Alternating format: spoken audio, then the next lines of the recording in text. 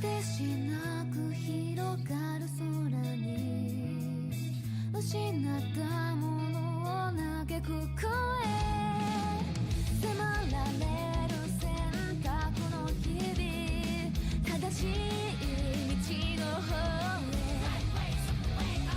へ間違ってなかったと証明しよう行き詰まって邪魔されても先を読むさこの頭で全て手に入れる高く高く飛べどこまでも行こう不可能と思い込んでたものがなぜか小さく感じた見てる景色がそう先になったから叶うまで近い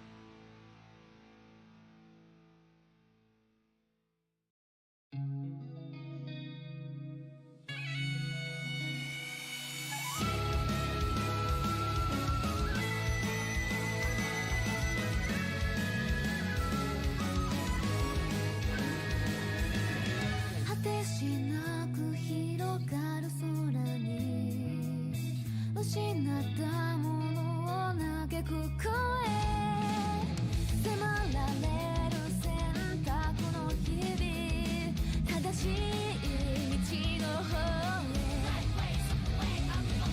間違ってなかったと証明しよう行き詰まって邪魔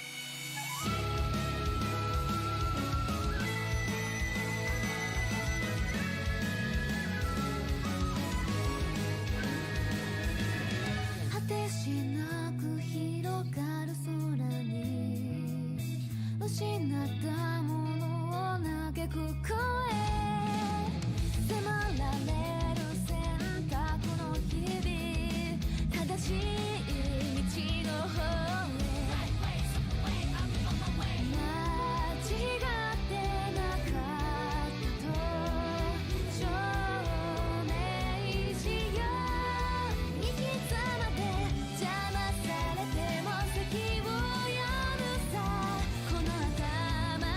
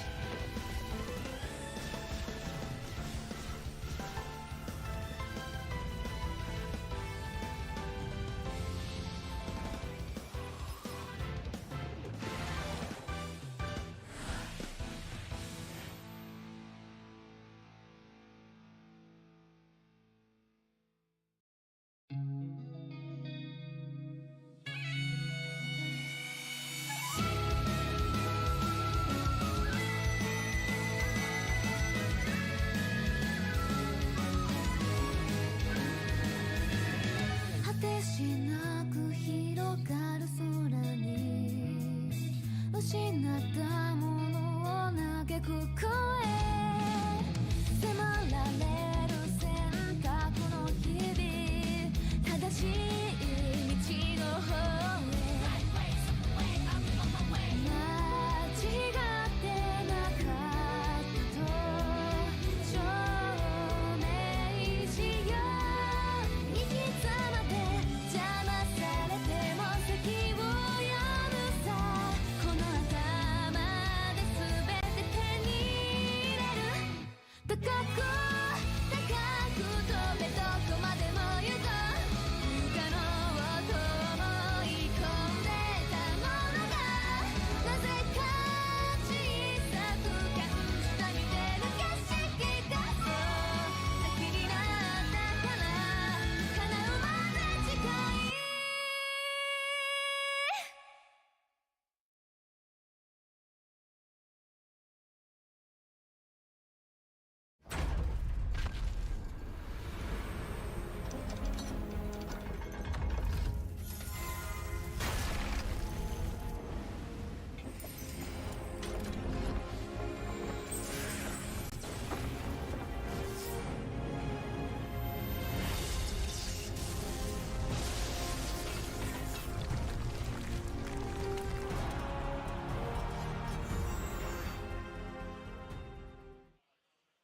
Hello and welcome. It's me, Mr. E. Right next to me is Gazimus, and we are at Melbourne Ascent 2025 for Grand Archive. It is very exciting. I remember being at the first one in Houston a few years ago, now finally in our backyard with a solid turnout. Players are just getting seated. Round one will be in about 15 minutes, so we're definitely excited for this. Can't believe it's in Melbourne. Oh, super exciting. I was lucky enough to do New Zealand. Now I'm back in my hometown. It's a beautiful place. The weather is nice, which is surprising. That is very surprising for knows Melbourne. What it's like, yeah, to be an Australian, but it's quite good. So, yes, we've got Melbourne Ascent today. It's a 2-day event. Our third cast, as you see myself, Mr. Reed, Gaz, and we do have Mark from the USA here to cast with us as well. He's refining his Aussie accent. He wanted to make sure it was perfect before coming on stream, so going to be for a treat. Yeah, and I believe tomorrow he might be wearing one of those Crocodile Dundee hats, like me and guys have got a bit of a costume for him to wear. So. He is adopted to the Australian culture like fish to water. Yeah, super cool. So, look, excited for the event today. What is going on your mind of, like, what are you going to see today? What's the Ascent? Well, we thought we had a stale meta, and then Weebs came with the ban hammer. You've been banned. Yeah. You've been banned. Yeah. Baby Grey gone. Yeah. Is Slime still viable? We'll see. Yeah. Icebound Slam, no more. Yeah. I still think Water's going to be heavily played. The Wind Water Vanitas, I think we're going to see a decent share of that. Water Allies, decent share. And then I think we're going to see a fair bit of Wind Arasana. Yourself? I think, like, well, you're right. I think previous to other Ascents and other events we've been watching, like, this is a really interesting time where we could actually see a lot of different things. Yeah. Like, we're not really in, like, in previous Ascents, we might have, like, one star. There isn't. There is so much chaos into it. We can see anything, and I'm super excited. Yeah, and I saw Glenn, the current world champion, so we know there's one Merlin here. Yeah, definitely a Merlin, yeah, for sure. If he's not playing Merlin, I will eat my shirt. Okay, well, but that is a highlight for day two, I tell you. I think that, like, I really think Allies have a really good chance today. I'm really betting on an Ally deck. I think, like, Baby Grey, the Grey and Slime meta really dominated. So Slime, that Allies don't really play. But you're getting rid of that Intercept. The Iceband Slam really stopped a lot of slower playing because, it's a bam. There's 8 damage into your face. You're trying to recover back from that. So now it's like, well, now I've got, maybe I can play a bit of Ripe. Maybe I can play a bit of Luxem. I've seen a bit of Luxem on the side. There will definitely be even someone Luxem. said about a Wind Luxem the other day. I've never even seen that. But yeah, with the Icebound Slam no longer in, these Ally decks probably don't need to run the Interceptors, and they can just go face. Don't have to hold up the Ascent Protector. Don't have to hold up the Kohazi Trapper. Might not need to play Kohazi Trapper at all. Yeah. So you can see these more proactive Ally decks. That is definitely going to be interesting. I'm just worried about playing Allies into an Ari. Yeah. It's if you commit too hard, Yeah, and then Polaris, if you right. play slow, you're playing into Aris. That's wheelhouse. I want you to play slow. Don't flood the board. So you're in that Yeah, I think Wind Arasana, sorry, Wind Ally. Arasana is definitely in a really good place. Polaris coming in, I believe last year that card came out. Yeah, the Proxy Vault card Yeah. that just Wonderful. made Arasana playable, and that's what Proxy Vault's doing. Talking about Proxy Vault, are we going to see any Tonys? We've got the new Proxy. Oh, yeah. We've got the new Tony card. Yeah. Maybe a domain Tony is going to. Jimmy Lee is definitely one of those. If he was here, like If Jimmy Lee was here, yeah. I think he's committed to Jin. However, at the moment, but really? if he was here, he's not going to go back even with the proxy. Maybe If we hope. yeah. Grand Art Seattle, Ascent Seattle, maybe. No idea if he's going to be there, but maybe. You can guarantee it. Yeah, that's true. So really, it's exciting for the people playing at home and watching at home. Like today is going to be really awesome to cast. I'm super excited for it. People are getting ready. You know, you saw people here an hour before the event has started, checking their deck lists. But some people are keeping it hush hush. I know, like you talk about, you used to play Ascent. Has definitely won an Ascent. People don't know that at home. Gazimus is an Ascent winner. Came fourth. Okay, fourth winner. Apologies. All right, he hypes it up to me so much I thought he had won. He's only fourth. But you know, what are things you do to prepare for an Ascent? So my cardinal rule is don't change your deck the night before. Okay. After talking to a few people, that rule has been broken. I think you lock in early on your deck. Yeah. Know your matchups and don't overthink it. It's a long, long day. Yeah. 7-8 rounds today. You have the same tomorrow. It's a grueling 2-day competition. If you make mistakes, don't sweat it. You've got the next round. And you just don't want to carry any bad juju from one round into the next one. Yeah, that's definitely the mental game of this. You know, people don't talk about. And you need a bit of luck. Yeah, I think that you've got to. If you lose, you know, you're probably going to lose one, but you can still top with a loss. You know You can still perform and bring into day two. There's a ample amount of rounds for you to catch back up. So I would just definitely, if you have that hiccup early, back on the horse, back on the unbroken Mustang, as we like to say. Yes. And then I hope we see that today. and then, that is our card watch for the day, unbroken Mustangs. Yeah, people playing home, if you see the unbound Mustang, you better shout out in front of your TV. Yeah. A great counter for the Polaris. Yeah, true. And it's just have fun. Yeah. Like, you're here to have fun. Correct. That's what we're here to do. So. Speaking of some notable players, we've got Sean from the States, the perennial top 8. Wow. And an Ascent winner. We've got the Singaporean crew. I saw them floating around earlier this weekend. We've got the world champ Glenn, just the boy. short flight from the New Zealand to Australia. Came over the water. That's it. And I can see some of us Australian locals. I believe there's 185 or 190 players signed up in the event right now. Like, nearly the 200 point. Decent turnout for our Melbourne Ascent. And maybe explaining what is an Ascent for people playing at home. It is the premier event for Grand Archive is your World Championship. Yep. You have your nationals to qualify for World Championships. Yep. And then you have your Ascent. There's roughly one a month. You play for a beautiful custom spirit tomorrow. Yep. Yes, we'll get one and put it on stream. Yeah. 8 rounds day one, another 3 to 4 rounds tomorrow, and then single elimination. Decent bit of coin as well. Yeah. So a few Sylvie bucks on the line in day 2. I feel like too, you know, it's anybody can enter. Like, it's not based on ranking, yeah. You know, like you've got all different colors of the, you know, from low end bronze all the way up to the GM. Like, you're everywhere. Yeah, and like we have our expectations on who's gonna make a long march into this tournament, but anyone can. Yeah. You know, you choose the right deck, you get the right matchups, and we could be seeing someone that hasn't topped an Ascent before. Yeah. And especially on these more regional, Ascents, regional as in not in the States, you could get someone that comes out of nowhere. Yeah, exactly right.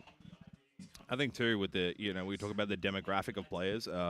I'm sure with your Melbourne, New Zealand, you also get different like matches played Ascent. I feel like when you're Grand Archive and you're talking to Grand Archive players, what you're playing at your locals really affects what you play. Yes. If I'm coming to locals every week, I'm playing against water. All I'm going to be thinking about is how do I beat water if I'm losing to it or I'm crushing water, right? So then in these Ascents, like compared to other Ascents, there actually might be a meta or style coming through that players from overseas aren't accounting for, or Correct. they are.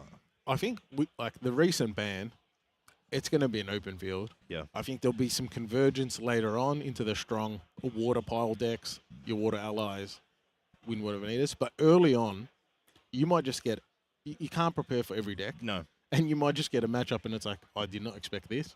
Yep. You might be facing a Rye. And Yeah. like, I've not played a Rye for 3 months. Yeah, exactly. Who is this? What does this champion do? You know, what are these arcane cards? I'm just going to... Yeah, exactly right. What are these arcane cards? Well, maybe for the next set, you know, Ryan might make a bigger return, you know. Rye does look like he might be playable next set.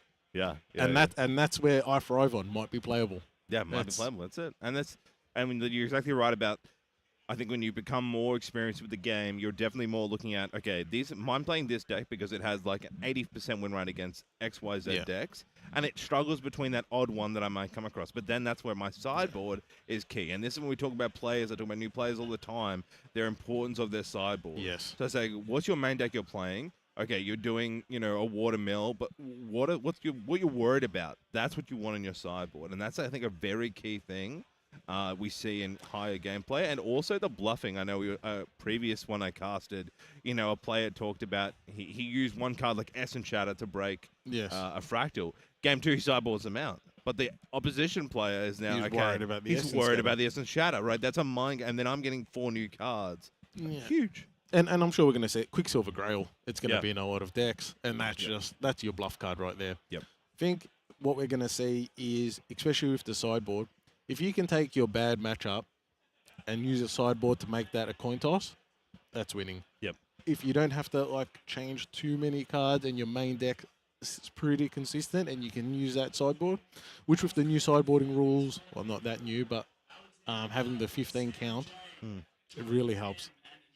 Yeah, and I think the other thing you got to think about when you're playing in these events is the clock, the 1 hour clock. Yes. It's a huge thing. I think more and more today we may have seen it, but in Yeah. previous Ascents with a lot of water versus water matchups, they go for a while. But a lot of discussions with players around now. If you get that first win on your water, you know you're gonna play more defensively the game too. Because that Exactly. 1-0 is just as strong. Yeah, your deck might be a best of one. Yep. And you get that first win. Obviously, you lose that round 1. It is hard to like draw back, but you fight to the end. 1 hour. But then those decks, if they make top 8, that's where they excel. Yeah. There is no clock. Yeah. There's a clock on the venue hire, Yeah. but there is no clock The on rest the of game. us, the casters, are like, I'm pushing it, but you know. Yeah. No, definitely. No, very excited for today. Very excited to see what decks are coming out. I'm going to call it, I believe a Wind Ally deck's going to take the event. What are you calling one deck right now? I'm gonna go Vanitas. Okay, the Vanitas. I'm gonna go the Wind Water Vanitas. Yeah, both on wind water. It's a bit of speciality here. Yeah, just the Scepter of Lumina, that Yep. burst potential. Yep. No dungeon guide required. Level 2, 4 damage off the Scepter. Go to level 3, another 4 damage. Swing with Vanitas. See you later. It's an Arcane Blast at home. Yeah, true. Yeah, you're just loving it. You're just any reminiscence of Ryan, you're all about that. I was challenged to bring Rye into the stream at some point because I doubt we're going to see him on stream. I've achieved that. Yeah, I think I'm very excited. Well, we've got a bit of fan in the background. We're super keen. We've got Sean there. We'll expect to see him on stream at some point today, Yeah. unless it all goes horribly wrong. Let's And there jump was into what's coming up too next for us, which is our new Recollection decks are coming out. New too. Recollection decks. Very exciting. Dao Chan representing Dao Chan right yeah, here. looking good, dude. And your Guauja. Yes. Guauja. Yeah, very keen. I think that this, again, when we're talking about, I'm actually super excited for the next set. Yes. I think, like, being new into the Grand Arc, I feel like this is really going to shake things up. There are so many new mechanics coming in. There are so many new cards. You know, I really can't wait to hopefully cast one of the next eventer in this because I feel like it is going to be chaos of people trying to theorycraft here. Seattle Ascent, new cards, not a lot of time to deck build. Oh, Who knows what's going to be played there. Back on this one, real quickly. What's is there any bets we're having on so you said Water Allies. Wind Allies. Wind Allies. Yeah. That's how much respect I have that it's not even going to... I'm trying to give you Well, the better I'm telling choice. you, dude. I'm telling you, cook, dude. I'm telling you. The Vanitas wins. We've got a steak dinner on the line here. A steak dinner. Okay. No worries. Easy. I'd love to eat some steak from you. Yeah, easy. You're on. Done. Okay. Take the bets. We're about 5 minutes, I'd say, from round 1. Yeah, super excited. Players should be getting ready right about now. But yeah, this is going to be a pretty exciting day. Hopefully we're going to have this whole new setup. We've got Shinja here helping us out. We've got some cool iPad drawing, which Gaz is going to show up for us, which is super exciting today. We've got to get hopefully see our deck list and give some deep information and give you what we can to help you through today's event. Yes, my drawing, I'll apologise for now. It's not the best, but I will give... there's the highlight feature I'm really keen of. Yeah. To highlight the card I think is going to be pivotal in the game and for it not to be used. Yeah. I can't wait. I can't wait to call it. This card is going to change. Oh, he's not used it. Yeah, Dan. Yeah. I mean, hit and miss as casters. We just try and do what we can do, So, 8 rounds today. Should wrap up around 6. Yeah. Side event afterwards. Side event afterwards, yeah. We get to play in the Recollection event. Yeah, super excited. First in the world to... Yep. outside of the devs and TM32 get to play. And we're going to have a full room, so I can't wait to see the Sigs starter deck. Cheeky Rice starter deck. It's 1 in 72 for some, but it's 1 in 1 if you. It's skill diff. Are you serious? Yeah. Are you serious right now? I hit the Rice starter Yesterday, deck. you hit a Sig. Hit the Sig. You did not. It is somewhere on a table in I am so eyesight from hyped, somewhere. dude. That is amazing. Yeah. That's super exciting. Why didn't you tell me? Why didn't you call me up and let me know? Oh, you I'm weren't upset. here. I wasn't here. Oh, you weren't here. I wasn't here. There's What happened? When did this happen? Oh, my. I literally... What? This is You left so the hard. venue. There was like 10 of us left. I'm like, I'm going to crack this Rice starter deck. You were And, getting it. You're absolutely joking me. when it's not my first starter deck Sig, Really? and I've only bought a couple of them. I don't want to... But this is all my luck. I don't pull I Sigs don't know in. about that, Nick. Gaz, the thing we talk about you is never born. I feel like I'm never born lucky when next to you. Look, you've got a beautiful head hair, and you've got like a wonderful good chance of luck, and you're just a beautiful person, man. So I'm so lucky to cast with you. I can't believe he's done it. So yes, the Sig and Collectors is a huge part of the Grand Archive world. So Yeah. super exciting. Okay, we are starting. Look at all the players. I getting know ready. the mad scramble now for everyone Yeah, to exactly. get their seats. You were saying too, this venue, we're at the Melbourne Exhibition Centre, a wonderful venue choice. So much Yes. room at the tables we were talking about. It's a really well done event. I'm just really impressed with the production crew. Of, We've got the mood lighting that you can see behind us on the walls. Beautiful. Everyone's like, this is where it's like, where's table 57? It's not next to 56. Oh, jeez. It's going to be good. Going to be good, man. I just want to see what we're playing with our What's first our? feature deck. What do you expect our first matchup? Oh, let's get just it's a Wind Ari versus like a Fire Tenoris.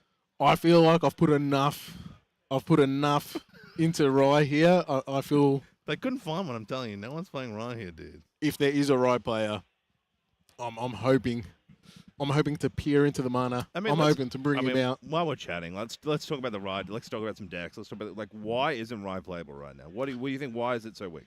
Like, has it been in such a dominating deck? What's the issue? You lose influence early to get to level 3. It's very hard to interact with allies until level 3, and by that time, you're on the clock.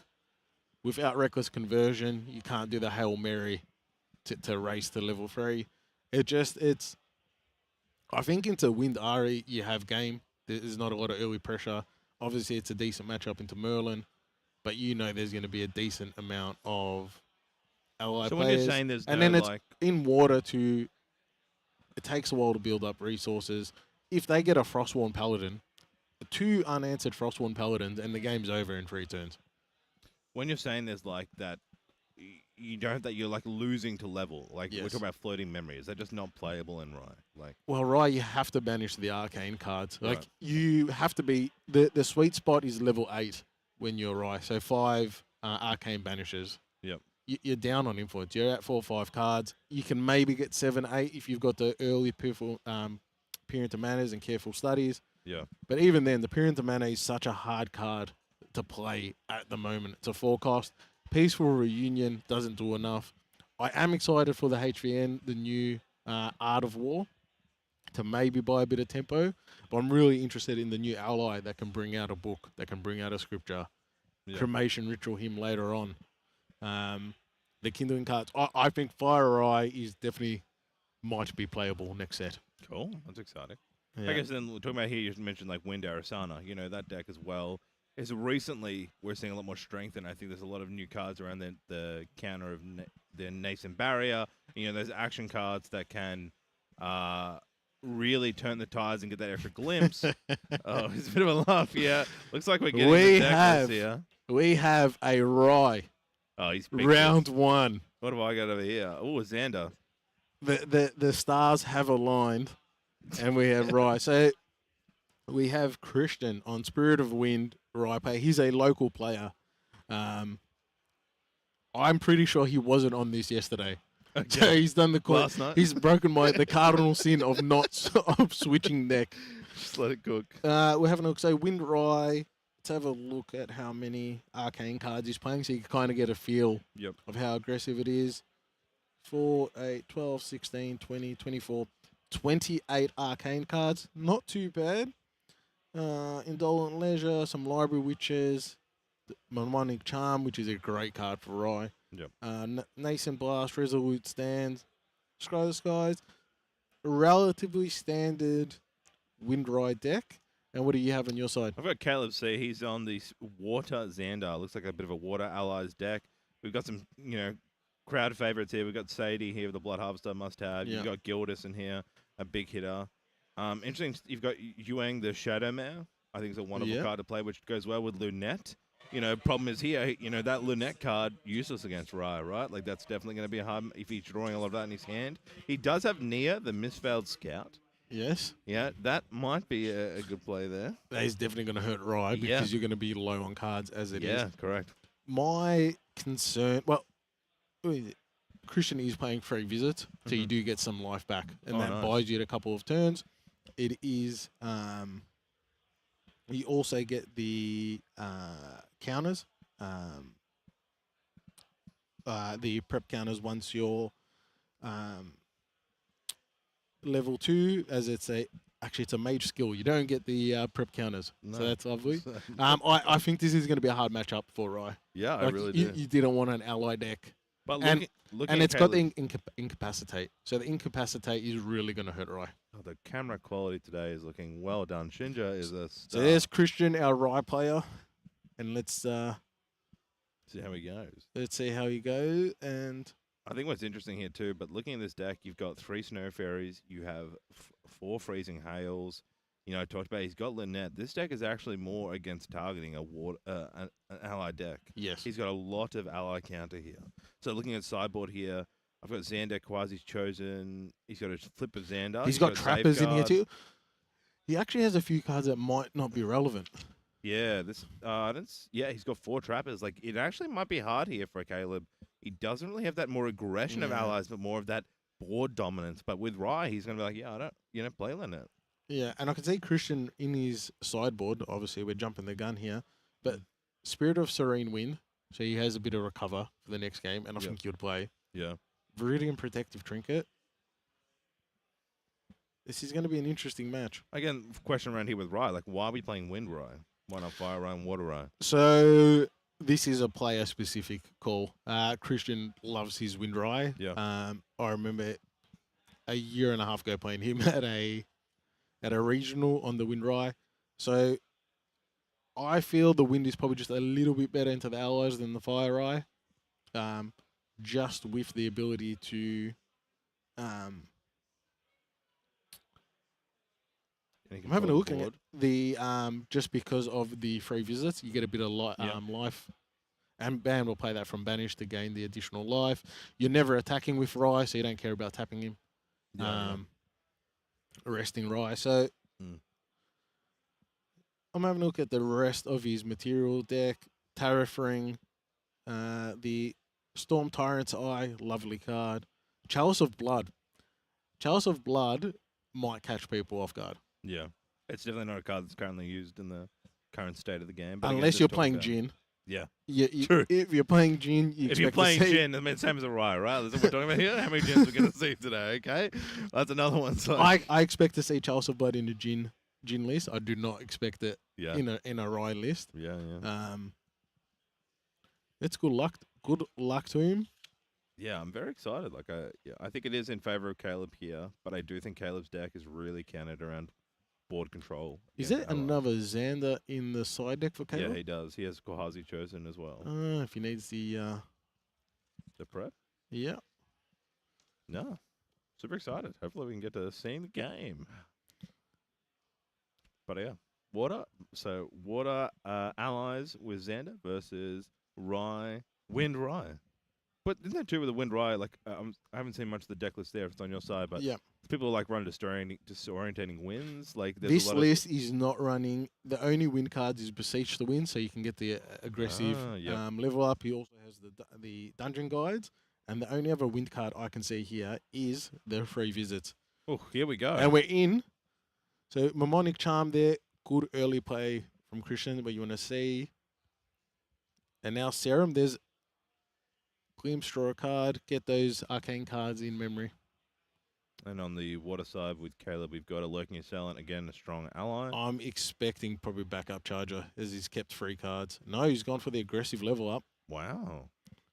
That's very surprising to get that aggression level up. I guess maybe having some assassin class bonuses that he wants Yeah, we've to got start using.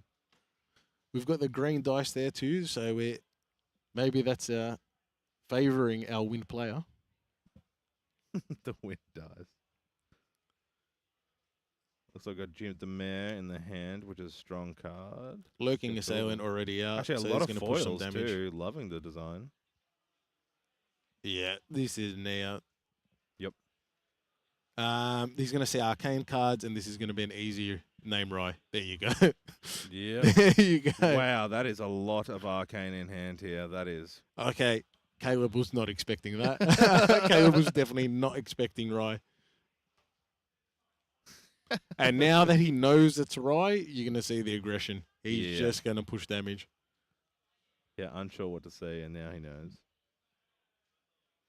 Right, it looks like back to materialization. Yeah, he's going to pay. phase. He's Paying 2? paying to. Yeah, paying Yeah. 2. Wow. He named level 1 Rye. Look, not the worst, Yeah. because now you've got 2 arcane cards in banishment. Hurts your influence, but it's still early on. I mean, we're talking about Rye here. Like, he has so much arcane in his hand. Does that really but like, do you want to mix when you're talking about using your Rye deck right now, or do you want to have that arcane just in your hand? Well, you need the arcane in banishment. Like Yep. you want 5 in there is your magic number. I would go the Library Witch. So he's just glimpsed here. He's used the Serum of Wisdom. I saw a Library Witch. That would be my play, just to absorb at least 1 point of damage and get the card back. So the other arcane cards, I'd probably take the Library Witch. Yeah, okay. So there's a dungeon guide there as yeah, well. there's a DG. Okay, like, so that surely. that changes a little bit, but he can glimpse this. So he can put the Library Witch Yeah. and then have the dungeon guide once that dies, Mm-hmm. go to hand.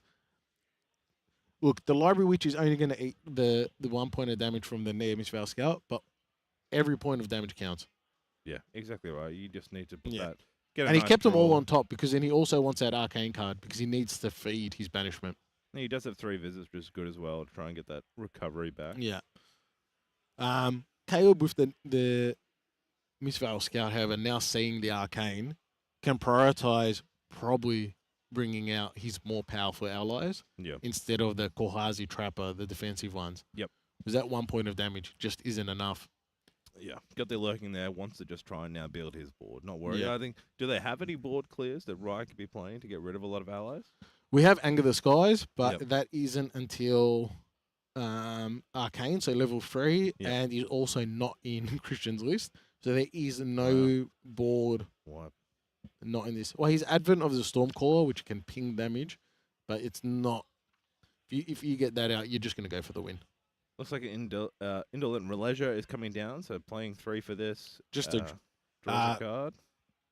Replaces itself. Yep. And then a Library Witch. Yeah. Yeah, class bonus is the 3+, also gets an additional draw to memory. And then Library Witch coming down, and then passing with 6 cards in memory. And I'm assuming the one he's left in hand is the Dungeon Guide to get to level 3 on the following turn. Yeah. Not facing the scariest of boards. Wind Bauble being played there as well, coming out and being cracked, getting that extra draw. So there's another Lurking Assailant in hand. There is also a Dungeon Guide, and I'm assuming the Lurking Assailant's coming out because you just build that board. I'm guessing he's going to go with another Lurking. I mean, he probably wants to get his horse out, but, you know, playing a second Nia, getting rid of. He wants a name. He wants to name the level 2 Rye. Yeah. It is a unique ally, so people playing at home, the uniqueness means they can only have one Nia on the board, so that's why the other one gets put straight into the discard. Okay, I'm assuming he's gonna name level 2 Rye, costing 3 cards. He doesn't know there's a Dungeon Guide, so potentially he names. Yeah, he's mentioned level 2 Rye. Christian's in an interesting position where he can now wait for. He can play the Dungeon Guide to level 2, bypass the Nia. Yeah. Yeah, able to swing there with the Zhuang. You know, the horse here has the Pride 3, but as long as you control a unique human ally, and therefore Nia is a unique human, so now has Stealth and True Sight, coming in for 3 damage and able to swing. Great addition into these water ally decks. Yep. See what Christian goes for. He can get a Tariff Ring out, try to slow down the game for next turn. Yeah, surely it's not 3 Nias. You know, that's what he's probably thinking right now. Yep, that looks there like you go, the Tariff Ring. God. Because he's got the Dungeon Guide he can use to get to level 2. Yeah.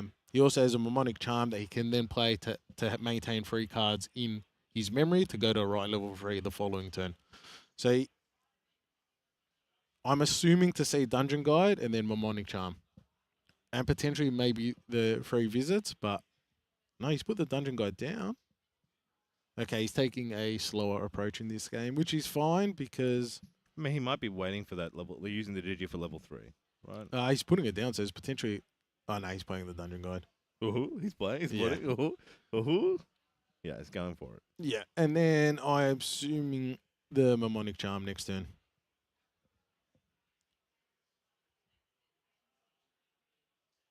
So Dungeon Guide says, on enter, you may banish 2 cards at random from your memory. If you do, level up your champion. So Yeah, that's a healthy banish there. There's currently 4 in there, so you expect to see more Arcane next turn. So we're talking about over here. Yeah. For the drawing, we've got 4 of the Arcane building up for him. Yeah.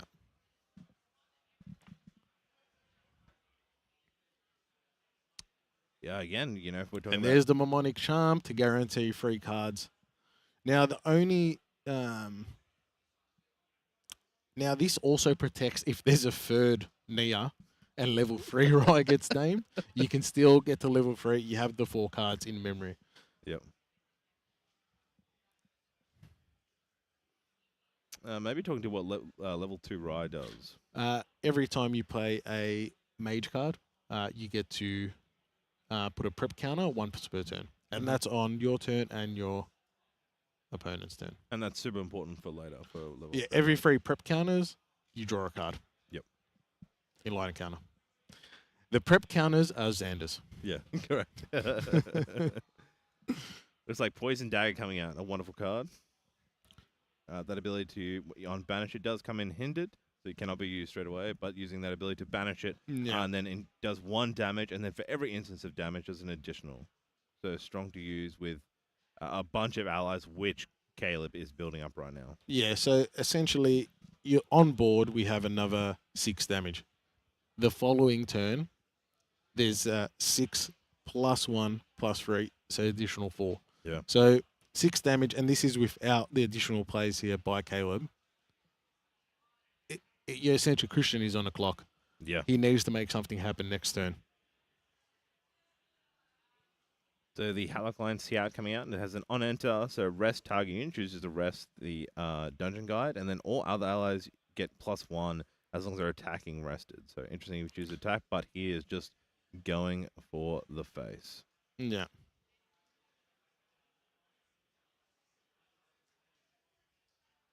So we're at 19 health to 1. This is a tough state. We were talking about early Yeah. on. You know, Caleb does have a lot of allies which target allies, but also just the draw is really strong that he can just deal face. So he needs to see careful studies, Christian, off the top. Actually, super interesting. He didn't pop Tariff coming into that one, but held it for the next. Yeah. Looking to banish some cards here. They're picking the last one. Should just go odd even.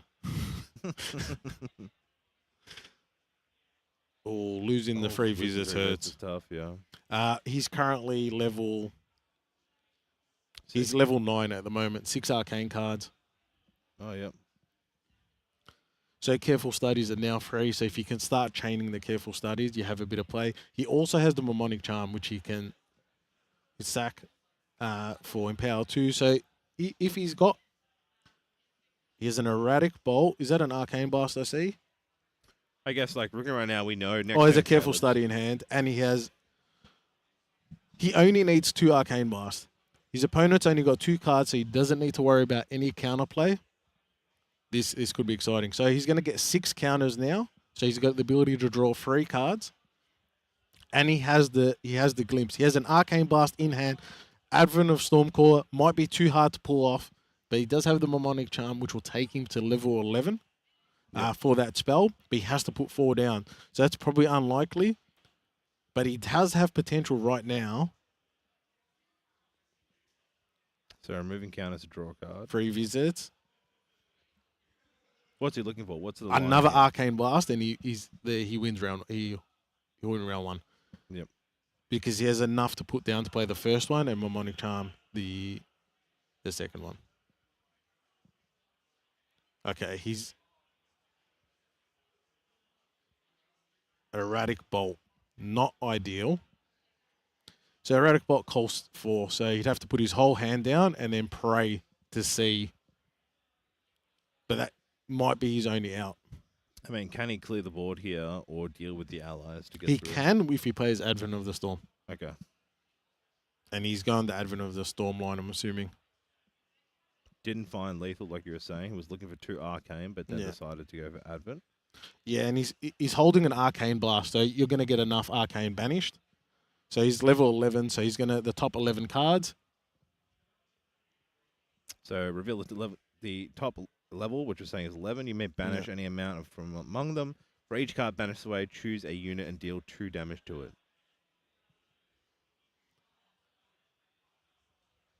Bit of 3 visits there as well. so Yeah, it's just here. to get the glimpse, so you can at least guarantee one Nice. Arcane card. Great use of glimpse there on the stack.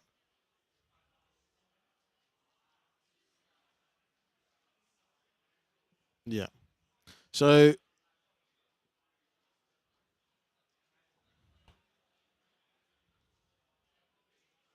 okay, so he's only got 4, so that's only 8 damage, but plus the Arcane Blast, and that's 11. So Arcane Blast will be free. He's going to banish 4, and Christian's just took round 1.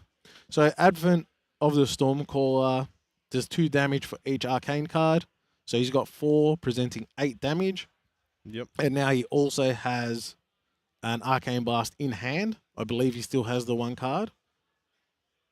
Can't see. He's got black sleeves, so it makes it hard to see if he has any cards left in hand. I believe he still had the Arcane Blast. So it's done the 8 damage directly to face. Yep. Yes. And that's game. Arcane Blast. coming Depending through. on what... He's got 2 cards in hand. He can't play. Right, round 1. Whey! Wow. And there's the potential of Rye.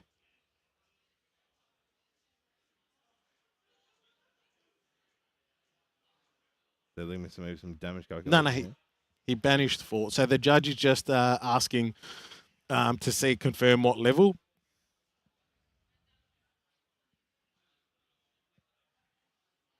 So the judge is confirming that there's enough banished cards in there to allow Rye to play. It's been a while since the judge has seen Rye as well, and just confirming. So he is level 11. He's level 13 at we this said, point. like, So we were more favouring the water deck here. I mean, we've just been upsetted in front of everybody on stream. the careful study, allowing you to draw 2 cards, going that bit deeper, Yeah. and he had it. So going to the sideboard. Yep. What do you feel the Xander's going to do? I can see 1 card Safeguard already. Amulet. 100%. That might have stopped lethal there and playing that earlier. Yeah. But I mean, what did we have for his materialize phase? He just leveled up early and then he went to Wind Bauble. Yeah. That was turn 3, right? Like that was it. He doesn't have a lot. No. Like Sea No Sprite problem. Diver doesn't really help. Additional Snow Fairy, no. Shroud in Mist. I can't really think with that card. Provides stealth. Yeah. Yep. Yeah, no. not spell. No spells. Action cards can see through. Now spells. Christian does have a bit of play here. Peer into mana, probably unlikely. He does have some resolute stands he can bring in. Yeah. The Zephyr potentially to bounce the Poison Dagger. Yeah. So he has some play, and he might even bring Spirit of Serene Wind. Yep. What's he going to remove, I guess, to Because put those in? Like, what are you talking about removing to put So that in? I'd bring in the Serene Spirit because you're likely to be going second. So you're not gonna, that card draw is not gonna hurt you. Yep. And you're drawing 6, and you have that recover now, Yeah. and that recover might buy you that extra turn. Yeah, well, we Because saw there. He just made it with a double 2 extra draw. He from has study. in his deck at the moment 6 wind cards. So his 6 wind cards does not hurt him to play Spirit of Serene Wind. Yeah. So I'd expect Spirit of Serene Wind to come in, and I'd also expect the Resolute Stands, and potentially maybe take out the Beseech and bring in the Zephyr, Yeah. potentially. But he might just value going to level 3, and you want to keep them in. The Zephyr, the interesting play too is if he does bring them in, you can Zephyr your own Dungeon Guide. Yeah. And then you get it twice. Yeah, true. I guess we talked about, like, Caleb, like, you didn't have Gildas, would have been a good way to build up some early damage. Like, what could we do differently from Caleb's side? Like, he neared both. Like, it was that, the interesting to play that. He didn't have enough damage in hand. Yep. So the Neas, they slow him down, but they're only pinging for 1 damage. Now, what he can do is maybe get the Poison Dagger out straight away. Yeah. Poison Dagger is live instead of the Wind Bauble, because you have to remember, he always had cards in hand. Not enough to play a Frostbind. Yeah. So that Wind Bauble didn't do a lot No. in the scheme of the game. That Poison Dagger, a turn earlier, he would have won.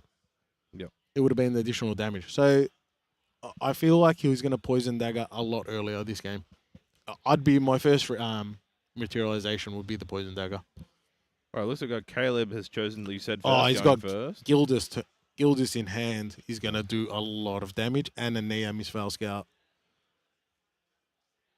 What does turn 1 look like here, though? I'm assuming he's going to... Yeah. I think it's just to get an ally down. Now the other options he's probably going to keep till next turn. Yeah, he has to play a card, so then he can Gildas can come and push damage next turn. There's the Serene Spirit, as expected. All right, Dungeon Guide, Nascent Blast, Careful Study. It's too early to say Careful Study. You kind of want to see them once you hit Arcane Rye. I wouldn't. I'd be risky keeping that in hand. But then you don't want to send it. It's hard because you're sending it to the bottom. You're unlikely to see it. Yeah. It's saddening. That's what it is. It's just a saddening thing. You do need to keep Arcane cards to fuel the... Yeah, and he's putting it to the... Fuel the rocket. He's sending the Careful Study. Draw 2, and now draw his 1 for turn. Okay. I think I saw double Dungeon Guide. Actually, too, Yeah. the Nascent Blast is another card really wasn't used, but is a really cool card. to use Mnemonic as well. Charm, lovely card for Mage. Oh, So he's got double Dungeon Guide, so this could be a quick play to level 3, and with the Serene Spirit of Wind, has that recover. The only issue is Caleb has a Gilders this Yeah. turn. and like And he's gone the Wind Bauble again, which is interesting. If it was me, I probably would have went the Poison Dagger. yeah, and I mean like interesting. These players here, this is what they're here to do. They do the best they can. Ascent. Yeah. A lot of things we're throwing out here. We've got Wind Bauble coming out. We've also got Nia has come out instead of Gilders. So he's again trying to punish that that draw, that banishment, make you pay 2 for that Rye.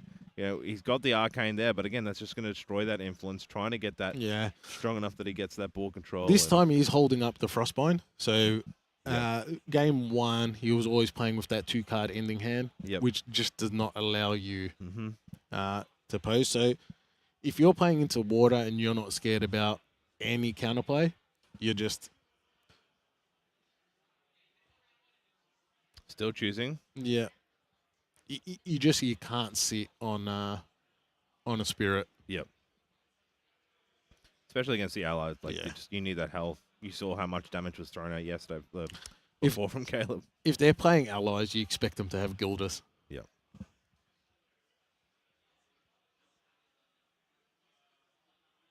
A lot of scry there again. 3 visits, which is good. 2 DGs.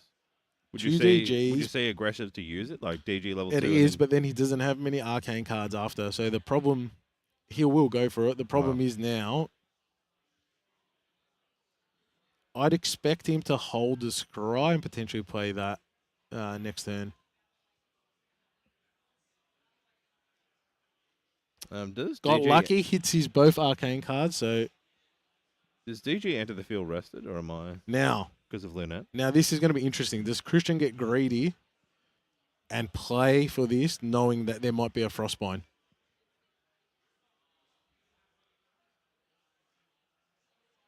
Yeah, it was correct. DG does. So- enter rested. If Christian, I believe, has no extra cards in hand, if he did, the interesting would have been to prop the prep counters. Yeah. Negated there on the Frostbind. Maybe too overly aggressive there by Christian. There's a few things going on here. Just to clarify with you, did he add the prep counter then when he activated the enlightenment counter when the spell was active, even though it was Yeah, negated? so it's on activation. It's not. So even though the negate happens, it Yeah. still gets the enlightenment. Yeah. Yep. Poison Dagger coming out. Looking here to, raise the Gilders. Gilders. Here's some damage. Big 4.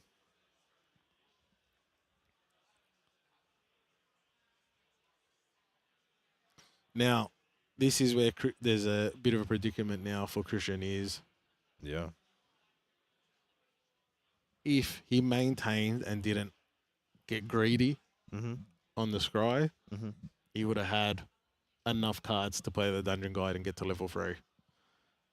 I think your only play here is Terrafring. Yeah, you need to try and last another Yeah. turn as much as you can. I believe Rise at 22 health. Is that correct? Like, he has a Dungeon Guide and a free visit, if I'm correct. Yep. I mean, There is no counterplay, but Caleb is holding up 3 cards, which is the magical number in water to signify counterplay. He does have a incapacitate, but he's not an assassin. he's not an assassin yet. So he's gone the water trinket. I probably would have went the Tariff, but he does have Serene Spirit, so he can. I feel he feels comfortable enough to be able to survive the next turn.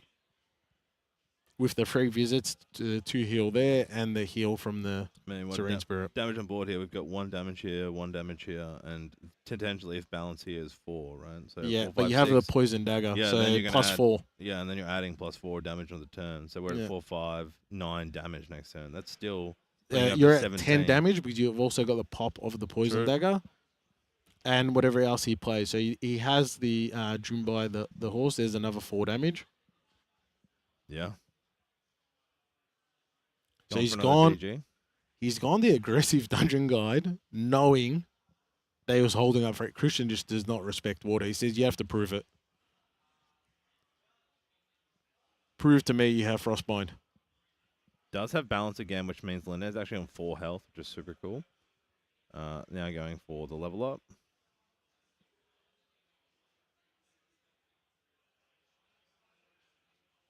Another He doesn't have any.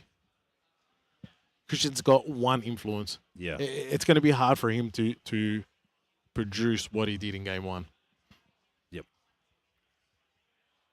I mean, if he gets what's his line here? Like, what is he looking for to even? You know, you're talking about he needs a careful study. To chain careful studies off the top, but with us knowing one's at the bottom of his deck. And we now know that going into Xander means incapacitates online, which he could just be like, nope, see you later. Yes. And negate that. Now, Caleb, I guess, is the interesting position of, does he hold them up knowing, or does he see that there's only 1 card, no enlightenment counters, and just push at the board? He's going the board. Is he going to use no? Choosing not to use Nah, because I guess Gildas isn't online. Yeah.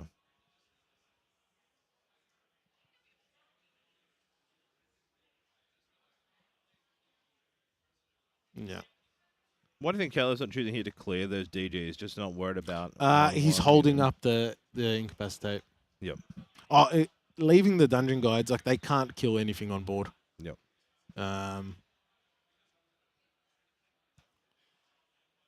So they're not. There's nothing to kill on board. So, and you're not really scared about those 2 damage. Yep. 3 visits again. You're being used. So you may activate this card from your grave after you banish that resolves. You may activate this card from your banishment, from your deck resolves, and also rescue champion, glimpse, and recover 2. A wonderful card that was added in the new set, and there's been a lot of play since it's come out.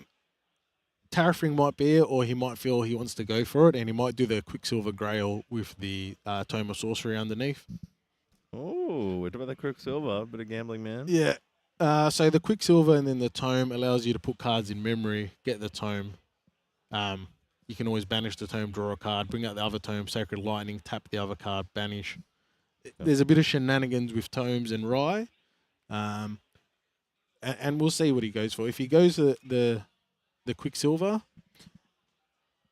he might be trying to.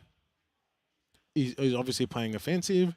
If he goes Terrafring, he's trying to buy another turn just to build a little bit more influence before he goes for the kill.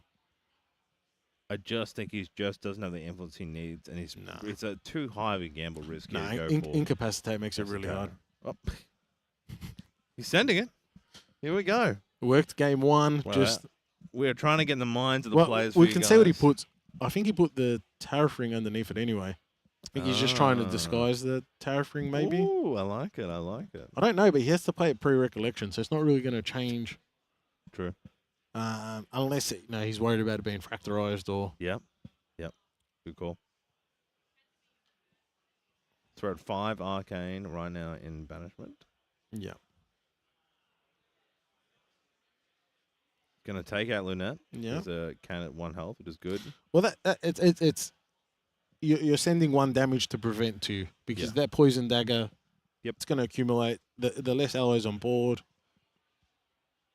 I think passing with maybe 3 cards in hand or 2 cards in hand. Backup charger. Nice. Trying to get to that 7 cards so that he can build influence with Gildas. Yes. So it gets at the power cell, draws the memory. He's now got 6. He'll now draw and recollect and draw for 7. Yeah. In recollection phase, we're looking to see if we have a response here from Roxas. And is Terrafring is coming online. And is popping it in recollection. Yeah, the only part I can understand there is like he was just maybe worried about it being fractorized because he was holding up 3 cards. Not fractorized, but he does have it in hand, so yeah, potentially the right play. He's definitely going to survive this turn. Main turn swinging with the Doing. Yeah.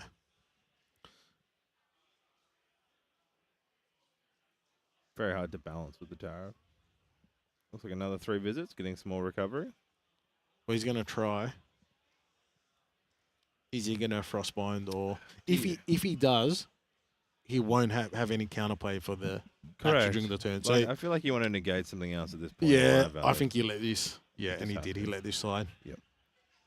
Knowing how like last game went and how one after the other cascading it became with Rye, critical moment there to really stop. He's that. probably not worried about the recover 2. The glimpse 2 does hurt because the glimpse 2 does he get his careful study? Yep. And it's hard. It's at this point he's putting careful study for free. I believe he had 5 arcane cards in there. He has put the tariff ring above that, but at some point I'm sure he's going to count his arcane cards that are in banishment.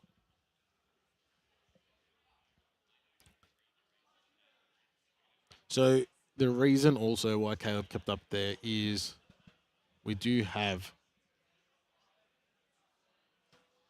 the trinket on board, making at all cost an additional 2. Yeah. So, 4 cards down to play either of his cards. That's correct. Except the incapacitate because it's a normal card. Chalice of Blood coming out. Really says that, that card kind of coming out on the board says, look, you either need to go for lethal, but if you push me over 20, I'm going to draw 2. It definitely comes now into the board of the player thinking, for reasons Caleb hasn't seen it. Now think, okay, now I've really got to think about what I'm doing. He has the serene spirit, so it's essentially interesting. If he has a dungeon guide, there's 8 damage. Yeah. Well, 4 damage if I thought he was going to level up, but then he had to bring out the scepter. So he does have a dungeon guide. So that also procs off the dagger as well. So he has a fair bit of damage here. Problem is, if he plays 3 for the DG, correct, they'll get banished, and then he won't have balance for Gildas, right? Correct. So a bit of a muchness here. Coming at Serene, how much health are we sitting at right now? I think he's going to play Sadie, flood the board, agility free. Yep. He does have Fracturize too to get rid of Viridian. Could be an aggressive play here. You fracturize the Viridian, you're providing an additional resource, helps them pay against the Frostbind anyway. So it's paying 4 for Incapacitate or like... Incapacitate's normal, so the Viridian won't target it. Yeah, that's true, actually. Apologize. Yeah. It's his funny game if he's clearing the dungeon guide. So he doesn't want to put him at 20. Yeah. And that Chalice of Blood may have just delayed their game an extra turn. Yeah. So, yeah. We're in this little bit of a stalemate now where Caleb respects the damage that Christian can do with Rye. Correct. And Christian's just like, I'm just going to slowly build up my influence bit by bit.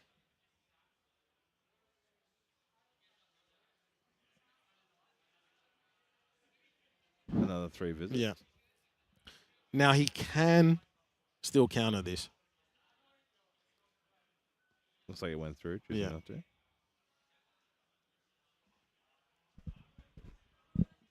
Now this game has slowed down a lot, and I guess the scary part for Caleb is if this takes another 5, 6, 7 minutes, your clock now becomes an enemy. Yep. You're also, if you don't push that damage with Gildas, water does take a few extra turns to get the kill.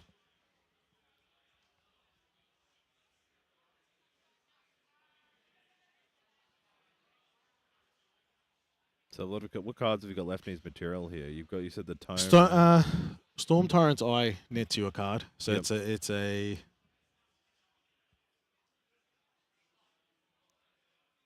backup charger. He hasn't played any cards, so he can use it this turn. And he can't use it this turn. Only has 2, doesn't have 3, yeah.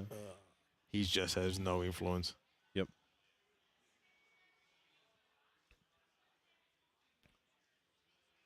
Oh no, he done that pre-recollection. Okay. Christian is so chalant about his where his cards are. So he does have Spell Shroud, so he can. Nice. He's not going to get a lot of counters, but like Spell Shrouding the Gildas, Spell Shrouding the Scepter of Lumina is probably the play I would go. It's unlikely. Caleb does have Freezing Hails, but you can potentially, prevent 4 or 5 damage if he pops the dagger. Yeah.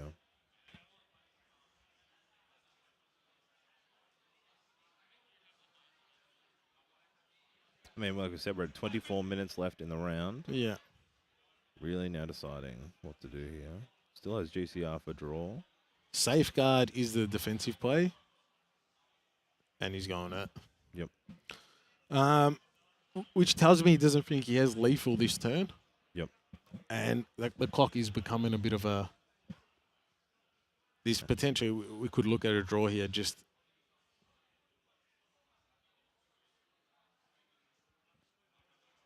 Factorizing his own Power Cell, lovely there. play. Lovely interaction, rare. that one. Generating more influence of play here. Now, the lines he has is... He doesn't have a lot of damage in hand, Caleb. If he goes for Poison the Dagger, I'm going to find it interesting that he brought the Safeguard and not the GCR to get the additional influence to really push. I mean, wouldn't he also go for the level up there too to try and get the plus, the level up plus? You have the Dungeon Guide. Yeah, that's true. It's like Poison Dagger is pop, so 1 damage coming out. Yeah. 4 for the horse. So you'd probably take the 4, then get the Chalice of Blood to draw the additional 2 cards, and then look at counterplay. Yep. Christian just considering if he wants to Spell Shield Arcane it. I do see a Resolute as well. The Spell Shield will give him 5 counters. And at worst, he can Resolute after it. Yeah.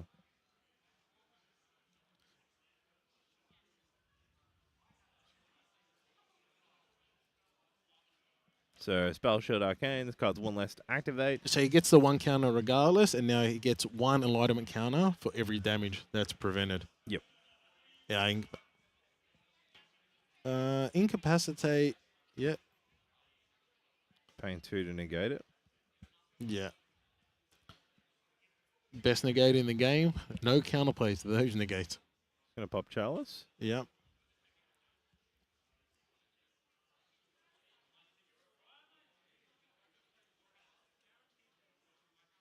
He's deciding, I guess, if he wants the... Yeah. So he wants the Glimpse before he draws the 2 additional cards. Yeah. And then pop the Chalice, and then you've also got the Serene Spirit. So get the free visits out now while you can, while you still have the ability to play win cards. And this is all in the stack. So Chalice coming through, then activating 3 visits. Yes. In response is a fast play. Taking the Glimpse to get the best outcome, then recovering down 2. Yeah. And all these additional cards he's dropping, he might be searching for another Spell Shield Arcane. Yeah. Power Overwhelming and Scry the Skies. He's going to go the Resolute. I think he has. I mean, look, Gildas is going to... Don't believe he can get balance with... No, he's not going to be able to get it. But still, Sadie's going to come in for... And the Resolute will be protecting a fair bit of damage. Yep. And if he Frostbinds it, you're not hating that. Yeah. And now Resolute Stand coming down. He's going to go for the Frostbind, I'm assuming, here. Or the end cap.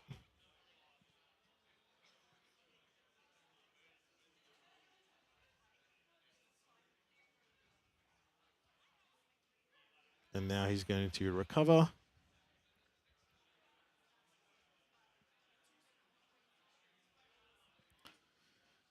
Okay, so Safeguard Amulet protects against Storm Tyrant's Eye because it's instances of 2 damage. Yep. Christian needs some sort of crazy arcane blast. So what level are we on right now? So 5 from the Yeah. 5 plus 3, so 8. Is that correct? He'll need 2 arcane blasts. Oh, nice. Also bring out the Merc Blade there, using that to swing for some additional damage. This is going to be very tough to be able to. Can't see, unfortunately, how many alignment counters we are on right now. He's on 1 because the spell shield was negated. Yeah, correct. Yes. Tome of Sorcery coming Tome out. of Sorcery. Not losing an arcane. Now he'll also bring out Tome of Sacred Lightning. Once it's on his main phase. Another Resolute. Probably saves him a turn. Yeah, it's a nice draw. Yeah, you can use Nascent Blast to clear the Gildus, which is the only one that can push over the Resolute stand. The rest are only attacking for free now. There's Tome of Sacred Lighting, so you may banish a book or regalia you control to activate some material card. If you do, use Tome of Sacred enters the field with all abilities of the banished card. Oh, Careful Study. Lovely. And then you Love to can see. tap that for a random memory if a card was banished, so you draw a card. So Christian's in an interesting state where he probably can survive another turn. You can set up. I would probably want to maintain at least 2 cards in hand extra to cover the Resolute. Maybe not go for too much play here. Buy another turn. It is going to be hard to kill him in wind over a Safeguard Amulet. You don't have the fast fireballs. Everything's at slow speed. The Safeguard Amulet is going to resolve. Yeah. It is very hard to... Now, what he also has to be scared of is the Scepter of Lumina. He levels up, he's dead next turn. Yeah. That's just coming straight. That's correct. Yeah. He needs to find a way to banish arcane cards, which he can because he's got Storm Tyrant's Eye. He can bounce, so that can, in a perfect world, bounces 1 arcane card, gets him to level 9. He can then tap. He is going to struggle. He just doesn't have the.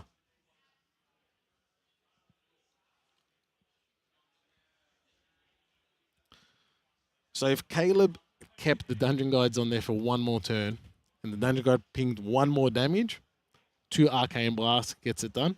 Yeah, wow. Which might be doable.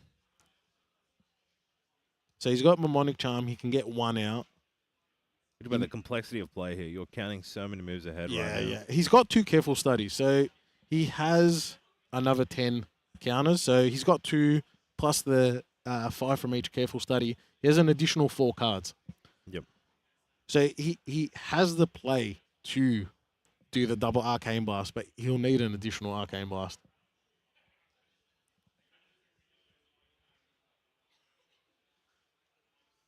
So many decisions to make, yeah, and I guess This is exciting. As someone that loves Rye, this is the tank. This is there's no reckless conversion, but the turns still take. yeah, exactly. Yeah, PhD in mathematics. You need your statistics background. We talked about earlier about using a notepad in gameplay. This is it for it. Like there are cards everywhere on the board. When you're a Rye player and you're putting your piles of these are the cards I'm going to use to pay my. This is going into memory. Yeah. This is how I win the game. That's my Hail Mary cards.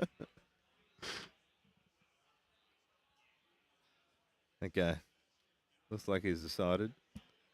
We said the only way we get a Rye on is game 1, where they're not going to have a winning record round 2, and potentially You could be eating your own shit. Isn't that what you said? if they win the tournament.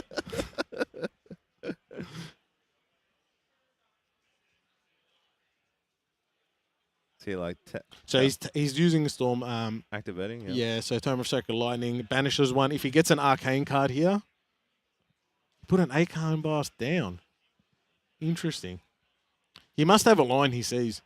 Yeah. Christian's played a lot of Wind Rise, so there must be something he sees. And he's playing a bit quicker now, so he might have a line he likes. Was that 2 careful studies back to back? Yeah, so he should have 12 Wow. enlightenment counters. Now I can draw 4 cards off that. Correct.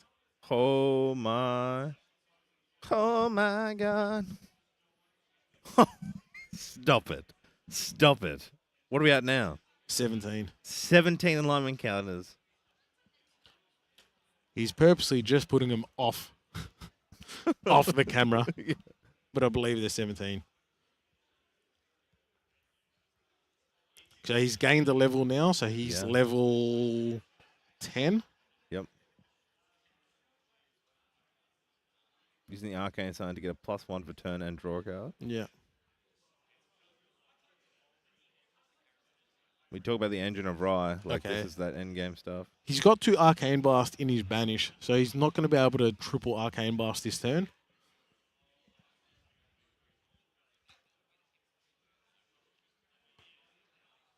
I am worried on how he's going to push through. You can now start spending though this alignment to keep drawing, correct? Yeah, he's got Erratic Bolts, so they do level damage. Yep. But they cost 4.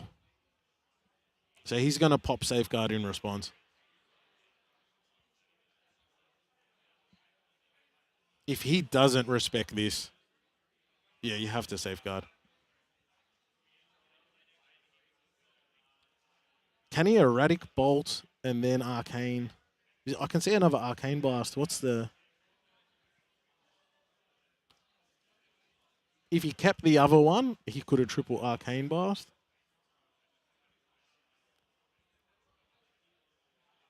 And he put the Nascent Blast down as well. I'm not sure.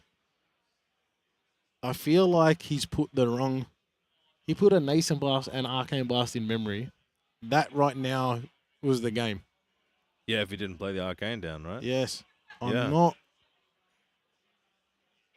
Because he could have. He also has the empowerment from the mnemonic as well. Yeah. Yeah, Yeah, and now he just levels up. Yep.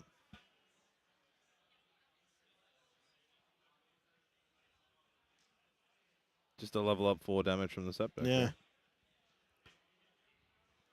Look, pressure, there's a lot of mental gymnastics you have to do as a right player. Yep. Wasn't paying attention to the cards he put down in memory and may have just cost himself this game, which happens. Did he need he wanted the arcane in his banishment? He might have forgot about the Safeguard Amulet Yeah. and just playing the 2. Yeah. But Dungeon Guide here for the win. Level up 4 damage.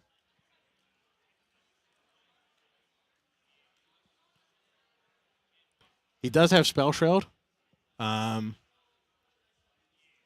he has enough cards to incapacitate. Paying through for the DG. Yeah.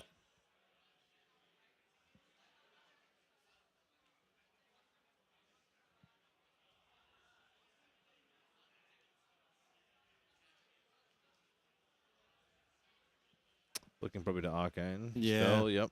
Trying to prevent that fall. But he has an incapacitate. And then incapacitate's getting played. Yep. That's game 2. Whew. I think, yeah. So Christian is probably kicking himself a little bit here.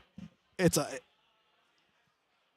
You have to do... You're managing so many. You're managing your enlightenment counters. Correct. You're managing your banishment. You're managing your memory. You're managing your glimpses.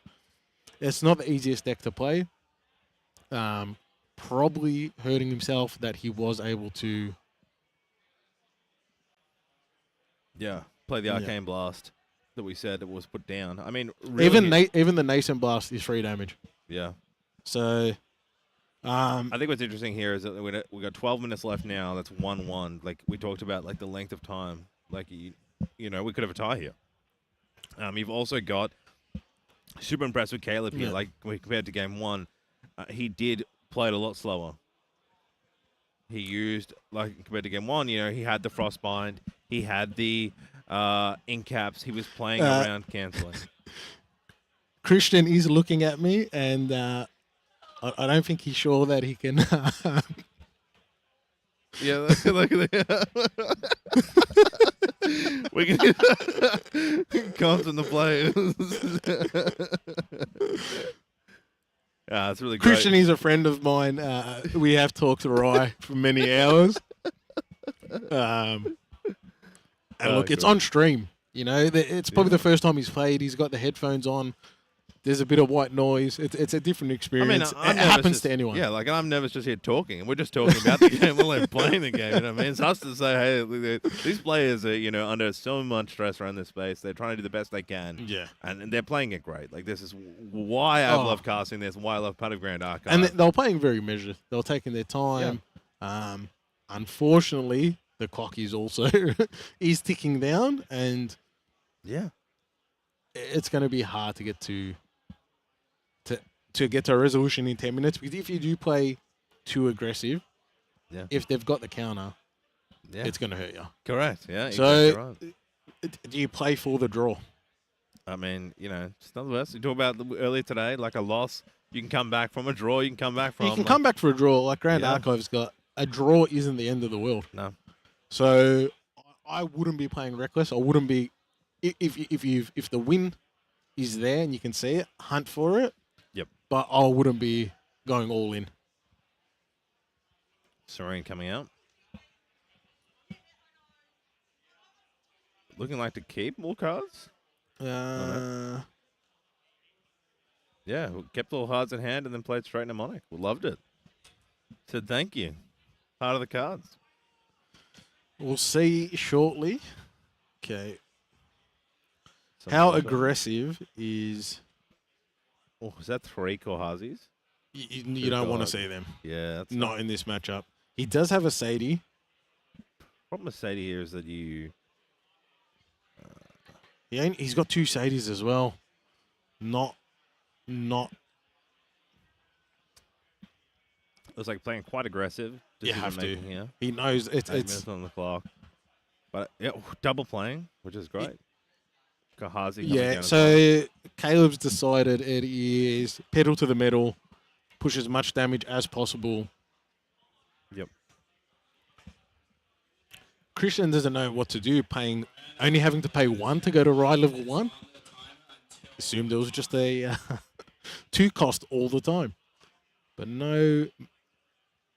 Okay. Oh, didn't hit the arcane card. That is unlucky. Probably got that off the mnemonic charm. Rough. Yeah, it's playing Rye. That's what happens sometimes. It's like someone might have knocked the camera. Here. He's taking his time here on his next turn. I mean, no near this time can be. Oh, just taking a pass. Yeah. That's 2 DGs. He's got Resolute Stand in hand, so he might just Resolute. He has to get cards into memory, so I'm assuming he's going to Resolute or even maybe Nascent. Nascent wouldn't be too bad, right? Yeah, he's going to Nascent, so it's imbued to get rid of the Sadie. Yep. And now this returns to memory. Lovely play.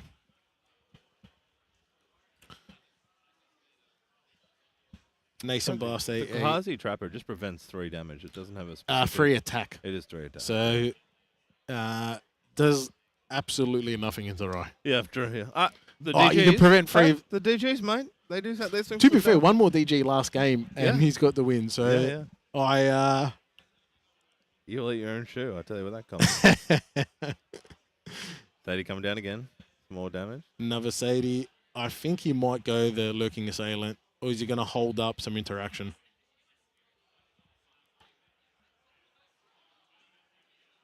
Yeah, he's going to hold up interaction, I guess.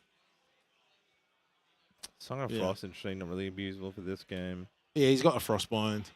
I mean, we're talking about, like, who's coming in. Today, I'm like, that Rye player better bring in some sideboard for Rye. Like, you know what I mean? Like, interesting game from Caleb. First one. Was not expecting this. I think you always have to respect Rye. Okay. There might be 2 in the stadium, 2 in the tournament. Yeah. But you might be Caleb. Yeah. Okay. Some time here. Is he thinking Terraforming? Is he thinking Quicksilver, and he's going the Tome. Tome of Sorcery. Yep. Yeah. Interesting. Allows you to play a card, banish the memory. I'm assuming he's trying because he doesn't have any arcane in his banish. The Tome helps him when he brings it out to draw a card. He can guarantee an arcane card underneath. Yep. So he can Dungeon Guide now.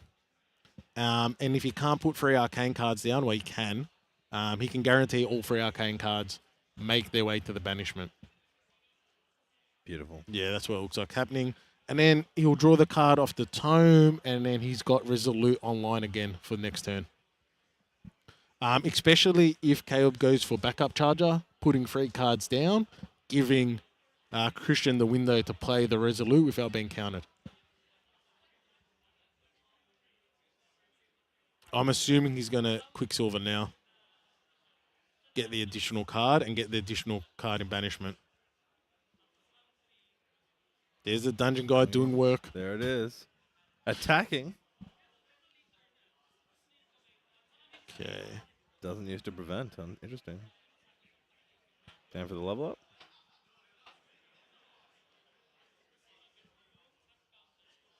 Lunette being removed.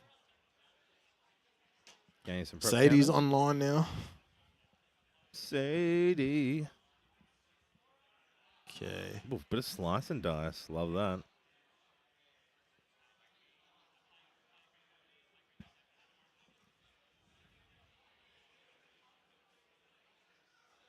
All right, recollecting and drawing.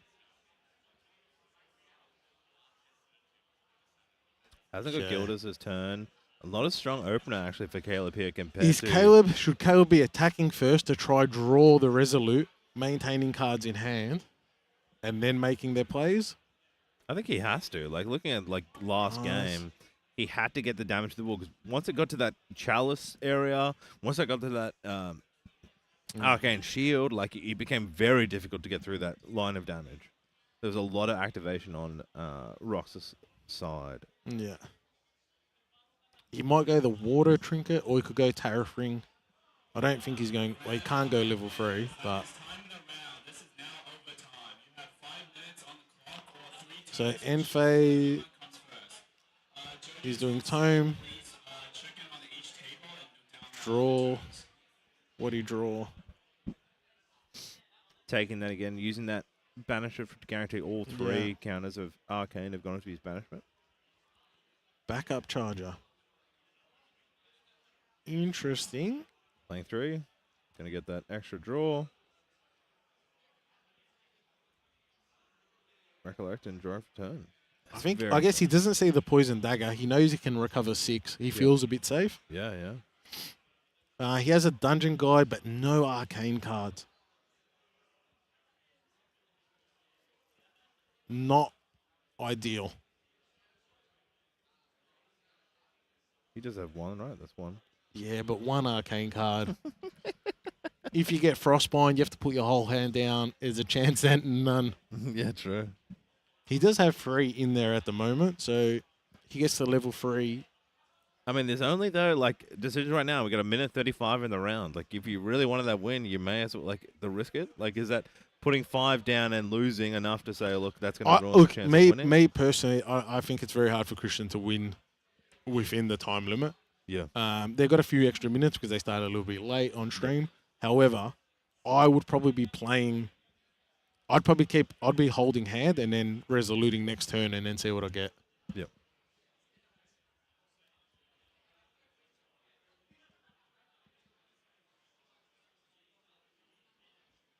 Looking to scry here. Yeah, so he gets the counter. Put the arcane card in. Yeah.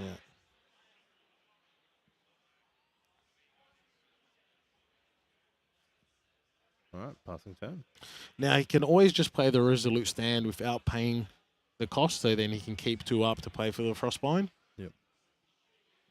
We'll see Caleb. I don't think Caleb's going to go Safeguard Aimer. I think he's going to probably try to hunt the win. Yep. I mean, you've already got 11 on board. You only need 11 more. Poison Dagger might be too slow. So he's tossing up between GCR and Safeguard Amulet. I'd expect GCR. I think you're safe with GCO, right? You don't think leveling up and getting lethal in one round, he doesn't really have that much arcane in. Doesn't have the best arcane in banishment. Yeah. He's going Safeguard. Okay. Okay. Says, playing on that defensive.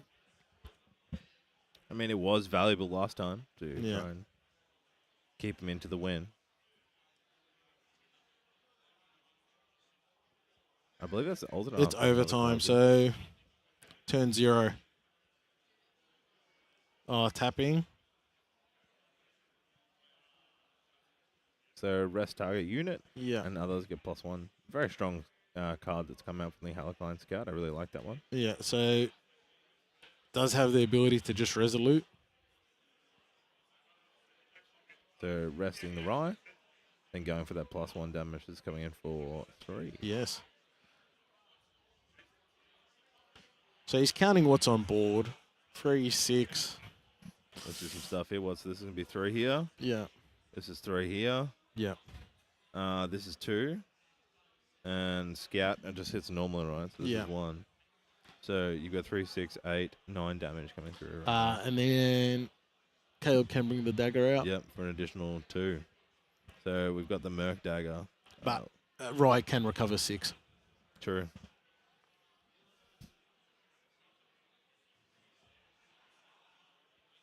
So now stopping at 19, where do I let the Chalice of Blood back in,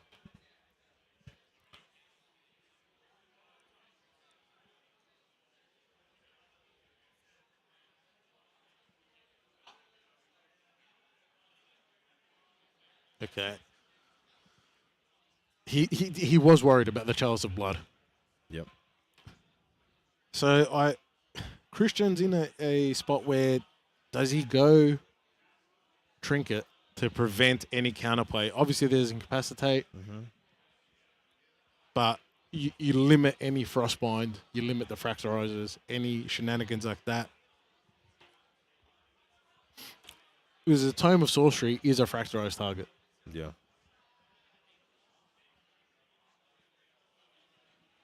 Oh, he's going for the Nascent Blast. Just trying to clear.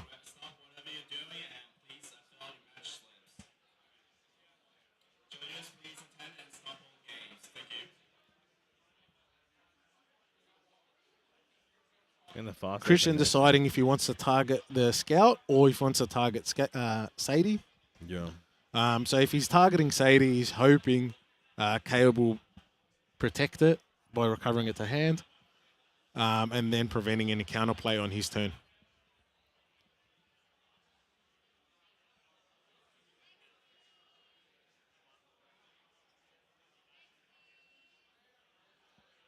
I think, too, with the Halcyon Scout is really interesting as well. You rest for 3 visits, so having them on the board. Oh, he went to face. Turn.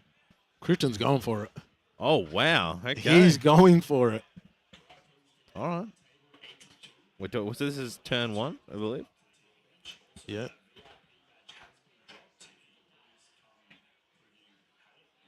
Okay. Yep, Viridian. Doesn't really stop the Incapacitate, which you spoke about earlier. Not in hand. So Christian's got a full turn. I know he's a dungeon guide. What else does he have? He's got a couple of arcane sights, levels on command, storm, erratic bolt. It might not be enough.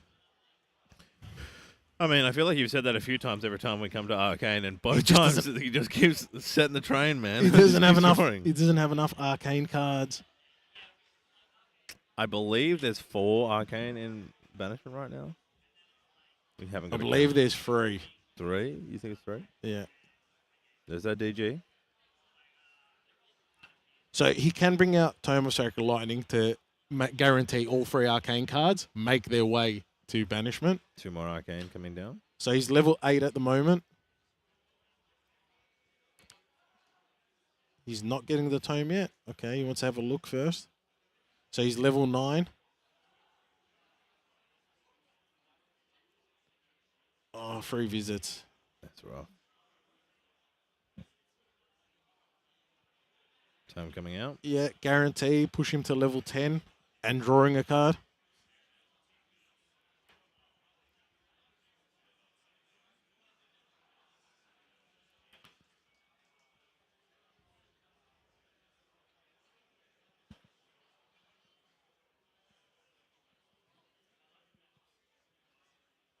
And that is time.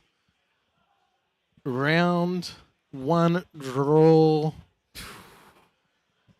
Look, I think Christian's probably a bit disappointed with the second game. Yeah, but These things happen. I think Yeah. they both played. I think Caleb probably hasn't played into a Rye for quite a while. Yep. And just needed to get his bearings for round 1. yeah, what a wonderful game. Start the day. A bit of Rye, bit of Water Allies, and some great execution, I think. We talked about that game too. Bit of a misplay. Happens to all of us. These things happen. These things happen, but I think 2 wonderful games played. Game 3, unfortunately reaching time. These are things talking about. But players are going out with a tie. It's not the best. I'm sorry, it's not the worst. It's actually, No. It's fine. They're both. It's round 1. Yeah. There's plenty of games. So much done. There's plenty of water to go under that bridge. Do you know how many players actually making it today too? Is it like 32 or? It'll be top 32, as I don't believe the new scoring system where the minimum point threshold is not live yet. Yeah. So, 32, yeah. So that's a lot of play. You definitely can do it. I think you've had a really good opener. It's me being on the feature cam. Like, they'd be super excited if I was there. Get on the camera. That's awesome. Getting on live as feature is really cool. Yeah. Yeah. What a great day to start. I am excited to see what we see next. I think that might have been the only Rye player in the room. So glad I got to cast it. Yeah. I'm glad I got to cast it with you. Actually, Christian, he might surprise us, and he might end the day 3-5. I mean, he was playing. I mean, he played that quite. Like, we nearly had a win. He had a win. Yeah. And I want to talk about, like, right now, I don't think that's a Water Ally deck that's coming in here. People are coming in here thinking you expect allies. He built towards that. He's like, what's this Ryan doing? I think, left the dark horse here, man. Like, you're not expecting it, and people aren't playing around it. Caleb had half a deck that, just doesn't really function into Rye, or doesn't provide you the most amount of value. Exactly right. And then for Christian, we saw, like, we were talking about at the start of stream, if you make a mistake, don't carry it into your round 2. Forget it happened. Yep. Go live. Exactly right. Obviously, it's too early to provide our meta breakdowns at the moment. But from what I've been talking, I'm expecting to see a lot of water scam. I think it's still going to be present. The sea crew, the Singaporeans, I feel might be on Nico. Yeah. Maybe. I feel there's a bit of Luxem. I thought people were saying might be coming through from their side. I've heard some rumors. I think they may have, like, laid the Luxem, surprise some people, and then. Oh, okay, a bit of counter. Okay. Yeah. Oh, Nico, hello. Great. Okay. Yeah, so we've got preparing for an interview with Christian, our Rye player. So we're gonna head off to that shortly. And just pick his brain on what happened on that game too. Yeah, super excited to hear that interview. It's cool to having interviews, so I'm super excited to see that. Really get the insights of the players. I think it's a really important part of the game. From us, like we talked about today, calling out that there was a lot of decision making that you and I were looking for, but different lines that the players chose to play. Yes. Look, it's much easier from our viewpoint where we can see the opponent's hand. Yeah. I'm telling you, it makes the game a lot easier when it's like, there is no frostbind. There is a frostbind. Yeah. I probably would hold 2 cards up for my Resolute. Yeah, exactly right. I think it's great. Everyone's a professional when you can see both hands. Yeah, exactly. The game is different. Yeah. No, wonderful. A wonderful choose. Wonderful game to start the day. I just think, I can't believe we saw Ryan. I'm still gobsmacked. I mean, maybe we're going to see some, Ensol. What about Ensol? What about Ryan? What are these random decks here that we coming out? We talked about the combination. I think Ensol will be tough. I think Ensol's very tough into a water-heavy meta. Yeah. I'm expecting I'm actually interested to see if anyone does bring slimes, and what changes have they made. I just feel like the not having Baby Grey, your early game engine doesn't exist. So Yeah. I if I see some slimes, if I see slimes that are doing well, I want to see that list, or I just want to see that playstyle. Yeah. Like, are they playing extra slow? Are they just being aggressive? Because you just lose so much influence playing slimes. Yeah. Where you're just using that. Unless there's not a lot of floating memory in the slime package, Yeah. so it is hard to have influence later on. Will be interesting. No, definitely. We've got some exciting games ahead. Is there a deck that you're hoping to see? One you don't expect to see, but are hoping to see? I'd love to see a normal deck. Just Pure normal. the Yeah. You know, the domain that makes you pay extra if you don't play normal? The Dream. dude. Dawn of Ashes. Dawn of Ashes? The Dawn of Ashes. Dawn of Ashes is it? I feel like I'm not no cap here. In the next set, okay, there's some nice normal cards coming out with a tamer set that really Wait. punish. Dawn of Ashes. You played that at regionals. I remember walking past and there was a person versing you. Yeah, I did. on yeah. Dawn of Ashes. Yeah, I know. Exactly right. It happened. I mean, I love the wild deck. I want some wild deck choice coming out here. He's a local, so there may be a Dawn of Ashes Maybe a deck. Dawn of Ashes, yeah. That's exciting. Why not? I think there's a lot of stuff I'd really like. I know I've played around with Oath of Sakura, like Yes. the unique ally Unique win. allies. Very hard to do, but very awesome. With that mortal ambition, just Yeah, if you get all three, you get the extra +2, it's like 9 damage. Like, whew, I that's a believe nice if you turn. have all three unique allies and you play the Oath of Sakura, you actually have to stand up as you play it and bring it Oath of down. Sakura! Bring it down on the table.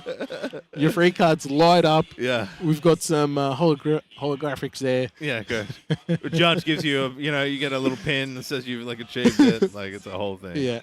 Yeah, I definitely think Oath of Sakura would be really cool to build upon. So Yeah. I think that's a really cool card that I'd like to see played.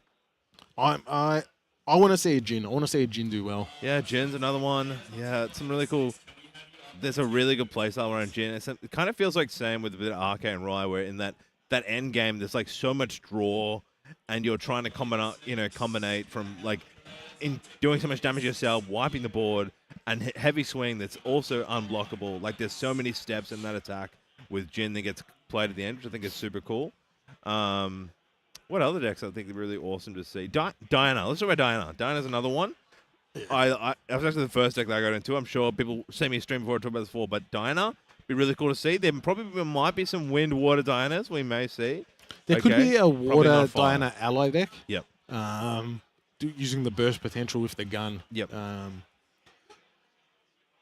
It is a bit rough. It is rough, like these, but this is what we're talking about, Jin, and Yeah. it's that idea about attack weapons are so counter. There are so many things to negate the activation of bullets, weapons. They're stopping that kind of style. So coming in the left of field, though, you might be able to get in.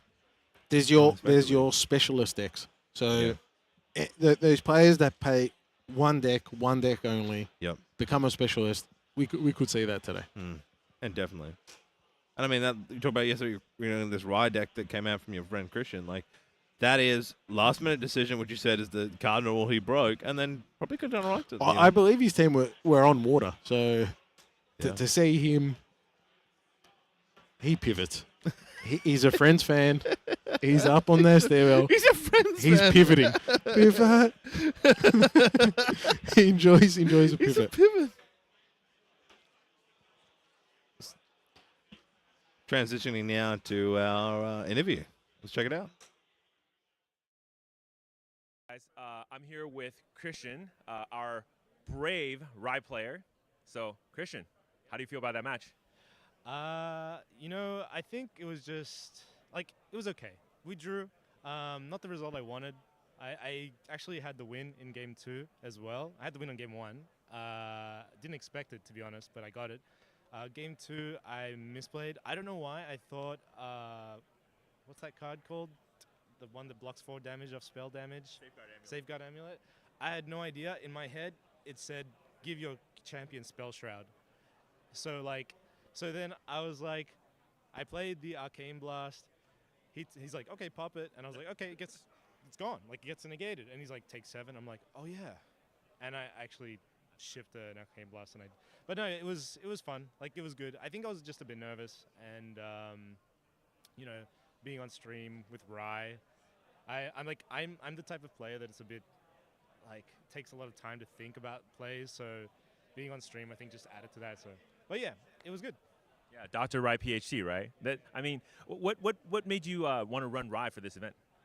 So I had two choices. One was to be the sweaty and play something, you know, that everyone's playing, which was a scam. It was going to be scam, water scam, Sylvie to be exact, and then or Rye and just have fun. I went with Rye because I feel like this is a good time to play him. Like, if there was going to be a good time to play him, it would be kind of like now, before the new stuff comes out. You know, like, I already did reasonably well in Christchurch, so I was like not too stressed about like topping or anything like that. And I love Rye. Rye's my favorite champ, so you know, I think he's got legs to stand on. You know, yeah, he's good. All right. So last question for you. What matchups were you really hoping to see today in the field? Match against? So I definitely would love to see Luxem and Wind Ari, or any Ari, to be honest. I mean, they're not like free wins, but there's no pressure at the beginning, and that's what Rye loves, you know. Merlin as well. Merlin would be fine.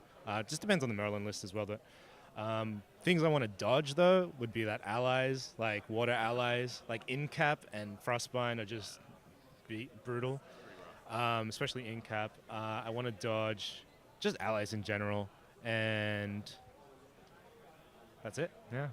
All right. Yeah, so, hey, thank you so much for the interview, and thank you so much for bringing Rye to the table. You know, I think a lot of people, the audience, really are excited. I do have one final little question for you. What do you think about, is there any player that you would like to play here at Ascent Melbourne? Oh, no. Oh, no. Call him out. Anyone I want to play against? I wouldn't mind playing against Pro-An again. I played against him in Christchurch, and we tied the first round we played against each other, and then he beat me the second one. So I kind of would like a bit of revenge, I guess, but friendly revenge, you know, nothing too serious. But yeah, I don't even know what he's playing today. He might be playing allies, and I'm like, ugh. But yeah. All right. Well, thank you guys so much, and thank you for the interview. Yeah, we're going to be cutting over to a break shortly, and then we're going to have a break real quick, and then we'll go back to the next round. Good luck for the day. Thank you, Christian.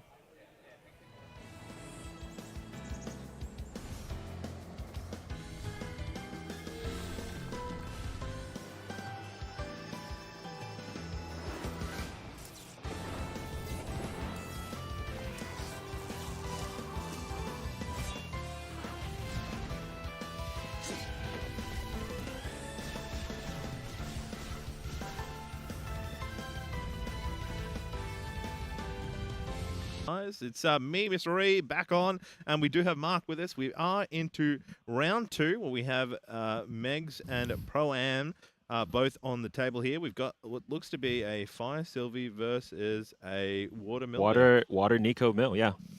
Just your standard Water Nico. More ally focus for sure, but yeah. And we've seen, I mean, this is a very the Singaporeans love this deck, so this is the one that they really preferred and perfected over many different events here. So this is obviously the latest version of it without the Icebound Slams. Yeah. On the board, we're looking right now. We've got Fractal Rain's already out. We've got a Fractorized token, I believe. Power Cell, correct? Power Cell, yep. We've got Frostborn Paladin, which was came in for the +1 and drew the extra cards. It's got the buff on it. On the other side of the board, we've got a bit of a Forest Cake on field and Sylvie level 1. We also have Ringleader and Banishment. That's the interaction we're after. But good, strong board coming out for Pro-Am. Yeah, for sure. And Pro-Am's looking to deploy a lot more threats here too, because really, this is it's a good turtle. This is going to be very hard. Look, we saw a turn before. We saw Megs trying to get rid of Paladin with that Ember Skill to try and get some more control on this board. Unfortunately, then in counter activation, Pro-Am actually smoke bombed it to keep it up, and now we've got two strong allies. That's gonna be quite hard to deal with. Yeah. Yeah, and in this matchup, I mean, basically both players are kind of fighting for board. So a lot of this is going to be, see what's going to be kept on the board. Proan obviously going to try to control the board as much as possible and just push pressure. Now that he is in Sylvie 1, this is actually a pretty good state for him already, with very, very strong threats on the board that are very hard to deal with. I mean, look, guys, 4/7 turtle. You just every time I see that, I don't want to see it, man. Yeah, and spell shroud, right? Yeah. The only way to deal is with allies. Second hand, Song of Nurturing. I believe that they could be the Lava Sword Tigers as well in hand.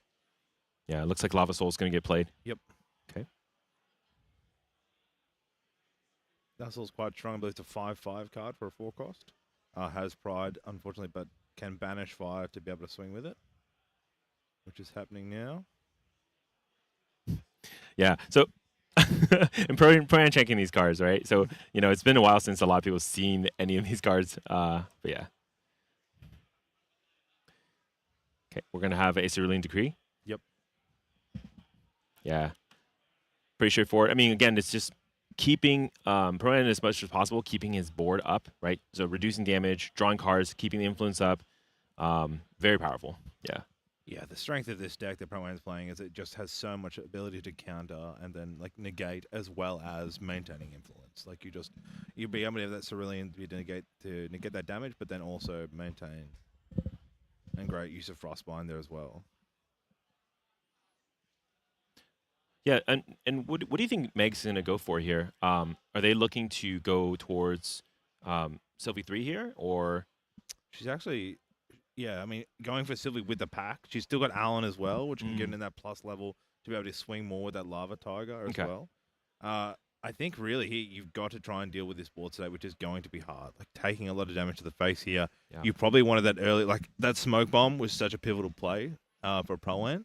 Yeah. Having that getting hopefully off the board would have given more strength to her. But right now, yeah, I think she needs to get that level for that, at least that health pool and try and remove some of the damage off the board. Yeah, and I mean this is the problem here. Like, Sylvie's already on the back foot. Well, yep. Meg's is already on the back. Fire Sylvie is already on the back foot, and now Proan's influence is pretty insane. I mean, if you look at his hand, it's I believe it's 9 cards plus the 2 fractals. Yeah, yeah, exactly. Looks like Terrafring is also on the board as well. That again going to be able to use to keep himself safe or keep his allies quite safe. Yeah, it's 100% for the allies, right? So in this situation, I mean, as much as possible. Doesn't want to lose the turtle or the Frost Paladin because that is 7 damage every turn. Yeah, there you go. Terrafring gets cracked. Oh man, Lava Soul, and a foul. I mean, they're strong, but unfortunately, you have to be able to swing with them. Yeah. What pride is the Lava Soul? Is it 4 or 5? Because she is 4 now with the +2, right? Yeah. Squirrel coming down. Squirrel's good. So now getting into the effect of having 2 animals on the board. Uh-oh. Yeah, so I think this the glimpse trigger was missed on the Allen. Yeah, talking through the miss trigger right now. This trigger is is actually is actually a must, right? So I think part of that you're talking here, like Proan is one of the biggest players in the scene right now, and Megs is coming in as just a local. Like you got a lot of pressure right now. You're on feature, these miss triggers, and this is why a lot of players start to play with notepads and talk themselves through, or talk through the steps to try and be able to make sure they don't have those miss triggers. Right. Lava Soul is Pride 3, so at this point, yes, Lava Soul is unlocked. Cool. Yeah, super aggressive deck for sure, though. Yeah. Yes, pay the extra. Okay, here we go. Paying 2 swing. Yep. I mean, tempting to remove the Frostborn Paladin here. Now, Bran has... I mean, it's a decision making here. You have 9 cards in hand. Do you have a way to counter? Are you worried about losing the Frostborn? Can you still get lethal through this?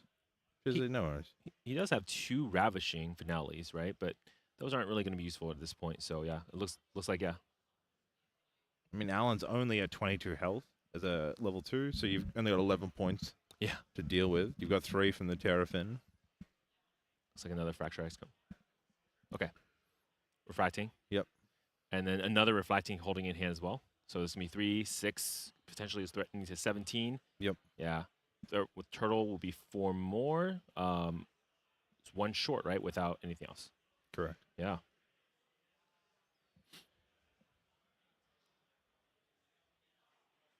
Okay. Facade. So one of the newer cards. Really good addition to the...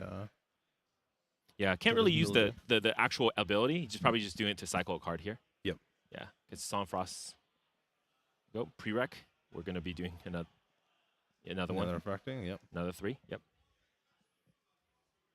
Yeah, I think with Meg's hand down, unfortunately, it's gonna be pretty rough to respond to anything here. Yeah. So essentially, you can just show anything.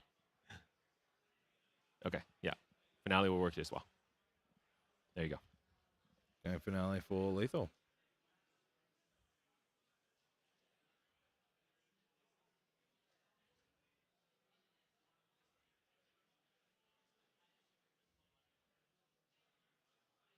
Okay, yeah, so cool. Yep, making sure it's clear. Yeah, so Meg is scooping to the 6 damage, going to game 2. I mean, Ross can get us the start of that. I feel like real here from Meg's position, I didn't see who went first, but like looks like her deck really wants to aggro early. Yeah, She yeah. wants to get out early and hopefully can start to get through that damage. Like Yeah. wants to just be able to hit face. Like we said, that Paladin up at the front was like, okay, I need to get rid of this. Yeah. But was controlled so well, and then it became overwhelming and couldn't get through and couldn't recover from. Yeah, for sure.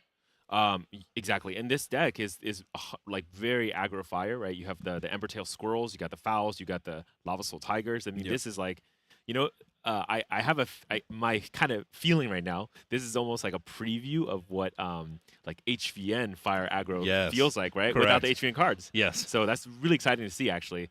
Just see like other deck innovations. I haven't seen Alan for a while, and Yeah. I definitely haven't seen Alan doing tamer animal things. So Correct. that's really cool. Yeah. Yeah, I think it's definitely, we've talked about Gaz, but now you're here about the different quality of decks we're going to see today. Yeah. And this is it. We've now got a fire, a Sylvie deck, really. It's not like we talked about Sylvie has been like slobbing for so Yeah. long. Yeah. Now we're just seeing just a flat fire Sylvie aggro deck, which is super Exactly. cool. Exactly. I think, what do you think about on Pro-Am side now? That's a comfortable. Does he look to sideboard here? You think it's just a comfortable deck? Yeah, I mean, honestly, there's not much he can sideboard. He does have Nullifying Lantern, which it's okay. He, at this point for his deck, he really doesn't care too much about the water in his own graveyard. So that's the only thing he might want to bring in. Yeah. But otherwise, yeah, there's nothing specifically that's, maybe something he wants. He does have Glacial Evocation, but I think, the animals that's being shown on Meg's side are going to be maybe a little too big, like the Lava Soul Tiger. You have to find ways to deal 5 or just honestly prevent that damage, right? So Yeah. if you can make it not attack essentially for a couple turns, that's okay. And that will work right in Pro-Am's favor. Yeah. Yeah, I was saying, unfortunately, early on there, we're missing, like, in the material deck for our Sylvie, we've got, Water Bubble, Tariff, Smoke Bomb, Safeguard. Null. I said, Beast Bond Ears. I'd really like to see the Mirror. Could be really powerful, but unfortunately isn't in the material or sideboard. Yep. A lot of stuff, in sideboard here, she's got Beast Bond Boots and Paws, and maybe some Bauble, and then some 3 Meltdowns. I mean, this is going to be a hard matchup for Megs to play here. Yeah. Now, Pro-Am does also have Revitalizing Cleanse. I believe this is one of the cards that he's swapped in for the Icebound Slams. It's a little bit more defensive, but works pretty well against the aggro, actually, especially when your influence is very high. Now, as a water player, right? So especially really early in game, you do want to go for what I often call the econ build. So that means like get better hand size, more influence. Yep. And then whatever you play, try not to go down on influence really too early in the game, and then be able to kind of maintain a nice healthy resource influence size that will kind of power you through the late game. And what an amazing first turn 2 Fractal Rains. I mean, yeah. And here's the best part, right? I mean, Meg is on fire, but if you're playing first and the opponent can't interact with it, yeah, you lay down 2 fractals and feel really good about it. And probably no fear of, like, there's no like destroying, your fractals with Essence of Scatter and stuff with that fire deck. I mean, Exactly. Also, I think there was a bovine in hand. Like, that's already setting up really well for game 2. Interesting, again, that Megs has chosen to go second tier Yeah. instead of opening early with fire. I thought you would want that more aggression, but maybe he doesn't want to give that extra card draw over to Pro Yeah. Am. For sure. Okay, and on Meg's side, she's opening up, I think that's 2 fire slimes, right? Yeah. I think she put 1 down. Yeah, so baby reds. Pretty good. I mean, honestly, just get some of the, early damage in. It's okay. Really need that class bonus to really get that benefit, but still a strong sure. deals that nice damage. Yeah, for sure. I also really like the fire slimes here, right? I mean, especially in this matchup, actually, that could be pretty interesting. That is a board wipe. Mixing with the cremate as well is a really good way. You could really buff it and then use it to wipe a board. Exactly, yeah. And in this case, of course, Pro-Am, this is the cost of putting too many cards down, right? So responses are limited here. But yeah, Force K comes in. Force K is good. Takes 1 in. Yeah. Pretty good start on both sides. Quicksilver Grail. As chat knows, this is my favorite Divine Relic. Oh, your favorite. Absolutely, yes. I do think Quicksilver Grail is one of the best, if not the best, Divine Relics. Yeah. Yeah. It's what I call the uncapped potential Divine Relic. Yeah. Wow, what a great mill, too, right? Chilling Touch and Fracturize, 2 floating into the yard. Yeah. And Brian has really good options, too, in hand, right? He's got some, Bovine action going. He's got the Cerulean Decree. Storm of Thorns as well for defensive options, when he needs it. So I'm liking Proan's situation here too. Yeah. Probably gonna open up the bovine here, I would say. Maybe saving it so get the plus counter, which can be done with Sylvie, but he's gonna go for the you're right. He's gonna go for the Seaside Ringleader and just try to get rid of the I'll go for champion. Yeah. Yep. That's right, because the slime has already been cremated, burned to a crisp. Yes. Cooked and eaten. If it's already fire and you're burning it, does it That's not right. enjoy it? Like, I feel like it's more of like a warming up, That's right. Slime food. It's already burning, right? Yeah, Just exactly. add a little more fuel to it. Yeah. Gas it up. All right. Cool. Going to level 1 here. Okay. Probably wanted the red slime Yeah, there. in that case, you definitely, that's not the one that you want to burn. But so I think there's 2 adult red slimes in hand, right? Yeah, you definitely wanted to burn maybe the other adult red slime. You definitely don't need that many for now. Okay. Still needs 3, I believe. Is it 3? He needs to has 2 fire in memory for Lava Soul. 2 fire memory, 2 fire in graveyard, yes. Yeah, so it could be playable with that. Now, whatever it gets played here does get a buff counter, so that's kind of nice. So it looks like maybe the fire slime is going to come out. Fire slime coming out. Okay. I mean, it's currently at 4/3. If that gets, 4 damage board wipe, it's quite nice. Now, I can't use it quite yet, but still pretty good. Okay. So I think Meg's options here, right, is maybe try to get to Alan and then actually start swinging with fire slime. And then this actually puts Pran into an interesting situation. Like, does he develop the board? Yeah, he's going to go for the econ build right here, right? Backup charger, get more resources.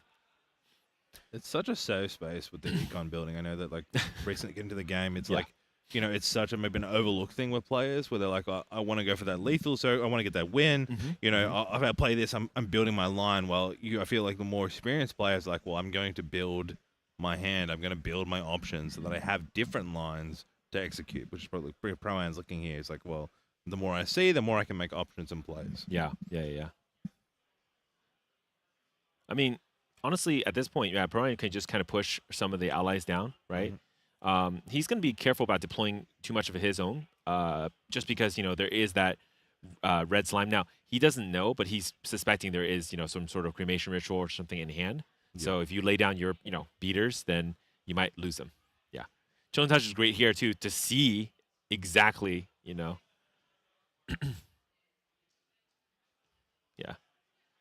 So Woodland.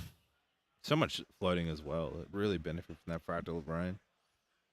Yeah, for sure.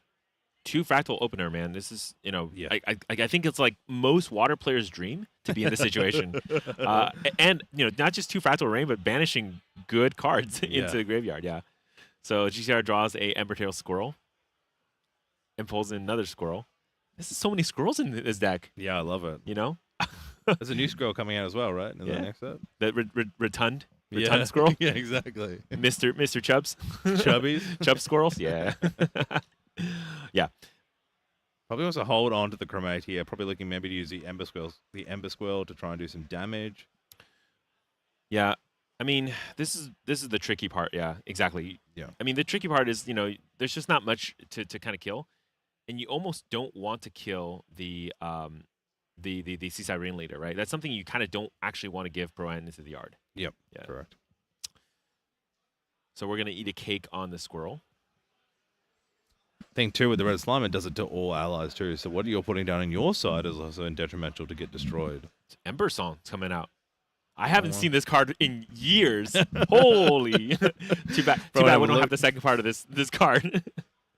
But yes, it's cool though. I mean, deals the damage, right? And then it's going to be able to actually, buff allies, which is kind of cool. Like, how many times have you seen, the second part of Amber Song being used? Correct. Yeah. He's Brian is gonna negate this though. So Yep. it goes into graveyard, yeah. So Cerulean does not banish, negate to banishment. It only negates into graveyard. Yeah. So a lot of cards still played down here now, more chance to swing through. Yeah. That's actually super scary, by the way, too, over there on the Ember Song. Because the Ember Song was going to grant a crap ton of damage to the Embertail Squirrel. I mean, Correct. as is, it's still doing quite a bit of damage. But yeah, it would have done more and dealt with the Ringleader. Currently coming in for 3 damage, and then she could discard a Fire Elemental and get that at +2. Yeah. Okay. Yeah. Fracturizing Power Cell. This is absolutely the things that people love to see. I mean, yeah, as a water player, you get that Power Cell fracturized, and then you get on tap with it. It's perfect. Yeah, and really does well with Refracting Missile, which is just a nice way to get floating and deal a decent amount of damage once you build up those fractals. Yeah.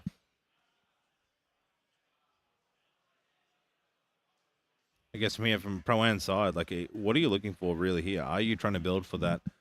Do you have to look for that mill execute here? Are you looking to build up a Nico, or just looking for that board control here against this kind of ally? Yeah. Fire deck. You almost want to kind of bait the red slime, right? Yeah. Because you kind of want to put enough that it's a threat. But at the same time, if Brian keeps milling cards, at some point, Ravishing Finale, these other cards also become very threatening too. So Brian also has a Primordial Ritual in hand. So even if red slime it gets burnt, essentially water can use their own Cremation Ritual in response, and then mill 2 cards into the graveyard and get a floating in addition. So very, very powerful in that situation too. Yeah, I mean, honestly, Pro-Am side is just these cards. I mean, they're good on the field. They're good in the graveyard. I mean, I don't know what to do, what you would do. This is why this deck has been such a dominant state. And we know that Icebound has been removed with the ban, but I still think this deck, like you said, is still so powerful. It has such a core engine of draw and maintain. It has such influence, with the floating memory consumption, you're not losing with banish. You have so much sustainability, revitalizing cleanse, and you have different points of entry. Like you've got, last game you're building so much board potential, and then you also have Nico 1 that came off recently as well, which because that bring out the finale out earlier for a 6 damage plus, right? So, I think Pro-Am side he's pushing for the red slime because if you look at it, right, Pro-Am's threatening 7 on board. This is putting Megs on a 2-turn clock. If they don't do something about this board, this is going to be really tough. And do we make any predictions on the Quicksilver Grail? What's underneath? no, we did not. But I'm assuming it is Smoke Bomb from last time. Okay, so no swing and just cremation right away. I think Megs could have also gone in. Oh, sorry, Pride. Because of Pride. Pride. Sorry, my bad. Yeah. Okay, there you go. Burns the board. This is what Pro-Am's were expecting as well. And of course, draw the 2. Yeah, that's a pretty big deal. Big part, yeah. You don't want to miss that. Exactly.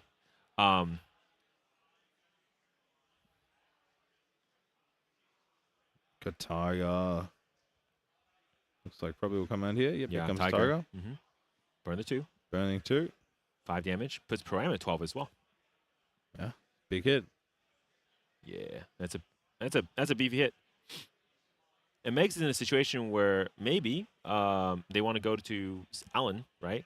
And then continue using that Tiger, because why not? Yeah, that Allen threat. Exactly right. Talking about not really played much, but then bringing out can then swing again for another, 5 damage. Putting it 17. Yeah, and Proan did look at 2 cards. It's Fracture Ice. Yeah. So Proan did see the second card that was when he milled 2 cards, he did mill the third card essentially. But since he was going to also pay 2 to Seaside Ringleader, he's going to draw the card anyway. So it's really not a big deal. But technically, yes. Slow play. But it's okay. I mean, honestly, something like this, happens a lot. When you pull, sometimes you just get the wrong number. I don't think players are doing it intentionally. So yeah, let's see. So it looks like 3 floating in yard. Okay. Lost in Thought for 3. This is pretty huge. In general, if you're going to pay for Lost in Thought, my thought on Lost in Thought here is that you definitely want to study pretty hard here and go for 3+ cards. If you're Lost in Thought for, I think, anywhere between 1 and 2 cards is not as optimal, but 3, 4, 5, and N essentially is very, very good. Yeah. What do you think he's looking for those 3 cards? Like, why is he digging up playing it now? I mean, part of this is just looking for either more allies because he did lose the threats on the board. Yep. Or there you go. Or honestly, getting ready for things like the Ravishing Finale. That is 6 damage. If you can do the Ravishing Finale swing. Yep. Yeah. So Terrafin coming out has the Onante banish floating, get a buff counter, and they get to draw a card. Yeah. Ripple Bat Terrapin, man. This card. This turtle. By the way, I don't know about you, but this banishment overflowing covering Sylvie is really bothering me right now. I don't know if she's in banishment. I really want Brian to square up his piles better. Absolute chaos. Yeah. All right, using some floating here to go to Allen. Yeah, there's gonna be one more here.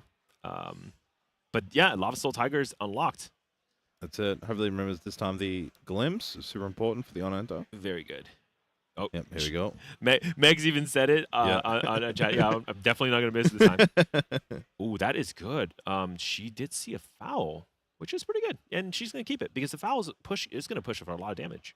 And yeah, the other 2 non-pushing damage cards goes to the bottom. And then going to reveal. And then draw the foul. Yep. Yeah. Alan's reveal, you're able to reveal a melody or harmony. And if it's one of those, you can draw it. But otherwise... you just draw for the turn, yeah. So Squirrel comes out. Having 2 animals in the field now activating to be able to swing with Tiger. This is going to be 5. This is going to be 1 more. 6, bring it to 18. Now, Brian does have a lot of cards in hand, so he's going to probably... Yeah. Storm of Thorns. Storm of Thorns. Very card. Yeah. Prevent 1, but also deal 1 to the Tiger. And it prevents every instance of 1 for the turn. Correct. Yeah. Wonderful. It's like a mini Resolute Stand, Yeah. Yeah. And you can double it up as well, which is really cool. Yeah. Okay. Still just 4, but this also disables the Squirrel here. So Squirrel definitely cannot attack anymore. Yeah. Correct. Looks like an inventive instruction. Invectus, yes. Yeah, so... We were talking about this card earlier because I really said it played much, but that's right. Target ally gets +3, and if you control a non-human ally, draw a card into memory. So 3 is threatening lethal. Yeah. 3 is threatening lethal. Let's see. What did Proam put down for this? I don't think he has... What's in his hand? He has a Primordial Ritual. I know that. But I would just swing and test right now. I mean, so yeah, it's going to come in for 4. Oh, and going in for the Ember Song. Yeah, Ember Song. Spell Shroud. Okay, good.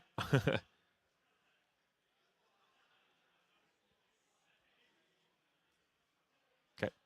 Yeah, so 1 on Turtle. It's mostly because, so you can get the second part of this.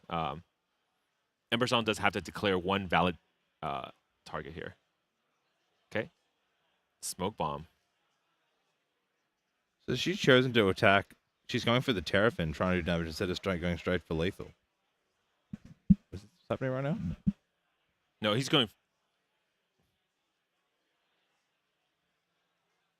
No, I believe she is going for lethal, but yeah, but Proan needs to get enough cards to be able target to, ally, yeah, to do the a refracting missile. Yeah, just again, it's just the smoke bomb so that he can pull one card into hand to be able to actually. Kind of his punishment. There you go. That's Good. that's his punishment for messing up his piles there. Yeah. Yeah. Okay. Few steps there. That's fine. Survive another day. But yeah, it was pretty good. It was threatening lethal. We never talked about it, but yeah, I was wondering what's under that Quicksilver Grail.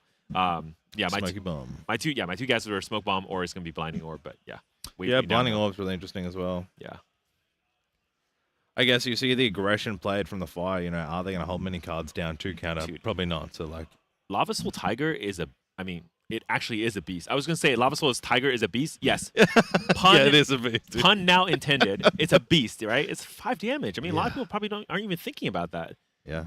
And good use of the squirrels too to get that second ally down and then try and buff. Like you can see the aggression of this deck. Yeah. Oh, There you go, just finale. so much damage coming out there.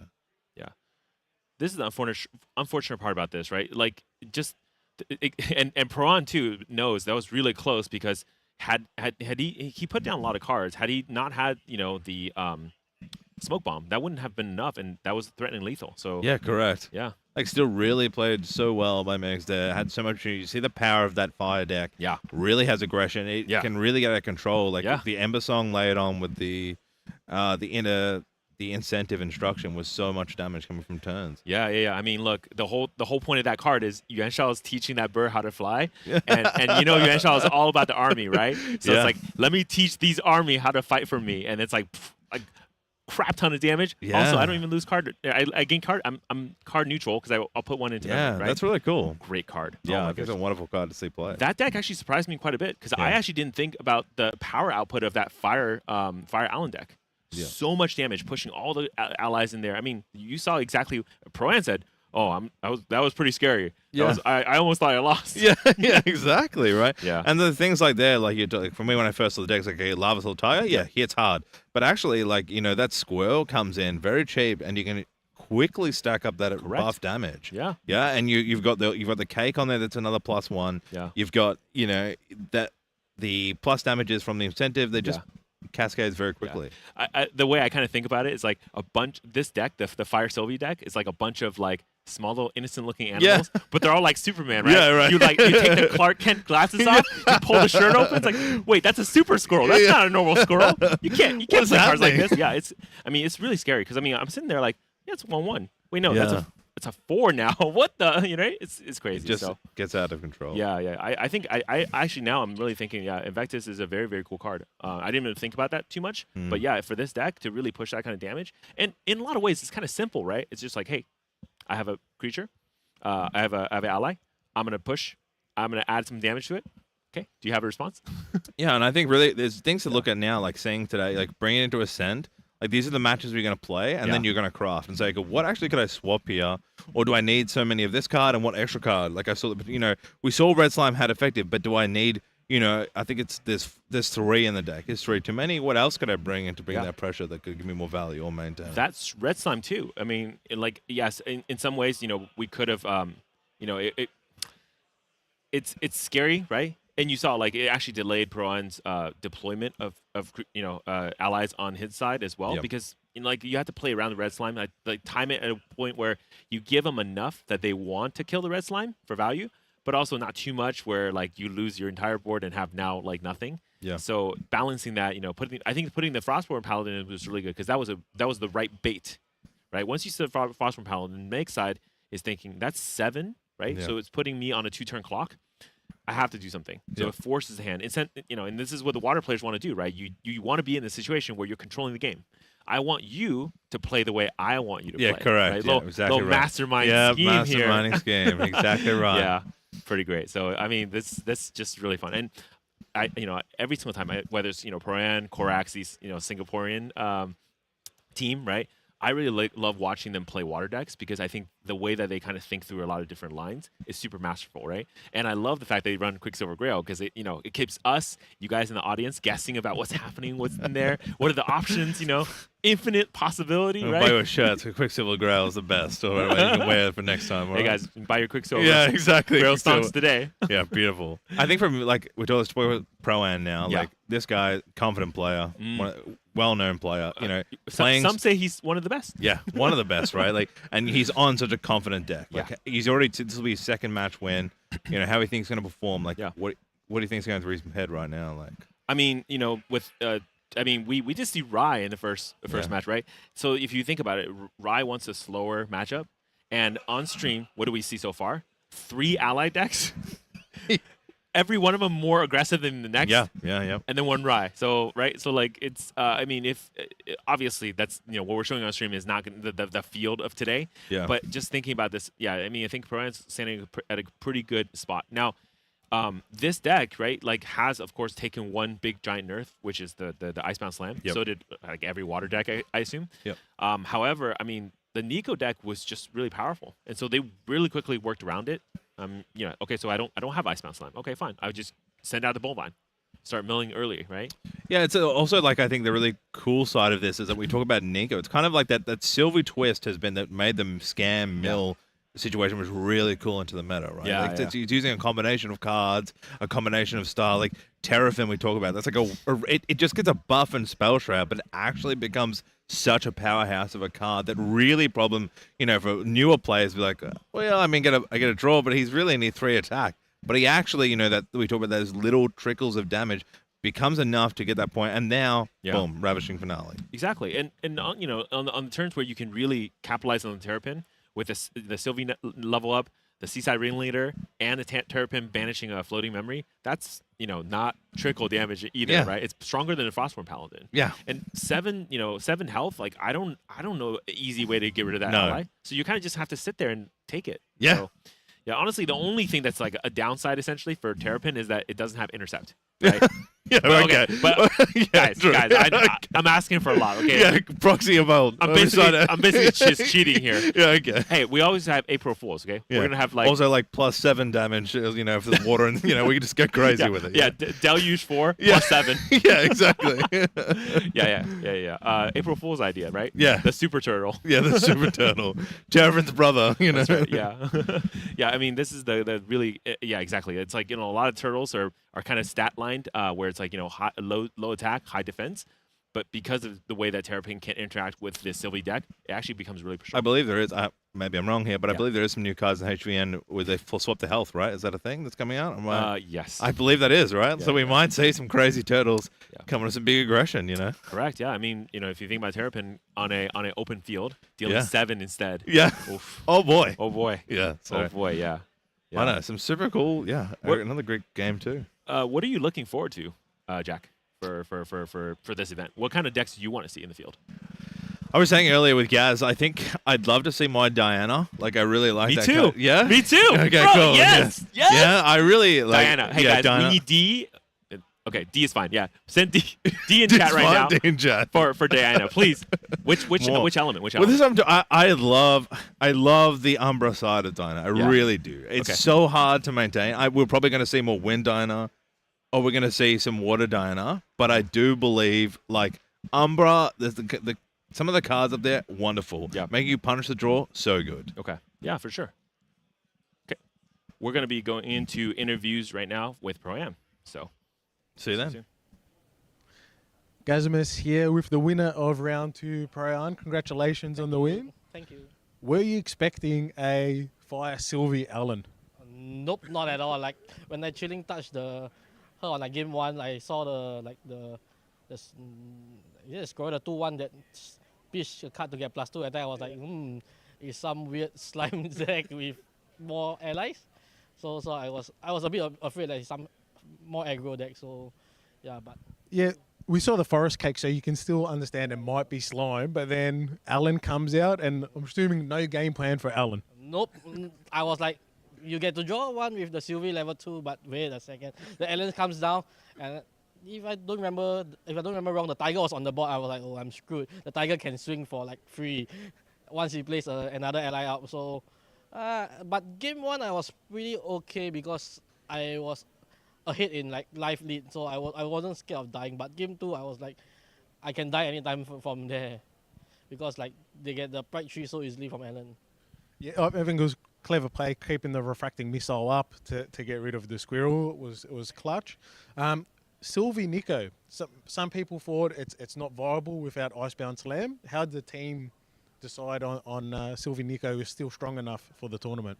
We have been playing like Nico since like MRC, even like because we have played like many games that we don't draw Slam, so like Slam to us is a bonus. Like in fact, it's very detriment in the mirror because like if you play Water Mirror, the guys who slams without getting punished get so far ahead that it's very boring. That's why I wasn't playing Nico for the past few tournaments. But once Slam is gone now, I feel that it evolves to a more skill-based mirror. So I'm more willing to play Nico as it's a very... You take more skill expression in a mirror so that you can outskill your opponent and win through other ways, not just YOLO Slam. Okay, so we're 2 rounds in. What are you expecting to see the rest of the tournament? Or what are you hoping to see and what are you hoping to avoid?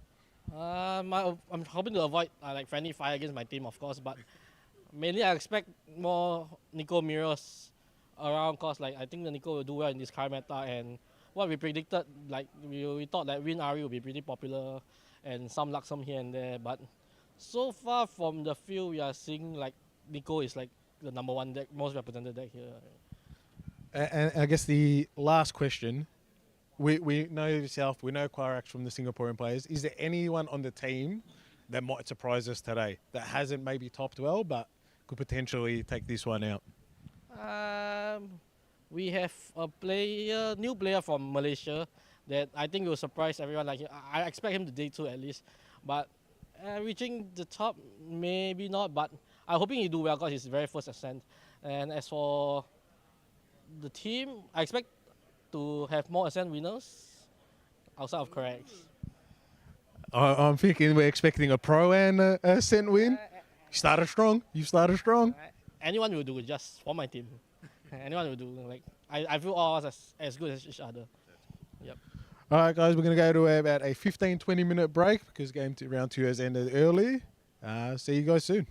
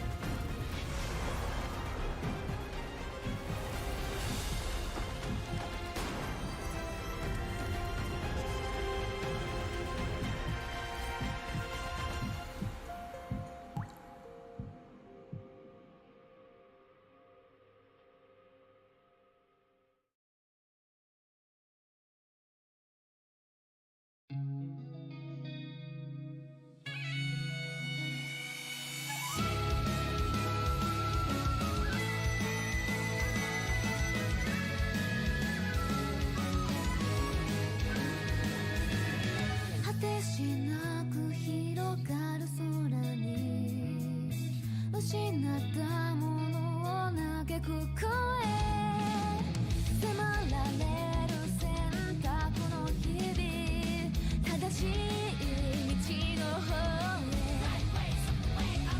へ間違ってなかったと証明しよう行き詰まって邪魔されても席を読むさこの頭で全て手に入れる高く高く飛べどこまでも行こう不可能と思い込んでたものがなぜか小さく感じた見てる景色がそう先になったから叶うまで近い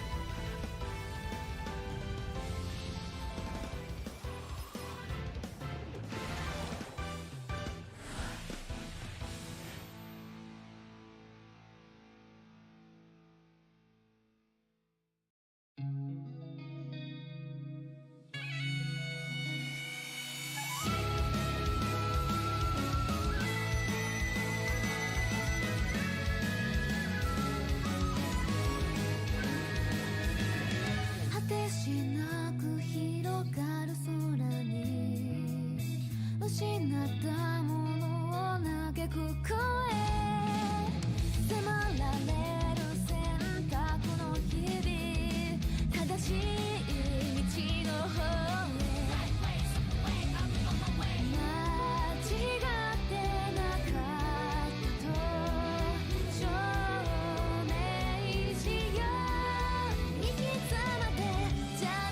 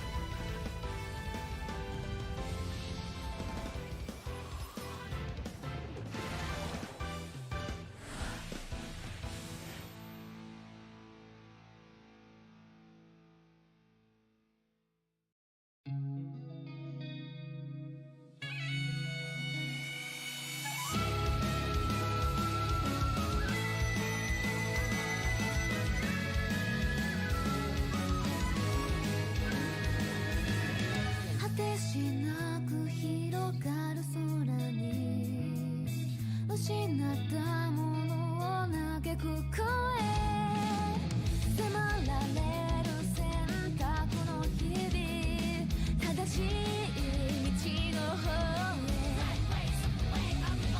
間違ってなかったと証明しよう行き詰まって邪魔されても先を読むさこの頭で全て手に入れる高く高く飛べどこまでも行こう不可能と思い込んでたものがなぜか小さく感じた似てる景色がそう先になったから叶うまで近い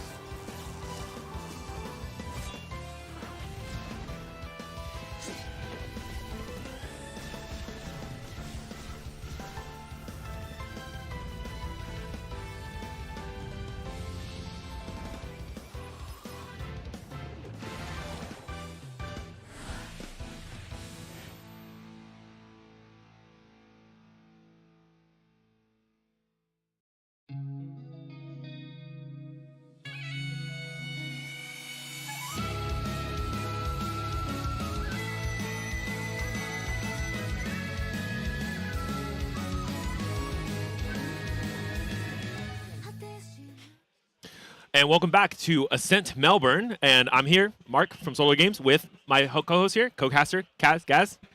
Yeah. How we going? You like that game? That was an interesting game. Look, Pran, excellent player. Yeah. Held up the refracting missile, but I don't think he was expecting Alan.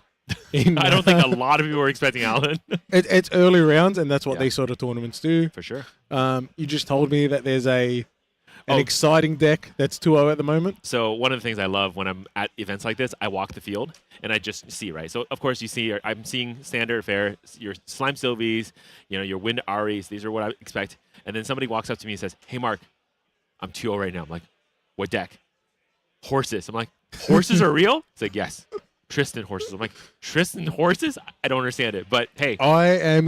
Look, maybe we can will it on stream. Will it on stream, yeah. I've given Lime some directions. Give us some spice.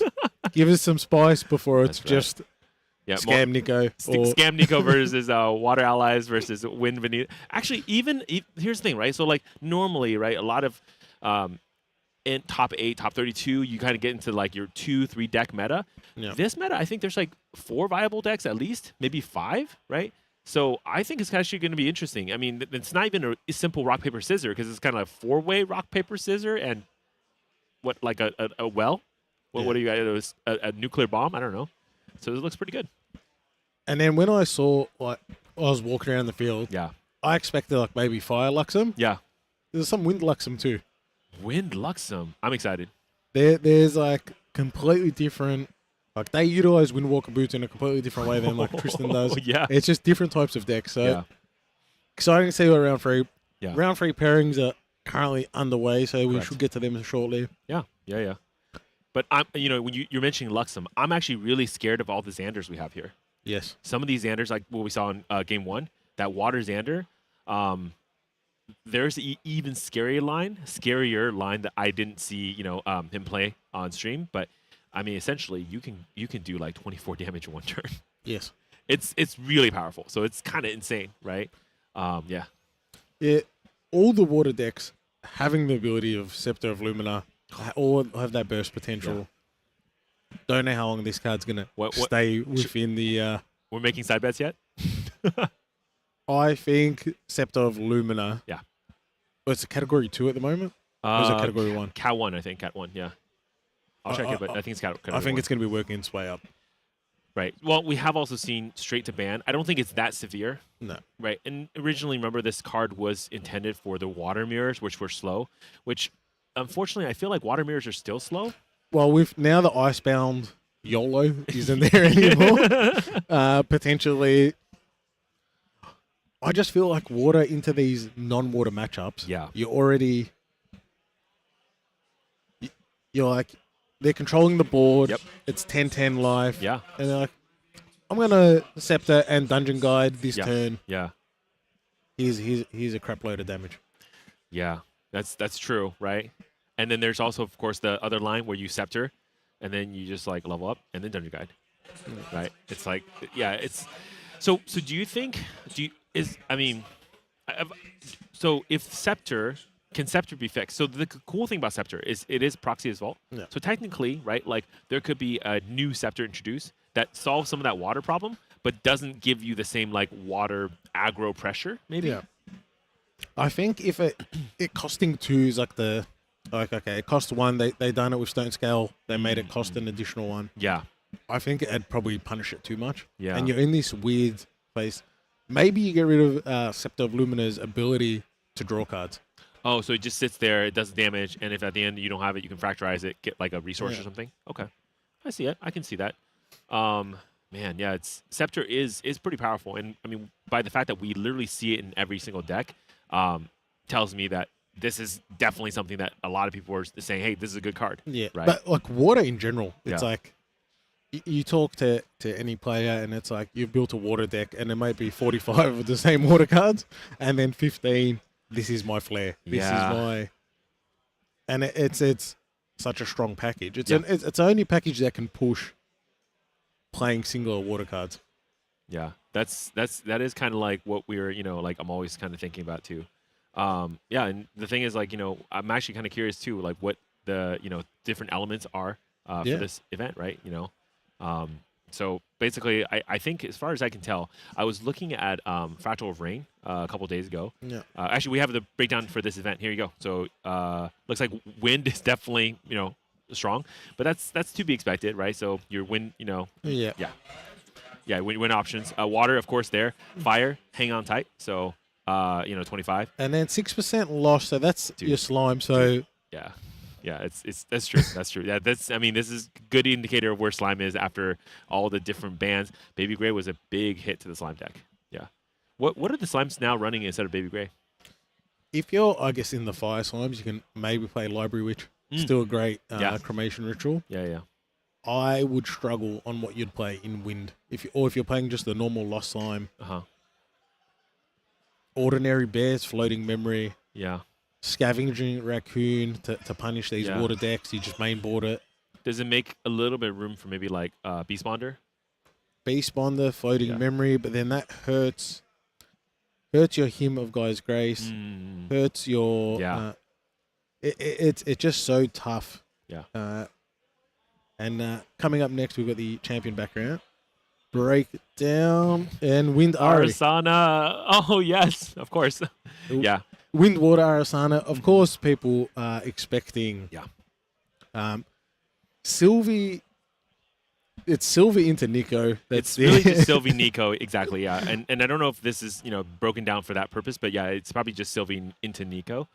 And I love it because I think prior to Ascent Santa Clara, we actually didn't see a lot of Wind Arsana, right? Wind Arsana definitely got more tools. I mean, Wind Arsana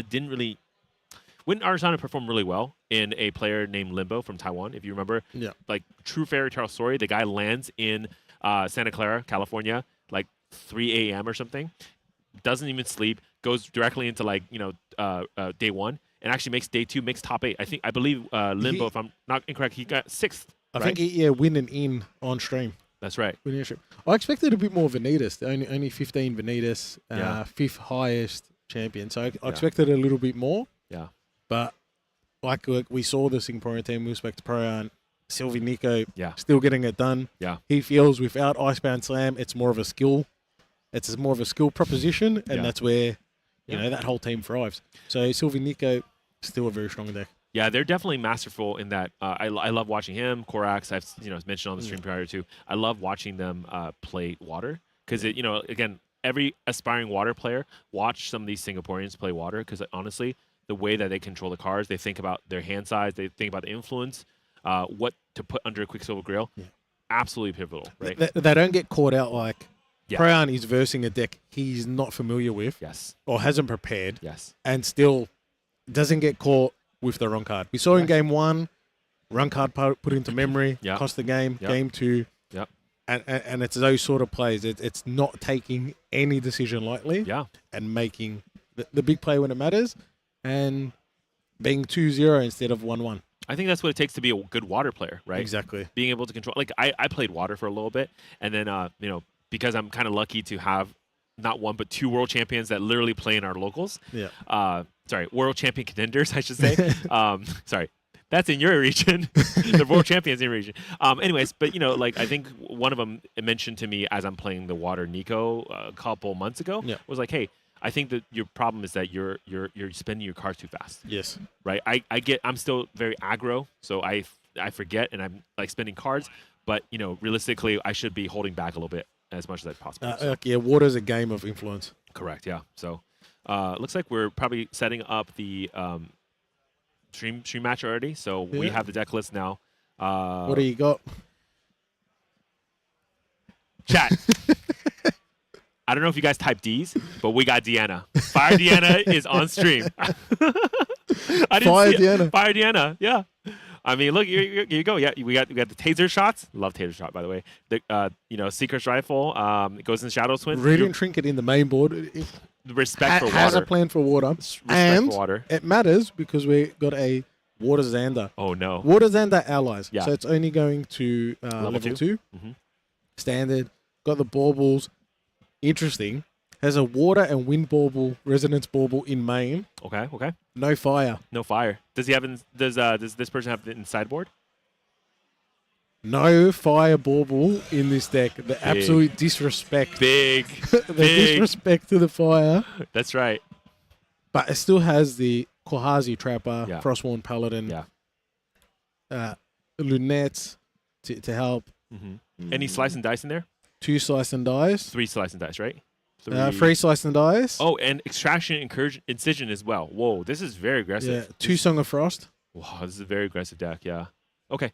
I mean, it should be pretty good. I mean, essentially, this is where, Deanna traditionally is going to be a level 3 champion, right? Yeah. But the way Deanna plays is rush to level 3 as fast as possible, get the Shadow Twins out, bust two bullets in your head, right? Curse you, and then start kind of slowly getting back into the game. I mean, I guess the hope and dream is that won't cost Deanna too much. Because unfortunately, for a lot of Fire Deannas, when they do go to level 3, their influence is usually around 2. Yeah. Especially if they go in that aggressive taser shot. That's right. It might be 1. That Dungeon Guide just eats all those cards to get to level 3. Dungeon Guide eats it. The Shadow Twin's going to eat it. Yeah, whatever the Dungeon Guide didn't eat literally is for the Shadow Twin, right? Yeah. So it's cool. It's a lot of damage, to be fair, though, right? And if you double load your bullet, you could actually do quite a bit of damage if the opponent's not suspecting. And it's got the Bauble of Abundance to force that damage if needed.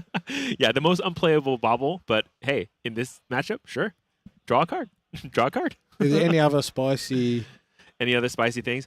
I mean, the things I like about this deck too is lots of like ways to get. There's a distance. 4 of that Oh, yes, guys. for an allies deck. The demon's eye.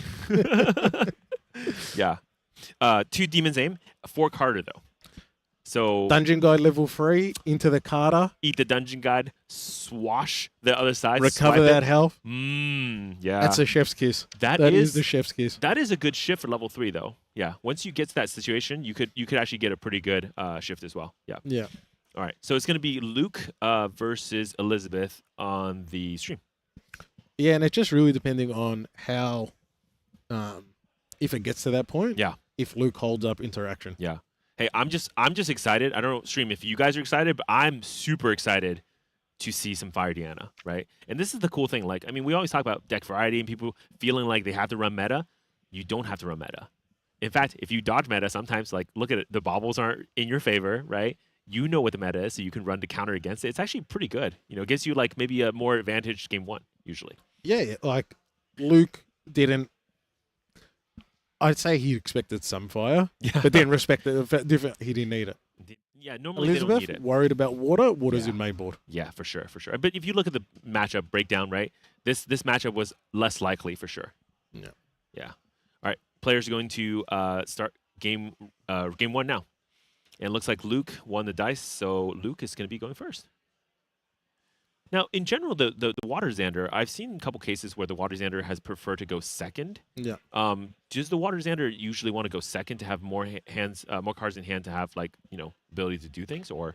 You prefer that too, and you also can see what is your player on, Yeah. what they're playing. So, like, I doubt he's expecting Fire Downer. Okay. Yeah, without knowing what Yeah. Elizabeth is running, so. for So, sure. like, a Lunette, does that? Probably not. Yeah, Yeah. I mean, the Deanna is gonna have. I mean, there's And he's probably going to keep it balanced. yeah, there is Library Witch, right? And so those kind of cards, Star Wars Shieldmate, so they does disable them for 1 turn, but realistically, like, they're just fodder for cremation, anyways, right? So yeah. So you see a fire, and maybe you're expecting Merlin still at this point. Yeah, it's true. I mean, usually Merlins now are fragmented, but yeah, you're right. I think if I see a fire, I'm thinking Merlin too. Okay, so Library Witch comes in rested, but I see a cremation ritual. Yeah. Now, you Does- have to respect a Frostbind, Yes. but you also have to just send it, because the longer you take, the more the water builds up. Correct. Yeah. This is one of the things I don't like as a fire to play second. Yes. Because it does allow water to do something about your opening place. Pretty good though. I do see a dungeon guide in hand as well. So like a lot of the early game tools that probably Elizabeth is looking for, they already have. So we have the Ali Reid versus Luna card. So we have the Library Witch should have come in rested, and Yes. There you go. the Luna cards there. Resting it. But yeah, going for the cremation Of course. ritual, Of course, you have to do it. like you because said. also they also kept 3 cards to balance the Lunette. Yeah. There you go. And this is exactly what you want into water. Resolve influence. draws 3. Burn the witch, and then you get your extra cards. Is Did that's the she- second dungeon guide, right? So I think Ellie Did Red Ali has. Red draw all 3 cards? Yes. So yes. one was drawn on the Yes. the Library Witch dying on death, And then the 2 and then cremation 2 ritual, after yep. commission. Yes. 4 in hand, perfect. Yeah. And that's a comfortable. A Fire Diana with a strong influence is where you want to be. I think it's a great opener, right? This is like perfect. this is a +2 card play, right off the bat. So really good, really good. And then like the Library Witch is only going to stop 1 damage. Like into a water allies, Yeah. it's very easy for them to clear it. Lunette, they've got so many 1-hitters. yeah, especially and with Lunette already out. You still haven't given any information to Luna cards about what you're playing. Yeah, it could be a Fire Rye. Could be a Fire Aggro Xander. Yeah. Fire Rye as well. It could be playing a more like Yeah. I was kind of kidding, but yeah, like normally this play does look like a Fire Rye play, right? I have played Cremation and Library Witch when you Yeah. All right, so Lunette's gonna come in for 1 here. Oh yeah, but This is going to be interesting. Does he go the aggressive play with the Gildas? Does he want to hold up cards in hand? I think you do. You Yeah. always go for the more aggressive play in this situation, right? Because I mean, again, because you're playing aggro, your deck strategy in general is going to be making sure your opponent responds to you, right? So make the first move, see what happens, and then kind of continue from there. So Lost in Thought and Paladin also in hand, by the way. So I get dropping the Lost in Thought. Can't play the Paladin now. no. Oh, Show the Paladin. And I think it's going to be a pass. Yeah. But the Lost in Thought can really be utilized for leveling up, for like, Paladin next turn. Scepter, whatever. Yeah, there's a lot of options. But you're right, yeah. Probably controlling the banishment there. He did have a Nia in hand, so he could have played Nia to get some additional information. Correct, yeah. But maybe, again, Luke is thinking, well, this is going to be the information, right? Yeah, no, so- hasty. Nope. No information given still. This could still be more. Oh, here we go. Okay. Deanna, we're done. Okay, Luna Cards is now thinking, okay, The jig is up. I had the 5. The jig's up. Here we go. Now, Deanna is maybe arguably the worst level 1 champion, right? It doesn't do anything. Until much later. There's a dungeon guide in that. Yeah, reposition. Here we go. Okay, goes distance. Easy.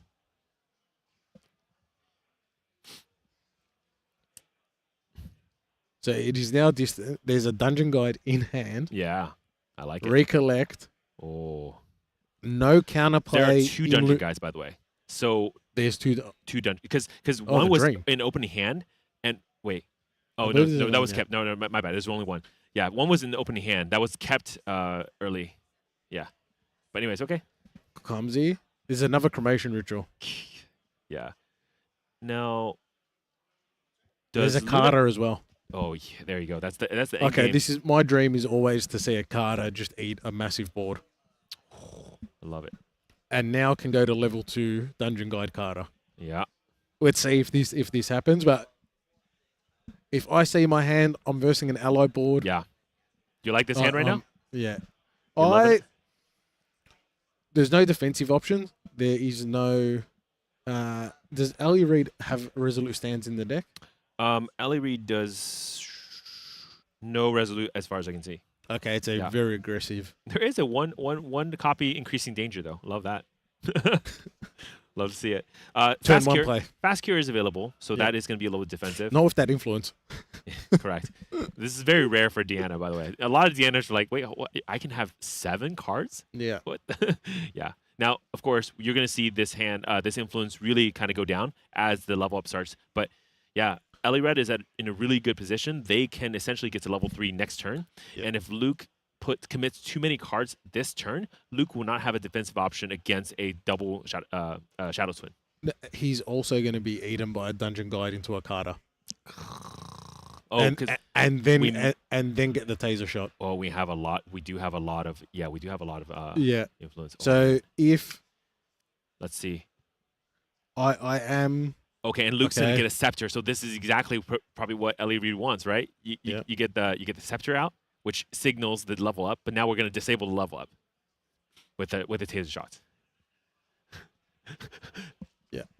this is And Ali Reed's in a strong position. It's just depending on how much damage Luna cards can put out. And he hasn't leveled up, and the only interaction I can see in his hand Yeah. is the incapacitate, which isn't on at the moment until he becomes Xander. have to pay 4. Have to pay 4. Now, yeah, exactly. So, Luna cards in this situation is looking to kind of establish the tooling, right? The dagger, the scepter, of course, Yeah. Xander 1. But once you get to that position, you can push quite a bit of damage. And don't ignore the fact that, Luna card has already done 7 damage. And right now is threatening another, 4, 5, 6. But is there another ally for Carter? You're not wrong. Guys, you're not wrong. There's going to be a lot Like, of munching Okay. very soon. Guys, get excited for this What's turn. in hand? I Is love Scout? this. So there's I can see a Scouts. Halcyon Scout. I can see Incision. And then what's the last card? Incapacitate. Incap. Okay. But it's Incap. He Not that online. He's a cannot spirit. use it. Yeah. This is going to be a very exciting level up. Let's see it. Are we going to level 2? Oh, for sure. Yeah. No, I mean, look at the alacrity that Ellie Red is playing, right? Has This to be is the- taser shot. Yes. Taser shot. Are we saying Dungeon Guide Carter taser shot? Exactly. Dungeon Guide. Shadow Twin. Taser shot. Yeah. Let's see it. This. I'm so excited. This is gonna be great. Like you have to respect maybe a Frostbind. Now, 3 cards. 3 cards. Well, technically, yeah, 3 cards in hand. 3 cards is pretty scary, right? Son of Frost. You got, Frostbind, like you said. But There's you can Song of Frost the Carter or the or the Shadow Twin. can't Song of Frost both. Correct. True. But I mean, if I was in that situation, I think You have to Song of Frost the Carter. Oh, okay. You have plenty of damage on board. Okay. Yeah, that's true. You'd Song of Frost the I don't know. Personally, I just don't want to get cursed, man. I don't want that bad boy under my champion. Remember, Lunacar is also still a spirit, so 15 damage. yeah. The Shadow Twin could be punching quite a bit of damage, actually. So, yeah. Now, we're not going to be able to double load a bullet here, but still, it's still quite a bit of damage. I think it's, remember, Deanna's going to have Distant on level 3, right? Yep. So, here we go. Yeah. Okay. The Lunette is still in play with 4 health. So 2 gets banished. we don't get the Carter Dream, but we are going to see the Taser Shot. I just get so excited when there's a board and Carter. Oh, yeah, for sure.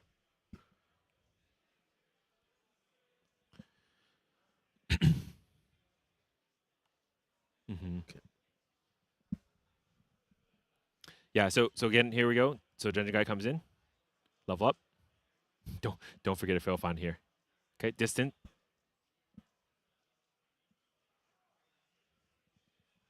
Yeah, and of course, yeah, comes in with Distant. So remember, Shadow Twin is a 1/5. However, if you load a bullet onto it, it gets +2, right? Yeah. And so like, this is where and then Taser Shot is going to get more damage onto it as well, so could be quite a bit of damage. Okay, actually, Secret Rifle is chosen instead of Shadow Twin. Yeah, For the afraid true of side. Fracturize. Yeah, Sprout Shroud going with the Factorize. Fracturize. Yeah, so a lot of times the worst feeling with Shadow Twin is that because Shadow Twin has an unload trigger, it gives your opponent a timing to respond to that unload trigger, and then this is basically I'm going to turn your gun into a sheet of ice. You lose the bullet, you lose the gun. It's pretty bad. So having it put in this place is a very safer play, and it still does what Ellie Red probably wants to do, which is tase your opponent. Yes. Yeah.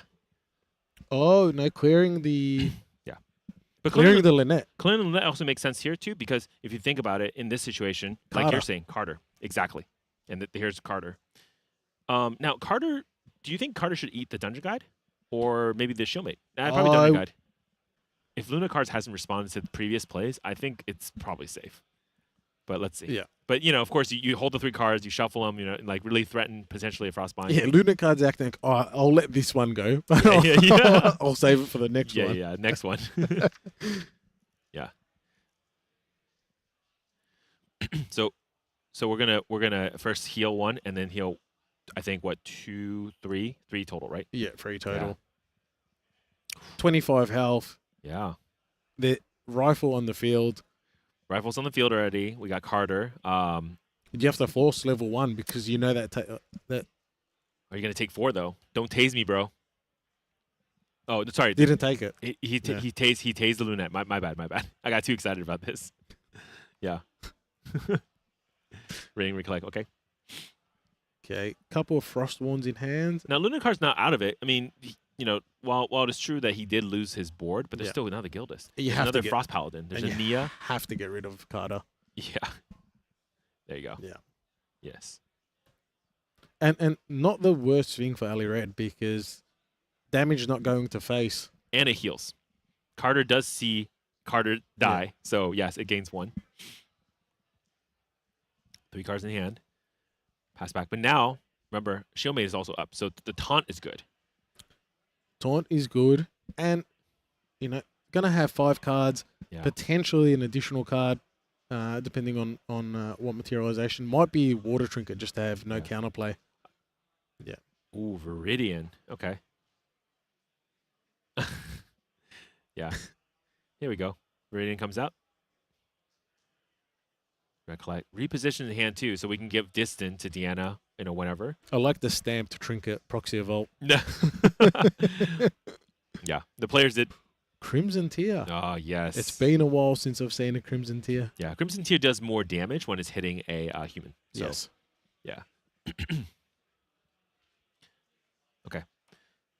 Yeah, so Crimson Tear is actually going to clear the Gildas because it's +1. And it's this taunt. This is actually an interesting spot for Lunar cards. You're playing the ally deck. Yep. And you're down allies to a Diana. And banishes the Nia too. Well, I guess at this point, like, Nia's not really serving quite a bit of purpose. Maybe you Nia like a Shadow Twin or something, but otherwise, yeah. So Xander's going to come in, resolve the Scepter for 4 damage. And of course, going to do the Glimpse, and then Fracturize prep and counter. keeping them on top. Yeah, those are good cards. Fracturize, like, we were talking about earlier, when that Shadow Twin comes in, that load trigger is going to be the moment you respond. Yeah. And then it's a pretty big deal. Now, Ali Red did draw a Deploy Gun Shield. Yes. So that's a fun card to have against. I mean, so we're going to see some really interesting counterplays, right? Playing counterplays coming up soon. So 2 Paladins, you can say, I'm going to put shields up. Yeah. I believe there's floating memory in the graveyard. If there is, you can to get both of them out. Yeah. If not, get one out, maybe keep Fracturize up. Yeah. As long as there's floating memory. If there's no floating memory, yeah, you just don't have the card draw, and it's a risk. Yeah.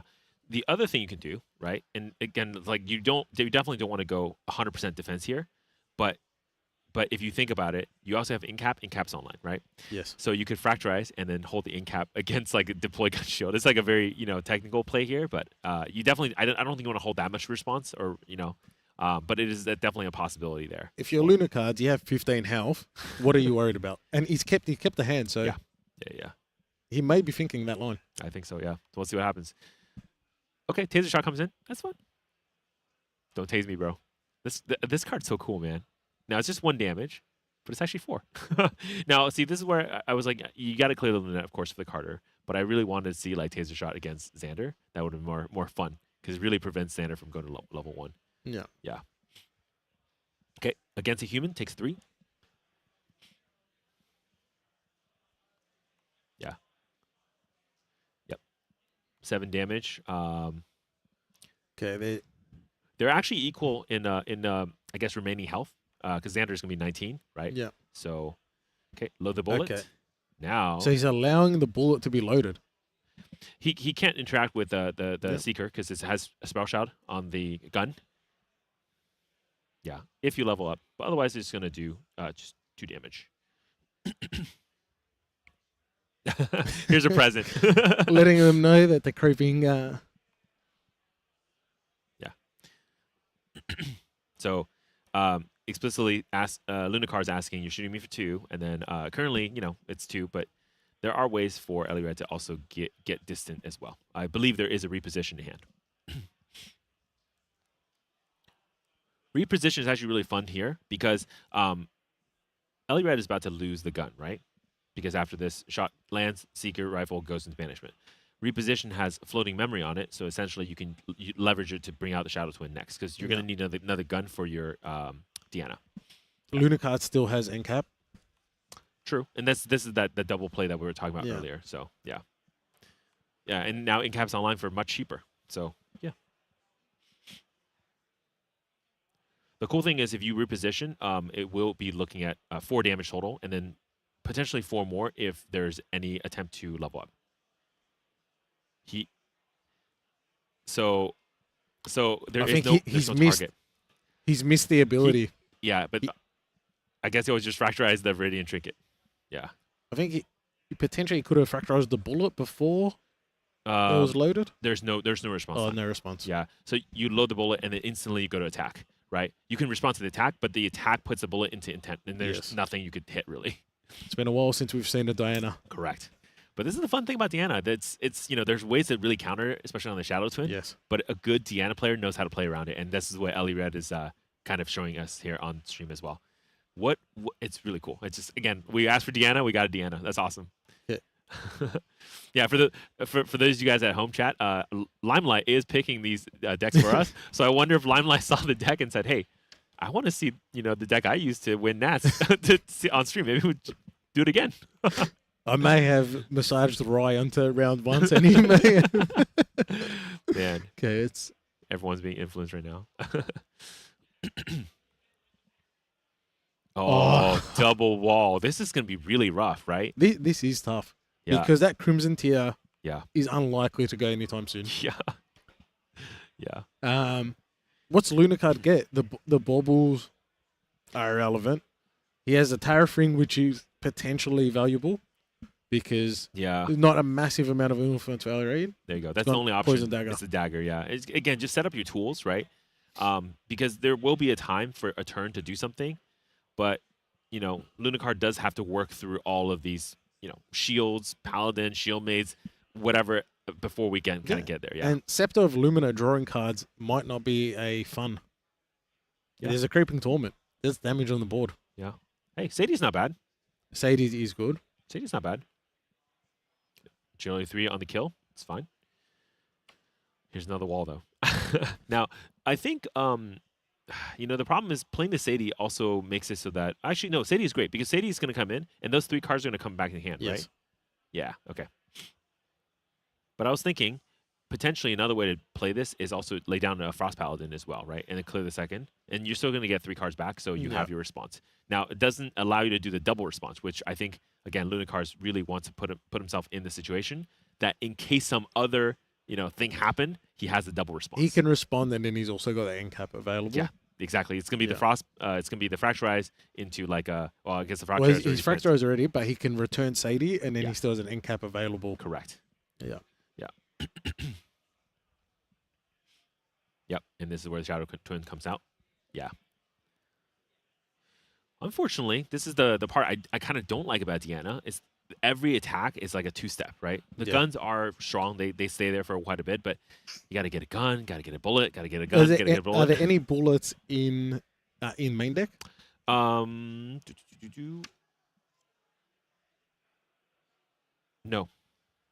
Oh, no. Incendiary is in main deck. So Okay. Incendiary shot is possible here. But none of the Umbra, like the... Okay. Yeah. So I can see that there's the cost 1 less for each Creaming Torment, draw 2 cards, Mm-hmm. pass pay. Yeah. Tithe. Yeah. Yeah.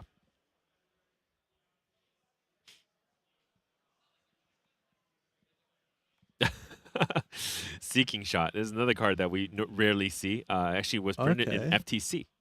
Yeah. So Seeking Shot is going to be able to just come in here. You can just attack with it, right? Because again, it's attack card. The Ranger can use. Yep. But the whole point here is Ellie Red is also putting Luna cards in a situation where essentially you can't draw extra cards, right? Well, Because- Yeah, we're also looking at a Bauble of Abundance next turn, pushing Yes. damage with Cream and Torment, That's gonna and put us then being 17. able to play 2 Umbral Typhs, Yeah. I believe they're called. Yeah. One on your turn, one on the opponent's turn, because Yep. I believe that's a fast card. Yeah, So correct. setting up this inevitable death. Yep.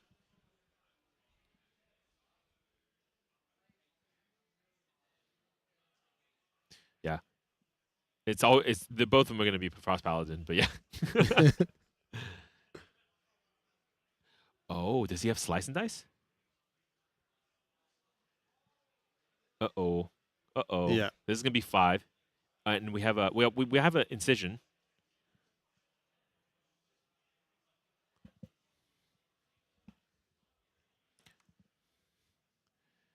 Game prep, and he's going to be able to pull back another Assassin card as well. Assassin action card. Yeah. Yeah.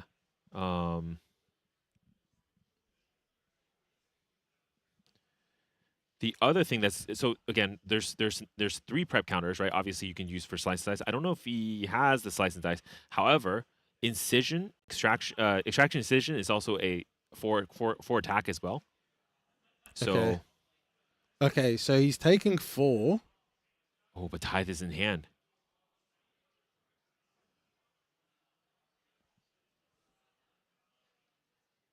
Okay. Yep. Okay. Yeah, so he can threaten Incision for 4 damage. That's going to put Ellie Red into... He's got to clear the shield mate first. True. Okay, so this is what Sadie's going to do here. But it has to do the math here. Because remember, as a water player too, you have to be in a situation where if you are going to deploy some threats to clear threats, you also have to hold enough up unless you're gonna kill. Yeah, he needs the blade. Yeah, he needs the blade because the Xander is going to be able Yeah. to do extra damage with the blade after he clears the shield mate. Yeah, I think they might be 1 damage short if they play the Umbral Type. Because it'll deal 4 damage. Okay. Yeah, there you go. And then we're gonna be 7 more. Yeah, because it's a copy. So 7, 8 damage to the face. So that should be game. There's no response here. Yeah. Yeah, the Umbral Type, Yeah. the player won't have 6 cards in memory. Yeah. Really, the false step is the way to deal with this to get stealth. Yeah. 7 in the face, exactly.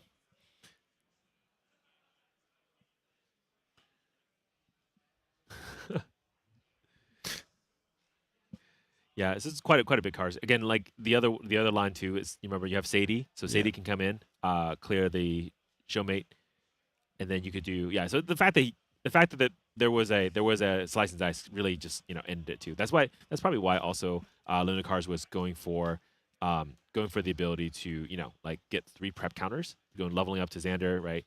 To be able to just slice and dice. Usually when you see 3 prep counters, a lot of damage is coming out. Yeah. Yeah. Okay. Yeah, and a slice and dice to face with a dagger is actually 11 damage, so it's also quite a bit of a threat. So, yeah. What sideboard options does Ali Red have? So in this situation, let's see. Against allies, maybe a blast shot pump if we're trying to figure out ways to like clear things like lunettes and such. Like you'd be able to kind of like hit a couple things at the same time. Flash grenade also might not be too bad as well. But otherwise, there's reprogram is more for like automatons, but I don't see those. Focus flame could be pretty good against frost paladins, right? Frost paladin comes in for 4. Focus flame kills them, so not bad. I want this as well. Yeah, I want to see the Underfires. Underfire is actually a really cool card because it's actually made for the Ranger. We often see Underfire used by other decks as defensive options, but really in a Ranger deck, it's even better. So, cost less. Looking at Luna's, he has a nullifying lantern. Not really going to provide much. A nullifying mirror. Yeah. There's not auto imbuing. Yeah. A safeguard amulet. A mystic purifier. Yeah. And frozen dismissals. Now there are shield mates. Yeah. There is a Carter. Maybe the frozen dismissals. Mm-hmm. But I'm looking at what you would take out for the frozen dismissals. Mm-hmm. Not maybe the snow fairies. Like the snow fairies aren't. Potentially maybe go down on the lunettes. You don't really want to control. Yeah, I think once once Luna cards realize that you're in a situation where essentially you're not seeing as many aggro allies, right? You can kind of take a slower game. Yeah, lunettes become a little less useful. Snow fairies, like you said, becomes less useful for sure. But yeah. I'm actually kind of curious, guys. I kind of missed it earlier during Recollection when Luna cards was kind of doing the things. Did he have enough to take 4 damage from the Umbral Tithe?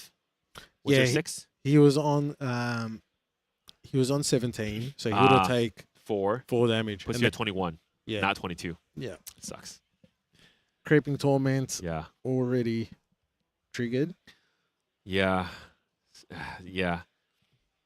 And this is why I know obviously Ellie Red didn't know this, but the turn that Ellie Red did the gun shield, or sorry, not a Seeker's rifle, had they taken a risk with a Shadow Twin, that would have been a lot more damage. Because again, yes, while Lunacar did have 3 cards, didn't have a response. So maybe there was a kind of good mind game done by Lunacar's as well, kind of slow playing some of the response, like, oh, that's fine, we'll let it through, even though there was really nothing that they could have done. by the time Luna cards had the Fractalize, Yeah. it was like a lot of that play had passed. But it's Yeah. such a hard read because if you make the wrong call Yeah. as the Diana player, Yeah. there's no coming back. Correct. Yeah, that would have been devastating had you lost the gun. Now, of course, having the Carter play was also fine too, right? So you clear the Lunette, Carter the rest of the board, resets it. A lot of these ally aggro, they want to keep their board. They don't want to, be in a situation where they don't have a board. So And then forces it buys you another turn anyway, but the Carter has to be cleared. yeah, true, man. And Sadies too. Sadies were actually doing a lot of work for Luna cards that last game too. I like it. Yeah. Too bad I didn't see any Nias, right? I want to see some Nias calling Deanna 1, Deanna 2, really slowing this deck down too. So that would have been fun. Yeah. Has 3 knees in main deck potentially should see 1 over 2 games, should see 1 in the opening hand. Yeah. Yeah. But sometimes in this situation too, like do you kind of go for the defensive option, or would you rather push damage and then go from there? You're always at risk if there's like a double Dungeon God. Yeah. And just how quick Dinah can get that taser shot, Shadow's Twin. Yeah. But then there's also the play of you're going second. Yeah. Do you double Paladin, knowing that it's unlikely that Ali Reddy is going to be able to clear your board until they get to level 3. I think like chat's saying, you just YOLO and pray. And then game 1. Yeah. Got the opening play of Library Witch and Yeah. Cremation Ritual. Yeah. So if I'm Luna cards and I'm going second, Yeah. If I don't see Yeah. influence, if I don't see a heavy influence on Ellie Red, Yeah. doesn't get the cremation onto a clumsy or onto a Library Witch, Mm-hmm. and I have 2 Paladins in hand, Yeah. I'm putting them both down and we're going face. Yeah. Now, I mean, to be fair, right? Like I thought the opener was really Yeah. pretty good. Pretty good. All right. Yeah. So Ellie Red is going to go first here, of course. Like Deanna, in most of the situation, you do want to run pretty fast. As fast as possible, right? You- Get to If you're playing fire into water and Yeah. you're going first, you want to see a 2-drop ally and a cremation. I like creative shocks too. Creative shocks. So Yeah. we've got the Library Witches, unfortunately no cremation ritual, No cremation. but you can just build the board up of Library Witches. Yeah, that's true. That's true. They're just there. They have to be dealt with, right? Eventually. So Does have a dungeon guide, which is always nice. yeah. Quite a bit of duplicates. 2 backsteps, and then 2 Library Witches. Yeah. So Keeping the dungeon guide in hand. yeah, that's the Safe. most important card in this deck, I would say. Yes. Now Water's going to have 8 cards. This is a great set of influence for Water. Yeah. Okay.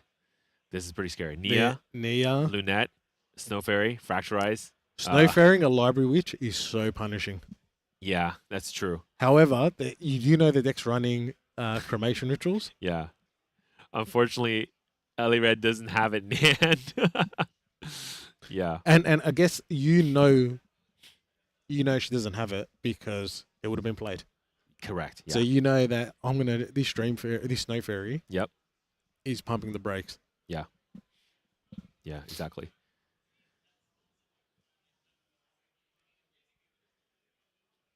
Just making sure what cards he wants to put down. Yep. Fracturize is really good to keep. And if you Nia Yeah. the level 1 Diana, Ah, there we go. See? oh, this is... See?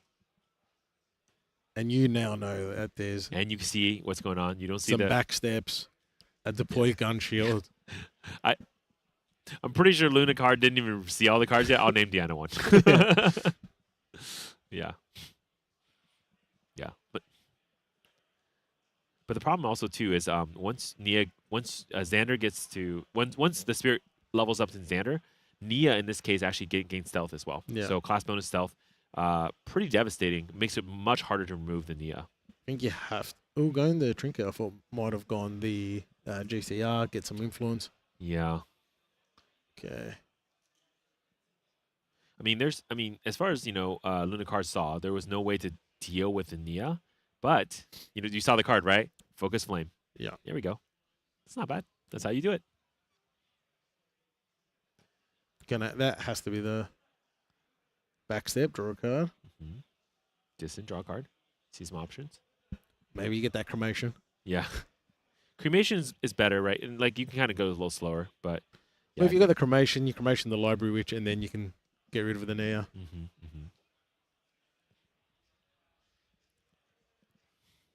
Yeah, so focus flame here for sure.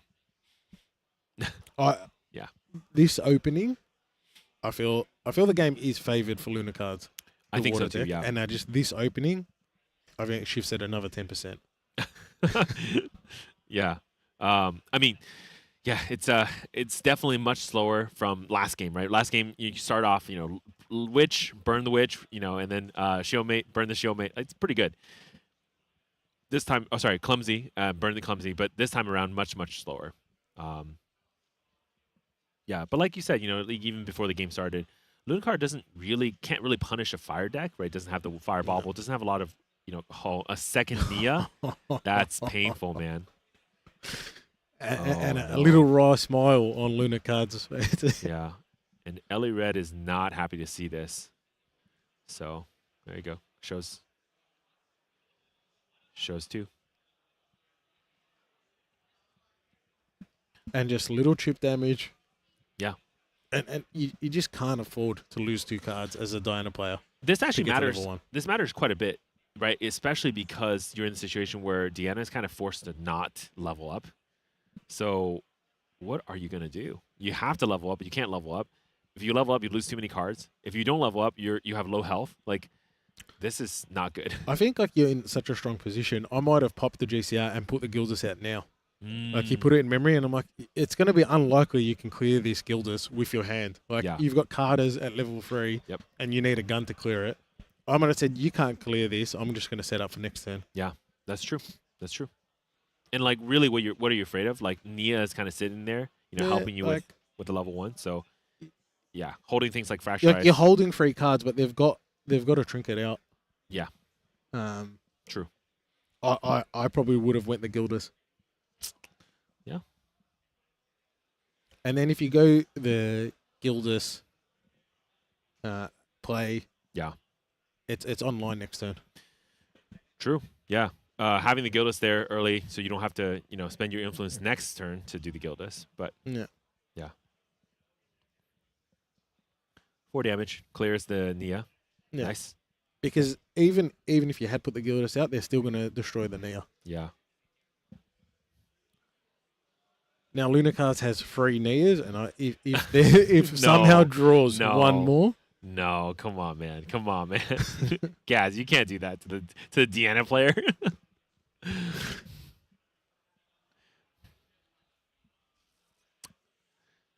So I think currently Lunacar is asking for what the text of, I think, deploy gun shield. So I think he wants to make sure, is it gun only? Is it maybe trying to fracturize? Yeah. Could be, fracturizing the Viridian Trinket, for example. Exactly, yeah. We're gonna take a quick pause here to look up some Omni decks. You guys home at stream, you can squint at this little iPhone here on the stream and see what we're gonna get. Yeah. Okay. Item or weapon. There you go.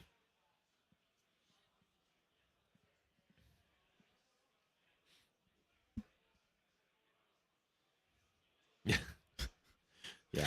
Bit of back and forth between the players and judge there. Okay. Yeah, Ellie Red is really wanting to see a cremation ritual. That would be very, very good. So, okay, recollect. So Dagger comes in, rested. Okay, so this is actually really scary. Lunacar's just pulled a DG, right? The DG with the Dagger is 10 damage, or 13 damage. It's really scary. But right now, there's 4 + 1, 5, level up, 4. There's 9 damage.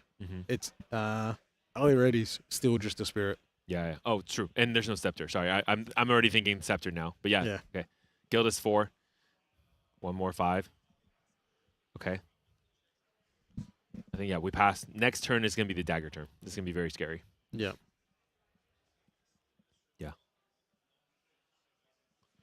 So 3 in hand. There's really no response here. So I mean, you know, gun shields in there. It's fine. It's floating memory. It was gonna, use one way or another.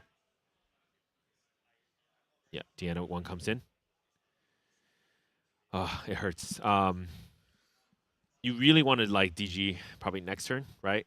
Yeah. But this board looks really scary. I mean, I think if I'm sitting here where Ellie Red is, I would be thinking, do I even have another turn? Right? 2 + 4 on the board already with the poison dagger. Yeah, exactly. So yeah, it's gonna be 5 + 2, right? So with the dagger, so 7 Plus and the then ping 8. off the dagger. Yeah, so it's 8, right? That's with and that's just on the board. And of course, you expect a ally deck to have, allies. But there's a crimson tier. Yeah, for the Gildas. Okay, that's fair. And also we have a GCR. So the GCR is going to also get more influence here for some sort of, play. Yeah, I guess he might take another turn off and maybe backup charger. Let's see. So you can do 1, 3. So you can do, let's see, you can do 1 on dagger. Yep. Essentially 2 on Xander because you can use the prep counter to get your blade out. 2 more for the fairy, so that's 5. And then you play anything else for, like, let's say Lunette for 2 more. Isn't that 7? Well, you got to, so Dungeon Guide. Yeah. So 5 with Scepter and then Dungeon Guide 2. Okay. I see. Yeah. Oh, he used the Dungeon Guide on the Scepter. Yes. That's what you're going to do. Yeah. So you exactly. He's lost the Dungeon Guide. He banished it for the Scepter. Did he really? Yeah, it was in memory. Oh, that's going to suck. That's going to suck. That burst potential. Wait, was that enough? So it was going to be 1 and 5, and then 2 more for the Dungeon Guide, 2 more for the Fairy. That's going to be 9, 10 damage. 10 damage is 1 short, though, unfortunately. 2, 1. So 1, 5 damage, 2 on the Dungeon Guide, right? And then 2 more from the 2 on the dagger? 1 on dagger.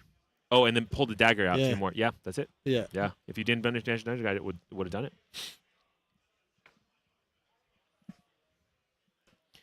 Okay. Luna comes in.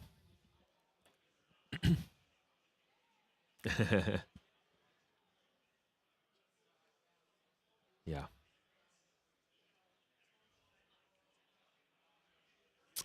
Yeah. Yeah, that Dungeon Guy banish was huge. Now. Yeah, because you will expect Diana now to race to level 3. And remember, the trinket's out. So you can Shadow Twin now.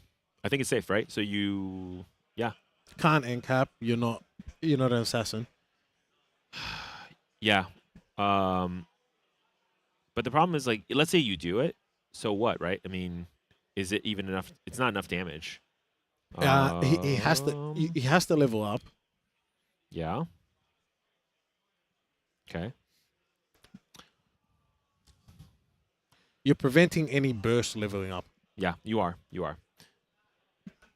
Yeah, so it's actually pretty good, right? So you're going to put yourself in 25, and then you're going to be able to basically, prevent any burst level up, prevent any, like, drawing as well, basically. Drawing 2 cards is going to be, pretty painful. So, yeah. Yeah. The other card that Fire likes, but not a Cremation Ritual. Yeah. Alira really hoping for a Cremation Ritual. Exactly, because that Library Witch really, at this point, is actually a -1, right? It's sitting out there. It can't do anything. It can't do the draw, either, because it has to actually die. So it's a pretty painful situation. I think the decision now is, am I getting Shadow's Twin? You're not worried about interaction. Yeah. You know there's no interaction. Yep.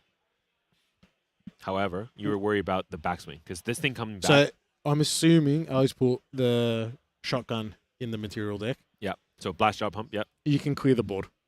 Yeah, that's the other option too, right? You just pump it.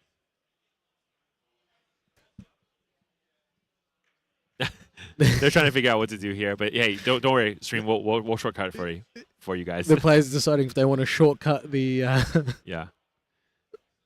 So it's gonna banish 2 to release here, and then banish the last one, so they don't have to do a bunch of dice roll. Here we go. Gone Shadow Twin. Yeah. Because it's like you said, guys. Like you're putting yourself at 25. You're feeling pretty Yeah. good, right? Because you're gonna be 17 damage away from death, and you're gonna prevent Xander from doing the level 1 because you're gonna punch so hard here. Xander going to level 1 will kill Xander. So Yeah. I think it's a good idea. Unfortunately, the unfortunate part is Dungeon Guy does also come in rested. So yeah, load. 6 damage. Yeah. Yeah. Can't draw. Can't level up. Enjoy. Yeah. So here we go. So if Luke draws 2 cards, he's gonna take 4 damage.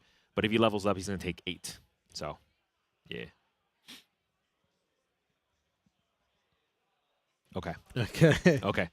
Excellent choice here. There You you know go. the donor has no influence. Yeah. Yeah. There's no attacks that's coming up at next turn if the Terrafring is out, right? So, actually, it's pretty safe. Luke can kind of, take time here. And then, with Terrafring out, it's pretty safe. Yeah. So Dungeon Guide, potentially.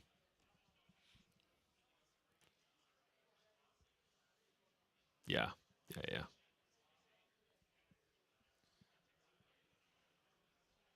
So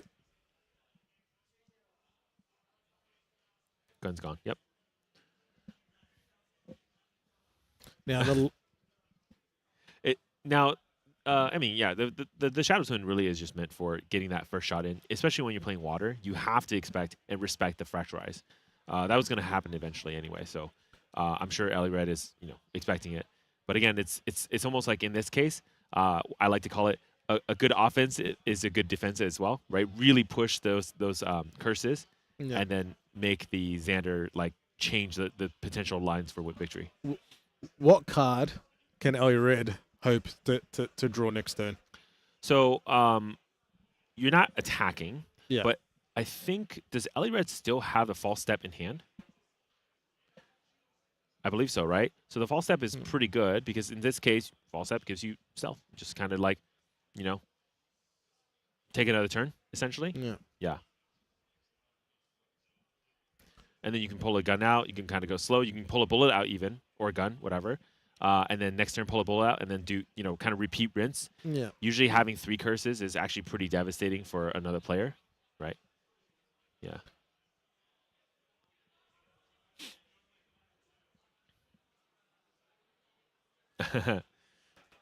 Okay. Turn gets passed. Nope, balanced. Now, So, Bauble of Abundance is representing 4 damage. yeah. Can Ellie, with Dungeon Guides on the field, there's 5 damage. Yeah. Has Ellie got any chance for 4 damage? Again, this is the problem with the situation here, right? Look, I mean, obviously, Lunacar's looking at the materialization. If you see a gun, does he respect it? He's got 2 cards. What can he play? There's the trinkets out. Oh, the tariff. Terrafring, yeah. So the reason for this is because if he doesn't Terrafring, potentially we could see an incendiary bullet, right? Something like that, and then potentially more damage. But yeah, we're gonna. Oh shoot! Yeah, we have to pay 2 for clearing Lunette this turn. Unfortunate. But there is, Ellie Red does have a fractal as well, so a reservable fractal. Okay, it's gonna Keeping hold the instead. Lunette, so not playing the Carter's not live next turn. Yeah.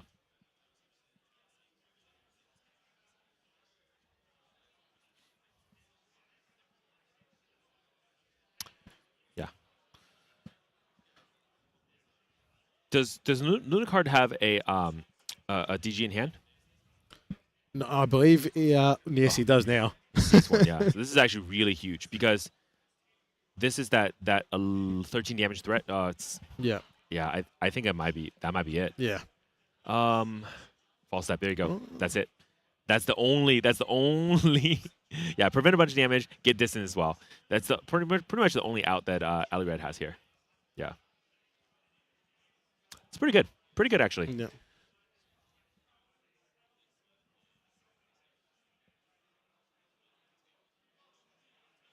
Ali's just confirming. Yeah.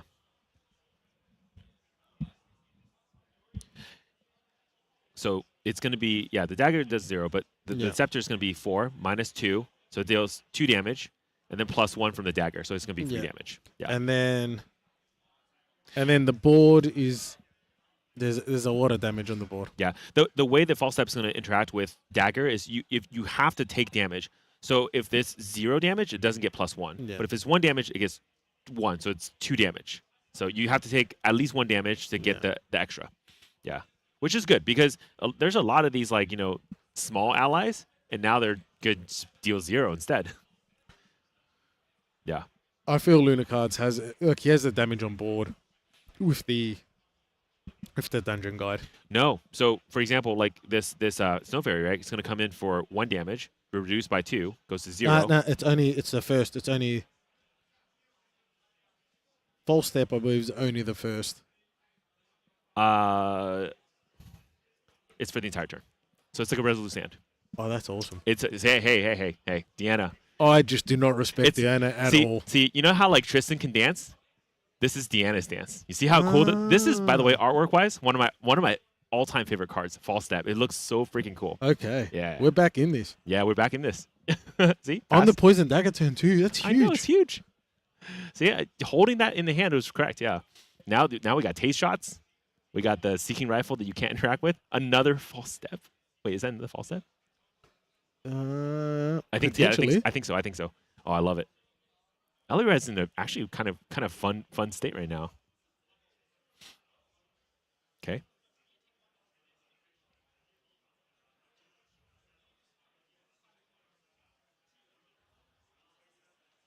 No, there's not. So it's already loaded. They can't really do anything with it. Yeah.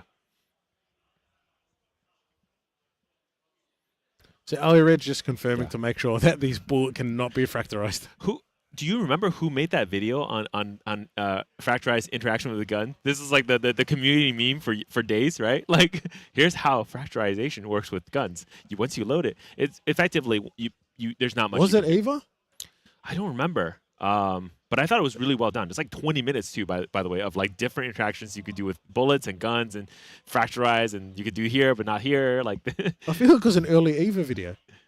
It's not Eva. It's not Eva. Okay. It's not Eva. But yes, it's really well done, guys. Look it up on YouTube. It's still there. It's a great video to study, especially if Deanna's going to come back in meta. So I'm really excited, man. The Dyna's 2-0 at the moment.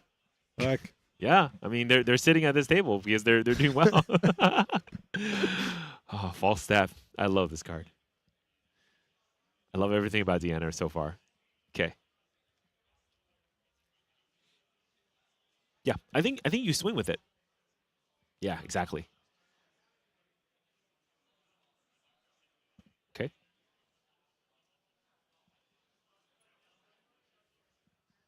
Take 1. Good. Okay. Nice. Okay, bullet goes back in. He's going to try Carter to clear the other 2 allies. You know, he's got the fractal on field. Yeah, but he's going to draw 1. 7 in hand is enough to also kind of frozen dismissal. Yeah, you can interact with Carter, and also like it's super risky because you kind of. Now, at the same time, though, there is in cap. So that second false step is going to be risky. So, yeah. Oh. Look, Lunacards is in a strong position. Very strong position. And this is right.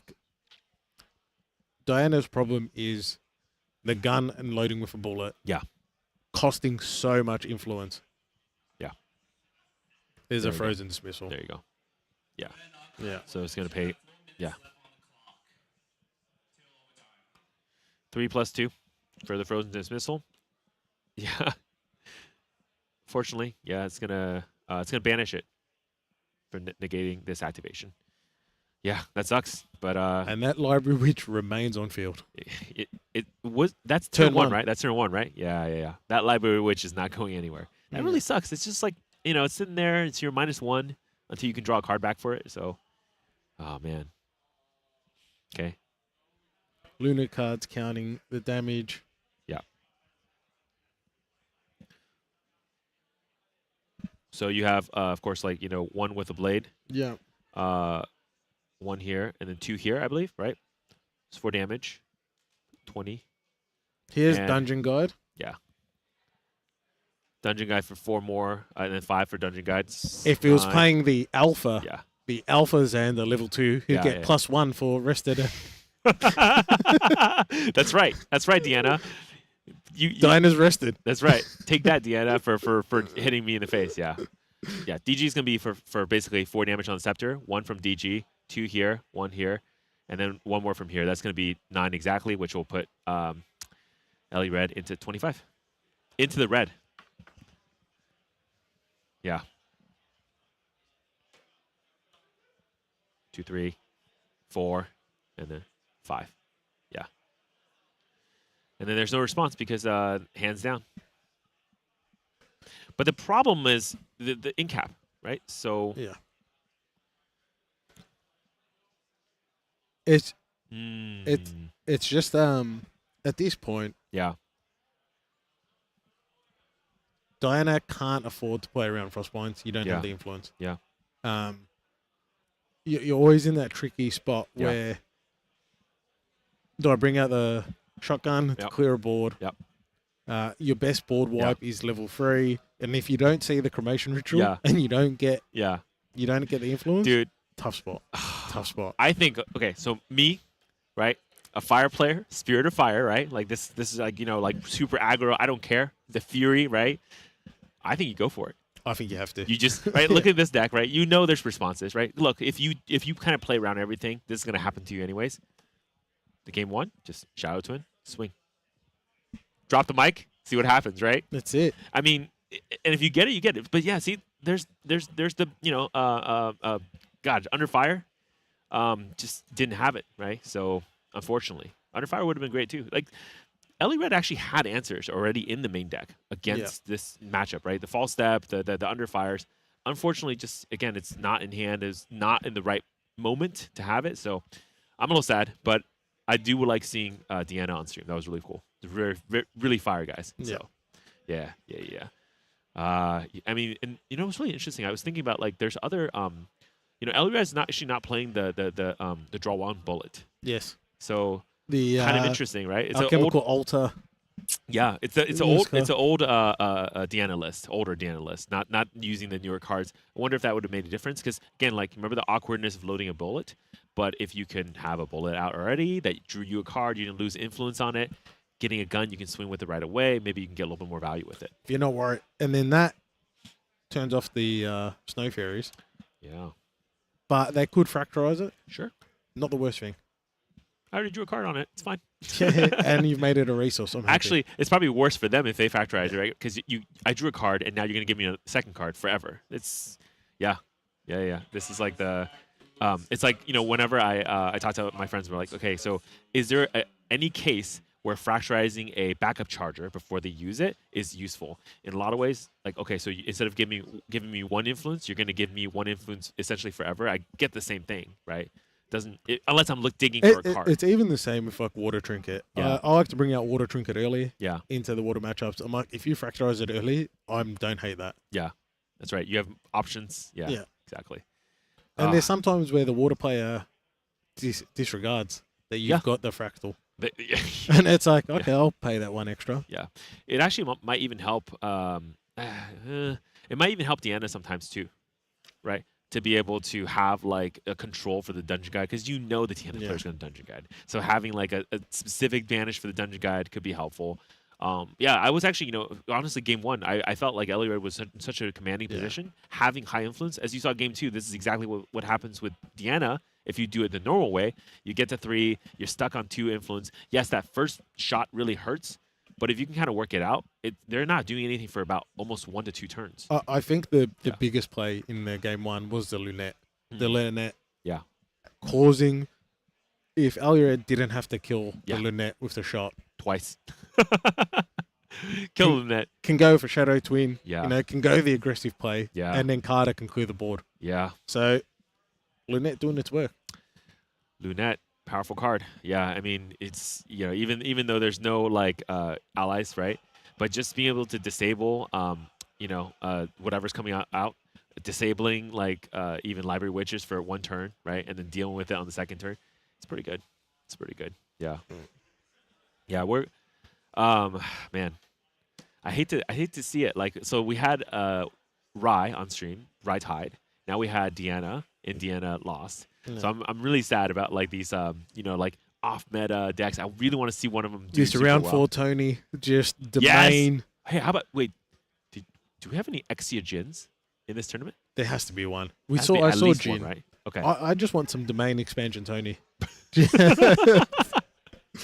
Yes. Okay. Just- True. But I you know, when I was talking to Jimmy last tournament too, I was like, hey, what do you think? You know, I see you're on Jin now. What do you think about domain? He's like, Jin does what Tony does, but it's easier. Yeah. I'm like, all right, I get it. But look, again, right? Like, why did they play the Tonys and Jins? Because, you know, boys love the big swords. Yeah. Like, they swing for a crap ton of damage and really just kind of end it. It does feel so good whenever you do land it. I mean, when I was playing Jin at locals, when you do get that right combination, the lines, and you're like, oh yeah, I'm gonna swing you for like 24. It feels really good. I don't mind those Jins that actually play a bit wide. Yeah. And they're like, okay, you're not doing any damage to me. Mm-mm. Well, I actually have a plan now. Okay. Because I feel sometimes the Jins that are like waiting to be at that high health to Yeah. do the big, Yeah. you kind of need that plan B. You need that plan B because essentially before you get there, they're setting up defense, right? Safeguard for your outburst. Yeah. You know, they have different ways to deal with your one attack. They're right? going to Okay. hold that Song of Frost until Correct. Oh yeah, that does feel pretty bad. So yeah, I mean, again, some of the tech that I saw with Jimmy's latest Jin list was that like instead of one big swing, it was like multiple smaller swings, right? And then like whenever you're not like, you know, you're caught with your pants down, rending flames. Yeah. So it's really scary. Jin is still As soon as Rending's online, Rending, and people like the level 2 getting the +1 on the like Rending, Yeah. like it's good. that was my favorite Lorraine play. Yes. Oh, did you play your fair bit of Fire Lorraine back in the day? I played a fair bit of Fire Ensol Lorraine, Okay. and that had Rending once I had 6-7 swords in banishment. Wow, that's cool. Yeah, Crux Knight with rending is fun. The So much damage. Yeah, it was 8, 16. You're looking like 16 damage. Yeah. I mean, Insol's pretty scary too. Yeah. So we're gonna be going to a winners interview with Luna Cards. So yeah, see you guys soon. Yo, welcome back, everybody. It's me, Mr. Ree, and I'm here with Luna Cards taking his third win for for the Ascent for the day. Luke, how was that match? Look, usually when I sit down against a Fire Diana after playing Merlin for like a year and a half, I get very, very scared. But then I was on water, so I felt pretty comfortable. It still was closer than I wanted it to be and expected it to be, but definitely felt like I was in the driver's seat most of the time. So. Yeah, coming into a Diana matchup, I know there's that control of, you know, you've got the curses coming out so you can't draw as much, or you've got the inflect of taser shot. Like, does it really affect your gameplay, or are you just kind of running your own lines, you know, or did it change it up for you? So the great thing about what I'm on is I have so many options and I don't really need to level to kill them, which is where the deck is thriving and is really good. So, you know, when I did get taser locked or I had creeping torments, I'm like, well, I don't need to level up, so that's fine. And then the creeping torments, I'm like, do they kill me? No, I'm just going to draw cards. So that was kind of like the math that you do. I'm like, okay, sure, you can do your damage, or that's fine. It doesn't stop me doing my thing, which is really, really nice. So yeah, definitely felt a lot more comfortable. Coming in today's like Ascent, why did you go with water? Like, I know, what was decisions? You know, are you happy you've gone with it so far? What's it going through your mind? So I'm sure, like a lot of people, I was on Watermill, and then 2 weeks ago, Weebs took our great Icebound Slam away from me. So I went, nah, screw it. I'm doing something else. And I just wanted to find a consistent deck because these big events, there are a lot of rounds. You want consistency. I don't want RNG. So I landed on Water Allies just because, yeah, it's very consistent. It's 50-50 into most decks. And it comes down to, and that's what I thought. I hadn't played a lot of anything else. Like Windari would have been a really good pick, Luxem Xandar, but I haven't played them before, and I've played Allies before, so I feel a bit more comfortable on that, even in the only 2 weeks to prepare. Do you have any like pre-day rituals or anything to like start yourself up? You know, coming to Ascent. You know, do you get up early? Do you have certain coffee? What gets you like ready for the big event? No, just sit in my own thoughts and stress. Just sit there and go, all right, have we done the right thing? I submitted my deck list 4 days ago as well, and I was just like, nah, I'm locked in. I'm usually one of those people that like changes last minute, and I just went, nah, I'm locked in. I'm playing this. There's no changes. That's what you're doing. Live with your decision. So just wanted to feel comfortable, wanted to feel like I made the right decisions, and so far 3-0, we're feeling like we made the right decisions, so still 5 more rounds to go for today, so hopefully I can keep it up. Final question then for me will be, what are you like dreading to see maybe, or what are you just excited to keep seeing? Like, what have you kind of like, I've made this deck because I think it's going to be like fire, I'm going to be happy with fire, or what's like in there that's going to like spice it up that you don't want to see? Yeah, that's a good question. As I said, most decks are 50-50, but Wind Allies is definitely a struggle, and Wind Ari with Polaris is very, very frightening as well. So I versed one round 1 and did get the win, luckily, but that is scary, and Luxem Xandar could be a bit problematic as well if I can't build momentum, if they can like Luxem Sight and then just heal and kill me. Like that's a bit scary. So there's definitely some decks out there. I know there's a lot of good players. I think I'm more scared of certain players than I am certain decks. So yeah, if I can avoid there's some world-class players. I'm looking at one with a world shirt right now. So yeah, but yeah, I think we'll just keep positive. We're feeling good. No, well, I think have a great day. I'm rooting for you. Thank you so much for coming on to the interview, guys. We'll be back later for more Grand Archive at the Melbourne Ascent 2025. Thanks for having us.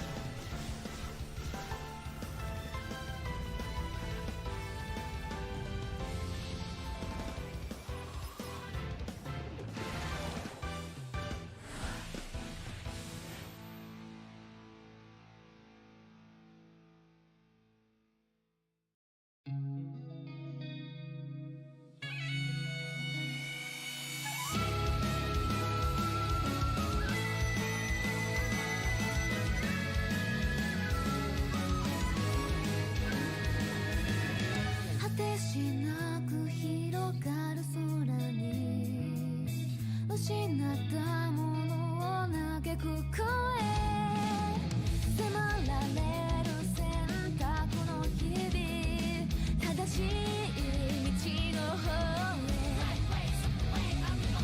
間違ってなかったと証明しよう行き詰まって邪魔されても先を読むさこの頭で全て手に入れる高く高く飛べどこまでも行こう不可能と思い込んでたものがなぜか小さく感じた見てる景色がそう先になったから叶うまで近い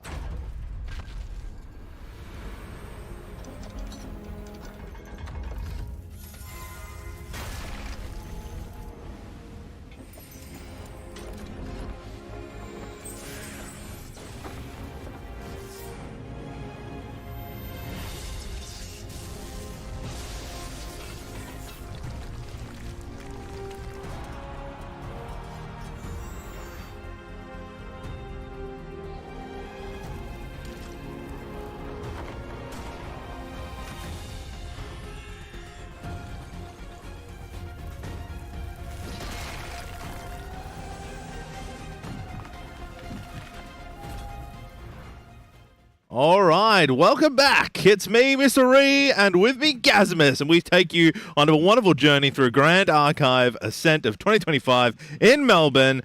Gaz, how was that Diana game? I don't know if I can match this energy that you come in. The Diana game was excellent. I feel like Diana doesn't have. You go down too much on influence, and I wanted that Carter to go off. I wanted to get excited on the Carter. Yeah. And just felt a little bit short. But look, 2-1 still in this tournament. Yeah. People won't be expecting that. I don't think anyone's teched for Diana. No. And you get that sweet dungeon guide, double dungeon guide. Hit the taser shot early before they've leveled up. Yeah. You're gaming. You're on. You can make day 2. Yeah, you can make day 2. You can make 2. Yeah. It carried our mutual friend Limelight Yeah, true. to SAE Nationals. Yeah, I can't believe it. I think he ruined. It's a big thing. He ruined it. I was set up when I first got Diana, and then he came in and like dominated with it. And then next thing, speaking of the devil, he's Limelight now. He comes in. I go to play Diana, and everybody's countering it because he did so well. Okay. But look, I think it's a wonderful game. I think maybe some new cards hopefully can see more play of it. And again, I was in the interview over there with Lunar Cards. He played it really well. Yeah. He even he was saying, I'll take that curse damage. I just want more draw, And beautiful use of that slice and dice. Right. We have some deck lists. I have Jeremy over here, who looks like we've got water. Looks like a watermill deck. Pretty clean here with Sylvie, Nico. Has a forest cake in here, actually, which is interesting. I don't think I've seen that much played with the water deck. Sylvie, I guess he's for the Rippleback. Yeah. For the bovine. Yep. Title lock. We've got a bit of Frozen Dismissal. Paladin's pretty standard. What about you over there? We have our first Water Wind Vanitas. My pick for the tournament. Here it is. Vanitas. Here he goes. What's in the deck? What do you got there? There are a lot of one-offs. Wow. There is 1, 2, 3, 4, 5 one-offs. Okay, and they are? They are Chilling Touch. One Chilling Touch. One Chilling Touch. Just for that sneak play, we put it down to get that. One Dream Fairy. Whew. One Tempest Downfall. Okay, yep. 1 Free Visits. Yep. And 1 Dilbellere. The Steal the You Are. Oh, yeah, the Steal the You Are. That one's pretty cheeky. What's the sideboard? Does he have, for example, 3 Dream Fairies if he's running 1 Dream Fairy, or...? He has 1 Scatter Essence, 2 additional Tempest Downfalls. Yep.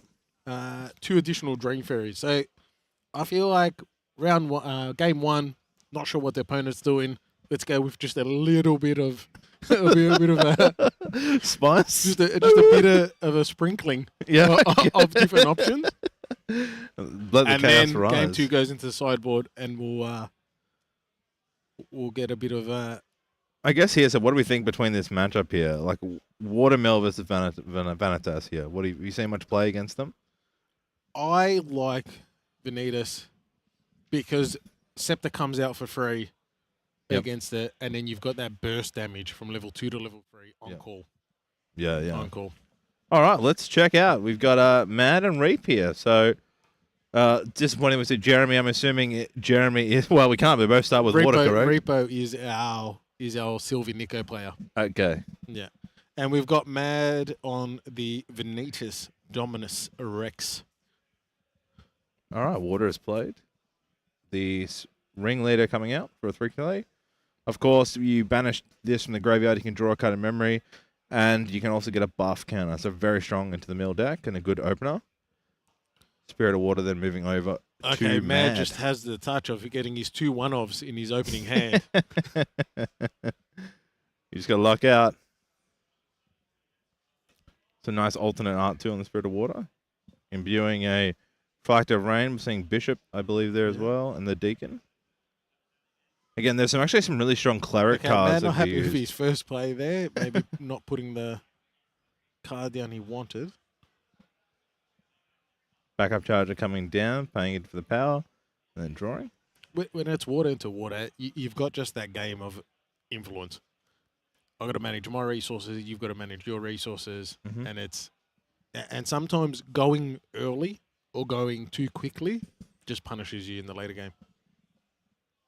So another Fractal of Rain, definitely a favorite for the last few seasons of the game. A wonderful card. Oh, the nice pro. Is it the special backup charger? Yeah, so we're just seeing the And the power interesting power cell. We're seeing the just similar gameplays. Establish your Fractal of Rains. Yep. Get the backup charger early, so then you've got the power cell to be fractorized at a late game once you see it. Repos may be in a bit better position because he also has an ally, but it's just going to be build up my board state. Mad obviously has got the Vanitas potential, and to be able to swing with Vanitas could prove the difference in this game. Yeah, fast plays in the Freezing Steel there, using it to get out the Scepter. Yeah. Again, building that board state that you were talking about. Grail coming out on the other side. What's under the Grail? We talk about Mark being super excited about this card and the variations it could be. So at home, what's under the card? What's under the Grail? Let's find out. Swing again with the ringleader there. These players are both fairly confident in their deck. You can see how quick they're playing. So they're water into water. They know this is going to be this game could go for the full hour. Yep. And they're playing efficient. Paladin comes out. Nice. And then he's probably going to play, the Lost in Thought Thought just to get the counter early. It's just a great card, isn't it, to play in these synergizes so well with these decks and using that to get the draw and buff onto that card, making it just a little bit stronger. Yeah, Repo in a great position at the start. The 2 allies set up into no allies on Mad side. And Vanitas, that's where he is a bit soft. He doesn't have the allies. He's not playing the Bovine, doesn't have the Ripple back. Yeah. His only allies in this deck are Paladins and then the Bishops. And also the Dream Fairy. And the Deacons. I mean, this is where you have that that element of Dream Fairy is really good against Paladin, right? You get that off the field and can't be played again. Can be strong. Yeah. Maybe he top stack it. Let's see. what play he decides. I mean, a lot of damage, already 7 damage put into you, and Yeah. Repo's taken at 0. And you do want to get to Vanitas relatively quickly, otherwise you've just got these dead win cards in hand. Yep. He probably wants, like we talked about earlier with the Fractal of Rain, like that mill there, not really having the floating, which was kind of disappointing. If he didn't have it, he could have played Freezing Hand 2. I'd be looking to wanting to level up sooner rather than later on Mad side. I mean, you're already dealing now with 3-5 damage on the board, plus a level up. You're taking a 9. You're already at lethal. So he's trying to go to the seaside there.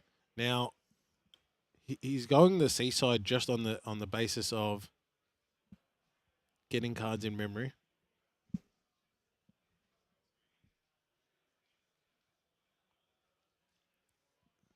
Trying to see what card that was. So now this is where it's a little bit scary for. There's Vanitas coming out. Yeah.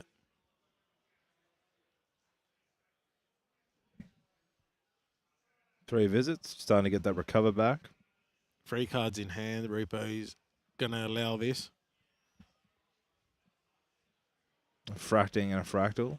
Get the glimpse now before the fractal. Guarantee the floating memory.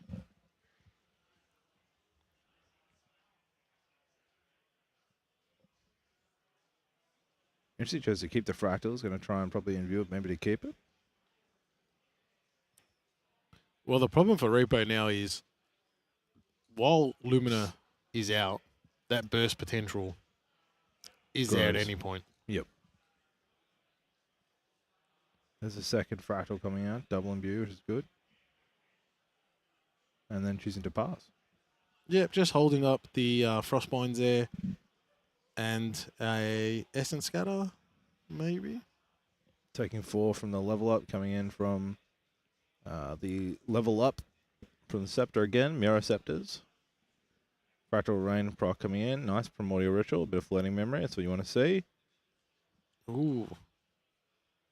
Wow, paying 5 already, believing to get the double draw from the Scepter and then drawing for turn. So great use of influence and maintaining hand here. They're playing at a lightning pace for 2 water decks. These are people comfortable with their decks. Swinging 2 coming through, yep. Swinging 3. Tapping here.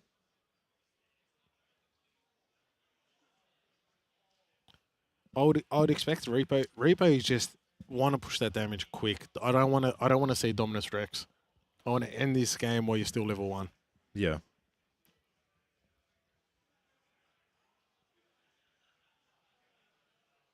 There's the Tidestone Bowman coming in with the Sylvie bonus. It gets an additional buff counter on him. Yeah. Going to swing in for 2 and then on attack and discard 2 to the graveyard. Yeah. It's been going through.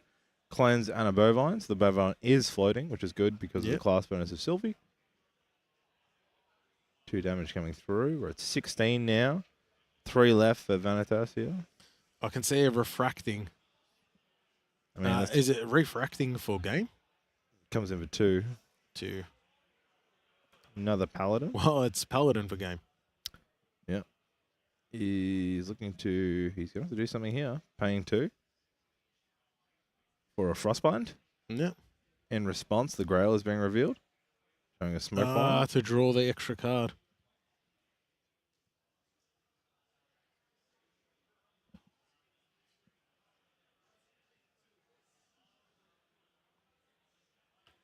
Doesn't have any plays here, man. Just thinking about it. Yeah, and then pays 2 down with the draw. Paladin's now invis. Gets rid of the other floating. And Buffs he's it. a free. That is such great play there by Reap. And that's it, game. Holy.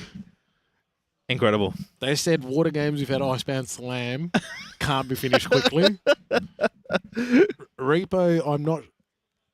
He might be really hungry. We've got the lunch break after this round, and he's playing at a lightning pace. He's here to feed, you know what I mean? He's feeding in game, he's feeding on stream, dude. He's like, I am hungry. Yeah.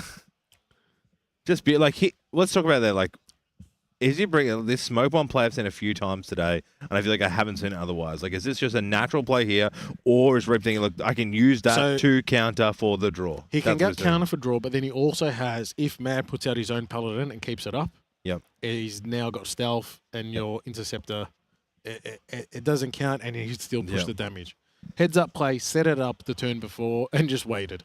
Yeah. Excellent play by there. Now, Mad could have Frostbinded earlier, forcing the 2 cards down and seeing that a bit earlier, but it's Repo, the team on this deck, they're super confident on this Sylvain Nico deck. They've had the reps in, and he's not thinking twice about what his play is. He knows his lines. Oh, yeah, you could just tell with the way he was moving through the cards and just quick, I'm doing this, straight after this. It flowed so well. And then just to quickly see that Frostbind, like, already in his plays, There were like 4 moves before it even got to that. Yeah, To even encounter, think about he that. saw extra. Mad's early plays of not establishing a board. Yep. And he said he's Paladin. Because your 2 lines are build up my fractals, get the Mule Engine going, play late game. Or I've got my Paladin. I've got my Seaside that you're not respecting. That's 2 damage every turn. What are we looking at sideboard here, Gav? What are we looking for, Repo? Reaper's got 1 Incapacitate, 2 Purifiers. I mean, a Wind Bauble might come in here. Frozen's Dismissal, Glacial Evocation, Glacial Guidance, Providing Cleanse, Song of Frost, Vapor Jet, Shield. I mean, maybe bringing here Song of Frost could be really valuable. Vapor Jet Shield, maybe, for those multiple instances of damages can reduce. You know, he might take the extra Cleanse. I don't see maybe Dismissal being used as much, or the Purify or Incapacitate, but maybe Bauble, so... What about on your on end? Mad's side, we've got the Mirror potentially to stop the imbuing, but Yeah. it's a very slow play. We've got additional Dream Fairies, bring them in. We also have the Frozen Dismissals, which as a cleric, it's a bit easier to play than on the definitely. on Repo side. So Wow, looks like Matt had the opener there and didn't actually get to play anything. no up Fractal of the Range, page. which is Yeah, unfortunate, that's sad. and decided just to hold up the hand. Moving over now to Reap. Oh, Ooh, the Forest Cake. yummy. Bit of a ringleader again, could go that, but I think the Forest Cake might be the play. Draw the card. Yeah. oh, there you go. You're right. You're the winner. You win. All right, chat. Gazzy gets it right. Ascent champion. Well, top 4. Top 4. And nice. Using that Forest Cake. Looks like a fast play of Freezing Steel coming out. Yeah. Interesting card. There's cards like Freezing Steel, which are like probably never used for their intendants, right? Same as the Fire. You know, there's that Fire Floating, that Sharpening Stone one that gets played. Tempered. Temper Steel. Yeah. Temper Steel? Yeah, same thing. Forest Cake, it makes sense in this Sylvie. Yeah, I think it's a good choice. You've got multiple animal beast allies, Mm-hmm. and that Terraform, +1, especially into other water decks, is going to be quite strong. Cool. So we see a backup charger used there. Of course, that floating is now going to be consumed to bring For out the the Scepter. scepter. Hopefully, we can get some more aggression out this time. I think you'd have to. Yeah. Does he have? He has a Frostbind. So 1 win card. 3 down, maybe Paladin, but I don't know if he's got that. I think he's got the Bishop. He's deciding to hold up his hand, then I guess to play around. What if his Repo try Disrupt? Yeah. He's got an Ascent Scatter. Backup charger and a mirror choice for materialization. Paying down 3 to get the banishing effect to draw 1 to memory. Yeah. Standard water play, bringing out the backup charger. It's going to be interesting to see if they also play Gwalger's backup charger. That's a new one. as Yeah, well. it's an additional backup charger. Let me get that free cost draw when I materialize. It might be a bit slow, but we'll... Ah, well. Okay, Fractal Rain coming. Or he's accidentally put the cards the wrong way. But I'm probably going with Beard Fractal. There it is. Yeah. Good. Chilling Touch Primordial. Some great cards there with floating and usable.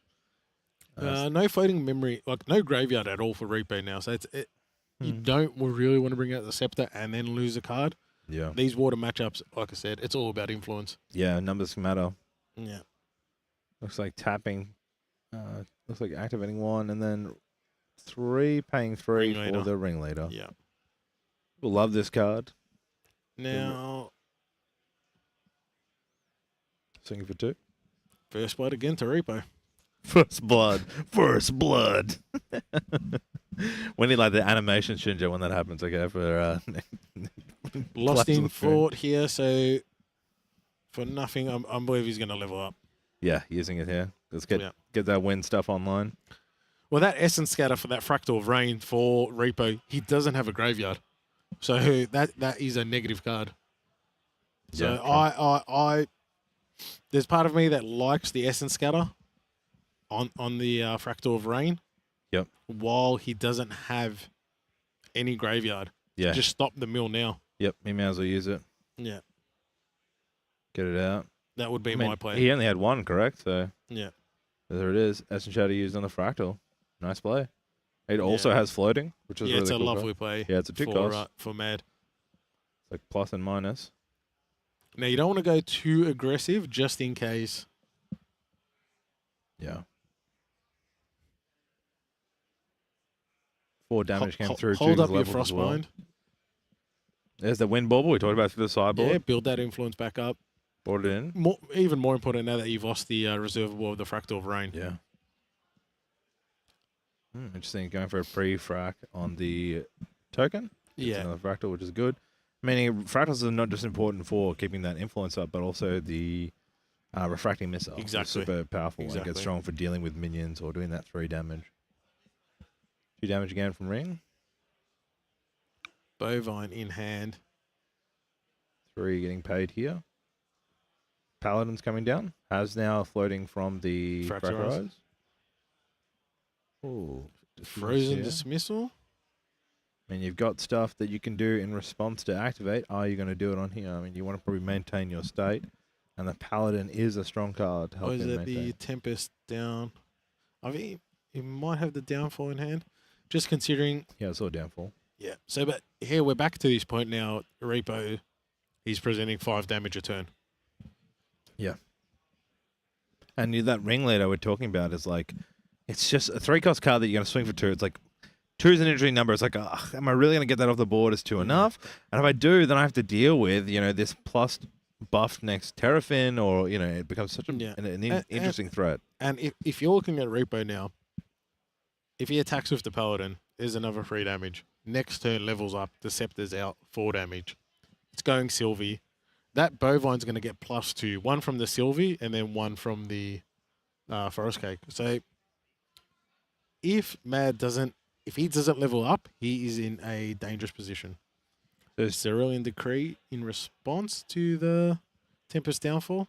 Yeah, so Mad's tried to use the Tempest downfall here to deal 6 damage, I believe, to the Paladin, and then Cerulean Decree in view to negate the activation And now and get the draw. yeah, so an absolutely massive play for Repo and costing a fair bit for. I mean, is he trying to do, he wants cards down to get that chance to now do some damage? Yeah, and you can see here Repo kept the Paladin up because he is worried about Vanitas. Yeah, I mean, the Paladin's up, exactly right. And he only has 8 more damage here, right? He's 7. He's only a spirit. 7, sorry, more damage here, correct. He's got 2 cards, I believe, in hand. It's a really good choice there to leave the Paladin up. Yeah. Let's see what Mad can do to deal with this Paladin and then get that bonus advantage here. Knowing Reaper and how he's playing, he'll have a response in hand. What can Mad do here to at least push some pressure, force some cards out of hand?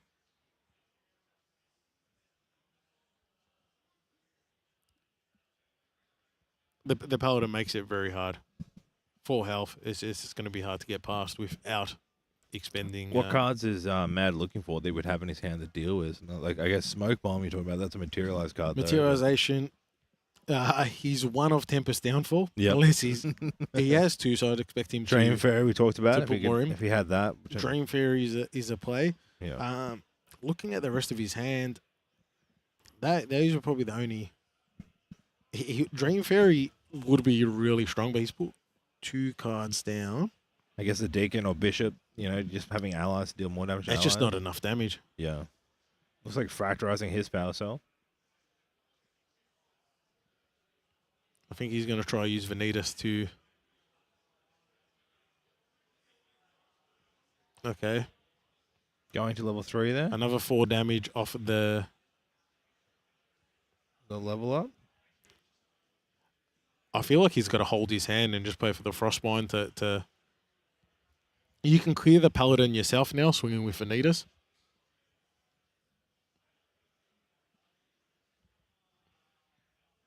It's going to retaliate in response.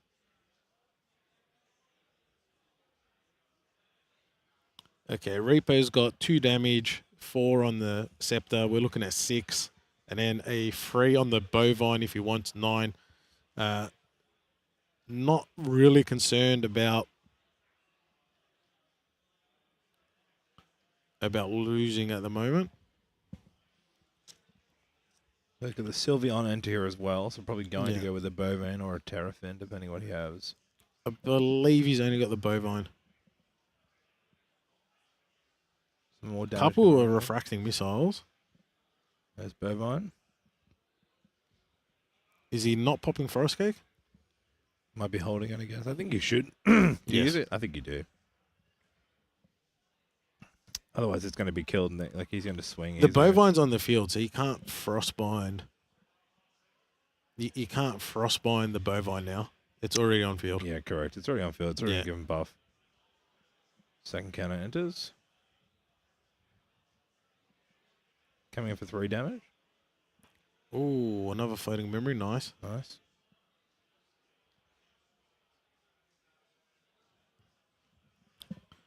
Refracting is only doing 2 damage at the moment. 9 damage is a lot. Mad's He's only got 3 cards. Like, I guess you'd have to go Viridian Trinket. Otherwise, you're just allowing too much counterplay from Reaper on your end. Safeguard is an interesting play. It is protecting against at least Volumia. one of the refracting missiles. I mean, he could level up again for 4 or stop the refracting, right? Yeah. He's still got that threat. Yeah. Swinging again with Vanitas. Where does the 3 damage go? He's going to Straight to face, and face. now any materialization costing 1 more, but I don't really think Reaper's thinking about materializing next turn. Well, not leveling up. He might go a 0 cost that now will cost 1. He's got 5 damage on the board, and he needs Yeah. an additional 4.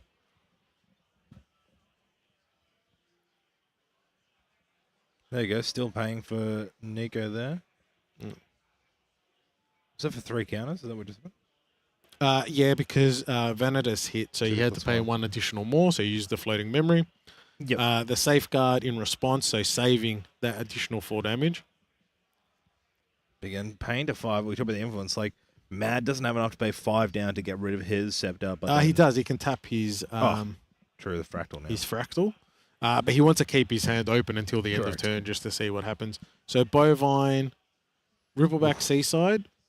Don't mind seeing the Seaside there, but Yeah. you are Nico now, so how many more?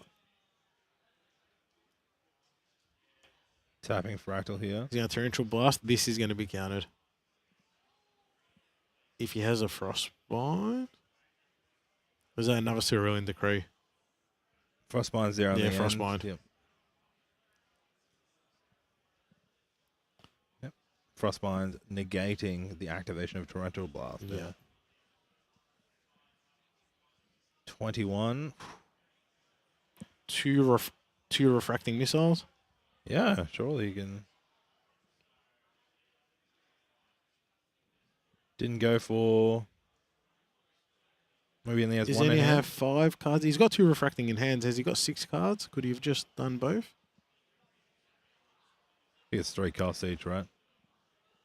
Mm, You'll need to 3, 1, 3, 1. 8 cards. refracting is a 2 cost. Is it 2 costs? Pretty sure. Alright, pass over to Matt anyway. I'll materialize here. Took out Grand Crusader Ring to get the extra draw. He's going for another swing. Ah, it is a free cost. My apologies. No worries. I'm just a locals winner, not a Ascent champion like yourself. You've I'm won here at to help. locals? No, That's I've interesting. not. That is interesting. All right. Taking the 3 to attack there's gone Yeah. again to face. Really choosing not to just deal with and hopefully trying to just get that win. Paladin's coming down. Great. Is there anything to stop this? This would be a good intercept to try and slow the game down. You have to keep this up. But again, you know, Smoke Bomb is in the other hand. You like that intercept, you can be easily stopped with Smoke Bomb. I feel like he's in a very hard position because he's going to refracting There's a Fractal. and then refracting again on his turn. Yep, Fractal coming to 23. A Loss of Thoughts being played. He'll use that to bring out Mage Vein Lash. Now he's just flexing on how he wants to win this game. Gets in the gets the damage out, putting on some counters here. Another refracting missile. Swinging into the Paladin, was dying, getting 2 more, and that's game. He wanted to win with Nico. The refracting missile. Quick game. 20 minutes. Yeah. Order. These Singaporean players are very efficient on this Nikki seal. Well, we just got quality of play on both Nico. sides. They were mad as well. They were just so confident in their decks, clearly well played. They know they know all their lines. They're just working out how to get there and seeing each play, each turn, and played beautifully. Were there any plays Mad could have made? I'm just thinking there's potentially, he did have 2 cards counted. Could he have played a little bit slower?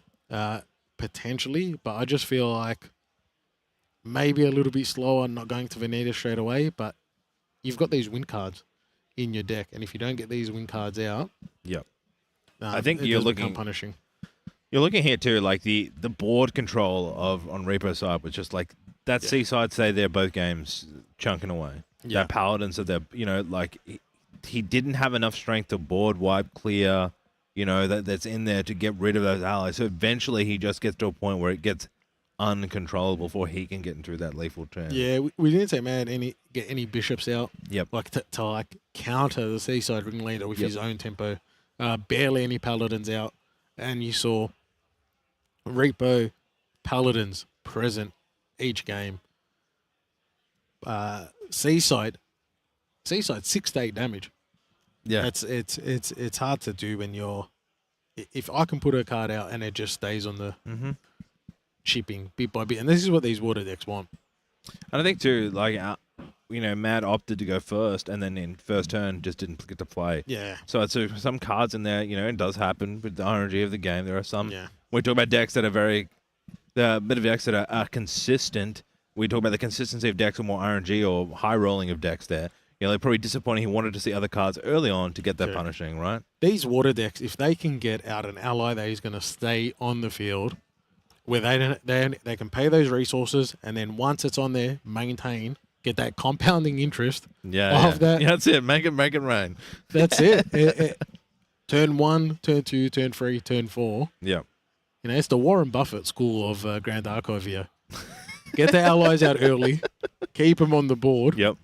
And it pays dividends by the end of the round. I think from Reap's side too, let's talk about like Forest Cake. It was played like, it's an interesting card. A nice 2 costs, get you a draw, buffs an ally. I think it really suits in a lot of this. Like we saw already earlier, this game deck was similar, but they didn't have Forest Cake. So maybe this is a new way when we look at with the Iceman Slam being removed, right? Yeah. Does Forest Cake, we get to see more play because it is a good draw and buff. Yeah, and it protects that ally, just makes that ally just a little bit harder to kill, especially Bovine. Yeah. Not having the health of the Rippleback or the Paladin just makes that just a little bit stickier. Yeah. And if it's stickier, it compounds. It does. It compounds. Money talks with gas, okay? It's a new thing, all right? We're doing Mustang was our last commentating thing. Now I'm going with some compound interest. Put it in the bank it to later. Let's see how many references to money we can make today, all right, guys? Refracting Missile was really good use there as well. We didn't see Revitalizing Cleansers really needed to. I guess I think the card was never worried. Yeah, Lost in Thought is a wonderful card that was recently released. Yeah, Lost in Thought is a fast play, a floating memory is so useful for free cost. Let alone the impacts that Mark was talking earlier with the that you can also then play for 3 and draw for 3 for cycling. What a wonderful card. It's got early game application, mid game application, late game application. Yeah, it's a card you don't mind seeing at any point. Yeah, because it's going to get use. It's going to feed my Paladin. It's going to just feed the level up, which is it just feeding a level up. Not great. You usually want it for the Paladin or to draw cards later. But if the worst case is just feeding a level up, I'll take that. Were there any cards in Armor's deck that you're looking at for the Vanitas that really he just was missing or could have played around that could have taken, do you think? If he saw a Dream Fairy to turn off a Paladin, because then it forces Repo to have to clear it with a Refracting Missile. We're going to have an interview with Repo coming now. Enjoy. All right. Hey, guys. I'm here with Repo on a very, very fast game. Actually, both players playing super clean and just getting the game done in half the time. Rarely to see that. But Repo, how are you feeling after that match? Good, pretty good actually. Yeah. Was it everything you expected? Did you realize that it was exactly what you were expecting when you saw certain things on that matchup? Yeah, actually, it was one of the deck choices we had. Like when we were preparing. So it sounds like you had a lot of preparation for this deck. Okay. So then let me flip the question around. Are there any decks you're afraid to go up against for this event? The mirror. just the mirror. Just the mirror. Just the mirror. Yeah, just the mirror. Okay. So then let me ask this question. I know a lot of the Singapore guys do like, we had Pro-An, of course, on stream earlier. Now we have you, both running, Sylvie Nico, right? How do you guys feel pretty good about this deck in general for your team? Yeah, to us, nothing lost with the Icebound bannings and whatnot. It's still a pretty good deck. It's quite solid and pretty fast. You guys heard it, right? No, nothing lost with the Icebound being banned. Yeah. Yeah, well, congratulations so much. And one final question: is there any players out there in the field that you want to face today? I know you guys play your team all the time, but is there anybody from like international, maybe OCE, that you want to fight against today? Yeah, but he's organizing. You want to play against Yap? Yep, and Lime. Oh, Yeah. I see. Oh, that's really interesting. Yeah. So you want to play against Yap and Lime? Okay, cool. Yeah, so anyways, we're going to be going into a break, but this break is going to be a little bit longer because we're at round 4, so all the players are going to get a lunch break after this. So 30 minutes still on the round clock, but after that, it will be about an hour lunch, and then we'll come back for round 5. Turn it back to you guys, and we'll see you after this Avo.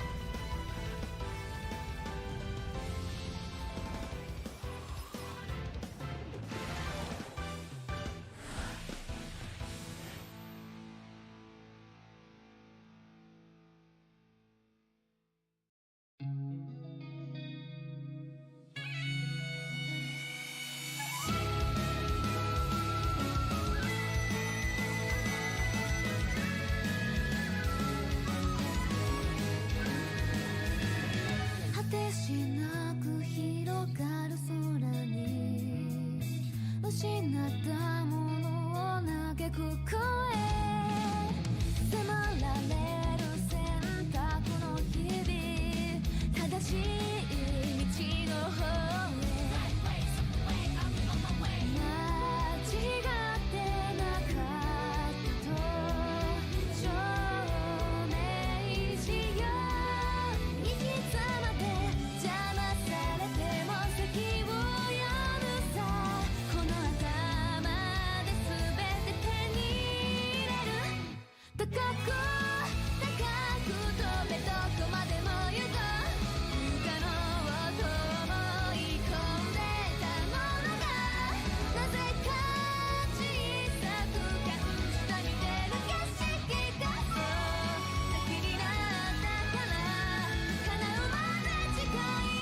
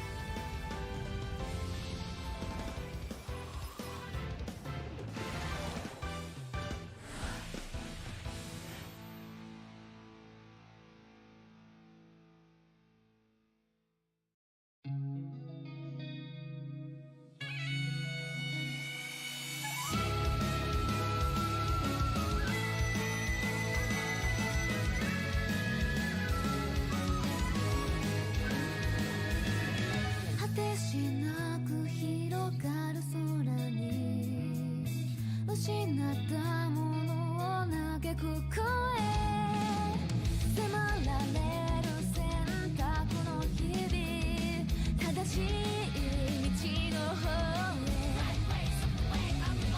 間違ってなかったと証明しよう生き様で邪魔されても席を読むさこの頭で全て手に入れ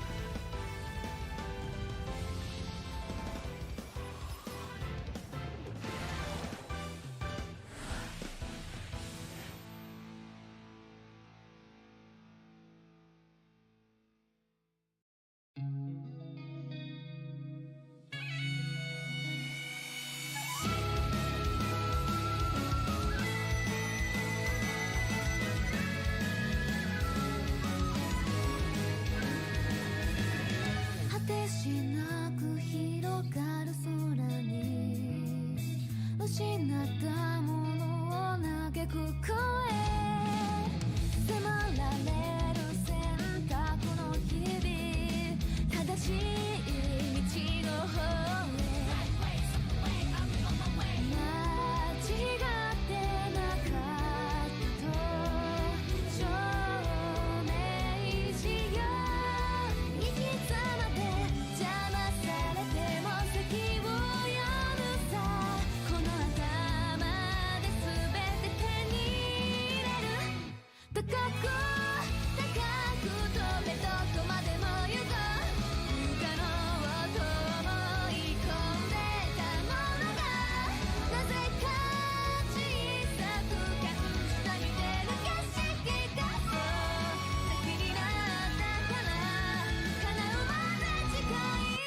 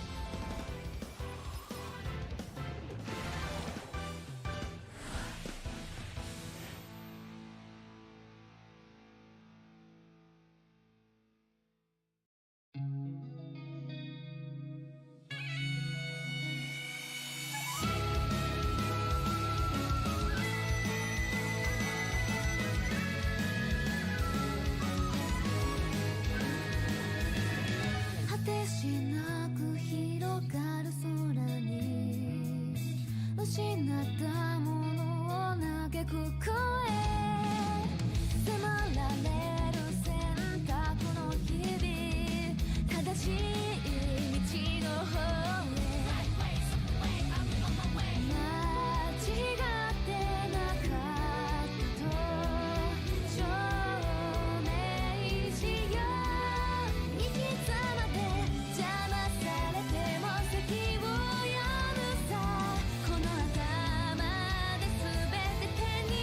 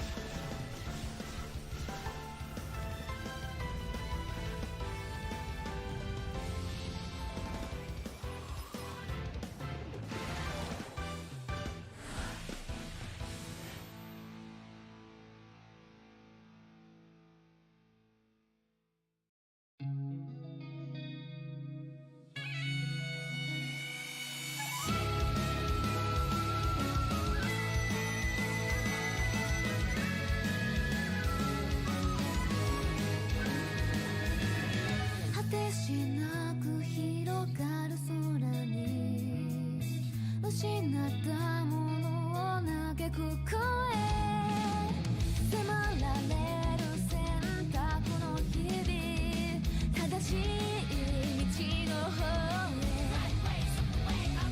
へ間違ってなかったと証明しよう行き詰まって邪魔されても先を読むさこの頭で全て手に入れる高く高く飛べどこまでも行こう不可能と思い込んでたものがなぜか小さく感じた見てる景色がそう先になったから叶うまで近い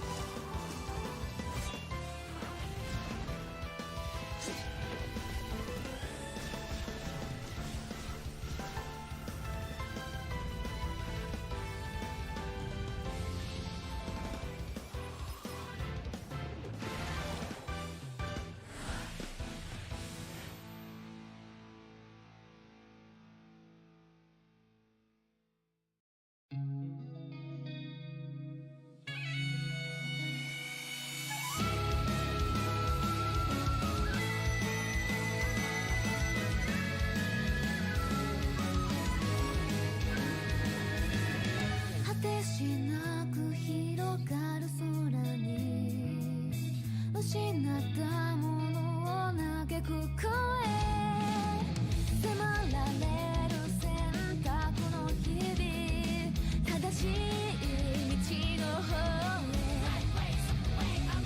へ間違ってなかったと証明しよう行き詰まって邪魔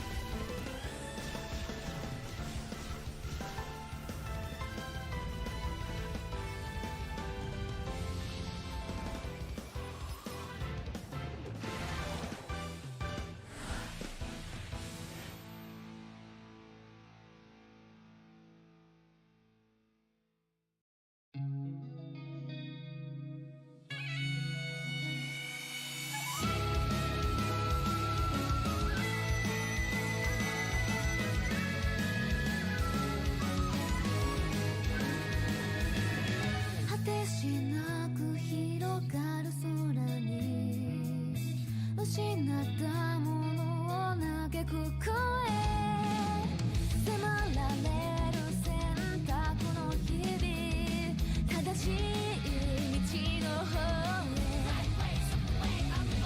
間違ってなかったと証明しよう生き様で邪魔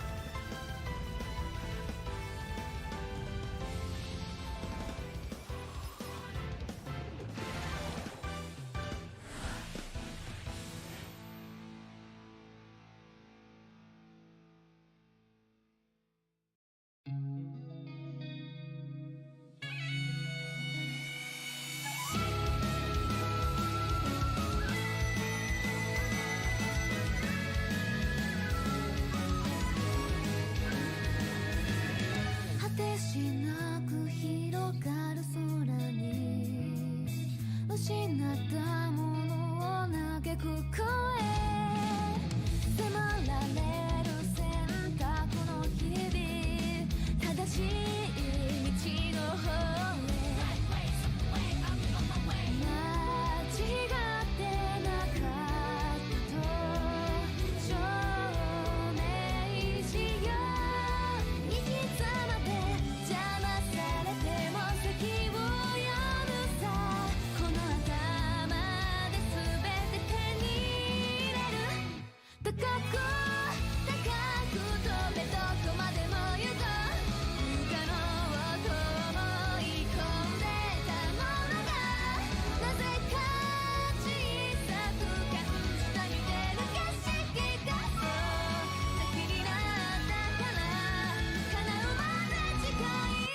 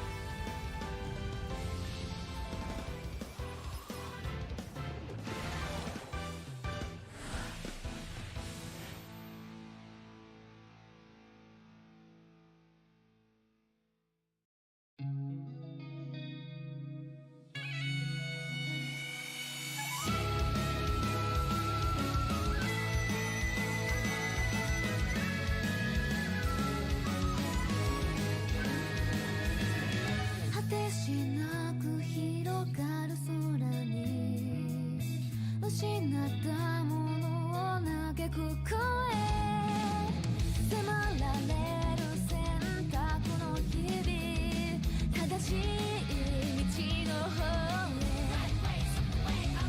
へ間違ってなかったと証明しよう生き様で邪魔されても席を読むさこの頭で全て手に入れる高く高く飛べどこまでも行こう不可能と思い込んでたものがなぜか小さく感じた見てる景色がそう先になったから叶うまで近い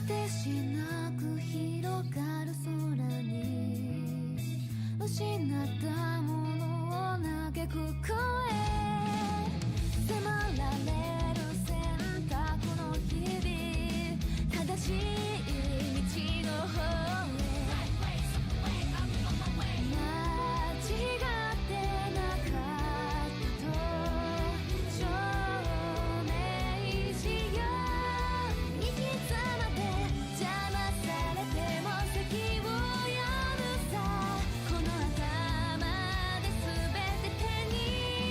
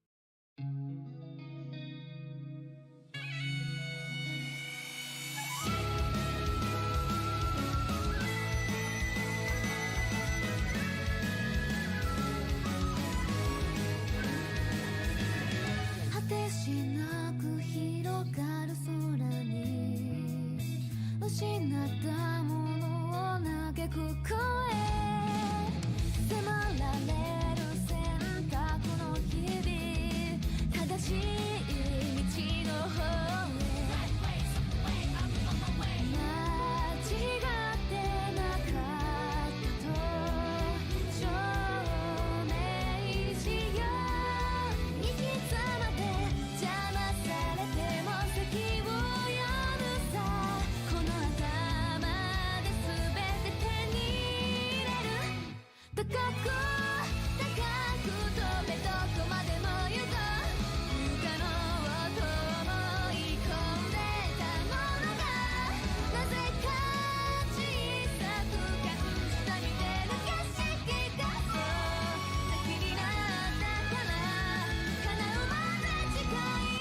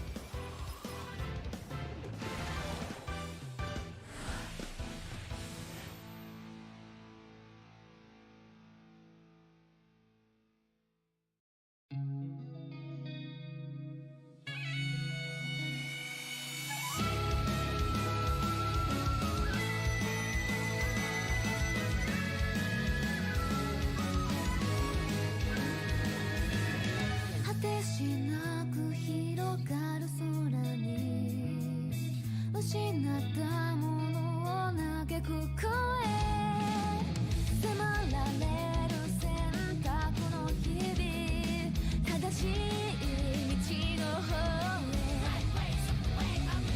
間違ってなかったと証明しよう行き詰まって邪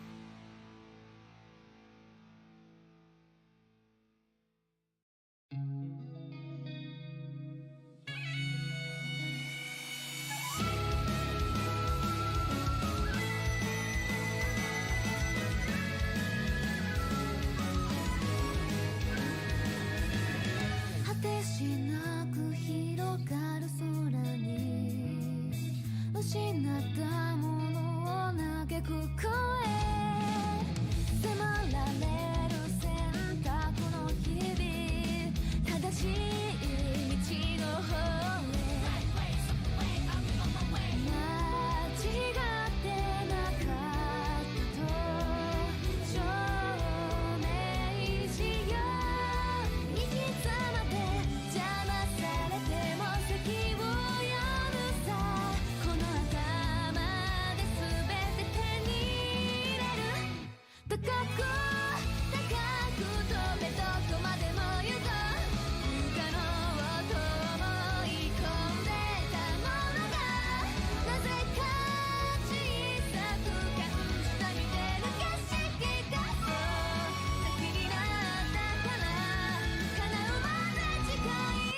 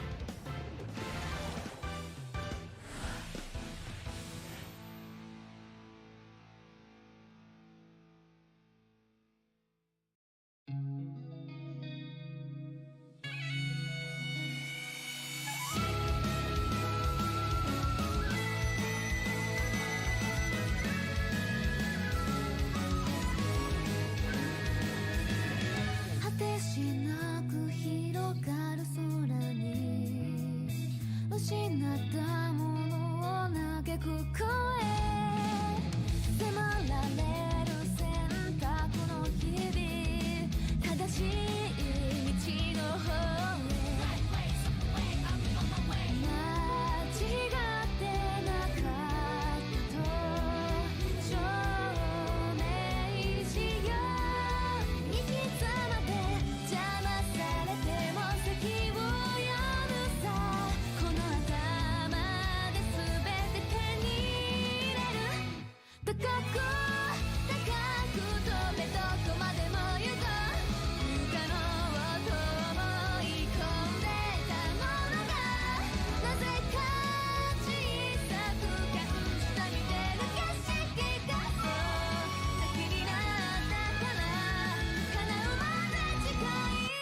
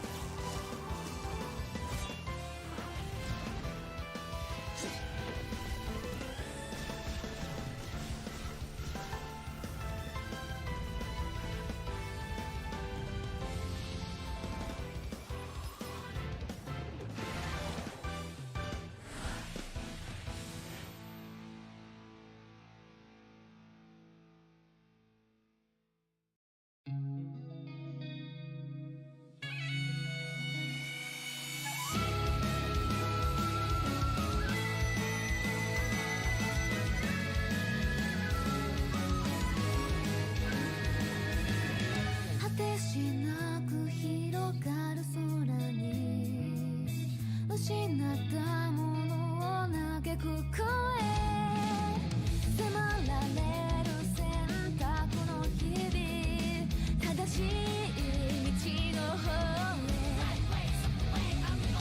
間違ってなかったと証明しよう生き様で邪魔されても席を読むさこの頭で全て手に入れる高く高く飛べどこまでも行こう不可能と思い込んでたものがなぜか小さく感じたに手抜かしてたそう先になったから叶うまで近い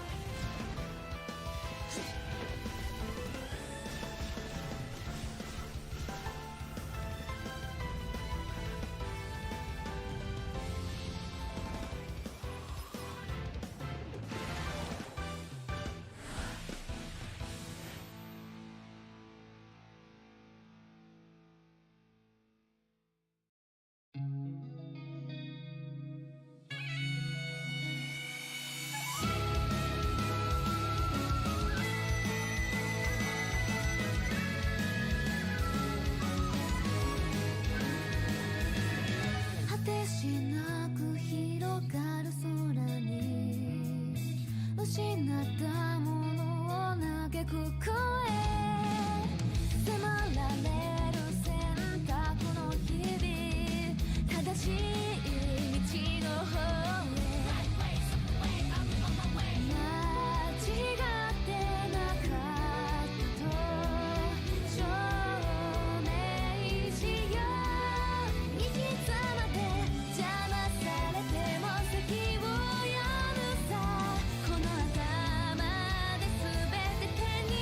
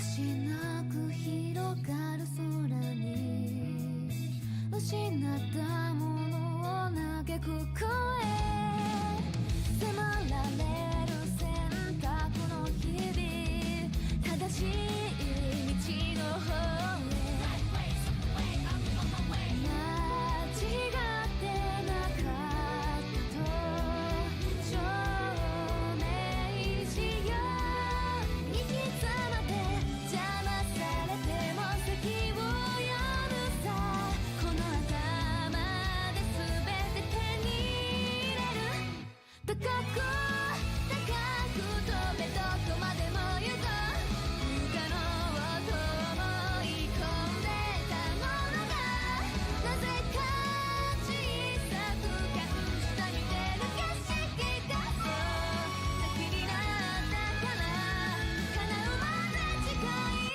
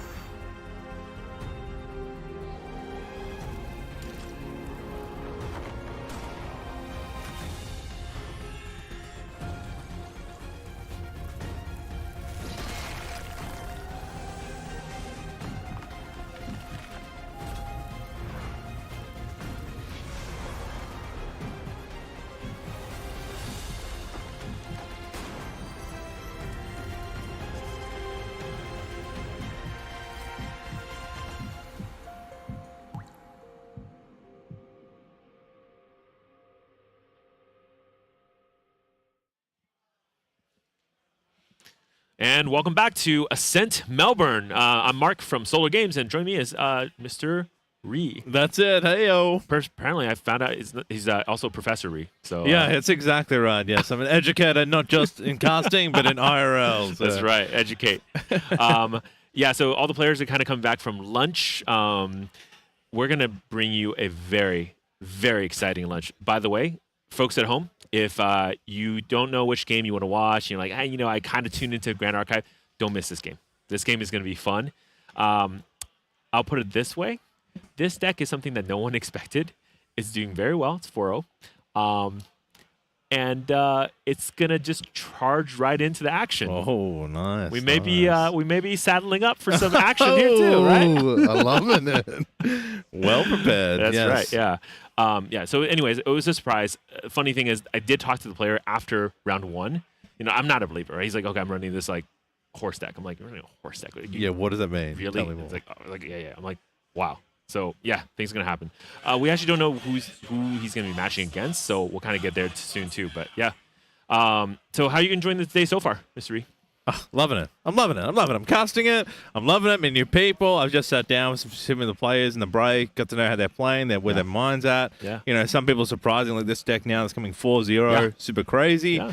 There's a lot of discussions about what people are expecting. I talked to one person like, oh, I played a water deck first, then I played a wind deck, then I played a water wind deck, I played a fire deck. Like everybody's talking about different things they're playing. They're like, I didn't expect this. Like I actually found a second Rye player. Like awesome to hear the different parts of the community getting in and playing so many wondrous decks. What about you? I mean, yeah, it's very similar. Kind of funny about like a lot of people were like, where the wind Vanitas, where the Vanitas at? Water Vanitas, and I'm like, well, the thing is, they are here. There's a lot of them. Yeah. But maybe they're just not literally the top like 8 tables. So that's why you guys are seeing more like Nico on stream than the Wind Venus. But we did have one last round. So, satisfy that craving a little bit. You know what we haven't seen on stream so far? Tenoris? Oh, the Rise of the Arcane? No. This is the Crux. Crux, Lorraine. I have seen quite a few Merlins actually around. Yes, yeah, Merlin. for sure. Actually, I haven't seen. You're right. Yeah. Yeah, but we haven't seen one on stream. I know, of course, Glenny Boys, of course, running Crux, but I've seen actually quite a few other players just walking the hall. They're playing Merlin. So maybe we'll see one of those later rounds. I'm sure we're going to see Glenny Boy as well. So see. Yeah, I definitely know with the change of the Demonic Charm coming into and that Empower system really brought in some new plays with that Merlin deck, right? Early Deer, yeah. Yeah. Also, like when we're kind of like hanging out and chilling for NorCal, there was also a water Merlin that's really kind of cool and fun as well. So maybe we'll see some of that too. Yeah. Great. All right. Well, it looks like we have Reba versus Sylvie Heartsong, which I believe Sylvie Heartsong is the deck, the horse deck we're looking at. So we must be looking at Reba's deck, which was Watermill. So yes, Nico. Great. Nico. Here it is, our first horse onto the field. Lumbering Steed. This is a pretty powerful horse. However, it does come in hindered. But you can just buff it, so it's kind of fun to be able to, very similar to Sadie, you can kind of protect it, right? Just add another life for 2. So pretty powerful. Yeah, if you can keep it on the board for 1 extra turn, it is going to come in for 3. It's like a Frost Paladin in that sense. Yeah, and 3 is always such a hard number to deal with too. Yeah. Usually a combination with 2 cards to get rid of that 3 damage is also super important. Yeah. So again, strong. But here we go, some cards. Here we go, damage coming down. Pretty straightforward, right? You're going to do the Fracting Missile, Frost Paladin, standard stuff, right? Yeah. We talked about before, you were listening in, and me and Gav, like the straight there, 6-card played, refracting straight to Paladin, straight to the swing, all in one combination. Yeah. The process to Rebo's mind is like instantly knows what he wants to do and executes. And look at this, Cavalier Rescue. I'm sure a lot of people were not expecting something like this. This card normally costs a lot, but if you have a horse, it costs only 1, right? You're going to get 3 health on it, and it's going to wake it up. Now, you're not going to kill the Frost Paladin, but it will not die to a Frost Paladin. So that is very, very strong. Yeah. Amazing. And the reason why he had to even do this is because, obviously Repo's looking at Sylvia Heartsong's hand and saying, well, he can put 2 down and make that horse a 3/4. I have to push extra damage. Yeah. So now, like, the Frost Paladin and the Refracting Missile went into the horse. It realistically not for a lot, right? So. No, and you've also got all cards down now for Repo. So now it's like free game for Heartsong to really put on some pressure. I mean, realistically, this deck is just, I think, surprising a lot of players. Sylvia Heartsong actually did defeat quite a few good players as well. I believe last round he beat Ayan. So, yeah, it's already with a 4-3 on the board. Windtrotter. Yeah. It's a 4/4, actually. 4/4, sorry. 4/4, yeah, you're right. He gets a full buff counter. Buff counter. It could be a 4/5, a 4/6, a 4/7. Yeah. It's a lumbering steed. It's going to do work, yeah. Yeah, this is working. I love it. All right. So Repo is going to drop down his Quicksilver Grail. Best card in the game, of course. Yeah. Divine Relic give you a choice. Let me. Yeah. Does probably have Smoke Bomb underneath. I mean, that's his been play all day. Maybe not. We'll see. Yeah. Forest Cake. Yeah, we talked about this earlier. Another Tamer card that kind of maybe came in due to the removal of Icebound Slam into this kind of composition. Yeah. Cards. I think it's kind of cool because I'm watching like Repo. I think Repo's thinking about different ways to adjust this play because obviously no one's really expecting this horse deck, but yeah, horse is here. Finally. And you're going to have to deal with it. And so much damage on the board right now. Already, yeah. Yeah. 4, and then 1 more from the Windtrotter, too. Yep. Wow. Yep. And that's without playing any extra cards. And a lot of the stuff here around, too, Frost, usually you're trying to control how many allies on the board using your dismissals and your frostbinds are really like Cerulean Decree to try to negate, but not really deal with this 4/3, 4/4, horse. That's a lot of damage to get through. Yeah. Either needs a lot of fractals to get the refracting. Yeah. A build-up ally, a really good build-up for his Terrapin, to come in for a 4/7 we talked about, but it's going to be hard to get that off the board. Yeah. And he Sylvia Heartsong drew the one of Turbocharge as well, so always. And of course, Liu Bei comes out. Nice. Liu Bei the Oathkeeper. Yeah. Okay. So got a unique ally, which is the third horse can be useful. True. Yes. Dismissal will banish the Liu Bei. It's fine. I think honestly this is an okay situation. Yep. Yeah, because again, definitely in Heartsong's favor, Sylvie Heartsong's favor. So, yeah. And then you can see this is the power of that horse deck. It's catching everybody off guard. Like, what do I do against this, right? Yeah. Yeah. Okay.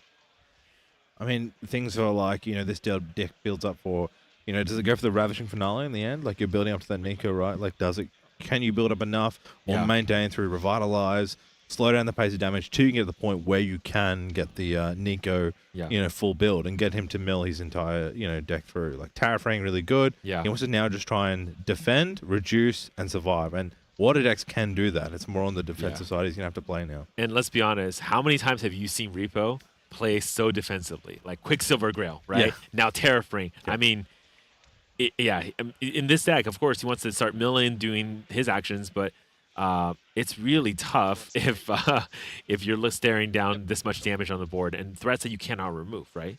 They're very difficult to remove. Yeah, and looking too, like his hand right now, we've got Primordial in there. Looks like Paladin, Fractorize, Cleanse. Like he hasn't got, this early Bovine. So it's like, well, I'll go for level to play my Bovine. Yeah. Fractal of Rain to suck in the Mill Train so I can get some more floating. He actually has a quite difficult hand to play with that as well. Yeah. Yeah. Fractorize the Forest Cake, get low influence, get that floating memory. Yep. Yeah, I'm actually kind of curious what kind of things that Repo can do here. Frost Paladin. Yep. Eat it. Okay, it's good. Try again, I guess, in some ways. But yeah, maybe just... it's a difficult situation because that horse is going to come back and kill the Frost Paladin. Yeah. Yeah. Going to take out the horse. Yeah, the steed. Take out the Trotter. I will pass. I think it's still a good choice for Repo to, like you said, that Liu Bei. I think it's the unique ally coming out, using that dismissal because he's going to then bring out the horse that has the unique passive, right, to be able to swing through. So the Dilu? Yeah, Dilu. Dilu, yeah. Correct. The Dilu horse. Yeah, so that's, again, trying to remove that pressure. For sure. Yeah, I mean, the thing is, like, this deck actually has a couple other options. So you guys have seen the Liu Bei, but, this deck also runs the Guan Yu, the Dilu. So you have, of course, the Oath of Sakura path as well, added into the same deck. Yep. And other very, very spicy things like Mortal Ambition, of course. Yeah, true. As the Talk GA crew likes to call it, the jump 'em deck. Get jumped. Get jumped by horses. That's right. Yeah, exactly. The horses are going to jump on you. Yeah. It's very scary, especially when this horse is like a 4/4. Could be a lot more too, right? So. Yeah. We talk about that increasing strength. A lot of players. When the Merlin meta was around, there was a lot of stuff to deal with, the deer, right? You've got a lot of that big card, but now with the meta changing, that's not happening. So people aren't bringing those kind of negates or activations to counter those kind of cards. So building a strong 1/4/4 and getting it stronger is actually in a good space. Yeah, and you were absolutely right? Underneath the Quicksilver Grail was the bomb to protect the Paladin. And Repo knows because he can't lose the Paladin. The Paladin is what's helping him to potentially next turn get rid of this steed. But without it, he can't push that much damage to be able to do it. So, yeah. And because both players are playing an ally deck, they have to battle for board. Yep. And, yeah. What do you think is going to come out next? Purse, maybe? A lot of cards going down. There you go. Purse. Yep. So Purse is going to be a really interesting ally here. Obviously, being unique, it's going to have range 2, but also has a very interesting clause for suppressing target ally, right? Item or weapon. If Purse is distant. Now, this deck will have ways to give distance to Purse. It's mostly going to be done through backstep. So, yeah, lots and lots of different paths here. So does Heartsong, is it playing Diana? No. Hey, take a guess what the level 1 champion for Sylvia Heartsong's deck is. Chat, join in too. Chat, join in. I'm watching you guys in no chat. Distance? Well, I feel like Tenoris allies here or Sylvie, right, for the unentered 1/1, right? Like, would be my two choices. Chat, what do you guys think before I give the answer out? I'm pretty sure chat's not gonna get it. It's a surprise. If you say Paul Cork, I'm going home. Yeah, maybe I believe I did talk about this earlier on stream. This deck actually, but yeah, chat. It's actually Tristan. It's Tristan. Tristan's level 1. What? Yes. I mean, really, if you think about it, this is it's like kind of in a lot of ways all over the place, right? Yeah, but it is. It's working really well. I mean, that's exactly right. It's dodging all of your expectations, right? Yep. Yeah. Backstep coming out, and the beautiful Square Live promo card there. And you know the funny thing is, I just realized. I believe I'm the person who sold him that backstep yesterday at trade night. Now I know where that deck was. I didn't know where it was going to go. Now I know. Now you know. Yeah, this is so funny, actually. And if he wins, he can thank you for it. Yeah, you can tell him. Looks great. They're good. Prevents the damage there. Activate Purse. Yeah, but Purse now also has distance, so I'll blink Purse. Yeah. Can suppress. activate Blink. Suppressing itself. Oh, wow. I've actually never seen that interaction with that to suppress yourself. Yeah. That's really cool. And then has that when it comes back to his turn, has that ally Yep. ready for Dilu. Exactly. Wow. So much of this deck is like, dodging this, dodging that, and doing other funky things like this. I mean, it reminds me of, a lot of really, really cool interactions. Yeah, but Dilu is going to be gone. That's definitely not one that you want to, tax away for a turn. So, Correct. yeah. Maybe that's the relief that we needed from on Repo's side. Yeah, exactly right. Yeah. The strength 3/4, good 2 cost. Yeah. Very good choice. Yeah. Repo's side, I mean, he's doing good. He has the Terrapin in hand. There's a Chilling Touch in the graveyard. Honestly, this is where you get that, the Mega Turtle we've been talking about. Yep. Here So, it is. I see your Mega Horse. I raise you the Mega Turtle. It's kind of like the Godzilla versus, kind of vibes right now. Two big evils battling it out. That's right. We got the Kaiju battles now. Yeah, exactly. They're in the water. Yeah. Kaiju horse. I'd like to see that, hopefully, in the next one. Of course. Of course. Of course, the horse. Yeah, I love it. Of course, the horse. Yeah, we're gonna be. It's gonna be quite a few before we run out of horse memes. Yeah, that's exactly right. Especially if it keeps running how it is. Yeah. A nice 3 damage coming to face. Yeah. Again, now we're starting to see, the strength of the water deck, being able to maintain, the board and influence. It's like so strong. So, questions now where Sylvie's going to put the damage into and what he's going to play next to try it. You mean Sylvie Heartsong or Sylvie true. the champion? Sylvie Heartsong. Sylvie Heartsong, yeah. All right, we're gonna call you Heartsong from now on. Yeah, to not Heartsong. confuse the stream. Thank you. Yeah, or the horse deck. Horse deck. The horse rider. Horse rider. Sylvie horsemanship. Saddle, ranch Heartsong, right? Yeah, the rancher, the cowboy Heartsong. Yeah, exactly right. That's right. Okay. I mean, there's a couple options here, right? I didn't see Immortal Ambition, but man, in this deck it doesn't really matter, right? Ravishing Finale, it actually does matter. Poison dagger, okay. But yeah, see, this is what I'm saying. Yeah. Like with Tristan, you can unlock the Poison Dagger. Yes. Yes. Yeah. So this is like, This is spice, like, man.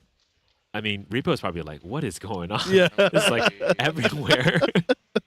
What? I was expecting a Tony, maybe a Jin, but a Poison Dagger, that's definitely not it. Yep. So apparently he had a second one. Doesn't A matter. second Matter. one, There you yeah. go. Yep. And Dilu is so powerful. I mean, the cost of this card is insane, right? Lost in Thought was 0. Yeah. Song of Frost. Okay. Lost in Thought. Response? Song of Frost. Song of Frost for free, right? Because Lost in Thought. Oh. Yeah, no. No. He Lost in Thought for 0 and Yes. Song of Frost. Correct. So Yes. it's got Banish 2 the Flame Gate, pay this Wow. reserve cost. Have I seen that interaction ever on stream? I No. think it's very rare Very to do this rare. because it is very costly, right? But if it's very necessary in this case, yeah. I think too, like a lot of people, Water Sylvie, right? Like that Yeah. have that tamer bonus is probably very rare. Yeah, very that's niche true. spot. That is true. Stifling. Oh. Stifling Trap How to many get rid of use the it? turtle. Man, okay. I mean, yeah, Yeah. That's how you do it. you really want to get that board Wake up control, Davis. right? Mm-hmm. And see, there's another use case. So, like the Stifling Trap, right? Of course, it does what it does, but you can also potentially leverage it for the Assassin bonus for Tristan as well. So there's so many different Yeah. outs for this deck. It's kind of just really interesting. It's really crafted. He's done, Silver Heart Songs really put Evan to this deck, and I'm Yeah. loving it. Yeah. And I think most people are. Like, we just like the casters picked this, but a lot of the people are talking about it here today. Yeah, that's true. This is definitely the deck of of some fame for this event. And also, I believe there is a refurbished horse. There is a horse built from refurbished cards put into boxes and put together. I think. Wow. Yeah. We'll have to get on stream later. Maybe we'll have it on stream later. I definitely saw it on the photos. So in the recap, I'm hoping to see that. Yeah. Okay. So Scepter of Lumina comes in. It's very interesting. I Yeah. think that he does not have much influence to take his influence down even more. I think in a lot of ways here, it's not really for the damage. It's really the for the two draw. option to draw. Yeah, Yeah. because you have to get outs. And remember, if he doesn't have ally on the board, he can't battle this. Yep. So what are your choices, right? Like cards like Primordial Ritual isn't going to help. If you're low on allies, I think just getting any amount of answers to this really kind of weird deck is going to be helpful here. Yeah. Plus, remember, next turn is going to be the dagger turn, so you got to have options to deal with dagger too. Yep, that's right. Get some decisions made here in response. Yeah. I believe the target for Frost Paladin is going to be 2. Mortal Ambition. Oh. Okay. Mortal Ambition. It's going to cost 2 because it's going to be reduced by the fact that there are 2 unique allies on board. So for every unique ally, it'll be reducing the cost by 2. So 6 goes down to 2. Everybody gets +1 health, but also more importantly, they also gain Ambush and Steadfast. So Ambush allows you to retaliate pretty much anything, and then Steadfast allows them to retaliate even if they're arrested. So you can choose the right not with Steadfast. right ally to do the retaliation to also not lose. To basically just guarantee the kill. I'll go to Tristan 1. Amazing. There's a Tristan. Untapped, Unrest, Woken Up Dagger. Now, the Tristan's really interesting, too. I believe in this deck, this Tristan is meant to just be for Agility 3. We'll see what, Sylvia Hearthstone does here, but I think very likely it's going to be for Agility. Yeah, I don't think maybe he could build up for Stifling, but really not needing the prep counter. He didn't put the prep counter on, so it's going to be for Agility. There you go. All right, Horse comes in for 4. Oh, man, this is very strong. Doesn't choose to use the poison this turn. There you go. Yeah, you can do it before damage. And damage is amplified, so you'll take 5 from 6 the horse. and 5. Yep, nice. Delu's coming in for 3 + 1, 4. 4. And the person can do 2 more. 1. Yep. Threatening 2. Yeah, 2 right here. And it's a full hand, so pretty much anything at this point. Anything, yeah. Oh, does he have a balanced Gildas as well? Yep. Yes, it's a balanced Gildas. Yep. Wow. Ooh, decisive match. Let's go. Wow. Can you guys believe it? I am stunned. This deck has everything. It's got Gildas, it's got daggers, it's got horses, it's got Mortal Ambition. It's so... Like you said, who picks Tristan, first of all? It's got Deanna cards. Yeah. It's got Tristan cards. I have prep counters and distance and range. Oh my goodness. It's crazy. Yeah, I just love the combinations of cards he was chosen. Let's jump to sideboards. For game 2, I know they start pretty quickly. So, over mine, we've talked a pretty standard Incapacitate, Mystic Purifier, Wind Bauble might come out here. Yeah. Frozen Dismissal is probably definitely going to come in. Glacial Evocation or Glacial Guidance. Revitalizing Cleanse, another Song of Frost probably come in. Yeah. Maybe Vapor Jet Shield. Yeah, I think just, different ways to potentially help to remove the allies. Now, the problem with this deck is, what you see is not what you get, right? Yeah. You try to go in there for a perfect, let's say, 4 damage, and he might play Cavalier Rescue. Yep. He might play a swerving spring, right? To prevent damage. Some weird thing will happen, and then now you don't get it. It's kind of like a 2-for-1. Yeah. Just like what we saw with the Paladin, last game. What looks like a great play, you Paladin, you swing with the Paladin, turns into you're gonna lose the Paladin next turn. It's crazy. And on Hearthstone's side, Beast Bonder Pause, right? The Nullifying Mirror. 3 Unbroken Mustang, Viridian Protector Trinket, which will probably come in, and then 3 Dream Fairies. So if there's anything that, basically he cannot deal with, the Dream Fairy is meant to just send it away. I mean, Dream Fairy is so powerful. I think anyone on the win side, of course, it's a wonderful card, but especially in this deck, that Paladin is so pivotal. And if you can just, the Paladin view becomes very, hard to deal with it. But on the other side, refracting missile is an easier way to deal with a Dream Fairy. Yeah. The other thing that's really interesting too is if you think about it, from this deck here, there's normally when you run a wind deck, right? You're thinking, okay, I got to run Fairy Whispers, I got to run your Ray Claims, Zephyrs, whatever. He's running none of that. So, when people say things like, hey, I'm playing wind deck, I'm playing water deck, I have to put these cards in, maybe not. And maybe by not doing that, you actually open the doors for a lot of really interesting cards, right? There's a lot of really cool interactions. In fact, this deck, in a lot of weird ways, reminds me of, I think it was round 2 or 3, when we had the Fire Squirrels. Yep. et cetera, et right? cetera. And then A lot of if you have no interactions response, and then I ways to bring kind of this, just yeah, push a bunch during of this extra step, damage that step. usually your opponents are not Just expecting. be clear, And Mike, you know, this one of is the things that I fine. don't see a lot Speak. within GA nowadays is interactions no like problem. this, right? I was fine. Like I know the- your favorite win type of Yeah, interactions, okay. or I'm saying like it like you a know the resisting like function, Invexis, you know, that goes instruction, slow, so No, no, where no, it's like no, you're no, no. getting No, more no, no, you attack. did it Yep. So correctly. different things It's like just that. making sure And the things extra- like you're saying Yeah, there, is it like with a lot of this shortcutting? gameplay There was you're just- expecting, and the better players know a Yeah, so it's combination. When like you're coming Reaper honest playing this deck, during he's not damage expecting Tristan. He's not expecting It's Mortal like- Ambition to come. Also, you only have a decent time, round time. Like getting game one can Yeah. be so strong. Getting that advantage to say, hey, Alright, first of I'm all, playing cards unexpectedly that you aren't prepared for. That's enough to Yeah. throw a game into your favor. That's yeah, it. exactly. I mean, this is just like, guys, Mortal Ambition, right? Mortal Ambition. Yeah. Yeah, and there's other cards that Hearthstone has that you guys haven't seen yet. Like there's I know in the collector sense, people like when I got Mortal Ambition, people are like, oh, you know, that's not a good you are. But, you know, Hearthstone's bringing the dream back. That card that's sitting there, oh, the valley's going up, Hearthstone. Thank you so much. Yes. You make this deck win Yes. the Ascent, and everybody's going to be happy, yeah? You know what I'm saying? We're gonna have a bunch of like Horse Lord Dothrakis like next week. yeah, exactly right, dude. It's going to be whole crazy coming to the next one. So. That's right. Awesome. All right, Fractal Rain. This is a cool opener, of course. Stronger opener, yeah. Oh, Yeah. And a cake. Of Love course, it. Cake. Nice. Such a good engine draw. Okay. Now Repo's a good player. Repo's gonna adjust, of course, right? Seeing what the Repo's already seen, ain't no way he's not gonna think about what to do differently here, right? Hey, no way. Ain't no way. But oh, okay. This deck is so aggressive. We have Yeah. Lurking Assailant. By the way, for those, you know, like this deck is also basically a get jumps deck, right? So there's a bunch of ambushing. Lurking Assailant has ambush built in, so like, it's fun. It's great. Everything is awesome here. Yeah. I am in love. Yeah. Okay, this is what we're here for in GA community. This is it. Yeah. Customizing decks. Gildas on a second draw, though, it's kind of weird because it's really awkward position to balance. Normally, you want to be the first player to get Gildas, but yeah. I mean, there's other things you can do here. You can deploy some horses. You can okay, so that's what we're going to do here. You can also, I was going to say, deploy the Lurking Assailant because it's going to have stealth and you can't really do much about it anyways. Yeah. But horse comes in. Fractal trigger. Okay.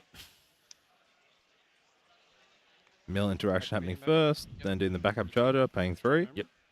Draw. And recollect. And then recollecting and Yeah. draw for turn. Again, that hindered mechanic. So this one comes in hindered, so it has to come in rested. Yeah. So, but such a strong card. I think this, like, you know, just +1 health whenever he wants to for 2, it's going to catch a lot of people off guard. Yeah. Chilling Touch comes in. Like we said, 3 is just such a usually to deal with a 3 card. You either need to play an aggressive aggro deck, or otherwise you need to have 2 combinations of cards, and you can't do it pretty much early on. Yeah. It's going to be a Frostborn Paladin here, utilizing the Chilling Touch here. Yep, great play. Yeah. Good consistent play. Get some value. Draw a card. I love seeing a Blanche too. Okay. For 3. We're going to try again. What do we have? Cavalier Rescue? Activate its ability. Activate, Before +1. the activation resolves. Oh, before activation resolves. Evocation for 3. This is the Glacial. Yeah, I was is. calling it out. Yeah, you just got to push that extra damage. Nice. That's right. Stops it. Yeah. That's hard. I mean, basically kills it anyways because you're going to deal 3 damage. So Correct. he just want to do it for with a Paladin. Like, depends on what he does. If he doesn't spend the 2, then you lose the horse, right? Yeah. This is what I want to say there. Different now. Like he's got a really good opener from Repo. That Paladin's there. A Yeah. lot of cards are down. So how do you get rid of Paladins with Hearthstone's deck? Does he enough 2 allies? Can Gildas get rid of it? What does he use here to get rid of that card? Gildas definitely could do it. The Yep. problem is the tricky part is figuring out ways to like actually balance it though. Yep. Because you know if you can, yeah, Gildas being 3 is, yeah. There you go. There you go. That's how you do it. I mean, Gildas been around since DOA. Like, what a wonderful I card. actually realized I was thinking he can't balance it, but yeah, the Chilling Touch actually helped him. Oh, So actually, the yes. Chilling Touch Yeah, okay. pulling the Blanche out allows the Gildas to be balanced. Yeah. But he actually went to face. I He think did?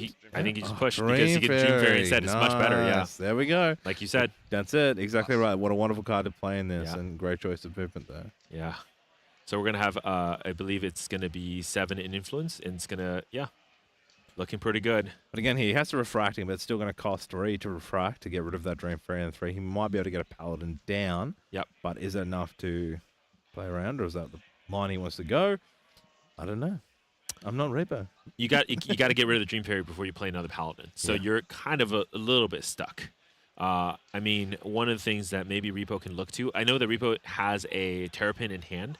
So one thing that he could potentially look to is maybe think about ways to get the Terrapin. But I think, you know, because this is such a battle, he's going to have to figure out ways to push damage. Oh, this is actually really fun. He put the Scepter under the Grail. Yeah, here we go. I told you. Best card in the game. I can put any card under there. This card could be anything. This could be anything. Now, he knows last time it was Smoke Bomb, so I'm assuming Sylvie Heartsong is thinking the same thing here. Yeah. But I guess the mind games we love to see in the GA community, this is what you want to see, you know? Yeah. You do it all the time, and then these key moments you swap it, players aren't expecting that. Yeah. That can really turn the tides. All right, tapping the Fractal there. Okay. Sees the ringleader is coming down. Yeah. Great card. We talk about this nice 2/2.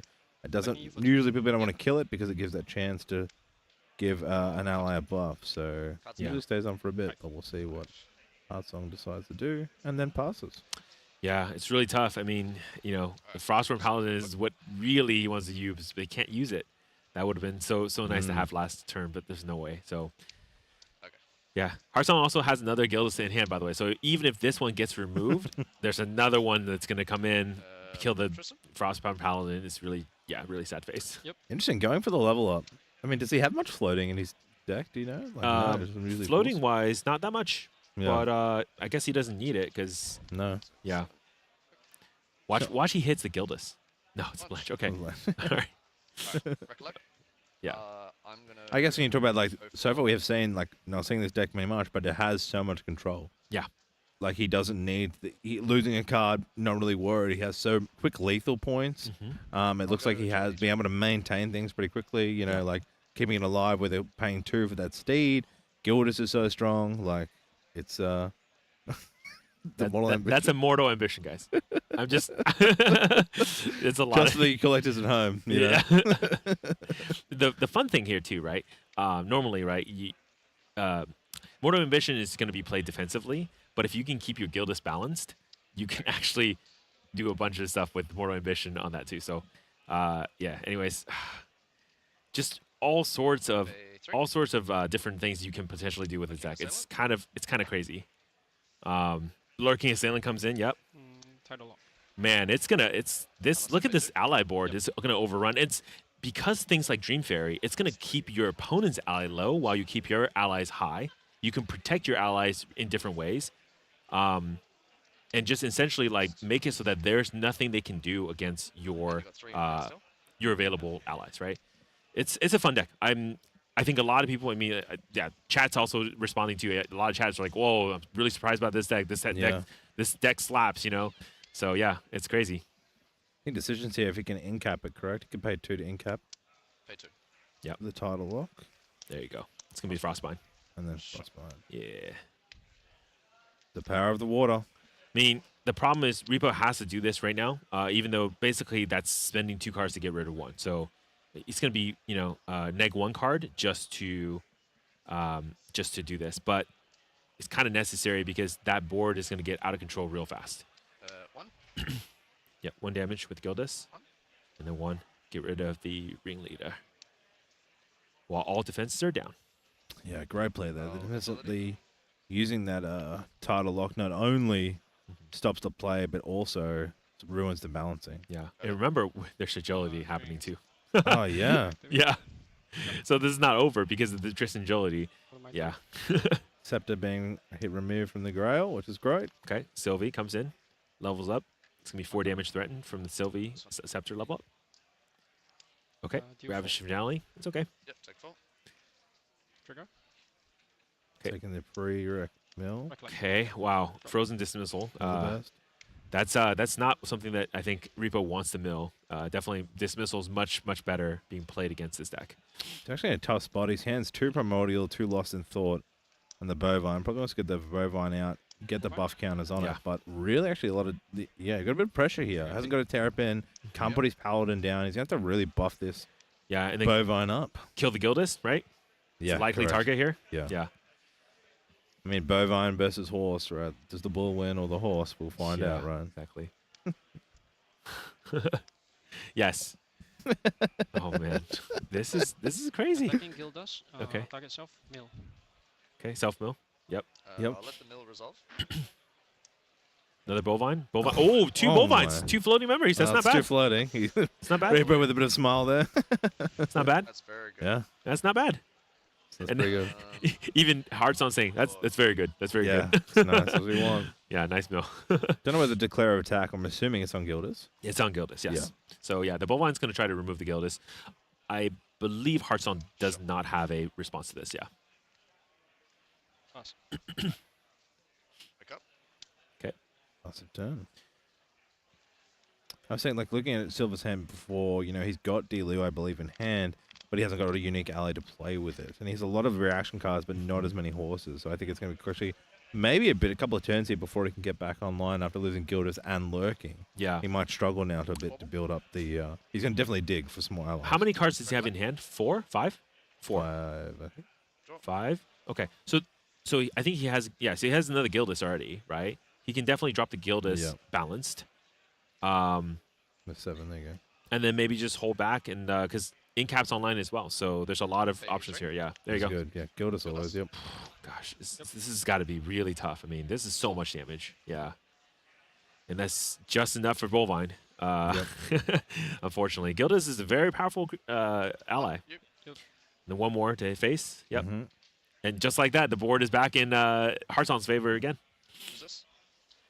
Can crack the bauble now that balance doesn't matter. Draw the extra card. Oh, nice. It's a Liu Bei. Okay, so Liu Bei is now in. I think he's good. He's gonna just hold and pass because he wants to keep the incap in hand to deal with any potential suspicious issues here. Yep, Facade is a great card. At this point, it's just literally like draw a card. The second part of Facade won't matter because Sylvie must become Nico before the retargeting becomes a thing. Correct. Yeah, but it's the cool part is you can change the target of You can use this any non-champion object. So if they target your allies, you can put it on the Facade, target your items, Yeah. etc. It's a wonderful card that was added. Yeah. Access 2. Lost in Thought for 2. Nice. I love it. Really good. Yeah. Needs to get that draw. Going for the incap. Incap. Really Oh, good. see, this is why he held it in hand. Yeah, great play. I mean, and this is the thing, like, why Tristan? Because Yeah. you can incap like this, right? Yeah. Normally that would be very, very hard to play in this deck. And this is the other reason, right? So if you ever level up to Tristan, you can lay down your cards and then pull 3 back just enough for the incap. So it's like, how many times can you say, you have things like negating possibility in a win deck? Yeah. Right? Doesn't talk about it, right? But That's- this is how you do it, right? Or expected, like you're playing such an ally strength. What are you going to try and, usually I'm playing the negate Yeah. because your job is, if I'm negating, I'm going to last more turns. Well, he's got the pressure and he's like, Yeah. well, it's like an offensive negate. He's like, Yeah. I'm going to do it so to stop you getting into a good position. And we're gonna get a big horse out now. This is just getting scary. Blue Bay? Oh, okay, Liu Bei instead. Okay, not the Lebe horse. first. He might. Oh yeah. It's a unique wind ally, I believe. He needs Oh, it down first, that's right? why- yeah. It's you can't do it just on So Gildas. really- Okay, it's thinking. Here's the problem: if he pays the 2, That's his whole. He can seal his whole hand though. Like he knows what from the imbue. true. So if he says, okay, well I pay the incap here. What are you gonna play next turn? You can't play the Frostborn. Yeah, You have Lost in Thought. I guess you could double draw with Lost in Thought, but that is all you have right now. for Yeah. incap. yeah, Primordial Ritual. Yeah, great. You have no ally. yeah. Like he's revealed Yeah. everything. I feel like this is, for me, I ain't a big dog like Gaz or yourself, but that's in my mind. I'm thinking you can see his whole hand here. It's kind of insane Yeah. because how many times, Say, as a water player, when you play Cerulean, Yeah. are you like, oh, I'm gonna get negated? Yeah, exactly right. Look, this deck doesn't just jump on your allies; it jumps on your negates as well. Yeah, I mean, look you're at gonna, yeah. Oh, Wow, look at this. 5. This board is crazy. Yeah, it's gonna be pushing for 5. And look, it's micro, mini damage, basically, but you can't let this on board. I mean, this is putting, like, okay, so now we're on a 2-turn clock. essentially. yeah. Yeah. Well, he's got 3 cards in hand. Let's see, a Primordial, a Paladin he can't play, Yeah. and a Lost. And while there's no cards in hand, there's a Terrafring. Yep. So this is easy to protect this board. You pop the Terrafring, nothing can basically attack, these allies essentially because on Repo's side, he's gonna. Well, I guess technically though, he does have the Lost in Thought, so there are ways to potentially draw a bunch more cards. I think I was gonna say he has to get Lost in. I think he has to get level up to get the health. He needs HP. Yeah. Hopefully, this helps him to guild up. you know, Is that ringleader? a nice ravishing finale, but he needs to draw it still. Like, Yeah. And, Nico resolves. maybe some revitalizing cleanses, gets a vapor jet shield out, can start to delay. 4 damage incoming from the scepter. Yeah. Draw. And sees that ringleader, right? Activated on Recollection. on the stack before Nico enters, so it's you can still technically use it as a Sylvie. Yep. So it's pretty good value. Farfrain coming out. Yeah.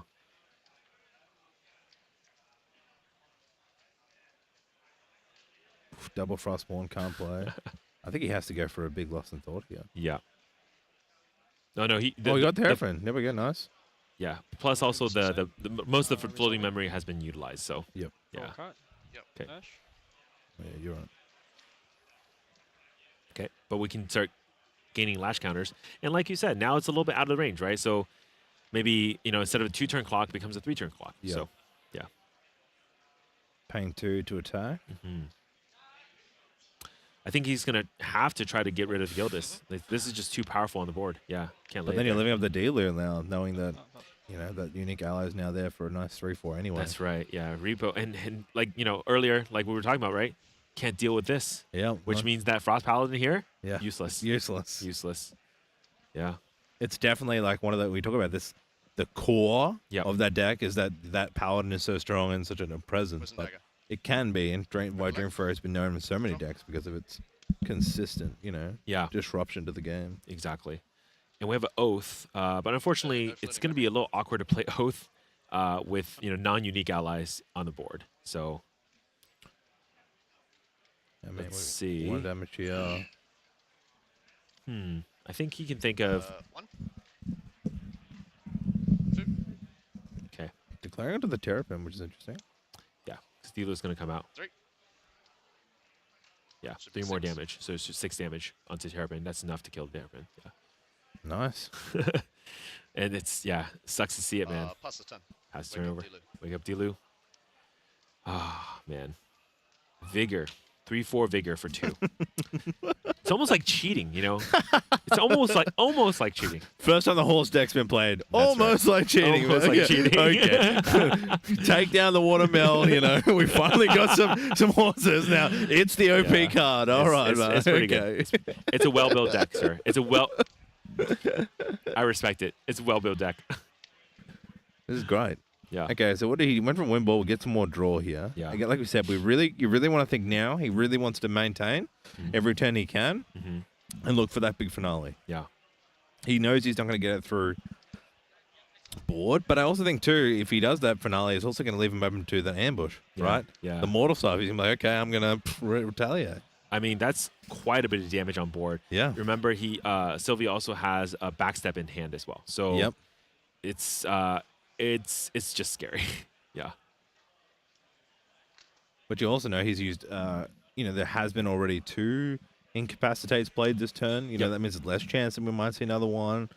Putting more strength. And, Yeah. Reaper's done a lot to maintain his board, even being under this pressure. Yeah, there's only 3 in caps, so 6. yeah, it's not gonna be enough. So 8. Looks like passing turn with 8 cards in hand, maybe. Wow. Poison Dagger can be activated this turn as well. Back up. Backup charger being played. yep. Thinking. Does he have Mirror in his deck? Does Heartsong have Mirror? Heart Song is actually running a nullifying mirror, correct? Hmm. You're talking about Interesting. nullifying mirror, Yeah, right? Not yeah. crystalline mirror. Yeah, nullifying Mirror to see Yeah. if it stop any revitalizing cleanses. Yep, go ahead. So back charge is coming out. Pay Yeah. Paying 3. Yeah, I mean, honestly, I'm fairly impressed. I think Repo has stabilized quite well against this Yeah. deck. Game 2, really thought through different lines here. Recollect. And yes, I know the board looks really scary right now, but think about it this way: like in a lot of ways, he's brought this game much closer than Game 1. Yep. Yeah. But here's the other scary part: daggers online. Didn't you use it just swinging normally? Yeah. 3. Okay. 3 damage, Declare attack 2. You. 2 damage, and 1 damage. Yep.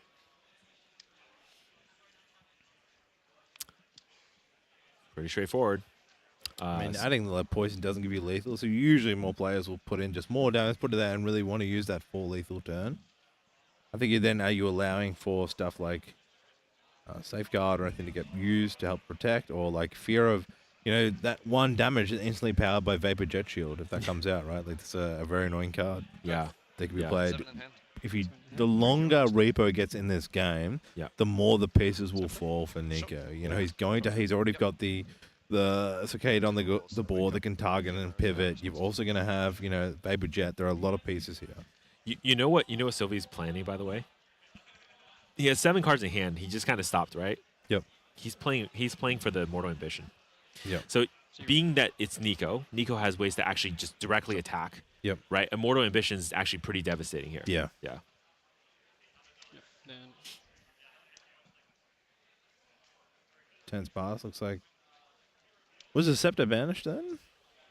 Yeah. Yeah, drew 2 cards. Correct. Right.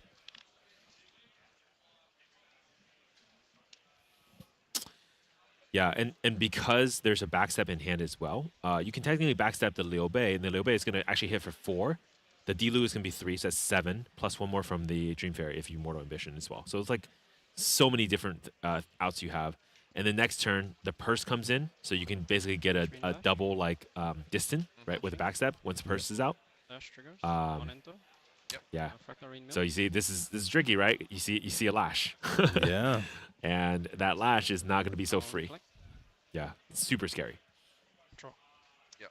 I wonder if he did I believe the Vapor Jet was in his sideboard, so he'd have to sideboard it in. Yeah. But Still can't play this Frostborn Paladin, man. Yeah, This is the some- defense play right here.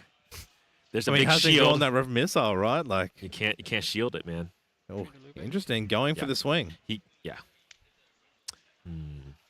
3. A lot of cards in Big hand. damage. The decision Lots is of he going to cards get in it off now? This is gonna be some back and forth battle here for sure, but I think we're gonna see it.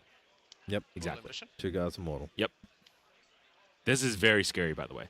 No, not only does Mortal Ambition make sure that Liu Bei does not die, Repo's looking at a lot of damage here, right? So Repo is going to count, of course, on the surface. This looks like a 6 damage swing back. Yep. Yeah.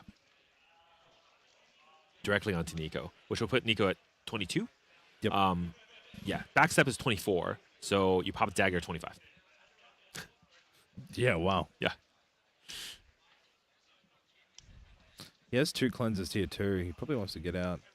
Yeah, he's going to cleanse. Revitalizing Pen. Nice. Yeah. This is good.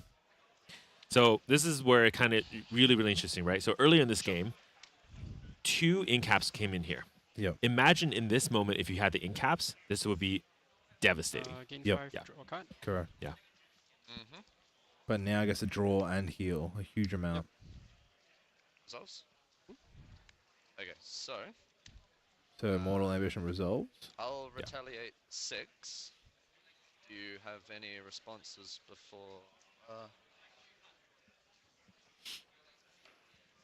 Deciding where to attack, I believe. Yeah, I'll retaliate 6. Yeah. Like 6.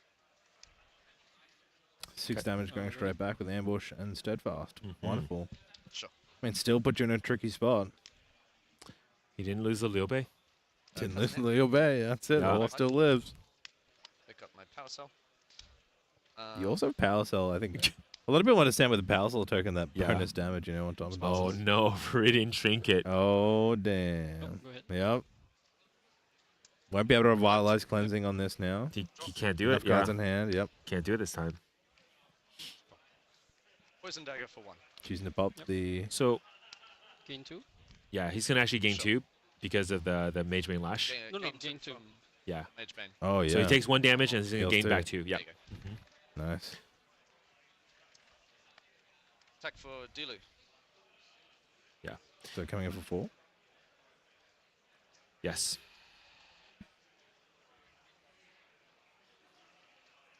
Yeah. So the 1 extra damage in this case, it's a replacement effect. So it'd be like Dilu will hit for 4 instead of 3.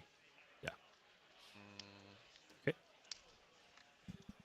Glacial Guidance. This is basically Son of Frost, but only targets allies. And I guess you get an Enlightenment counter if you're a mage, but that doesn't really matter. But yeah, definitely utilize for Nice. allies here. Yeah. Pay 3. Purse. Plus. Yep. And then you know what this is, right? Backstep. Backstep Yeah. plus. Yeah, nice. Double, Give me a double. distance. Yeah. Attack Yep. for 3. 3. For a card as well. Draw a card. Draw a card for backstep. Yeah. Okay, good. Yep. Take 4. Hey, That's if still you, gonna if you read Chinese, it does say draw a card right here. He's done This it. deck, Oh guys, my this lord. deck is insane. He's taking it. You He's see this kind of damage 2-0. output? It's insane. What the? For future. Look, Um, obviously, make sure to right? trigger If you're in the a situation operator where level 1 basically before you you send like collect. people, I okay, missed it, yeah. big tournaments, right? Everyone's okay. We run the best performing deck, the meta deck. Yep. Yeah. But what if Do it. you just run the deck that no one even understands? Yeah. Good Like stuff, man. every card I Those- kind of have to those read. totals are Like I can't scary. defend against because I'm not expecting Big it, right? totals. Yep. And the funny thing about decks like this is you essentially can't even run them at locals because they get popular. You can't run them. Yeah, correct. The only way you can run this is like you kind of like pet deck it, hide it until a big tournament like this, and you show it. So it's really, I think honestly in a lot of Even ways. let's talk like let's go through the deck list. Yeah, yeah. Pass it over. That 4-cost horse, like Yeah, if you lumbering, yeah. lumbering steed. If you Yes. look at Lumbering Steed, honest to God, like new player me, Gonna be a- I'm not paying a 4-cost 3/3 horse at Hinders. Yeah. You know what I mean? Like Looks just stupid, straight right? off the bat. Right, exactly stupid, right. right? But here, just I'm gonna pay it first turn. Yeah. It's 3, and it feels like completely different, right? Because it enables Cavalier Rescue. So like Yep. this deck is like mega Tetris, right? Yeah. Obviously, you gotta deal with it, guys. But like it's mega Tetris, right? Yeah. Like it's this to do this thing. It's this to do like purse. Okay, cool. Liu Bei, right? Yep. Okay, but backstep gives them both like range. Okay, Cavalier Rescue. I need horses on board to be able to Cavalier because if you only have Dilu, you're not really going to run No, Cavalier Rescue. exactly you need right. more horses. That's why the Brisk Windtrotter is there. That's Yep. why the Lumbering Steed is there, and that's why Dilu is there. Yep. Right, and then you have other weird things like we didn't see in this game, but one of the other games that I was talking to Sylvia Harsong earlier. He's like, somebody swings at me with slice and dice. Yep. Okay, first one, I take damage, but I retaliate with Mortal Ambition. Yeah. The second slice and dice, I swerving swing, blocking 2 damage, Mortal Ambition for the win. Like, imagine how many What? players, right, Yes. when they're looking down lethal, Yeah. think things like, I have lethal, but I might actually die instead. Correct. That's what you're facing down when you face this And deck. they're the clutch moments that it's taking. He's 5-0. insane. He's 5-0 now. He's in 5-0. such a strong place. Yeah. He's probably the only person I'm telling you right now is running this deck. Yeah. Or playing around. And like you said earlier, Tristan. Yeah. Like there's no way 85 to 90% of players in here, Yeah. when they first see round one, Yeah. are going to expect Tristan out of the bat. Yeah. And then start thinking in caps are coming out. And they Yeah. were so pivotal in his control. Yeah. And backstep. Backstep's a ranger card. Like that card itself, using it to. Yeah, exactly. Yeah, what is going on? I'm backstepping right now. Yeah, I'm leaving. I'm Bro, walking off. what dude. is, yeah. Yeah, exactly. Yeah. It's so wild. It's just such a brilliant deck, and I'm loving it because he's just coming in and just dominating. And this is the thing, like, we're at the end of AMB season, Yeah. so it's super sad, Yeah. right? We're seeing the innovation Yeah, we're exactly the right. week before. This could have next deck. Exactly. You're actually right. Like there wasn't actually new cards in here. So this has Yeah. been out for a while. This could have happened. Yeah. And been dominating in any of the previous Ascents or previous matches that we with the. Yeah. We're gonna fight back, but when Yeah. Scam was in the game, Yeah. like this is. And the funny ththing is, how like Oath of Sakura was really popular Yep. until the errata, right? To make it so that's exactly 3 Yep. unique allies. And so everyone fell off Oath of Sakura. Yeah. This deck runs Oath of Sakura. Like, it's really, like in a lot of ways thinking about different lines of play that you can potentially have, and then just thinking about different ways you can actually get to lethal, right? Dude, Mortal Ambition. Big shout out to Foamy at home, one of my Talk GA co-hosts. But we're the let's get jumped crew, right? Yeah, let's get jumped. I'm sure he's probably jumping off his couch, jumping off and jumping on people right now, right? So exciting to see all these cards that people just dismiss, right? Yeah, that's what I'm saying. Exactly When's right. la- It was just have you ever seen Cavalier Rescue on stream? No. Yeah.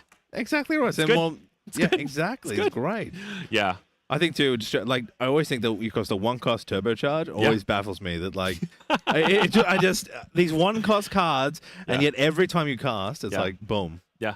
turbocharge. Yeah, you mean one copy? Yeah, like one copy, yeah. He drew Sorry. the nuts, right? Yeah. My grandfather's deck has no Yeah, useless exactly. cards, but it does have the unstoppable turbocharge. Yeah, exactly. It's just so Whenever I have a wild. battery, yeah. Yeah, yeah. It's almost like all the pieces just come together. This is Yeah. like the ultimate like Lego, right? Gundam, gunplay, or like like a puzzle. It just comes together, right? Yeah. As you're playing through, the opponent's kind of seeing the picture because it's like a puzzle. You're not seeing what's going on, and they Yeah. put it all together, and it's like looks Correct, amazing. and that's that element that I think he's done. And shout out to Rebo too, like an Yeah. incredible player.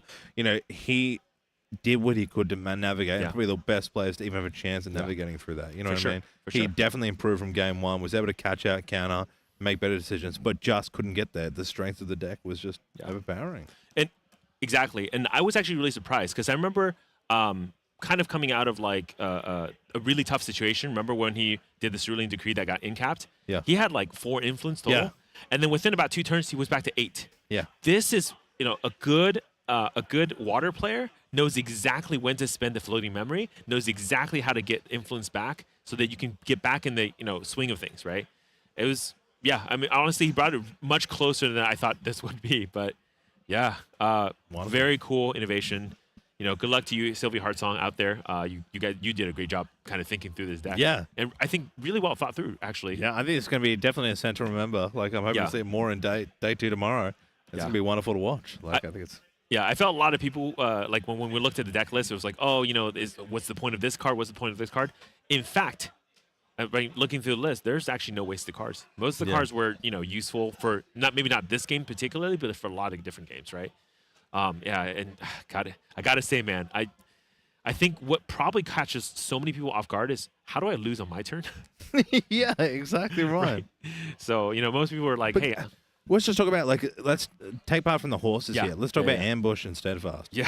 How many players know what Steadfast is? How many cards are you... Yeah, Yes, right? But it's... You know what I mean? Exactly, right? I'm part of the Mortal Ambition crew. I got to know what Steadfast does, right? But people, just that mechanic Steadfast, Yeah. even then we had one of the judges was, clarifying around that, right? Steadfast exactly itself is a unique, what do you call it, action or whatever it may be. Unique keyword. Unique keyword, sorry, that isn't used as well as... used much, right? Or Ambush isn't used much, right? Yes. They're both, as well as the horses that are dealing this. There's so many levels of understanding that are going to catch a proportion of players off and give that competitive edge. And it also adds up to, game 1, you get that game 1 under your belt. Yeah. Game 2 can go very long for these water players. Yeah. They're going to try and speed up their gameplay because they want the tie and misplay. It's a really, I'm just impressed. I'm tell you. Yeah, and again, remember, Mortal Ambition is not for all of your allies. Yeah. It's for human and horses only. So it's you gotta slot it into the just the right deck. Yep. And this honestly is just perfectly fit for that, right? There's other innovations in this deck that we actually didn't see in our stream. There's like a Bedivere in there too.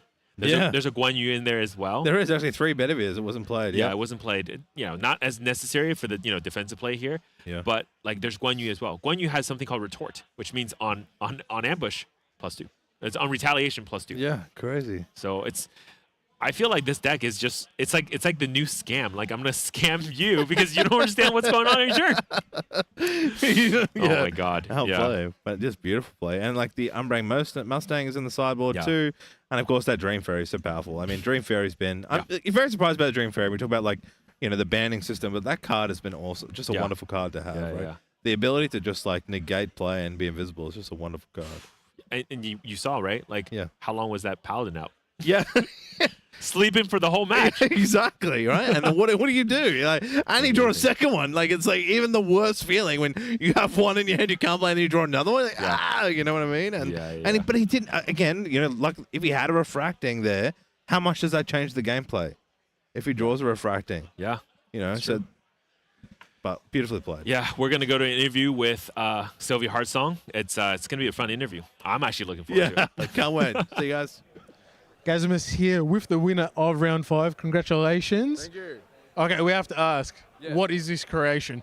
It's a bit of an abomination, isn't it? It's obviously inspired from it's just the Oath of Sakura deck, really. But Oath of Sakura is traditionally Tenoris.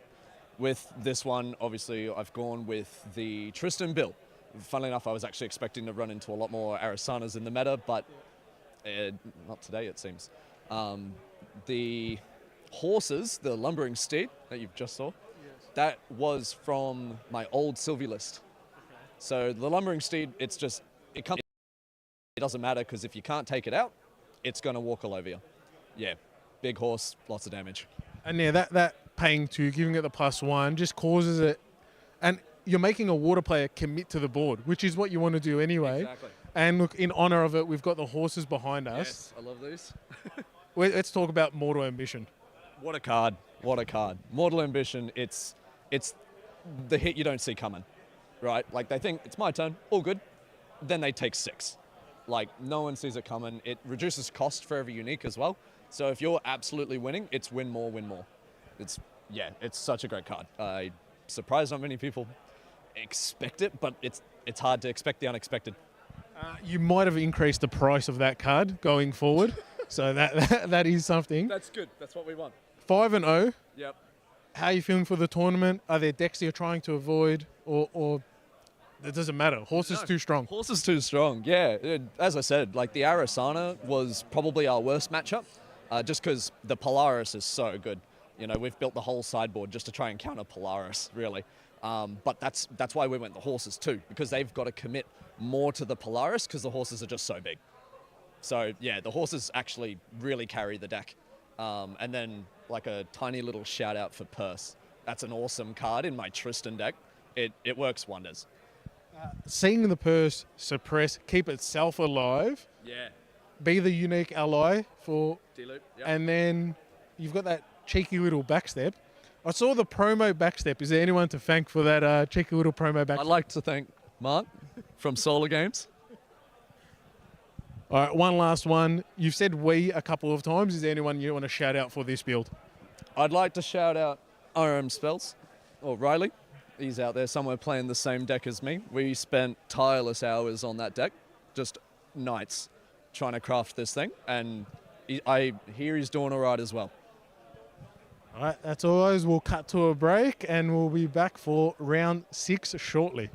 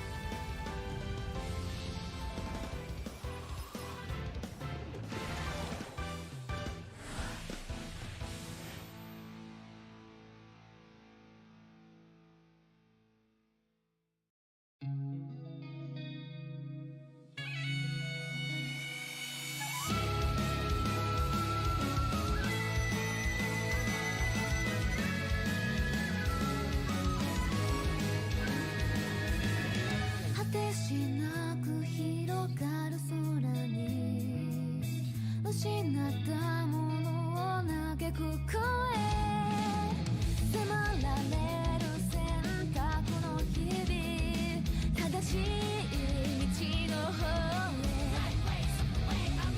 へ間違ってなかったと証明しよう生き様で邪魔されても席を読むさこの頭で全て手に入れる高く高く飛べどこまでも行こう不可能と思い込んでたものがなぜか小さく感じた見てる景色がそう先になったから叶うまで近い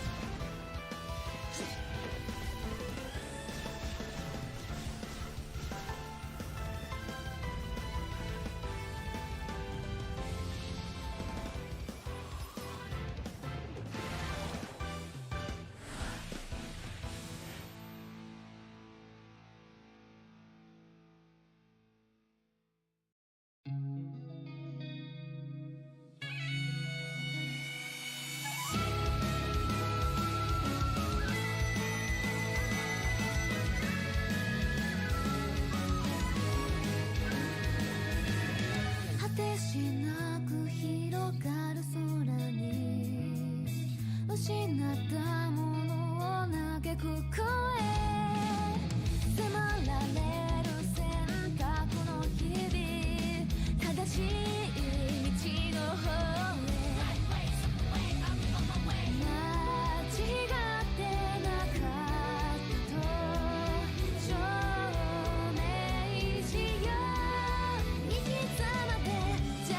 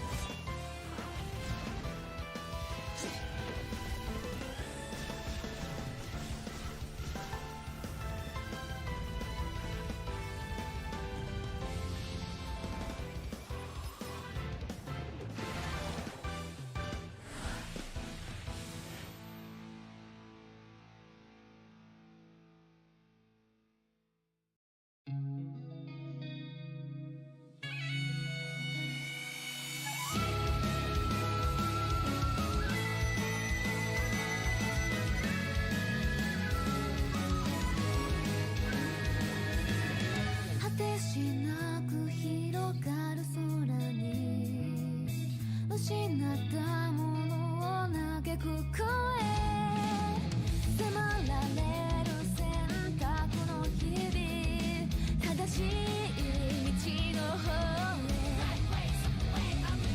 間違ってなかったと証明しよう行き詰まって邪魔されても先を読むさこの頭で全て手に入れる高く高く飛べどこまでも行こう不可能と思い込んでたものがなぜか小さく感じた見てる景色がそう先になったから叶うまで近い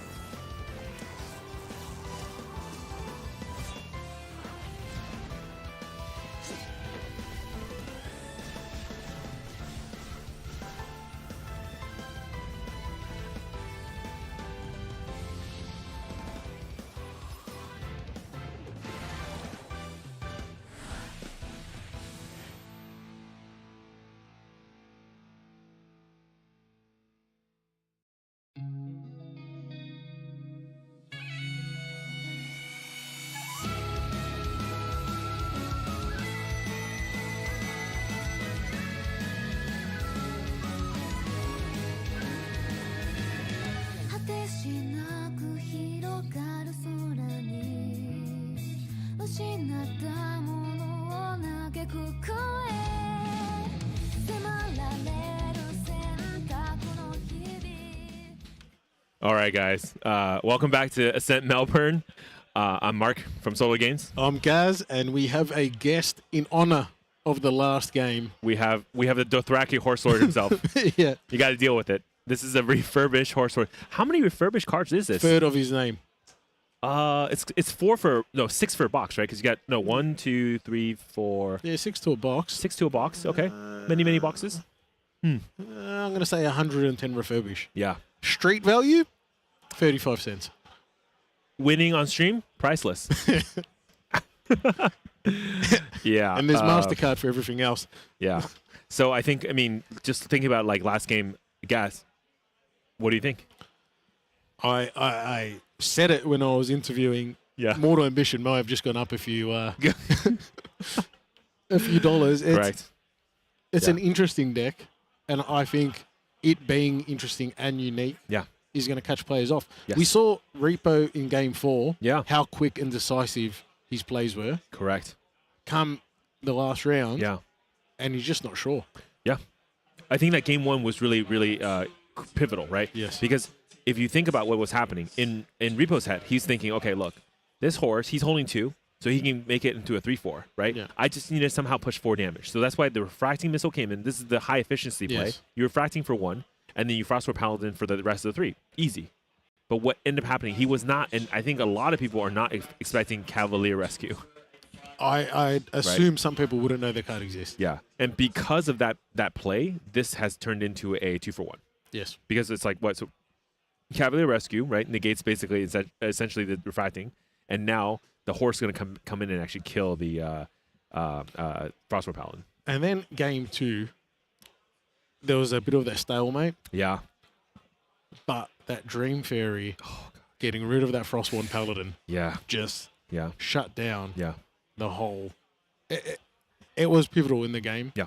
It allowed Heartstrong Sylvie to regain momentum. Yeah. And then finish with Mortal Ambitions. Yes. Absolutely. It's look, people day 2 they'll have the deck list. Yes. They'll be able to see the deck. Yeah. But if you're not built for this deck, like how much, like you can play around now, Cavalier's Rescue, but if you go for extra damage, he just keeps his card. Yeah. I mean, it's like, exactly. Cavalier Rescue is such a powerful card, right? Because it's going to get +3 health. So Yes. it's quite a bit. And then you have other cards, that are available there too, like Swerving Spring. Like, cards that, honestly, for a long time, we just haven't seen anyone play, right? So it's going to, again, catch a lot of people card. You're absolutely right, though. Day 2, open deck list, it's going to show, like, the thing is this, right? You're going 5-0. Yes. Right? You're only playing against good players. Yes. At this point in the tournament, if you're 5-0 still, you're only playing against the best players. And the thing is, kind of because we this was on stream, the kind of the jig is up, right? So if people seen it, they're going to say, hey, okay, let me think about how to deal with this once I place this player. So they will adjust. Now, just like you said, right? I was talking to Mr. Ree a little bit earlier. I think you need to have, like, removals. So having things like, Focus Flames helps, right? To deal that 4 damage here and there. The unfortunate part is, like, I still have to, like, play around Cavalier Rescue. and things like that, right? Even Mortal Ambition gets +1. But the problem too now is, there's a Mortal Ambition. Yeah. Do you hold off attacking? I think that the decks that don't need to attack with the champion, it's safer, right? Yeah. The decks are literally scamming, like Stratagem, super safe. Yes. But unfortunately, like a Vanitas, not so safe, right? You kind of actually can't punch with Vanitas. It's very dangerous. Very. Especially if there's a board. So you got to think about that. Yeah. Losing on your turn, it just feels so weird and so bad. And we're talking to Tristan. So he had this deck, which is his Tamer deck. Yep. And Tamer deck that he had / your Oath of Sakura deck. Yep. Add some horses. Yep. Friend said, why don't you add Tristan for the agility 3? Great. Why not? And now you've got Tristan, you've got Encap, you've got Stifling Trap, and you have a Poison Dagger. This is like Yugi's deck, where he has like a card from Taya, one from like what's the Joey. Yeah. This is more like that. I have 20 cards of just 3 different decks. Let's jam it together. But they work really well together. I mean, on the surface, it looks a little bit like mishmash, right? But you're like, wait, hold on. This enables Purse enables Liubei. Wait, hold on. This is all kind of coming together. Oh, the Swerving Spring gets you +1 prep counter. Is that useless? No, there's a Mercenary Dagger. Yeah. Mercenary Blade. He's playing Tristan. He's got Backstep. Yeah. Oh, well, Backsteps for Purse. Backsteps, and now Purse, and the additional. Yeah. It's they all kind of work together. There's Gildas, there's Bedivere. I'm like, this is everywhere. But yeah, it works. It works, and it's working. So we'll see. I mean, like, I'm actually kind of curious, right? So I'm hoping this deck does pretty well, and we can maybe like see it again on stream. Yeah. And I want to see like a really good player. I'm sure you guys sitting at home too. You want to see like how to maybe like think through disassembling this. And this is where like we can almost have like masterclass, right, live on Ascent Melbourne here to show you how to deal with like something unexpected. I think day 2 is definitely where we're going to see, okay, people prepare for it. Yeah. Open deck lists. Yeah. What have we got in the main deck? What's in the sideboard? Yeah. Okay, let's play around it. Yeah. Today, the team might go back and be like, okay, if you see this list, you got to do this. This is what you have to do. Yeah. But I feel like we're not going to see it until tomorrow. Yeah. You know what's really fun, though? what if we go to like the scrub out tournament tomorrow and it's just all horses? They just copy and paste this deck list and then like it's a bunch of horses tomorrow for scrub out. It'd be kind of funny actually. Well, we are in Melbourne. Yeah. And we have a public holiday in Melbourne for horse racing. So where else is a horse deck? Man, you guys have a public holiday for horse racing? Yeah, the Melbourne Cup. What? First Tuesday of November. It's a public holiday. That's what we should have us in Melbourne. So horse strong in Melbourne. Yeah, sounds good. Yeah, and apparently, yeah, it's a very, very cool deck and very very powerful. Catches a lot of people off guard. Slayer of a lot of perfect records so far. So Yes. we'll see. We'll see how this deck continues to perform well. Yeah, actually, like looking at the top matches here, like what else is surviving into the end? I mean, I know the Singaporean team, Nico Sylvie, is doing pretty well. Nico Sylvie's Yeah. still doing well. I believe there is a Merlin doing well. Okay, is it Glenny Boy? I'm assuming it's Glenny Boy. Probably. Yeah. We have to see, and then there's just a mix match of decks. Our round one, Christian, he is still in it for day 2 on the Win Rye. Yeah. Win Rye making day 2 was on no one's bingo sheet. Yeah. Yeah. Actually, yeah. Like, I think when we get the top 32 breakdown, Mm-hmm. I think it's going to be much more diverse than the last 4 or 5 Ascents. Yeah. Is that good or is that bad? Mm-hmm. Oh, it's different. Guys, what do you think? If you're a newish player, when you come to big tournaments like this, should you bring the meta tier 1, tier 0 deck, or should you try to go for something fun and exciting and different so that people don't see? I think if you're new, I'd be picking a deck I'm comfortable with. Okay. At the end of the day, if you try just build for the meta, but you're not comfortable on it, that creates mistakes. Yeah. And mistakes usually cost games. True. Yeah. So maybe the lesson learned is whatever deck it is, just keep playing it, right? Get really, really comfortable and familiar. That's the deck you want to be in. Yeah. So it would just be a couple more moments until we, settle down stream table match. But we have an interesting matchup here. We've got a Wind Xander. Okay. Going to level 3. Okay. Wind Xander. Okay, yeah. And over here I have a Water Vanitas. Okay. Also going to level 3. Dominus Rex. Dominus Rex. Third of his name. That's right. Destroyer of lands. Breaker of worlds. Yes. The owner of Obliviate. Oh, and look, it's Sean. It is Sean on Wind Xander. So he did commit to Wind Xander. Yeah, it's cool. And it sounds like our player is going to be playing this whole entire game in Chinese because it's Evil Dark from Taiwan. So, yeah. I might have to lean on you to let me know on... Yeah. It's okay. I mean, most of the gaming thing you can see, he just says draw 7. That's all. It's all good, Yeah. So yeah, it's pretty funny. So anyways, we're going to... I know you just said that I don't speak that language.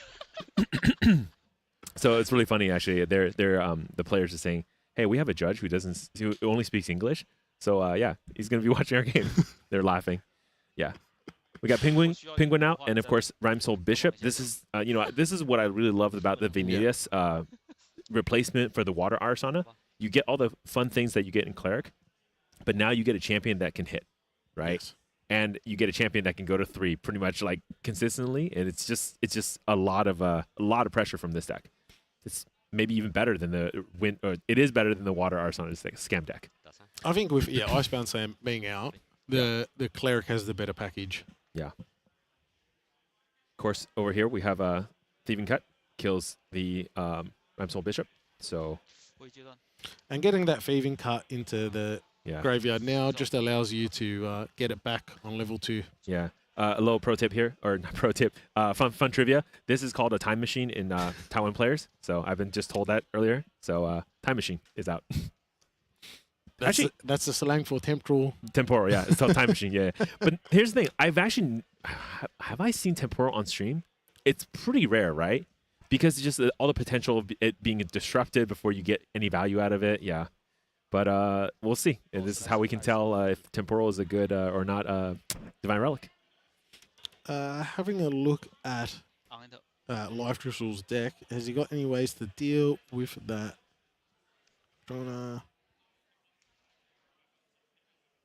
He does have Excalibur, but that's not until level 3, and he's got the Scatter Essence to deal with the Polar Depths there. Yeah, so it sounds like Liftrasil is just running a standard like Luxem, right, Xander? But it's a Wind Luxem Xander, wind. yeah? It's fun. And, the thing is, even when Liftrasil was on Tristan, he really favored like Slice and Dice, because Slice and Dice is just such a powerful, surprise of attack, so, yeah. Yeah, this is like the I guess the you've got Xander late game. Yep. The inevitable. Yep. You've got Polar, so you're looking at a sort of mill package. Mhm. The inevitable. Yeah. Which one of these Yeah. end games is gonna push? Yeah, so Evil Dark does also run a Safeguard Amulet, so that's gonna kind of like help out a little bit here, for that late game. When you are dealing down like a Lightweaver's Assault. But yeah, Thieving Cut prepped, coming in for 4 against the Frostborn Paladin with the Blade. Pretty good. Draw a card on kill. Life Drassel does have some resolute stands in sideboard, so he can't protect himself from a mill, but that's a long way away at the moment. Yeah. Another Polar Depths in hand for Evil Dark. Yeah, the Polar Depths is really going to be pretty important here, right? So obviously, if the graveyard gets filled up to a certain point, it can cause some, stress, because you don't have to do it standard, right? Because it's a Luxem Xander deck, they can out-heal a lot of damage, so you do have to find your alternate win con. Now, does Liftrasil run a Lantern? He does not have a Lantern in his main board. All right. Or sideboard.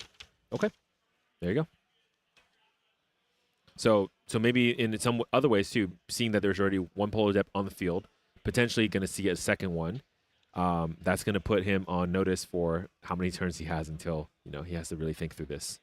And for this game, more important than ever is really to for audience at home too, keep a track of the graveyard, because that number is in a weird way equivalent to Liftrasil's life. Yeah. Yeah, it's just winning on that other axis of being the cards in deck. Yeah. So we do know that Life Drassel does have an Essence Scatter, so you can minimize the potential of that. We're playing Quicksilver Bingo. Hey, What's best Divine Relic in the game, right? What the 2 out of 5 relic? What is under Quicksilver? What's under Quicksilver? Well, potentially Blinding Orb. That's pretty good.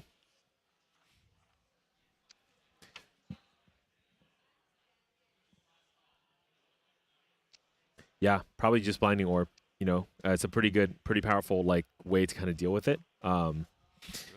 Yeah, and then so basically at this point, right? Like Liftrasil's game plan is what? Just to get to 3, right? Yeah. Having the right Luxem, Luxem is like this, right? You collect the right hand, so you can lay them into memory. So you just keep showing your opponents and get the right things. Gleaming Cut is what you want. You essentially don't actually want to lose most of these Luxem cards going to 3, and as much as possible, having Luxem show your opponent, and having things like Luxem Sight really just sustains you in the game. Don't overcommit. Just I almost think in a lot of ways it's very similar to Rye, actually. Luxem. That's a bit sacrilegious, but yeah, but you see, this is the power, right? So you're gonna go to Vanitas, deal the damage. Temporal's already on 3. This Time Machine is it's got a lot of availability there. And you don't see it, and outside of there's not a lot of Regalia hate that people are packing in. Yeah. And I think Evil Dark knows, right? So he's swinging with Awakened Deacon and just pushing as much damage as possible early on against this Luxem. Because, one of the ways to kind of deal with Luxem is just to be able to kind of take it down before Luxem can get to 3. Yeah, force Life Drassel to have to aggressively get to level 3. Yeah. Not have the memory cards he wants. Yeah. And if there's not Lightweaver's Assault, if there's not Luxem Sight, yeah, there's not much that you're worried about from Luxem once they are level 3. What if it's a map under the Grail? Is that possible? It could be. But you can't untap the map anyway, so Yeah. it's really not that useful. Yeah, this is too early, so I'm being too creative. Now DG is in hand, so that's actually pretty smart and sweet, right? Yeah. Chilling Touch and shows the slice and dice again, and Evo Dark says, "Oh, this one again." Yeah. Okay. So here's the backup charger. Backup charger. Yeah. 3. It's gonna get draw for the backup charger here. And shout out to Connie Fry for the Connie Fry special power cell tokens. Okay. Draws 1. Just a game establishing the board, establishing what they. Yeah. So I think Lifter still has really good cards in his hands. Actually, Yes. he has really good options to go to 3. I mean, he has the DG, right? He has almost all the cards he wants in hand already. Yeah. He has an end cap. He has. He's gonna get the thieving cut back. Yeah.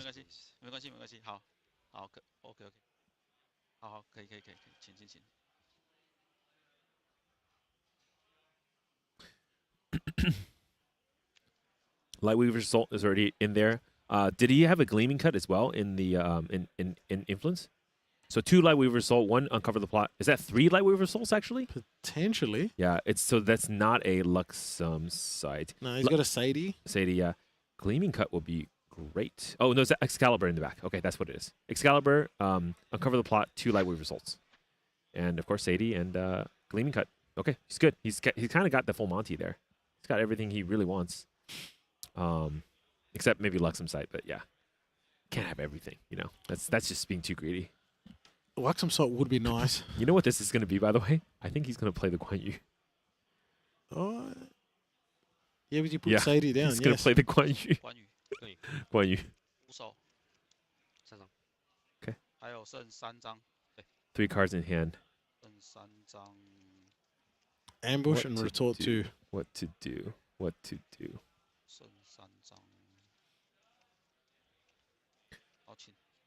Okay. So let it go. Evil Dark might not have any response, but asking to wait before something resolves, just making Lifetrails think maybe he does have responses for later on. Yeah, just to keep you on your toes, right? That's like, it. Why not? This is just like that Deanna game, right? Yeah. Hey, that resolves. Even though there was no response, really just playing, again, poker face. 100%. Yeah, fake it till you make it, and maybe you can get it, get what you want. Yeah. Okay. Wow. So level 2, another 4 damage. Oh man, this is this just going safeguard? really fast. Yeah, safeguard. Safeguard. Yeah. Yeah. Because now the Vanitas can get to level 3 same turn. So this is Yeah, because he can't deal damage, right? stopping minimum 4 damage, potentially 8. Yeah. That's actually pretty huge to put the safeguard there. Yeah. Yeah. So he's going to recollect and 3 cards in hand. Okay, 4 cards now. So he has a Frostbind, 1 Penguin. It's not a great position right now. Yeah.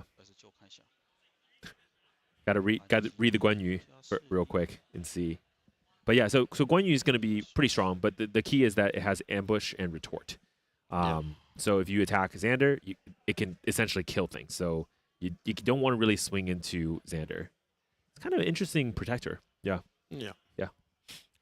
4/4 retaliate strong. Yeah. Yeah. I mean, especially if, let's say, imagine you obviously Vanita's swing, right? You can retort on that, but you can also retort on the Waking Deacon. There's a lot of, you can do harm to their board. So nothing is safe. So you can't have free attacks anymore because the Guan Yu is out. Yeah.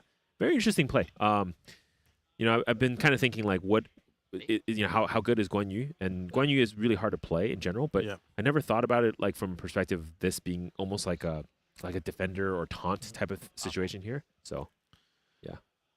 Okay, it's going to go for 1. Yeah, it's essentially if you're using it as an AC and protector, it's doing 1 more damage. Yeah. Take the damage though, because he's respecting the hand, right? There's 4 cards in hand. You don't know what else could be deployed here. So, yeah, no retorts. No ambush shorts.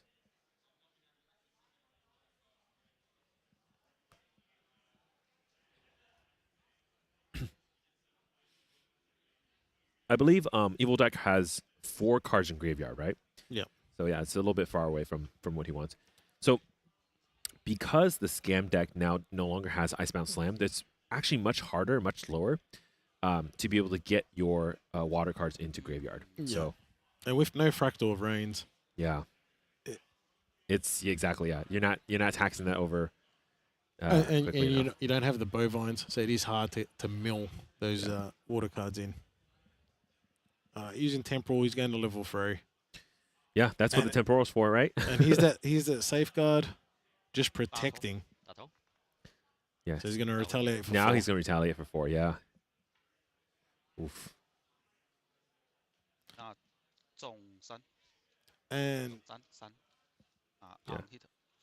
so he's going to cost now just 1 more to materialize. Yeah, that's huge, by the way. Yeah. So it makes it really. I mean, you can't play GCRs. A lot of your zeros now is just 1. So Vanitas, yeah, that part of Vanitas really wrecks, I think. Yeah. He's actually going to go to Xander. Well, for Xander level 2 is 3. not the worst because now you get the card back. So you're going to get Thieving Cut back to hand. Yeah, he's actually going to lose 3 cards for this though because of Dominus Rex. But I think you have to because he also has DG in hand, right? So yes, this is where I mean, in a lot of ways, as long as he doesn't lose the right cards, he should be able to recover. Yeah. But you still now get the Xander trigger.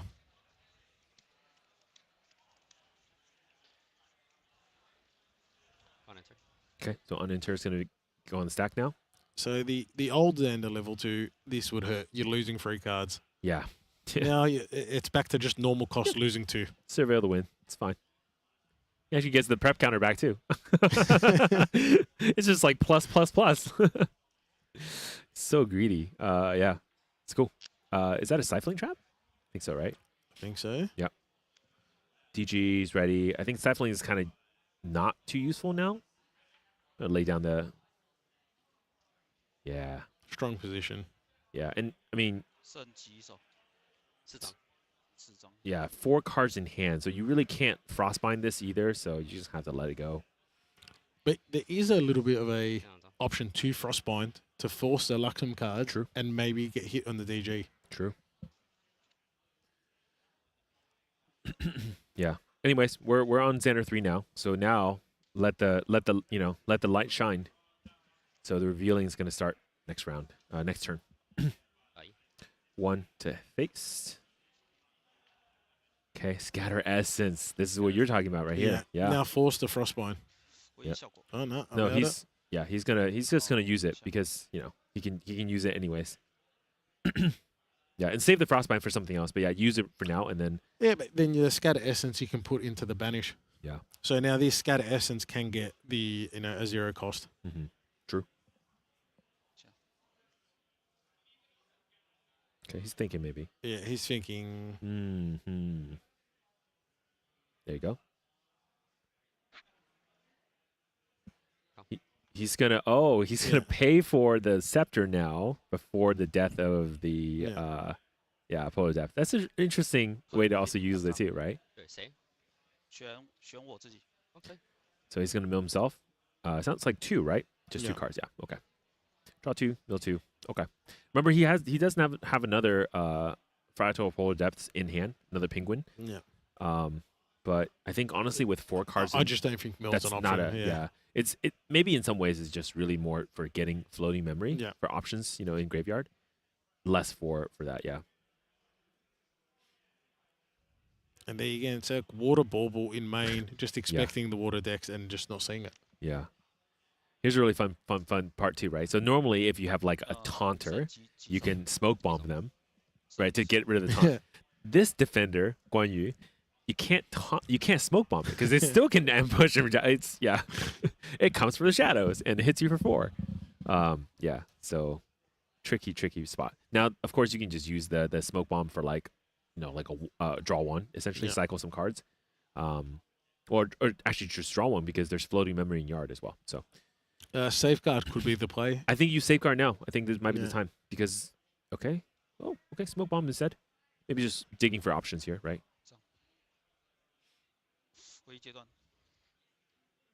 Okay, so he's gonna recollect now. Yeah, I guess Life just doesn't have the influence yet to be worried about being double Light Weaver Assault. Yeah, double light weaver assault. You're gonna need. Is that like 10? Yeah, 10 cards. 10 cards. Yeah. One card in hand. Yeah. Now, I mean, Evil Dark, right, after banishing the Scepter, is actually looking pretty good. And he did get full value out of the Scepter, all 15 damage. So, Interesting that he plays Temporal Spectrometer, yeah, Vanitas, the level 3, and a Dungeon Guide. Mm-hmm.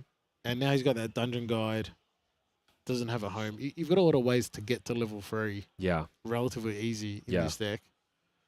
I wonder if the Dungeon Guide is actually for maybe even like level 2, just to kind of like just burst, get things through. Yeah. Yeah. Yeah. Sometimes just has another option there. Yeah. Anyways, he does have Fractal Rain. It's a little bit late now, but you guys stop playing for a quick second. because the problem right now is that Have you guys hold on for a second? So yeah, Fractal of Rain, Dungeon Guide. 他说他要我们等一下。OK。 yeah. Yeah.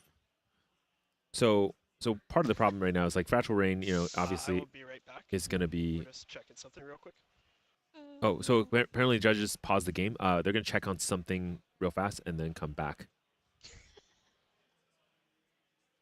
Okay, so Smoke Bomb has been played, but Evil Dark, does he have Smoke Bomb on his deck list? It's not there. Maybe it's in the sideboard? It's not there at all. Uh-oh. Is it Scepter, Water Bauble?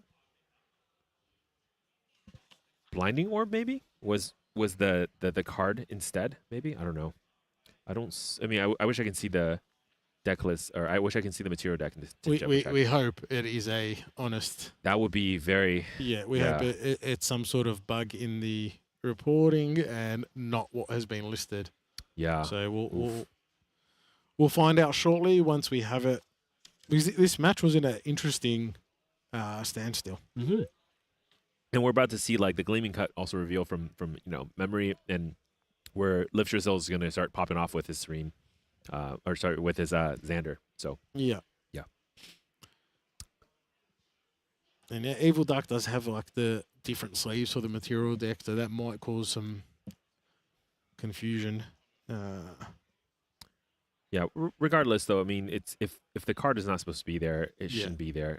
I'm hoping maybe just like an honest mistake. Maybe he wrote Smoke a Blinding Orb. Remember, Evil Dark is from Taiwan, and I think given that they're using Chinese on this match, maybe his English is not that great. So maybe he wrote the wrong card. The problem clearly. Okay. So we have a Smoke Bomb that is not registered in the deck list at all. Right. Is this correct? I'm out. You guys handle this. Yeah. So Hobo Crab sat down, Do you speak and Mandarin? Sorry. Hobo Crab is asking if there I'm just is talking to a. you, man. Sorry, what's your name? Evil Duck. Evil Duck. Okay. Do you speak Mandarin? 他说中文，对。说中文，好。所以我现在确认的事情就是。Yeah, so judges are going to go through here and basically kind of work with Evil Dark on why there is no Smoke Bomb on his deck list. Oh, should I take off my headphone because I shouldn't be hearing this? 我 deck list 上面没有这张牌。对，你没有这张牌，根据他们讲的。Yeah. 对。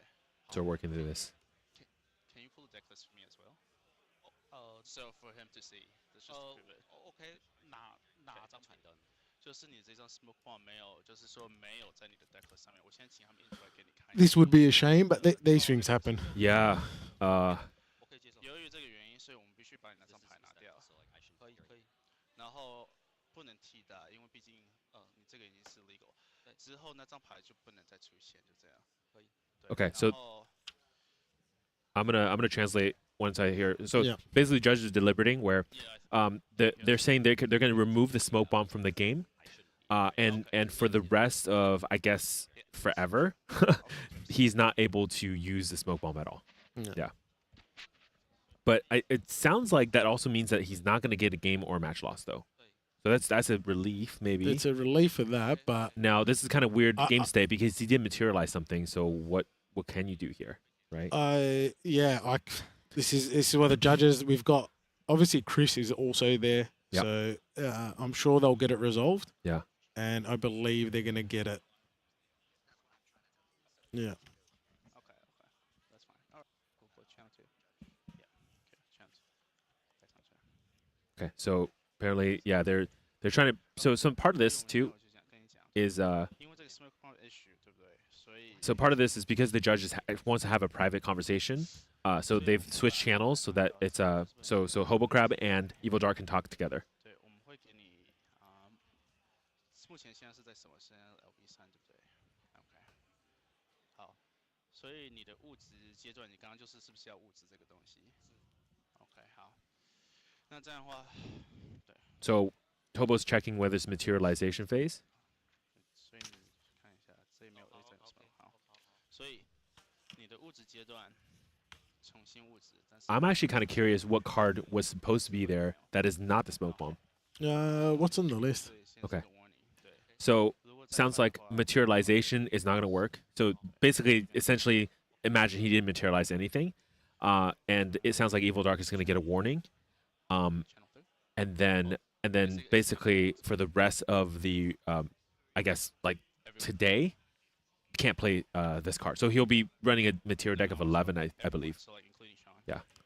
So now they're going to explain English to everybody else because Sean was outside of that conversation. All right. I'm actually not sure. By the way, Chad, I'm not sure if you guys can hear this. Also, it's also in Chinese, so I'm just translating for you. And me. Yeah. Hey, this is why Mark from Solo Games is here. I'm just here to translate Chinese for the chat. When we have a strong Australian accent, I'll do the same. Yeah. Yeah. Yeah, mate. This Avo. Okay, so they're allowing. Yeah, so they're going to let him play. Did they allow him to materialize something else instead? Yeah. Okay. Something that would be legal. Okay, that's fine. But he's going to get a warning. Yeah. For as far as I can tell, yeah. Okay. Okay, so they're going to continue. Then there's Fragile Ring. Wow, this is a really, really awkward situation, to be honest, right? Not only did we have a deck list issue, we also have kind of like almost like a language issue too. So I'm really hoping this is just like some honest mistake. I'm actually kind of curious what card was not supposed to be there. So next time Evil Dark shows his materialization, I will be watching it very closely. Yeah. Yeah.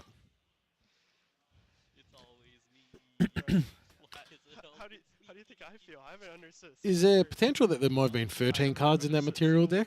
No, isn't that another issue? As far as I can tell, it's 12, but maybe that's the way it is. Yeah, maybe it was 13 cards or something. Yeah. I wonder if maybe last minute they were thinking adding something, but didn't actually update the deck list, right? So that would be bad. I think it's just honestly, I'm gonna look and see if there's a Blinding Orb in there. Maybe there's no Blinding Orb, and that's the swap. Because we can check off the cards that he does have, right? So Mirror, I see, Lumina. I think I saw the Water Bottle. I'm sure he has the Trinket. I saw the Safeguard Amulet. I saw the Temporal. I'm going to be honest. I think it's the Blinding Orb. Yeah. I think it was a Blinding Orb swap for a Smoke Bomb. I'm not sure if it was intentional. It could actually just be like he put the wrong orb, the circle thing, the ball in the deck. Be getting a monster time extension for this. So You guys will get it. Sean's just asked for like, can we get a time extension for this, please? So yeah, they're probably gonna get something like a 10 or 15-minute extension for that. Yeah. Yeah. Okay. All right, guys, back to the game. So.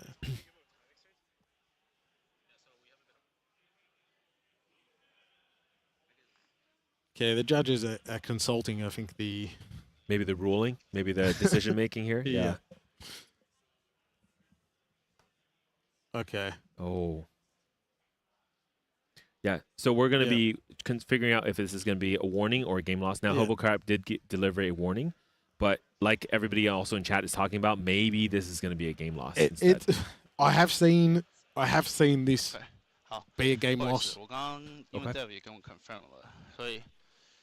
And it's really nice. So Chris is here. Yes. Yeah. So it sounds like Yeah. Evil Dark's gonna Smoke get a bomb game 反正就是 loss. 不能再用，就这样。 Yeah. OK，好，就这样。 And then Smoke Bomb cannot be used again. Yeah. Sorry, I don't speak Chinese. Can you? No, no, that's fine. Yeah. So I'm kidding. that's okay. So So it's yeah, so game one loss, Game and one now loss. it's going to game Loss. 2. Game 2, yeah. reason for deck issue and too far into the game. So Yeah. Yeah. move on to next game. Cool. Dark, can you handle the smoke bomb to me? Handle 把烟雾弹拿给我。 And now they're making sure Smoke Bomb isn't in. The deck at all, yeah. Yeah. I believe that means that Evil Dark has a deck, a material deck of 11. Can he add one from his sideboard? I think so. I mean, if he has the cards in sideboard, yeah, why not, Yeah. right? Yeah. Yeah. Yeah. Okay. So yeah, you know what? I confirmed. There's no Blinding Orb in that material deck. I think it was a switch, and they forgot to update the deck list. Yeah. Yeah. I think the intent was to have Smoke Bomb, but unfortunately, Blinding Orb was not taken out. And this is, I guess, a lesson for everyone watching at home. Yeah. Check your submitted deck list beforehand. Hold on one Yeah. sec. Let me swap to you on channel 3. Yeah. Yep. Can you Yeah. hear me? It is actually really big mistake to make too, because again, this is a Ascent level so event. You basically really Round got to be 6. super What has happened serious. is on Round his 6, material deck right? sideboard, everything is Yeah, you got to play super clean basically games, guys. Like presented things legally, like this should not be happening. But Yeah. yes, that's you smoke know, bomb. So but that's why whatever we the have smoke bomb is judges here. on, That's why it's Chris is really here as well to nothing make sure changes. So when something like this needs to be deliberated, they're done. Yeah. And we've got, like, it's round 6. These Yeah. people on the on the top end of the Yeah. draw. Yeah, It's a bit of a shame. yeah, it's such a shame.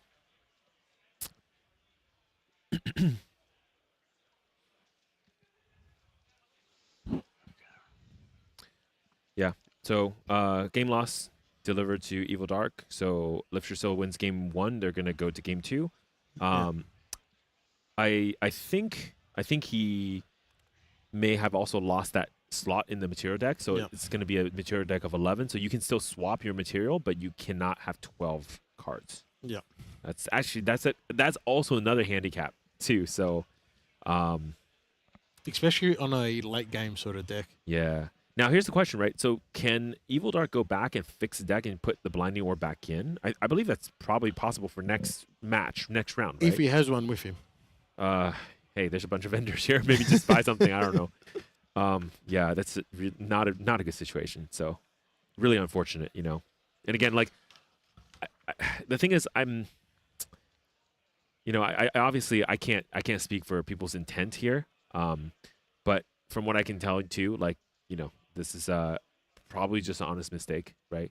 I know I've personally swapped things last minute in my material deck, but you know, you got to make sure to update your deck list before you submit them.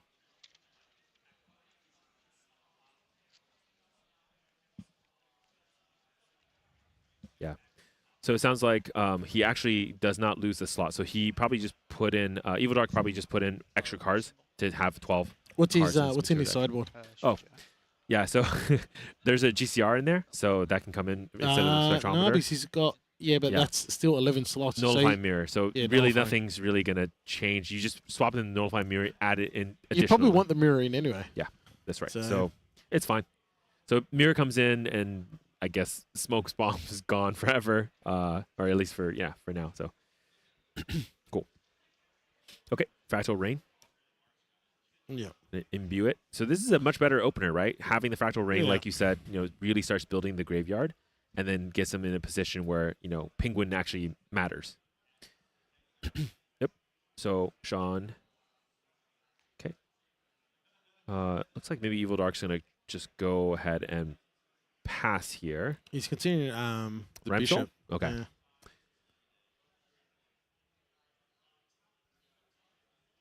Okay, paying with a Fractal Rain as well. So leaving, I believe, the Fractalize in hand. Yeah. Okay. Spirit of Wind. Draw 8. Yeah, what an unfortunate way to lose game 1, though. And it was just about to get exciting, too. Or, you know, show us the Luxem plays. And, yeah, unfortunately, hopefully we'll see some Luxem play here. But still, I mean, honestly, the early game of that matchup was really exciting, right? A bunch of thieving cuts, you know, for value, back and forth on the board here. So, yeah, Surveil of Wind pulls one in, puts a prep counter on. And Sean actually, Ooh. I think Sean has like Sean has the one of turbocharge in his deck in hand. that's what happens, man. You just grab it, you just pull it in, you know, like a magnet arm. Yeah. Also, you know, Sean has the thieving cut as well too. So okay. So that's a pretty good mill there to send the Fracturize into the graveyard. And GCR does come in instead of the temporal, the time machine. Yep. Yeah. Okay, Rhyme Soul swings in for 2 damage. Fracturize in hand, refracting. Yeah. Polar depths. Yeah. It's a good position. I think maybe you what do you think? Like lay down the polar depths and just kind of like pass it? It's good when you got the refracting missile in hand, so you are just powering that refracting missile as well. Yeah. Yeah. Cerulean Decree too, I'd probably want to keep that up. Yep. So yeah, just lay down the other cards. You put the wind card down just to yeah, you're make not sure gonna use it you've for got now the- anyways.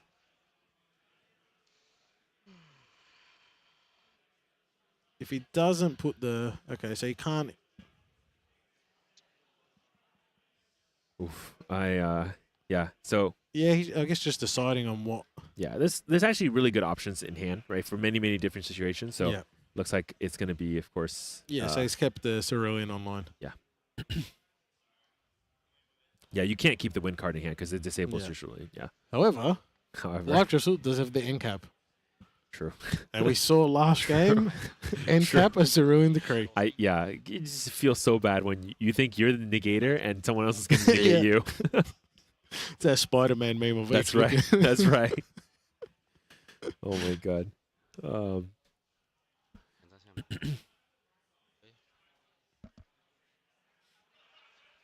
Okay, so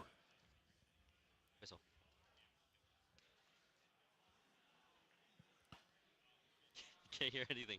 and It goes in and out. Okay. looks like yeah. So apparently Sean's saying there's Lifter saying there's some like sound issue, and there's some maybe static issue or something like that. But anyways, it seems like that's fixed now. Yeah. Thieving Cup potentially. I think this is the first time I've heard Sean Yeah. speak Chinese on stream. By the way, it's kind of fun. Yeah, thieving cut. You're right. Great card to see early. Oh, for sure. Get it back, draw the card, push Yeah. some damage. Yeah.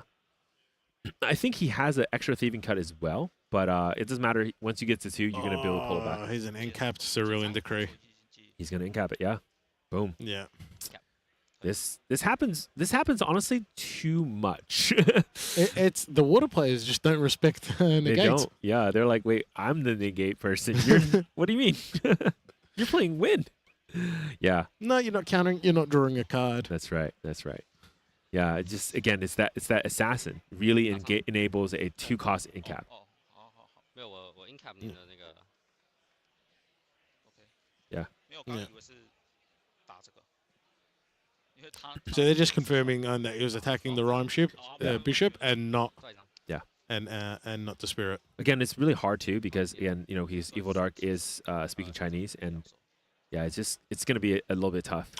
Sean has a slice and dice in hand too, so does he have enough generators? I mean, he could actually go to level 2. Don't pull back and just slice and dice. For 9. Yeah, I mean, remember, like Evil Dark's still on a Spirit. Yeah. Yeah. Now, I think the biggest thing for Evil Dark is get that round 1, that game 1 out of your mind. Yeah. Just focus on game 2. For sure. And now he's just had Cerulean Decree incapacitated. Yep. It could be. Just hope he can regain his Yeah. composure. Yeah. Okay, Paladin's gonna eat the floating. And honestly, Evil Dark's in a pretty good spot. Yes. Really great cards in the graveyard already, and pretty decent cards in hand as well. And the Scepter's out, right? You have the Penguin out. You have the Fractal Rain. Like, this is definitely a game where you don't want to go on tilt, right? Yes. So, yeah. All right. So looks like Lift Your Soul's thinking on the banish here because, like, potentially, what are you gonna lose? Yeah. 5张， Yeah. 5 cards in hand on Evil Dark's side. 选哪个？我上去。 He's pushing to level 2. Pushing level 2, yeah, exactly. Ooh, lost the dungeon. Yeah. Okay. Grabs the Surveil the Wind back. Yeah. For his To To play the surveil. Yeah, nope. Thieving cat, yeah. Ah. So he's going to hold it back. Okay, good. Get one prep counter, so he's on 2. Yeah. Draw 1 for the turn. Oh, yeah, 2 dungeon guys. Yeah. Not a lot of Luxem in hand. Just the one Luxem site. Was Luxem site or was? Oh no, yeah, it looks like one Luxem site. Okay, yeah, Luxem site. Yeah. So maybe Evil Dark's gonna make him put down more cards. Does he have a negate? No, right? Okay. Yeah, so he's gonna let it go. Yeah. Choose soup. Okay. Fast cure. Exploit. Vulnerability. Okay, not too bad. Here we go. Good level 3. All right. So one to the face. Okay, your life drizzle, you're level 3, and you've only taken 5 damage. Yeah. And your opponent is still on spirit. This is where you want to be. I think he has turbo charge, Luxem does sight, have- and gleaming cut. Oh, he does have gleaming cut. I think it's pretty good situation here, right? So you're gonna go for the backup charger I here. thought it was the thieving cut he brought back to hand. I think that's.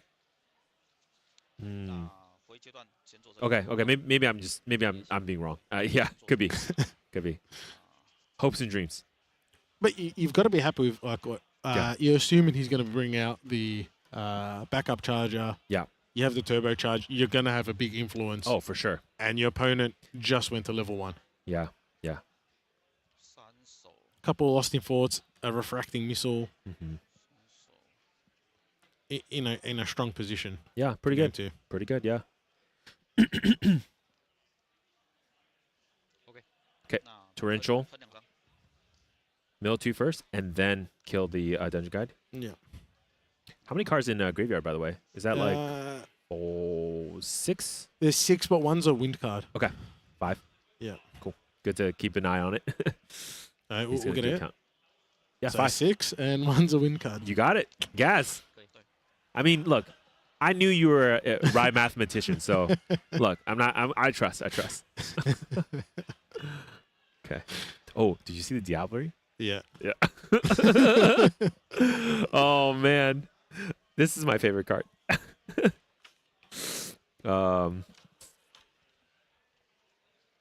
It's also, by the way, in Evil Dark's deck, that's a 1 of that Diablerie. So he has it in hand, but it's gonna be a backup charger here, right? Yeah, so it has to be. Doesn't matter. But then the next one, the Quicksilver Grail. Backup charger, get the Luxem site. Yeah. You might hit a Luxem card off the top. Like backup charger just works so well with Xander. Absolutely. All right. So Luxem site. He revealed all. Yeah, you always reveal all. Yeah. And then you show how many Luxem cards. And Yes, then and he then has to that put puts one down. Yeah. And now he's gonna heal 3. Here we go. A little organization for you. Here we go. I remember looking at a pre-alter Luxem site, only recovering 2. That felt fair.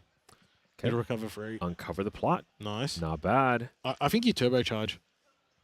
Yeah, why not, right? How many and I mean, I guess you have to play around you do have to play around at Frostbind for sure though. Yeah. But it's 4 cards in hand, but also 2 fractals. So 6 influence total. 6. We have the benefit of knowing that there is no Frostbind. Oh, he's gonna go for it. Look at this. Bravery. Let's go. Puts down the curse, yeah.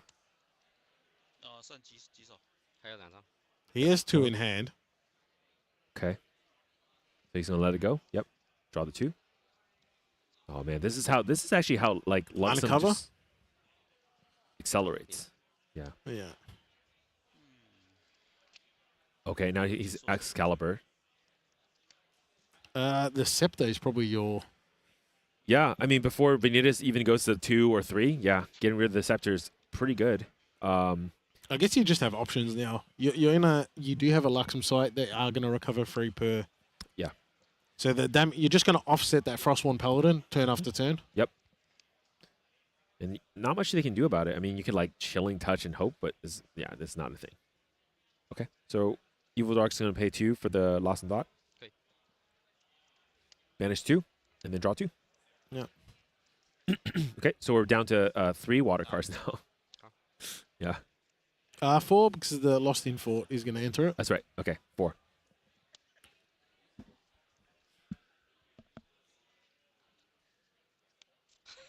Fractal, another Yeah. Paladin. Another Paladin could be interesting. At least now you have a relatively strong board. The Lost in Fort can feel the Paladin. Yeah. 四手，对。 So Literature really wants to start looking for win cons now, right? So you Yeah. want to start getting towards your 2 Light Lightwave assaults to be able to kind of hit lethal. But Well, Life Drill, he's got 2 win cons at the moment. One, he can just see out the clock and just keep healing. Yeah. However, actually, they have a 10 to 15 minute game extension Correct. because of. So it's actually half an hour left. sorry, I forgot I take about that back. I forgot about that too. I forgot about the time machine win con there. Yeah, the clock. Yes. Yeah. He's got 1 win at the moment. Okay. So just checking how many water cards. So it's gonna mill 6. Yeah. So he popped the penguin to mill 6. Ooh, Oh. stratagem gone. Stratagem's gone, and I don't think there's stratagem in hand either, right? So Nah. there's one. And Not a lot of actually, floating. funny. Evo Dark said, "Oh crap," when he saw the stratagem as well. How many stratagem in the deck? 3 total in the deck. Okay. Yeah. However, there is 3 floating too. So okay. All right. 2等。 So he's gonna go to level 2 here. 啊，2个。哦，对对对，我知道。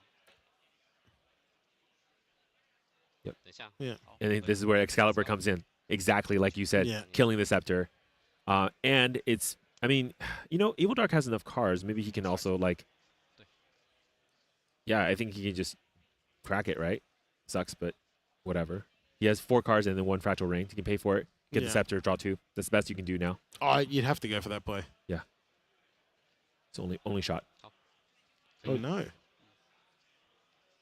And this is where he may have tilted from last game and just not seen that line. 阶段 Did he forget that he has no wait, right?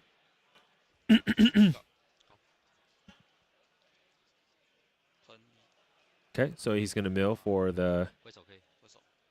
Yeah. I think maybe he must have does he need the Fractal Ring? Maybe that 1 influence does matter for the play for this turn. Potentially. Yeah. Okay. So 3. There's another Paladin. It's pretty good. DG's in hand as well. So Evil Dark's in a kind of weird spot. It's actually not too bad. Can attack with Vanitas as well. Yeah. And remember, like, Sean has, 1 card in hand?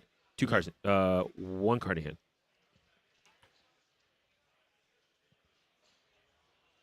Yeah.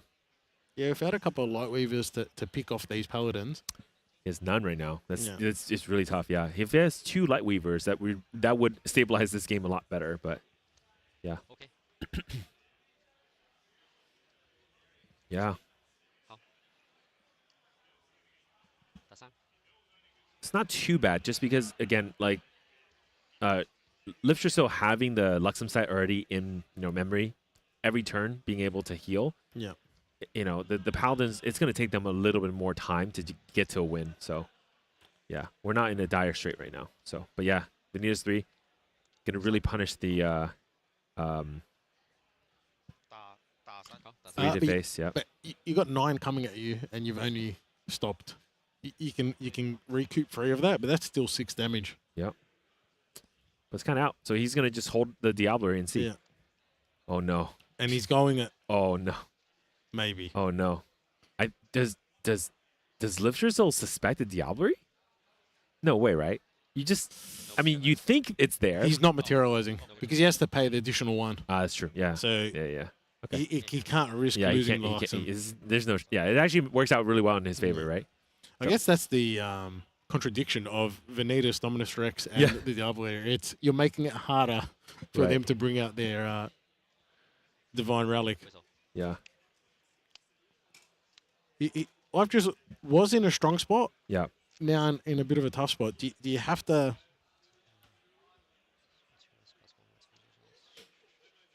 Can you thieving cut to at least get rid of one of the Paladins? Can you get thieving cut to get rid of one of the Paladins? I think that's what he's thinking, right? Yeah. He's going to burn one of the prep counters, get the blade out, to then cut. Yeah, that's one way to do it, and I think he has to do it because this is yeah, you're not moving the game state if you're going to take damage, and he doesn't have the win cons, and Evil Dark knows this too because he's seen all the cards. Yeah. Yeah. 抓一张。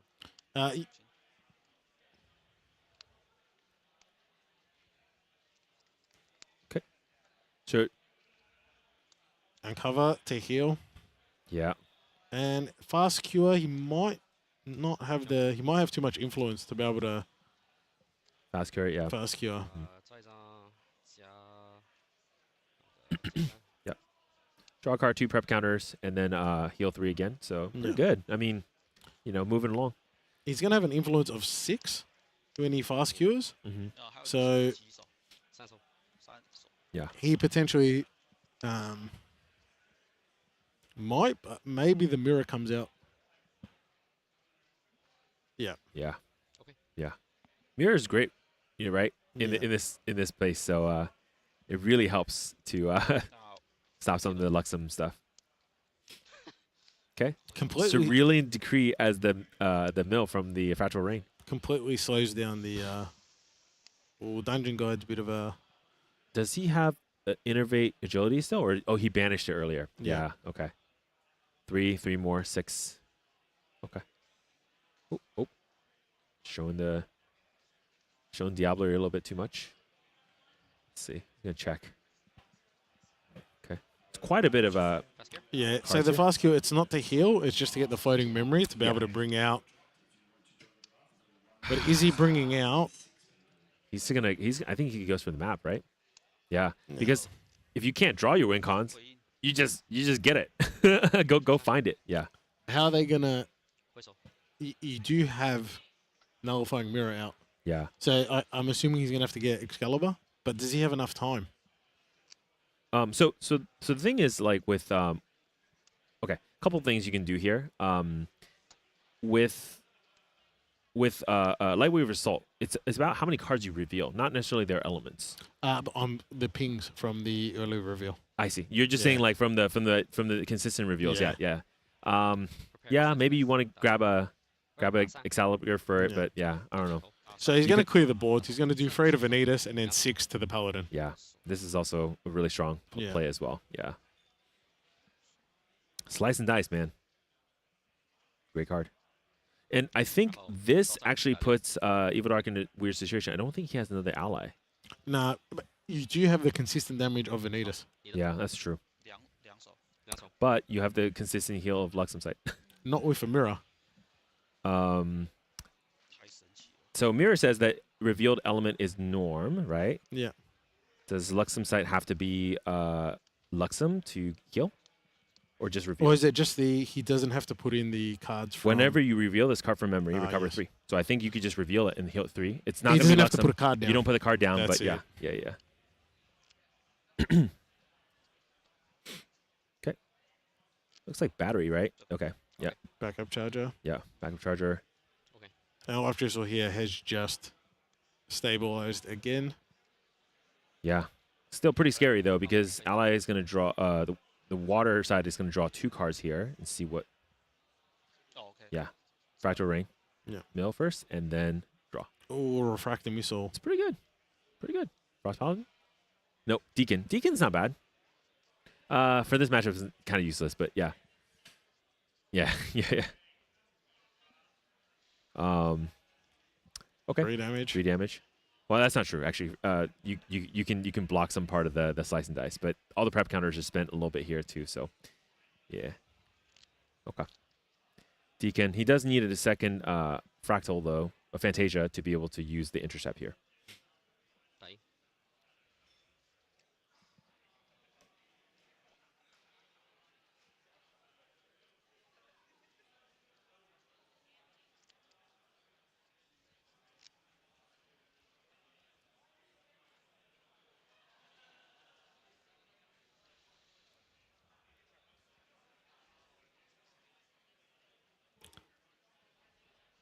So he's pushed 4 damage. Yeah. Life Drizzle is going to heal for a 1 damage turn. Yeah.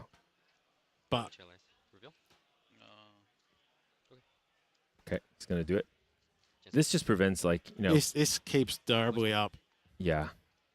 Man, imagine playing a water player and having to put influence down for Luxem reveals is really punishing. He has a handful of Sadie. But see, it's not the cards he wants though. So No. this is the really tricky part. Yeah. Now he does have a Gleaming Cut now, right? Which Yeah. is cool. So let's see what the map is gonna pull. What do you think? Another uncover the plot. Heal 6 this turn. Heal 6, put prep counters on. Yeah. For even card, draw a card. Mm-hmm. Man, this is yeah. I mean, it's. I guess. I mean, yeah. So Luxem is just going to try to assemble the right hand here, and then be able to, at the end of it, do the Luxem things. But yeah. Seeing free Sadies, the dungeon guide. I mean, Sadie can actually just start pushing pressure too, right? And then you can generate prep counters, and then potentially even do things like slice and dice, because that's another win con of this deck too. Yeah. Yeah. But yeah, we're gonna push damage. I can't hear your mic. He asks you how many cards in your hand. Oh, yeah. Okay. My mic is also cutting like in and out, so Yep. can't I'll listen to you now. So it looks like 3 is gonna two damage is gonna go to face. Yep. And then let me pass. Yeah. 三手. So I think Lifter still pulled the Lightweight result. I think we'll see on the reveal what he has, but I think that's what he actually pulled in the with the map. I could be wrong though. He did it really fast, so I mean it's absolutely the card that he wanted. So yeah. 三手.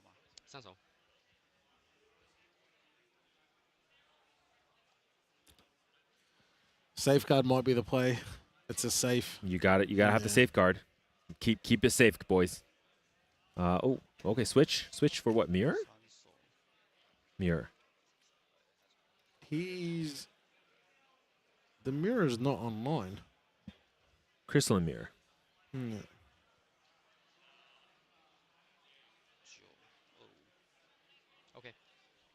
Okay. So crystalline mirror is materialized. I believe it's like what, 12 water cards? 10, 12? Yeah, about that. You need what, 3 or more. Stack of them. But he doesn't have a penguin though, right? Yeah. And I think on Lifter's whole side, his deck should have what, like 30 something cards so far. Let's see. Okay, I think this is gonna be a pace of play issue. Guys spending like 2 minutes on every mat, like. 先做这个。可以。忘了，差点又忘了。 Okay, so yeah. Frozen dismissal. Sean also just made a comment about like pace of play. Yeah, because it's going a little bit slow. Okay. But again, round timer. There is an extension as well, so just to be aware for all the audience, it's 5 minutes, but I think they're going to probably get at least 10 minutes, if not just the full 15, which is pretty standard for a break like that we had earlier. Okay. Yep. Power cell goes on the deacon. It's going to draw 1. Yeah. You got it. All right. So Sean looks at it and says, "Hey, you got it. Let's go 3." Yeah. Yeah. So 5-minute game Have extension. They advised you guys the time extension? I don't know how long. So apparently, I'm going to put 5 minutes. Just going to pull it to the max. I understand that we had spent a bit more time, but more of time constraints on that. We put 5 minutes. So the time here, I believe we have is. So it looks like even though there was more time spent, 5 minutes is the addition for this. So it would be 5 minutes extra on the timer, and as well overtime or OT. So it's going to be another 5 minutes. So total is about 14 minutes for the last round.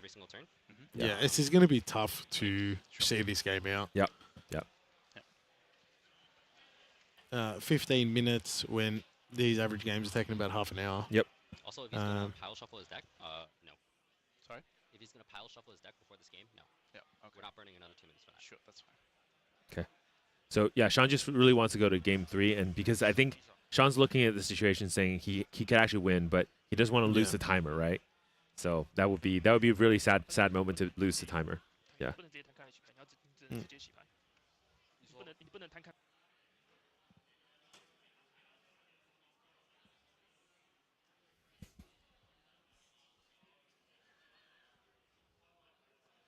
Yeah. So they're explaining to Evil Dark that he has to go quicker, basically. Yeah. Yeah. Yeah.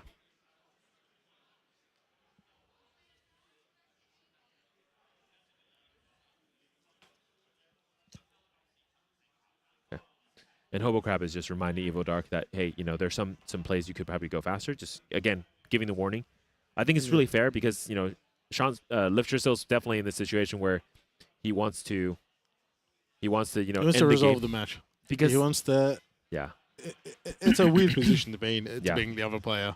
Yeah, he doesn't want to draw, right? No. He definitely wants to win if he can get it. No, so. he's looking at top 8. He understands. Yeah.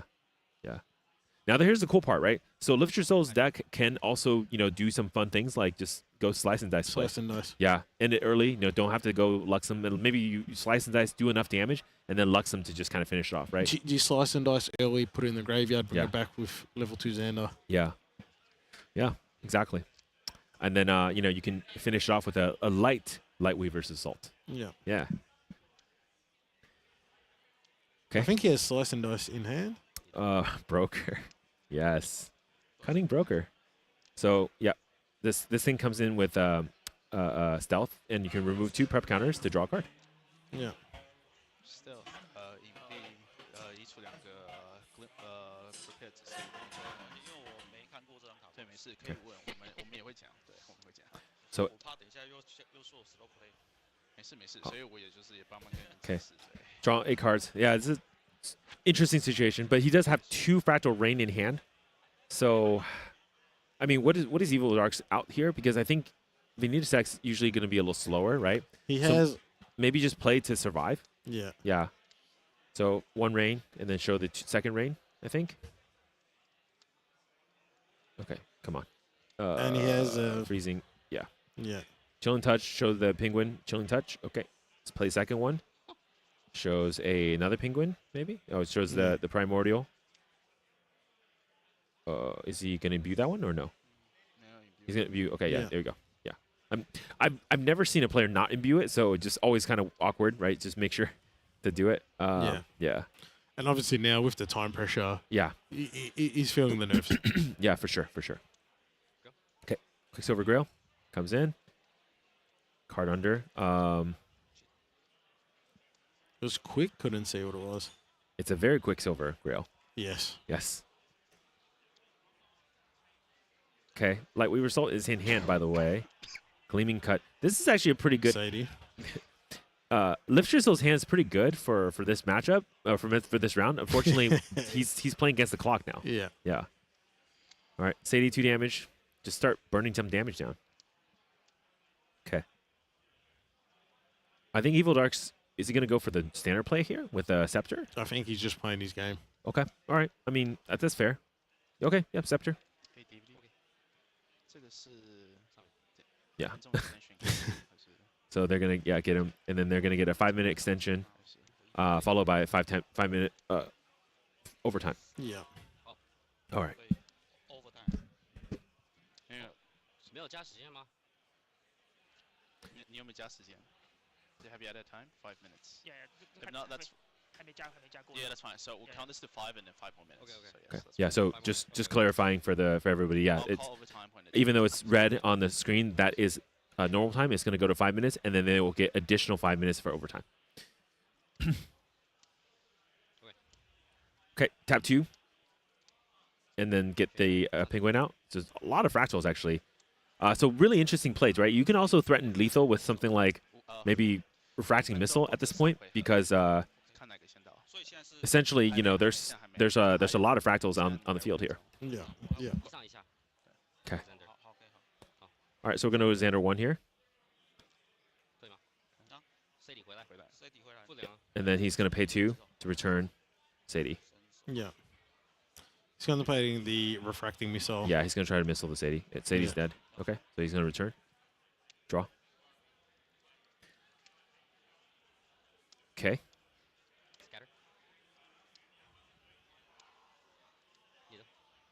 So pass turn after scatter. Yeah. Unfortunately on the Sadie, but I mean, in a lot of ways, like I guess Evil Dark doesn't care because he's gonna try to go for the draw, right? So it's better to just yeah.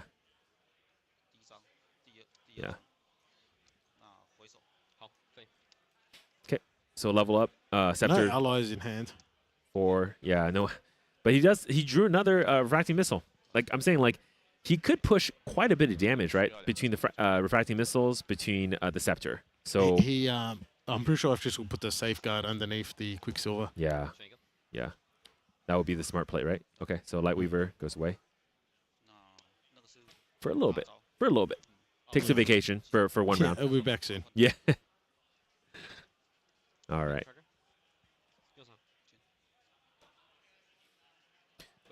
Okay. Battery. And then Sean also has a DG too. Man, this hand is so good. But it's a late game hand. This is a late game hand for no time. Okay. I think Sean's coming to terms with it's probably a draw now. Yeah. If you push too hard, you might actually cost you the game. So he's gonna refracting missile face for 3. Okay. Yeah. 3. So that he's gonna go for the level up, and then that puts him at 11. Yeah.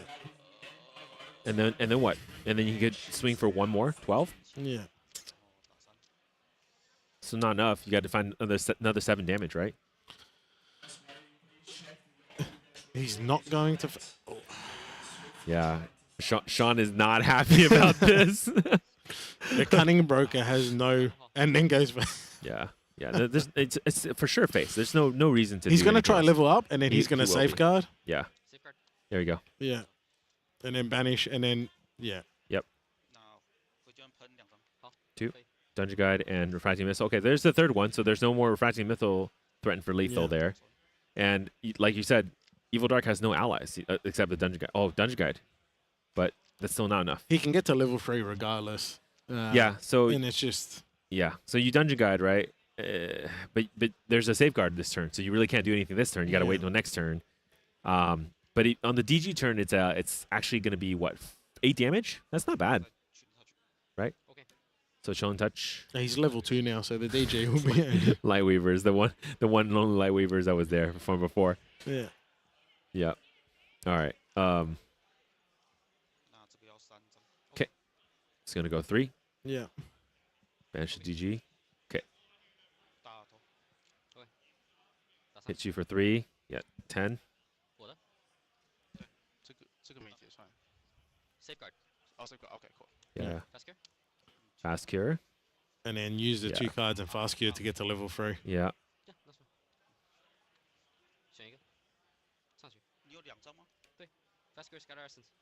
Yeah. Yeah. So he only loses 1. And he's going to lose 1 more, yep. Yeah. Sadie. He'll return. He's going to draw a card. Alright. That's 5 minutes, so we're now in overtime. 5 minutes So to turn. OT and turn player is going to be Lift Yourself. Yeah. Yeah.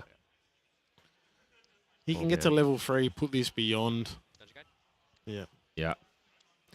So, I mean, we're just playing Frozen Dismissal. Okay. Okay. DG gets, dismissed. All right. One goes back in. Back to Dark. Dark gets a, I mean, realistically, they're just playing for a draw, right? At this point, like, I don't think Dark can... Okay, Dark's going to attempt to go for the kill. So he's threatening 3. He needs to draw some allies for sure. Yeah. Okay, those 2 are not allies, which means his chance of drawing with this ring is actually not bad. Okay, he's going to draw. That's a Lost in Thought, and this is another Chilling Touch. 3. Now, he does have Lost in Thought. Maybe he can draw quite a bit of cards now, right? Empty his hand, draw a bunch of cards, and maybe that's like a Frostborn Paladin or something, push more damage. So it's 16.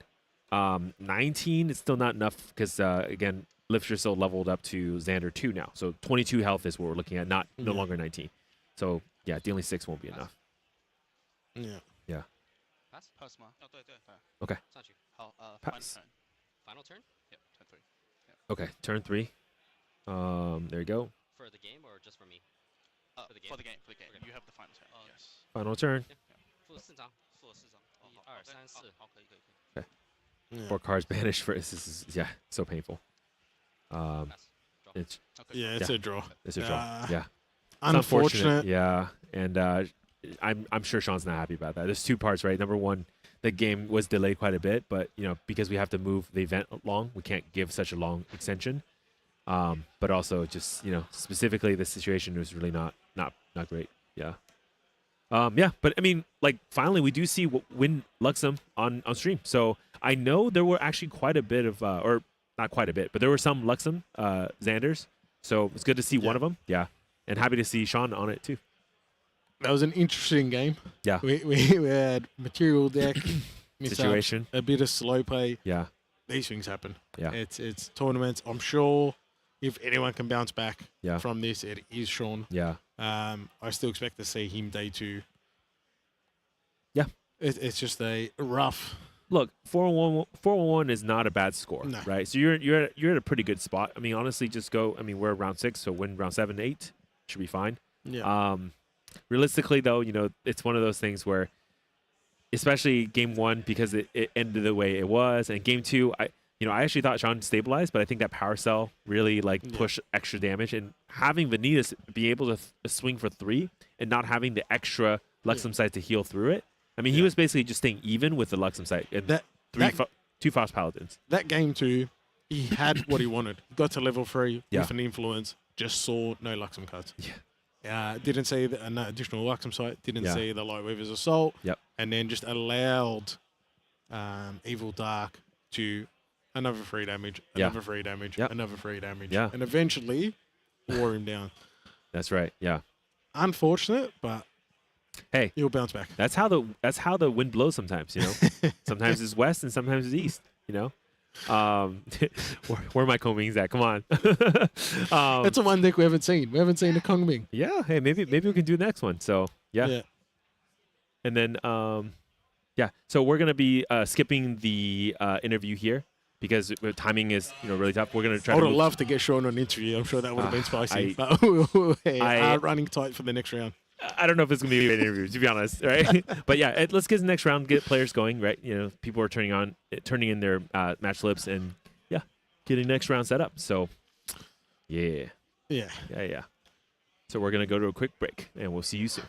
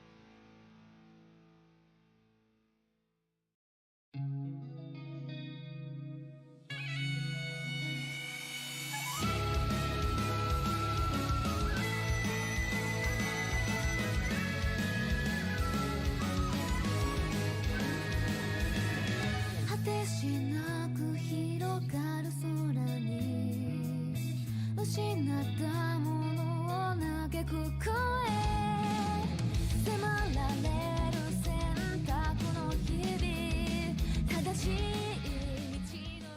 And we are back. It's right. I'm here, Mr. E, and with me, Gazimus. I'm sure I was in the staff lounge watching last game. Did you have fun casting that one, Gaz? There was a 10 to 15 minute period where it was very international. Yeah. Thankfully, I had Mark here to relay what was happening. Wonderful teamwork, yeah. I mean, what a wonderful... It was a difficult game, but... Let's put that game in the past. Yeah. Let's go into round 7. That's it. And we have a treat for our New Zealand fans. Yes. In my hands is the deck list for Glenny Boy. Of course, the one and only, running the Merlin Kingslayer. What a wonderful deck list you were just pointing out to me. So many one-ofs. One Blanche, one Resolute Stand, and I've never seen a sideboard so big. Glenny Boy is just a mother that loves all his children and has to put them all in the deck. Just bring everyone on board. And he gets them. Oh, dude, yeah. I mean, we're looking at the world champion, right? Like, what a great, and just believes in the Merlin, and hopefully the new set will continue to believe in the Merlin. Merlin gets a bit of help next set. Look, spaghetti meatballs, Glenny Boy and Merlin. It's a match made in heaven. It's going to be every set, every tournament. Yeah, yeah. Exactly. He'll play right. Merlin. What have we got on your side there? We have a Water Wind Vanitas. So we have a Water Wind Vanitas. Yeah. And we have a 1 Frostbind. Ooh. One cheeky little Frostbind. Yeah, just to I'm catch 'em assuming off there's guard. more in the sideboard. There's not more in the sideboard. This is just the... Do I have Frostbind? Don't I have Frostbind? In my mind, though, I just want to talk about, you were so hyped from these Vanitas decks, and I'm just going to say it there, I haven't seen these big 11 damage turns popping off. Like, you're hyping In the it, last, but in the last I round. am just saying, there's a few here. Okay, just before you just... I'm just saying. Sean safeguard amuleted under a Quicksilver twice to prevent those 11 damage turns. Okay, I'm just saying they haven't. No one's been caught off by guard, but that's what I'm saying, right? They're knowing of the play. You know, a lot of people have counted. Well, our friends at Main Deck did a video on the Vanitas on that burst potential and stolen my thunder to be able to come in hard with these burst potential. Like Limelight with Diana, I remember. It's just like someone's pre-released the juice. Not like the horse spice that is now, believe people playing at home and watching, is now 6-0. The dream still lives. I just remortgaged my house for my playset of Mortal Ambition. It's coming back. That's it. Exactly right. Horses, all the prices are going up. The collection, collectors are going through the roof with those prices. If the card's named after a set, it's gas. We just don't know how to cook with it yet. That's a good thing about going to the next HVN set. So here we can see our players getting ready. Glenny Boy versus Turin. I believe I can read on the other page. But super excited for this matchup. What's the favor? Do you know? I don't mind Merlin. Yeah. I don't mind Merlin. Yeah. But I have predicted a Water Wind Vanitas. Mm-hmm. I mean, let's look at things around Merlin's side, right?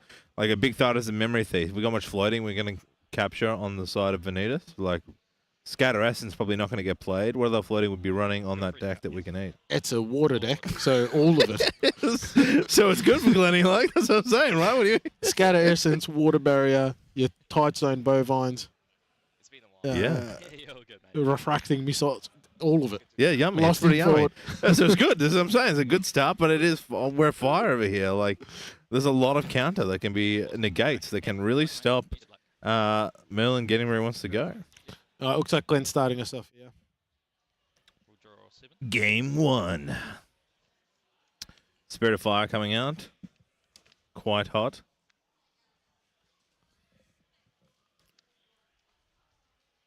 So going with the Spirit of Fire, not the Shard. I'll pass.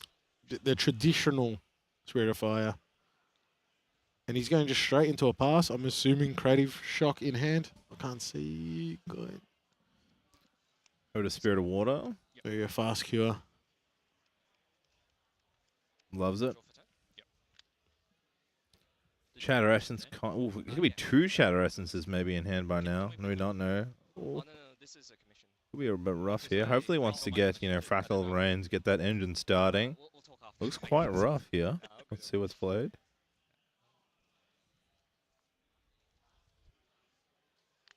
Okay, Fractal of Oh, Rain. does have it. Great. Good start. Imbuing 2, showing the Deacon and the Lost in Thought. Getting a Fractal Rain. Yeah, Creative Shock in hand.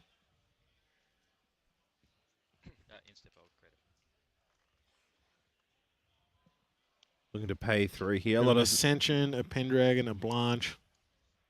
Couple of Hasties.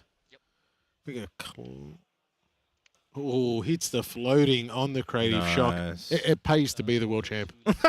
It pays to be the world champ. I was in the staff room earlier, and Yab said, you just don't have Glenny Boy luck, and it's definitely a thing that gets played. The Glenny Boy luck takes it, Oh man, loves it. He Love played to that see with it. confidence. He's like, there is floating memory. I've commanded floating memory on top of my I deck. love casting Glenny Boy. Honestly, there's stuff like this you just can't.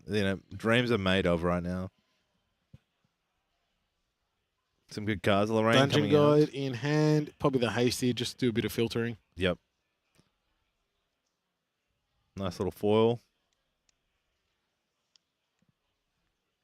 Deciding what cards to put down and what to discard on hit. Take a swing. One to face. Get rid of the Hasty. Mm-hmm. That's the Flame Room Swordsman. Flame Root Swordsman, I believe. Yep, no worries. I'm getting better at the game. Looks like a Refracting Missile coming out. To get rid of the Hasty. You don't want the Merlin player to be able to filter Exactly turn right. after turn. And get yourself a nice bit of floating in the hand. Really good use. Ooh, aggressive Dungeon Guide. Wow, going for it at level 2. He wants to eat his own. He wants to eat the Refracting Missile. Really punish the water player. Make him pay for the scepter. Yep. Absolutely cooking. Yeah. Blanche and Cruxite. Cruxite. Memory Thief coming out. And thank you for the refracting. Yep. Great play. DG swinging in. The funny thing, Glenn, he blings out his deck and he's like, oh, I didn't have a Lorraine. When he won Nationals, we had a first edition box. I pulled the level 1 Lorraine for him. Did you really? Could have had a bling deck, all of it, but... He didn't want it?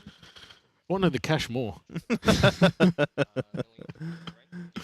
Right, looks like backup judge are being played, getting the 1 to memory, and then also from the Fractal, getting a nice floating memory with a Fractalize putting in. Yeah.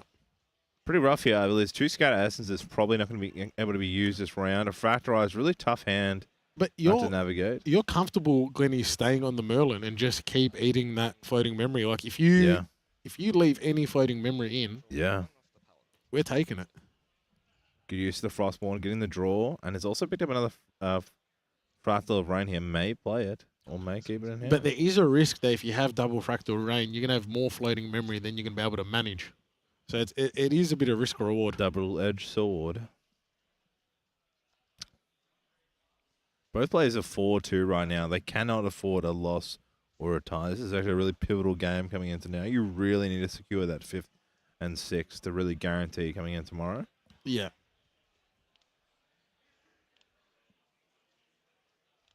Taking out the DG with the Paladin.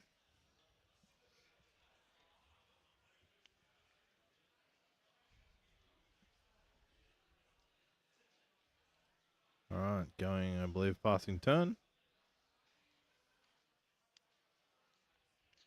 He's going to level 3. Yeah, wow, straight to level 3. So 1, 2, the 5, 6. Yep. Maybe Pendragon in hand. Sorry. So we'll just take 6. Looking to start getting some cards into hands here. Double 6s by Yeche. He's a high roll champion. Well, you've got the 1 counter now. Let's get that ball moving. You're going to draw a card off the Merlin ability. Yep. Able to swing. You have the +2 on the swing 2 now. Pendragon in hand. You do have to play around the Frostbind. Another Pendragon. Ugh. Glenny Boy luck. That's what they say. It would be... You still got things to worry about, though. It's probably too much of a risk. You can swing, with Melbourne, push some damage. It'd be too much of a risk to play the Pendragon right now. I mean, is he going to get like what? It's 4 damage. He hasn't got enough to deal onto the Paladin, but yeah, 5 cards in hand. No, you can still swing face. You want to maximize that +2 for the turn. Yeah, correct. I'll go 3 to face. Are you worried about here? Like how many? So you're going to build enough influence that you can play like Frozen Dismissal if it's in the deck is still. You need a lot to manage to play it. Like the same as like Frostbind or Tidal Lock. Like, And your opponent's a spirit, so you are pushing damage. yeah.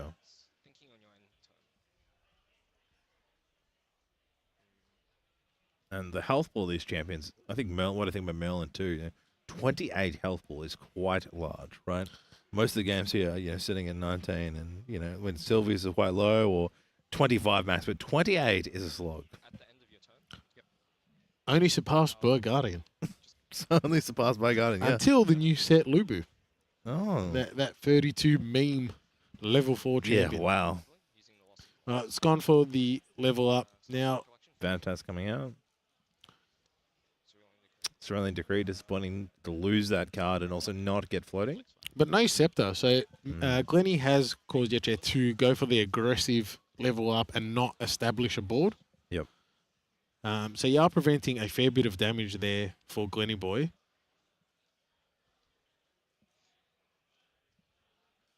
It's like stratagem in hand. Very rough hand to play with. 2 fractals. Couple of Ascent Scatter. Yeah. Not doing much. Could be a Deacon in there as well. I think a Decree. Okay, Fractal. Yep. Revealing the stratagem button. Now Glenny knows it's there. But I think too, right? With the effects with the Kingslayer with Merlin, you're gonna have that reduced damage for Crocs once the deer is out. So stratagem's really doing not much damage once the deer Does comes. Glenn have the Viridian Trinket in mainboard? No. Okay. Prismatic Edge is in there, which would be a bit of spinning of token. Bulwark Maybe Sword. go the Grand Crusader ring. Build up influence to protect the Pendragon. Exactly right. Yeah. I mean, and you've got 2 in hand. You risk 1. They use it. Hopefully next round you can get it down. Oh, but now you can pay for a Frostbind. You can't pay for a Frozen Dismissal. Pendragon coming down. Paying 2. Summon's okay. Yep, it's going through. I'll return. Glenn likes that. Going to bounce his sword. Draw 2 Oh, cards. another Pendragon. Oh. I'm telling you.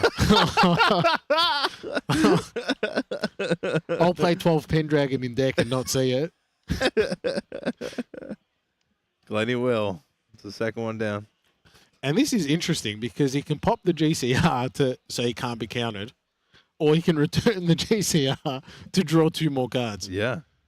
And he's just sighing, not in relief. And he's not worried. He has another Pendragon. Yeah. The man was born with Pendragons. That's it. And he wants to get these activations out early, so when he actually gets to summoning, the Majestic Spirit, there may not be that many negates in hand. Yeah. He says, yeah, use it. Like, I'm in a strong position. I'm only 3 health. You've got 25 health to go through. It's I'm such already a level weird... 3. Like, paying 3 here. Yep, Cerulean. Not imbued. Oh, sorry. Just going to the negate. So you can just pop it. Pay 2, yeah. Oh, pop GCR? Yeah, that's fine. Draw. So Draw pop the out. card, put it down, and now you're getting rid of the Paladin. And then I'll pay 2. Yeah, that's fine. That's fine.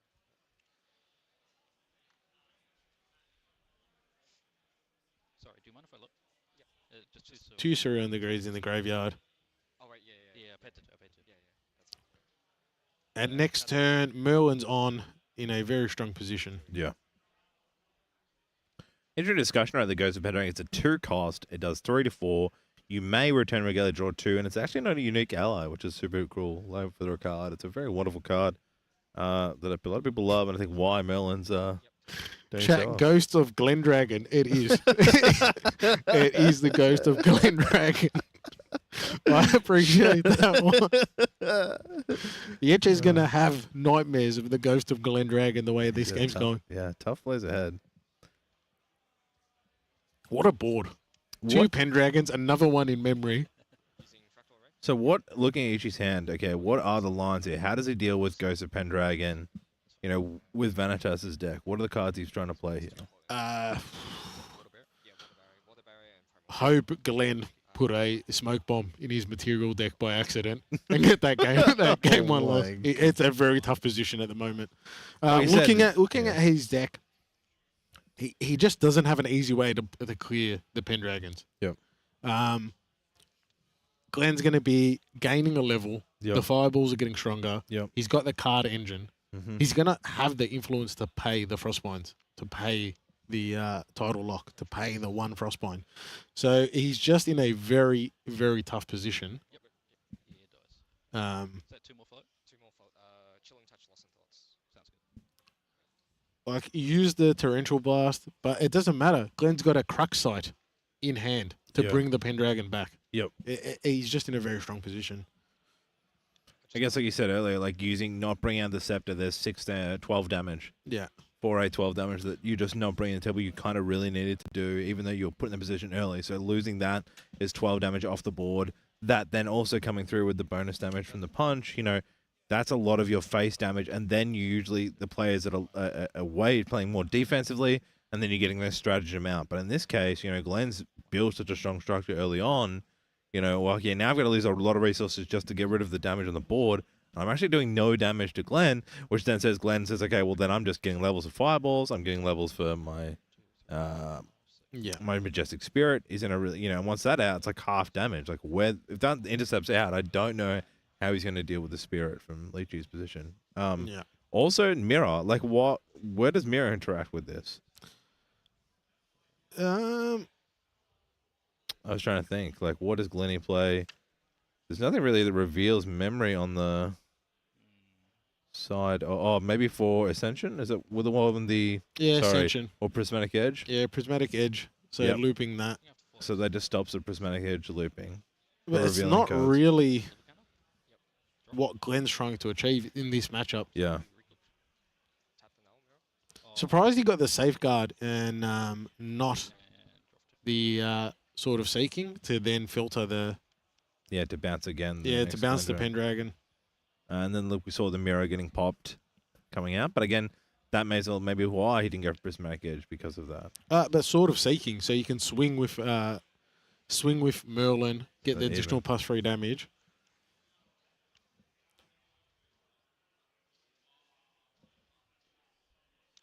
I didn't see a swing in hand. I didn't see the Savage Slash.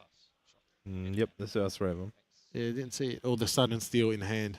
So I'm not sure how he's going to attack this turn. Passing turn with a lot of cards in hand. Really keeping influence to see maybe determine. I want Does he have double fireball? No rush. Is he going for a double fireball play? He has 16 damage if he has double fireball. Damn. Single fireball went into it. Like, the Safeguard protects against the burst potential that we all know Vanitas can do. Yeah. And it's instant damage. Same with Stratagem. It's a great way to counter Stratagem. But also, like, pulls out, maybe he has to be more aggressive with his Factorize and get it out early. I guess this allows Glenn to crack sight at the end of 3 Scatter Essences. That is real. When you talk about Glenny Boy luck, Yishi is not having that luck. That's tough. And that comes like a bit, we talk about bluffing. You know, when I play against players in games, if you pick up and have a bad hand, you go, ugh, and you sigh and stuff like that. Like that mental game is so there as well.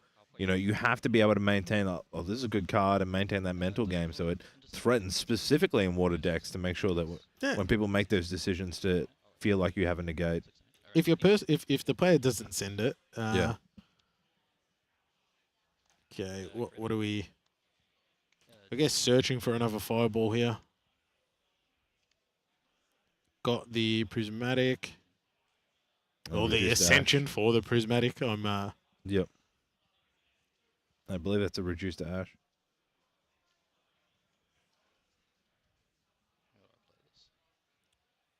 probably send the hasty so you can do 2 damage because you are a mage. You are a mage. You're a That's great. wizard, Merlin. Where's Arthur? Is he going the Crux site? Yeah, he's going the Crux site. Return the Pendragon. Ain't 2 down for Crookside. Yeah. Joining the And draw a Pendragon. card. God, that's good. DG, unfortunately. So, okay, you're filtering down to that next fireball.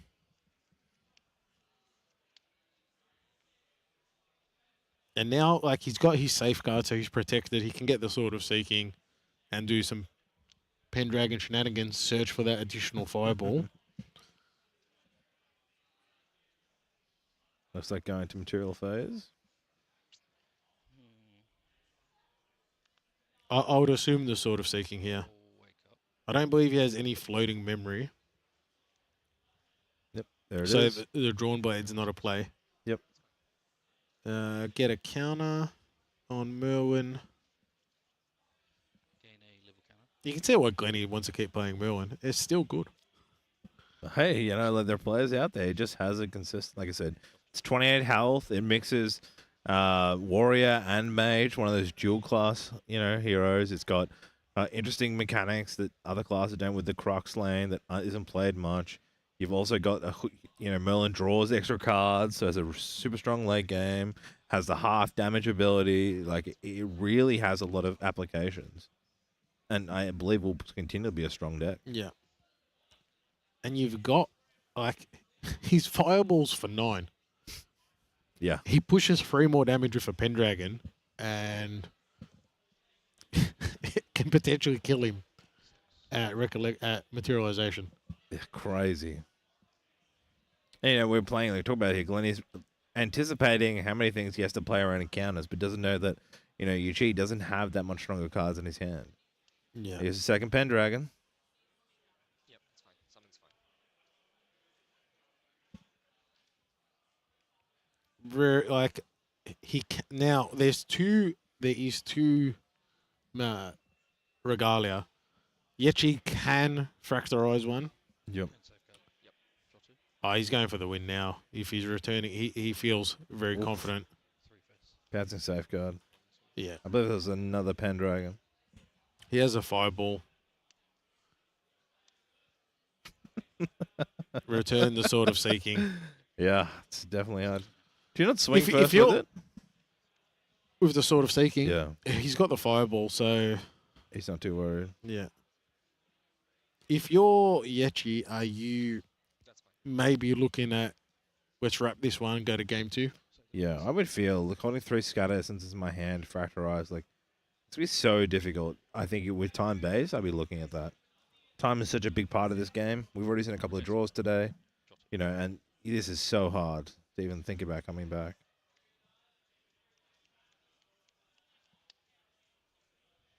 Yeah. Swing again for 3. Should he be on 15 now? Yeah, I don't think the Is health there bars are Judge moving. maybe just a bit laxed on of course. Here comes the Majestic Yeah, Spirit. he's gone to game 2. Yep, okay. And then fireball after that? Yeah. Wow, like it just shows you, like Lenny Boy there plays that deck so well, and there's so many angles within this. I think there's so many levels with this deck. You know, the Prismatic wasn't even played. You know, you've got the Fireball threat. You've got just like Pendragon. It's such a wonderful card. Pendragon, 1 Pendragon is good. 2 Pendragon is great. 3 Pendragon, and I feel like I'm the Count from Sesame Street. 4 Pendragon, and it's There's Lenny Boy just- laughing. Yeah, man, that's definitely wrong. And definitely for Yichi, like, yes, we can say a lot of stuff around that. You know, Scatter Essence was definitely rough. Yeah. Maybe he looks now to sideboard them out. Would be a really good play. You know, he did have Fractal Rain early on, but he probably wants a bit more control to negate some of these activations. Yeah, looking at him, he might bring his Frozen Dismissals in. Yep. Combat the Pendragons. Yep. Revitalizing Cleanse, potentially. You are removing some of your Scatter Essence, so you are lower on win. That Revitalizing Cleanse is a stronger proposition in this game. Looking at some other Song of Frost, maybe. Any stiflings to stop that dungeon No guard level up? stiflings. Yeah. Frozen Dismissals, I think, are coming in. Yeah, they have to. And potentially a Song of Frost if you're taking the free scatter essences out. Yep. Not much. And like the material Viridian Protective Trinket, it's not coming in. So you're going to maintain your material deck. The Nullifying Mirror does stop the Prismatic, and there would have been a bit of card draw. Yeah. Or a bit of card looping and a bit of damage there. So not the worst. Glenny Boy, what's he bringing in? Glenny Boy's going to bring in some more Pendrives. Not much here, I really don't think. Maybe, I think Mystic Purifier might come out, maybe. Most of the stuff here, maybe Reduced Ash comes in. Otherwise, he's pretty handy with what he has. I mean, we talked about here, he's got so many one-card options. Tether and Phase, probably not. Potion and Vision Seal, Repellent. Another Blanche just to protect a bit of that non-attack damage. Yeah. Morgan's Soul Guide. I just wanted to say that. I saw it in his sideboard. It was a card reveal from a long time ago. Card's close to my heart. Is it? Yeah, you definitely like a Morgan kind of player. It's a decently proportioned card. 1 Reduced to Ash, 1 Tether in Flames. Wow, what a great game. Okay, game 2 1 starting Potion off here. Infusion Seal. Yeah, he just has so much customization. 1 Repelling Palm Blast, but that's just for He's just a transformer of his different Skittles. cards. Yeah, that's true. The Skittles, which is again played well by Yuchi. This is a tough game. I mean, does Yuchi go first or second here against Melon? Surely to stop the fire, he got ops first. Yeah. You want some counterplay, and you know Glenny is running Cremation Rituals. Yep. So you do want to. You don't want to allow that turn 1. Mm-hmm. Cremation Ritual or Library Witch, and like he's only got 2 Library Witches in there. I expect him to see it perfect. Yeah, I think it's definitely, on the cards. And again, we had a beautiful opener as well, that he top decked the floating, which gave him the level. He then level 2 to consume the memory with Memory Thief. It was really played himself well in a good opener. So if Yuchi can disrupt that, there's more chance of getting himself into the game and breaking that control that Glenn had. Players are giving the fist bump. And we're on to game 2. Water's being played. 6 cards, 7 cards. Here we go.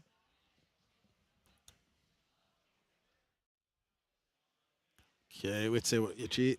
Fractal of Rain, good start. Nice. 2 bishops. Solid start. And now and then a pass. Hey, get down your fractal. That's what you need. Could be a bovine, much stronger open up there. Fire, what can I say? I saw a Pendragon because Cremation looks like in the hand there. Library Witch. Yep. But now Fireball. you can't just do the Library Witch Cremation. It's very nice. It's got a Majestic Spirit. The summoning ability in there. Flame Rune. Yep. Foil Library Witch. Because why not? Bit of a tough hand, this one. Feels weird. Working what to put down. And I'll pass. Sure. 5 in hand. All right, passing with 5 cards in hand. Library Witch, nice little intercept. Interesting pass because you don't really. He actually does play the 4 Tidestone Bovines, so Library Witch may be killed, but you always, when you're playing a Library Witch, an opponent just might not attack at the turn that you want. Yeah. You're just down 1 card. But we saw 2 in his hand. Like he's got, flame rims are usually just used to, with cremation. Yeah. With creative shock. Are you going to play that? It's probably your best just bet to just put something up, get some cards down, but also have enough that you can use your backup charger maybe for turn 2. Bovine. Here comes the bovine. Here we go. Okay. Attacking the library Nice, going for giving that ability to draw. Get that mill engine going. Another fractal. Wow, 4 fractals and a paladin. That's very rough on the mill. What card did you want to get milled? Not those ones. Yeah, exactly. If that was Glenny Boy, they'd be all floating. Okay. Interesting choice. Still, I guess, still going for that stack, clear the board. You know, unlucky. You definitely want that floating there so you can turn on, and that's the RNG of the water decks that we sometimes get punished. There's a creative shock. He's going to hit a shield, mate. Ooh. This time doesn't. Doesn't. Yeah. Like drops Ascension. Oh, it's a fast cure. Sorry. Yeah. Of course he gets the. No, he had that in hand. Yeah, so he had that floating in hand. It's the original Nationals invite. Yeah, I was gonna say it's very hard. Beautiful card. Yeah. Do you have one of those? Oh, I did. Wow. Oh, I liquidated prize cards. Man, I wish I could live in your shoes, man. What a player. I can't wait to beat you tonight in inside events. Oh, I highly doubt that's going to happen. But you know what? Like, horses won today. Anything can happen. We've seen some stranger things. So, all right, Lorraine's coming out, and the Sword of Seeking. Going to Recollect and then drawing for turn. Dungeon DG. Guide, lovely. Nice. Unfortunately, no floating this time, so may not be aggressive on the level up. No floating in the opponents. Yep.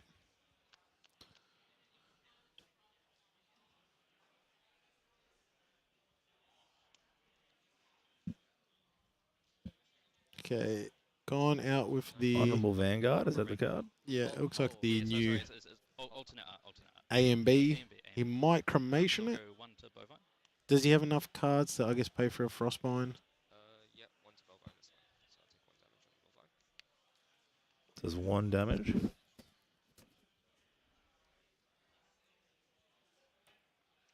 Feel like he's going to cremation. Maybe. Might put down a Flame Room and go for 3 damage. The Flame Room's 2/2, isn't it? Try and kill the... He's dungeon.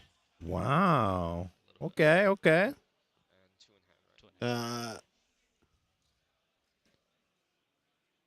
mean, a dismissal's big here. Frostbind, you really can't. Gets it off again. I'm not sure. So I'm sure this is to get rid of the bovine. Mm-hmm. And look, the Sword of Seeking durability counter is so important because you want to be able to attack with Merlin at level 2, get the additional +2 on it, and then bounce it with Pendragon. So it's an aggressive play, but there is no floating. Yeah, it's not going to, unfortunately, because of the Tamer effect, he doesn't get a silver However, level 1. If Fractal of Rain... Yeah, Mills. You're in a happy spot. Of course, it gets There floating. it is. And Merlin says, yum, Thank yum, you. yum. Yep.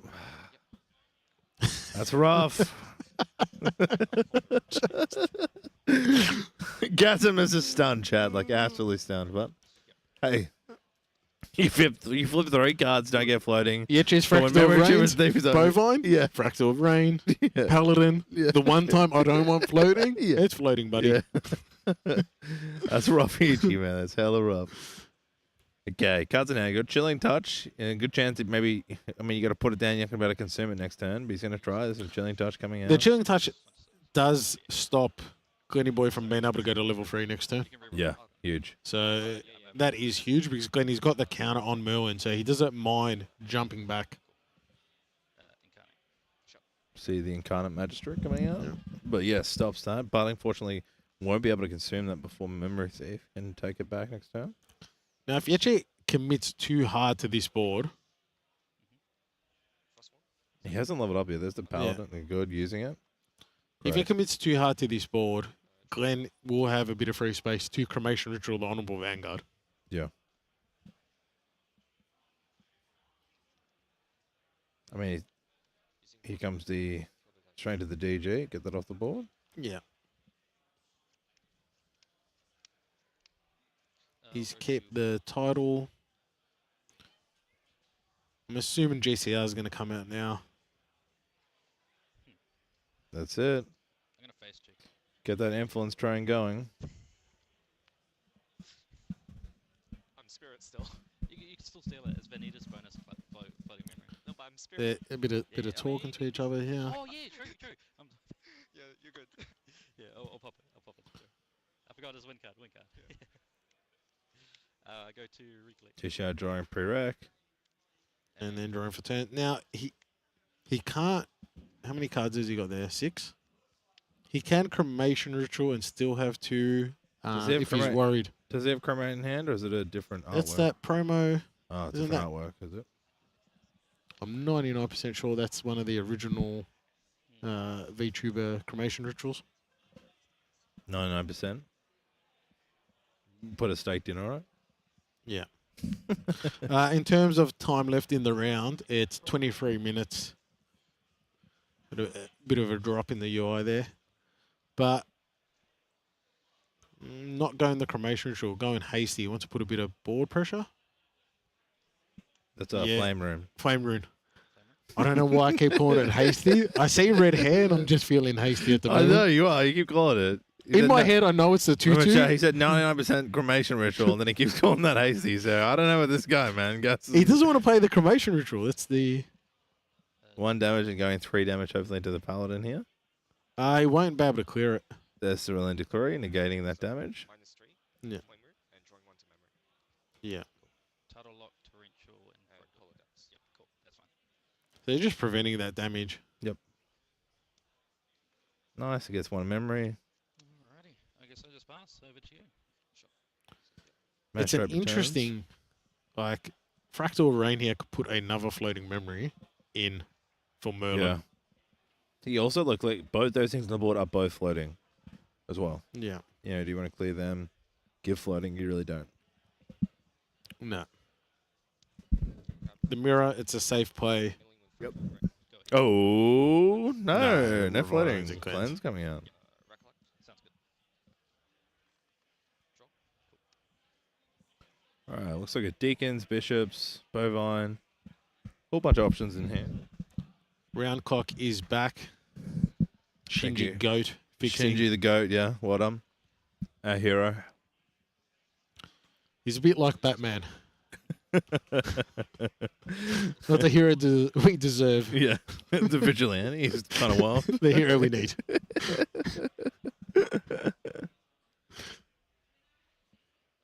you just have 1 float. Wait, actually chose there to get rid of the Flame Room giving the floating, which is interesting. You can't leave it on board because you are still only a spirit. So it's a bit of a risk just leaving 2 damage on the board. Yeah.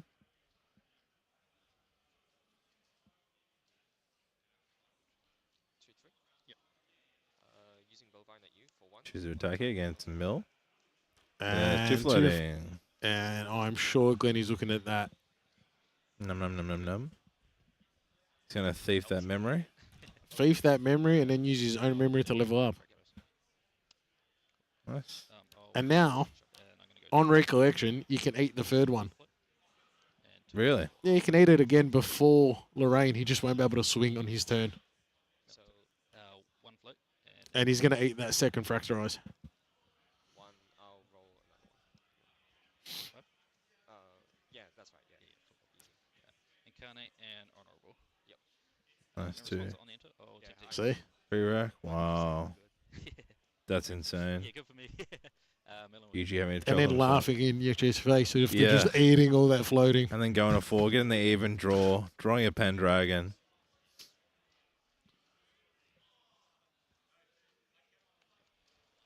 How many cards in hand? 5.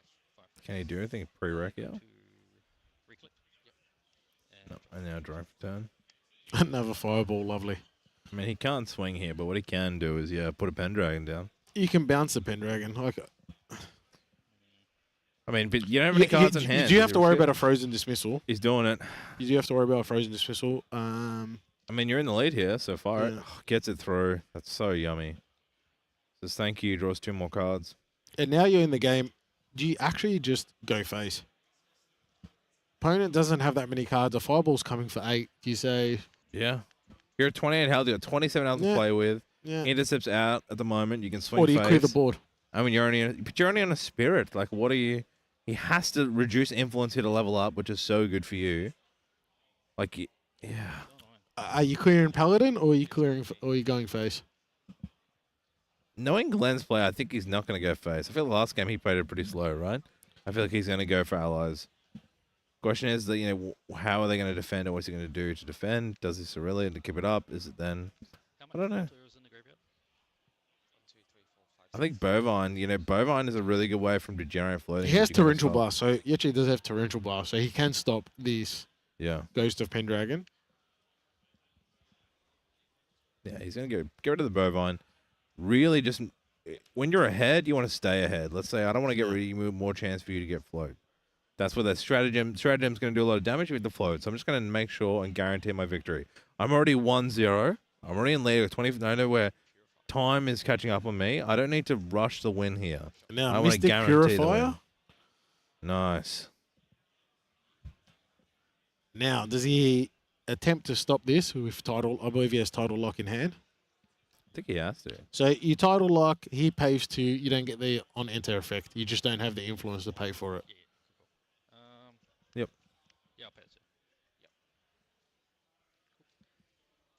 And then to the face. Sure. Yours. And swinging for 2 more damage to face. Okay. Building a bit of a board. Yeah. And interesting board. Mystic Purifier and the Vanguard. We said the Purifier was sideboard. So he did something out for that we talked about earlier. Yeah, having to level up as a... And lose a card after milling 17 floating. That's rough. Yeah, that's definitely rough for GG here.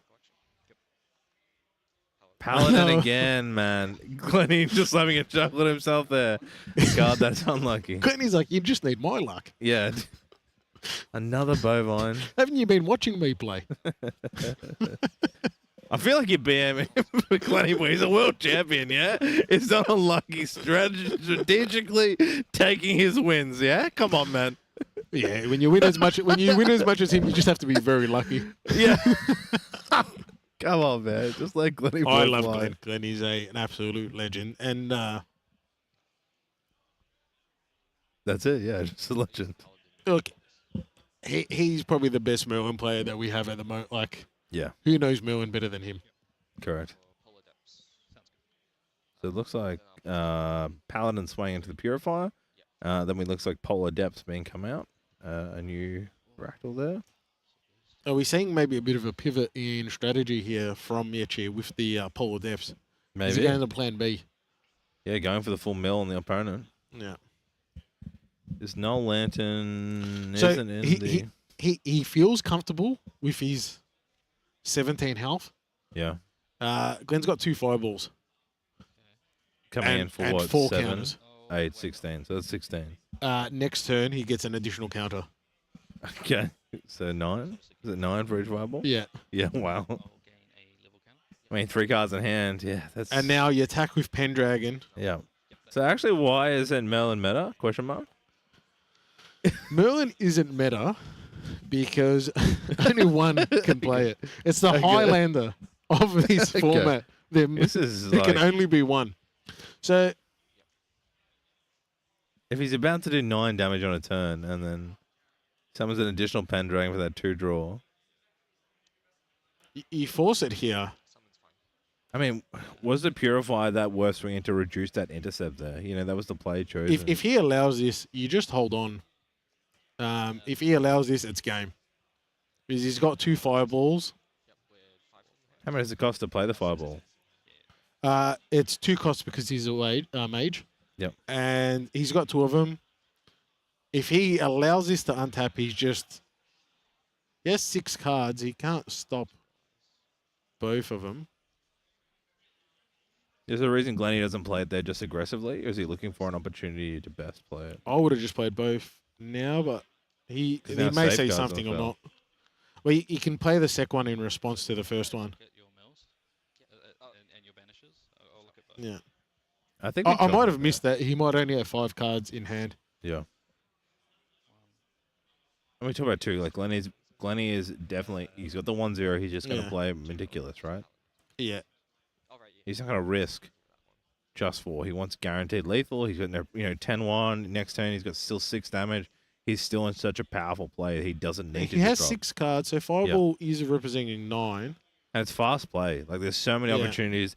He could wait all the way point to this build up just before lethal and then throw it down. Like, he just keep riding. Just a cat with a mouse dangling, waiting. Yeah, we can see both sides. And Glenny just, he's cat-like Yeah. reflexes. It's going to make it very hard for Ichi here. All right, cards come out. Looks like a dismissal, which is a good draw. Hoped he had that earlier, but hopefully he can maintain here. Safeguard again to reduce some damage. I believe Sparklight is in the deck here, and that's used to deal with the safeguard. Spur dash. No spur dash. Just reduced dash. Reduce dash. Yep. Yeah. I think he plays a 1 of Disintegrate too, Glenny. Yep. Any sideboard if you brought it in.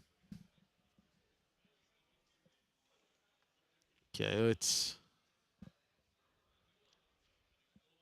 I think you just have to like you want the influence hand to be able to counter some of this damage.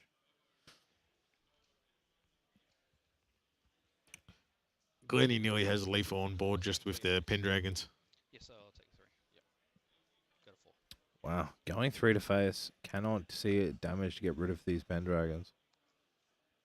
Stratagem, and now in response, double fireball. So the spell's okay? Yeah, and in response, double fireball. Yep. Oh, fireball. It's coming in for 9. He'll pop Safeguard, and in response, have another one. Yep. Good game. Wow. That could have been done 5 minutes ago.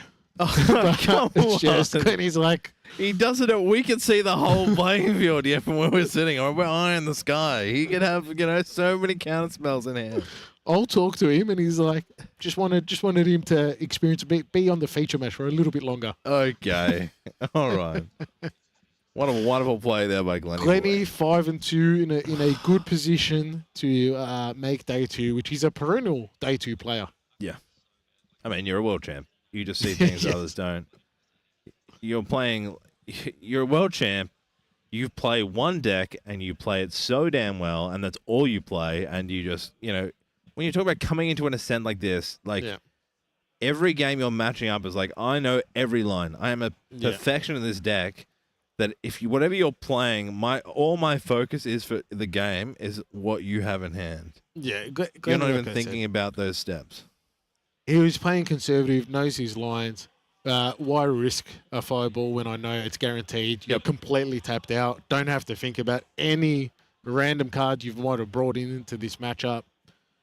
And he's was in a strong position game 1 and game 2. Saw the Pendragons, but played to the Pendragons. Yep. And even game 1, not worrying about the Ascensions. It's congratulations. He has played Merlin for years. Yeah, and he probably will continue to keep playing it. And he's just not going to make mistakes. So to beat Glenn, you have to beat him. Yeah. There's and it carries you. Ascent Utrecht, he top 8'd. Yep. He's a good chance to go deep in this tournament. Yep. And I would not want to be facing Glenn. And especially when we're talking about the meta change right now. The meta shift right now in this Ascent is so vast. Yes. Those consistent strategy players are coming in. We're really trying to experiment with different things. Yeah. Is that you actually have the chance to I'm just going to maintain my ship. And other people come trying fancy stuff and trying to work out what their lines of, win conditions are because they haven't really played it. But I know what I'm doing, so I'm not going to be thrown by your gameplay. While others, they're stuck in trying to find their meta against each other, are kind of lost, and you can see that. And like you said too, he had that lethal earlier, but he's going to wait to the exact moment where I can guarantee. While other players there would have thrown their fireballs earlier. I've got to win here. I can just play it. He's like, well, do I have to play it? No, I don't. I can just play it out and wait for that perfect moment and executes. A proactive fireball is fun. An in-response fireball is excellent. So and doing it twice and doubling it up. Double down with fire, yeah? Just that's blow it's a double fist fireball, left, right, 1, 2, good night. I mean, I'm disappointed I never going to see the Majestic Spirit because that's a wonderful card. But I mean, who needs it when you're double firing ball, Yeah, you look at the Merlin and it has that broad, it's got that defensive option with the Majestic Spirit. Yeah. But when you're playing into these water decks, you have to know your influence count. You have to know when to go.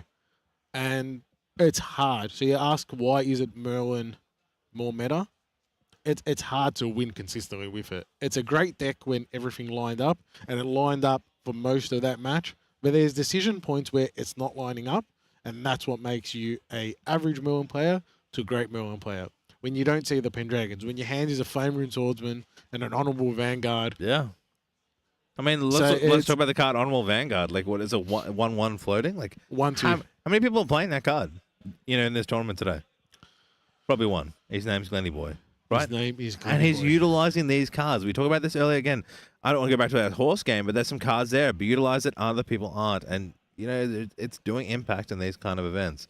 Yeah. Let's jump across to Yichi. What do you think going through Yichi? Like, what could he have done? Like, I feel like it was a very difficult match. Like, we cast it. I didn't see much chance of getting through. I think like game 2, when you're going second into Merlin and they get to Merlin before you, it's just so hard. You have to like floating memory is out the door. I can't use it. Yep. Game 2, he could have maybe went a bit faster. However, his Fractal of Rains we're milling more Fractal of Rains. Yeah. And the one time he had that window, doesn't get it. Yep. Doesn't want to see it. It's the mill. So Merlin just puts you in that tough position of, at some point, you have to disregard floating memory. Yeah, when are you going to do it? But you're a water mill deck that your engine is floating memory. Yeah. And then you saw Glenn, I'm going to eat your Fractalize, and then before hitting level 3, I'm going to eat it again. I'm going to sacrifice 2 damage, but you're losing a card to level up. And it's plays like that that Glenn makes him a world champion. Yep. But just absolutely damages the mill packages. Now, this Win Vanitas mill did have the Tidezone Bovines to push a bit more damage and a bit more milling, but it's not Sylvie. Doesn't get the buff counter. I was thinking about I don't know if the other Vanitas decks have the Bovine. I feel like it doesn't. It doesn't give floating because you're not using the Sylvie effect. You're also I feel like it's because it's a low attack. The mill is nice, but he is playing stratagem, and he's got 3 stratagem, and he's got the 4 Fractal of Polar Depths. So this is a heavier mill package to win, and with the stratagem to obviously hit those floating memories. So I feel like that was this Vanitas's. He's gone 4-2 for the day. I just think. Oh yeah. I think you're in a space in between two where you need to move more into the aggressive, more Vanitas damage style, or more into the floating, engine with the stratagem. And I feel like it just, in this game particularly, that's what opened him up for him. Yeah, he wasn't getting what he wanted from the cards he had, and this deck was so consistent from Glenny, he's just going to punish that weakness, right? Game 1, what's the one card Yichi had in his main board that's really not going to do anything? Yeah, Scatter Essence. Scatter Essence. Now, if you mill Scatter Essence, fine. It's your floating memory, can level up. In hand, yep.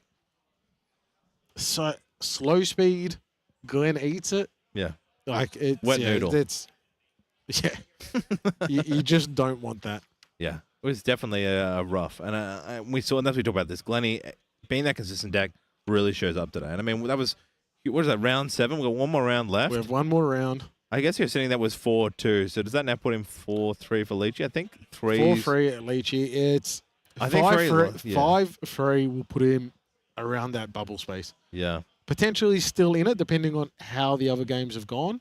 And obviously, you're trying to win that last game. Give yourself a chance at day 2. Maybe talk to what the bubble means, with the bubble space. The bubble space is essentially just outside that top 32. So where there might be 5 or 6 players with the same record as you. Yep. But then your strength of record, your tiebreakers kind of splits it. Mm-hmm. And that math, no one can do that math. Shinja can. Shinja can do a lot of things. He can't do that. That's like Albert Einstein. I had him on the phone. I asked him, and he said, "Law of relativity means jack shit when it comes to tiebreakers and bullshit." Shinja's Batman, but he can't do that, all right? Bullshit, the chest, Magnus Carlsen, and he's like, I don't know. He's like, yeah, I don't know. No. So the bubble is definitely Bishop to E4. People would definitely, play for that bubble, and that's they're like, can I bubble? We talked about earlier, and then a lot of people in the community talk about submarining. Submarining is when you lose the first, and then you just like play it on the back end, and then here I am, I'm now on the top. The submarine is established for that player that feels a bit more confident, is a better player, and loses round 1. How's he regained that mojo? I'm submarining. My whole plan from the start was close that submarine door. Yeah. That yellow Lock submarine. Lock in. We're coming, baby. We're coming. Yeah. So a lot of great players here today playing that. I think there's a lot of, again, that mental game that gets played here. Glenny's in a nice spot too. 5-2 now for Glenny. Yeah. So 7 rounds in. Yep. You start getting a bit of mental fatigue as well. Yeah, definitely. So this last round, have a bit of water. Yeah. Have a quick bit of sugar. Yeah. Lock in for round 8. Get that last win in. Go into tomorrow. Maybe come back tonight because you want to do the Rico. I probably wouldn't if I was top 32. I'd maybe grab the Rico, go back to have a look at some. Yeah, exactly right. And we talk about so game 2 for players at home, we get to see deck list now. Yeah, day 2 deck. It's open deck list. Crazy. Horse deck, I think 7-0. Yeah. Everybody's been looking at that deck, and that just builds your confidence. Sylvie, Heartstrong Sylvie. I think Grandpa Joe. He's got more names, and he's the Jason. There's a lot of names. He's the Jason Bourne of Grand Archive. He's definitely coming in here and just making waves. Yeah, him RM Spells. I guess I want to give credit to both deck builders there. Yep. I'm excited to see, can that deck go all the way? Yeah, and tomorrow we have to be able to talk a lot to the statistics of the game, what we've seen today, what's done really well. Like, it's been an awesome day 1 for me right now. I'm loving it. Yeah. We're just setting up at the moment for the interview with Glenny Boy, so we'll cut to that shortly. Interesting to see what Glenny Boy says. I've got a feeling it's... Yeah, he's going to be like, pick a card and put all these cards like this, and she's going to be like, oh, Pendragon. At some point, the altar art of Pendragon has to be Glenny Boy. Yeah, I think so. I think exactly right. One of these world champion cards, exactly right. It's just Glenny on the on the horse. Yeah. Beautiful. Look, we're going to jump across to our interview. So excited. So let's see what Glenny Boy has to say. All right, and I'm here with Glenn, who just won round 7. So your record is what, 5-2 right now? 5-2. Man, round 7. That was like, oh my God, I actually can't believe it's round 7 already. Yeah. I'm ready for any 4 more rounds. Come on, let's go going. Yeah, he's ready for 4 more rounds. You're here. Every time we put you on stream, you draw like infinite Pendragons. Why does this happen, Glenn? Hey, I'm not gonna lie, my hands that game were like absolute gas. That was disgusting. But at the same time, I've had some pretty bad hands as well throughout the tournament. But yeah, it's what you get. Yeah. And you felt pretty good into that matchup. I mean, like, okay, so if you ask the other players, what deck are you running? They're like, I'm thinking about it. Glenny Boy, what deck are you running? Merlin. What deck are you running? Merlin. So as the meta's shifting, you're staying on Merlin. Can you explain to the audience a little bit why? Merlin's my most comfortable deck. Like, I feel like I always perform well on Merlin. It doesn't matter what variant I'm running. I'm always going to be cooking with the same thing. It's just adapting to the new meta and finding out what actually works. Yeah. Yeah. See, guys, at home, if you have a pet deck that you really like, you can stay on it too. Going into like the last round for the day, what deck would you like to play against? Oh, you know what? I've played against so much Water Allies today. Do not give me Water Allies. I'm done with it. Like, all the top tables, Water Allies, they're everywhere. But I really want to try against this horse deck, man. This horse deck is like the talk of the event. It's seen it undefeated like this? What? What is going on? Mate, what are horses? What are them?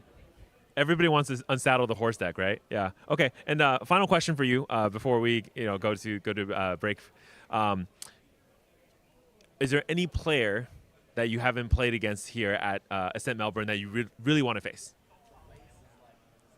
I don't mind. I'll play anyone. All right, like that. This is the exact type of confidence I expect from the world champion. Of course, nice ring there. All right, and we'll be going to a short break, and then heading into our last round for the day, round 8. See you soon.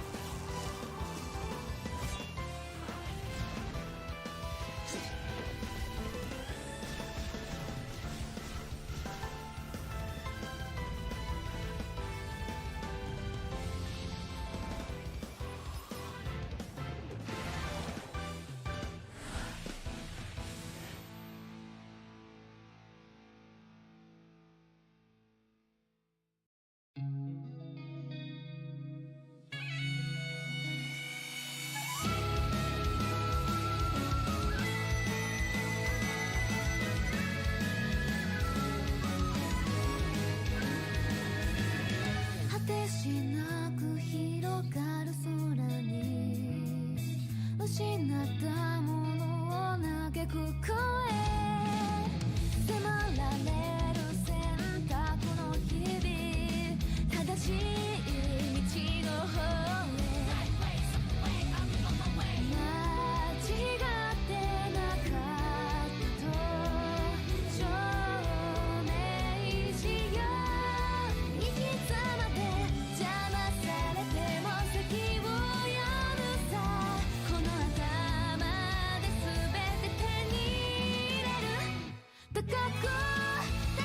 飛べどこまでも行こう不可能と思い込んでたものがなぜか小さく感じた見てる景色がそう先になったから叶うまで近い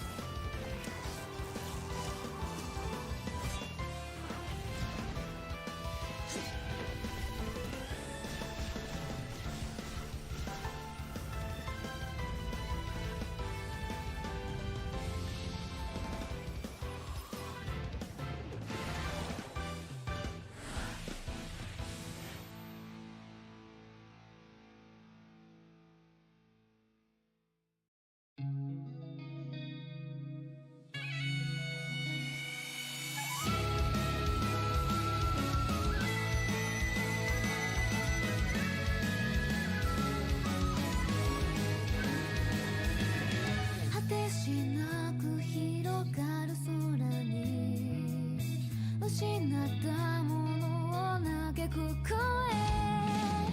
迫られる選択の日々正しい道の方へ間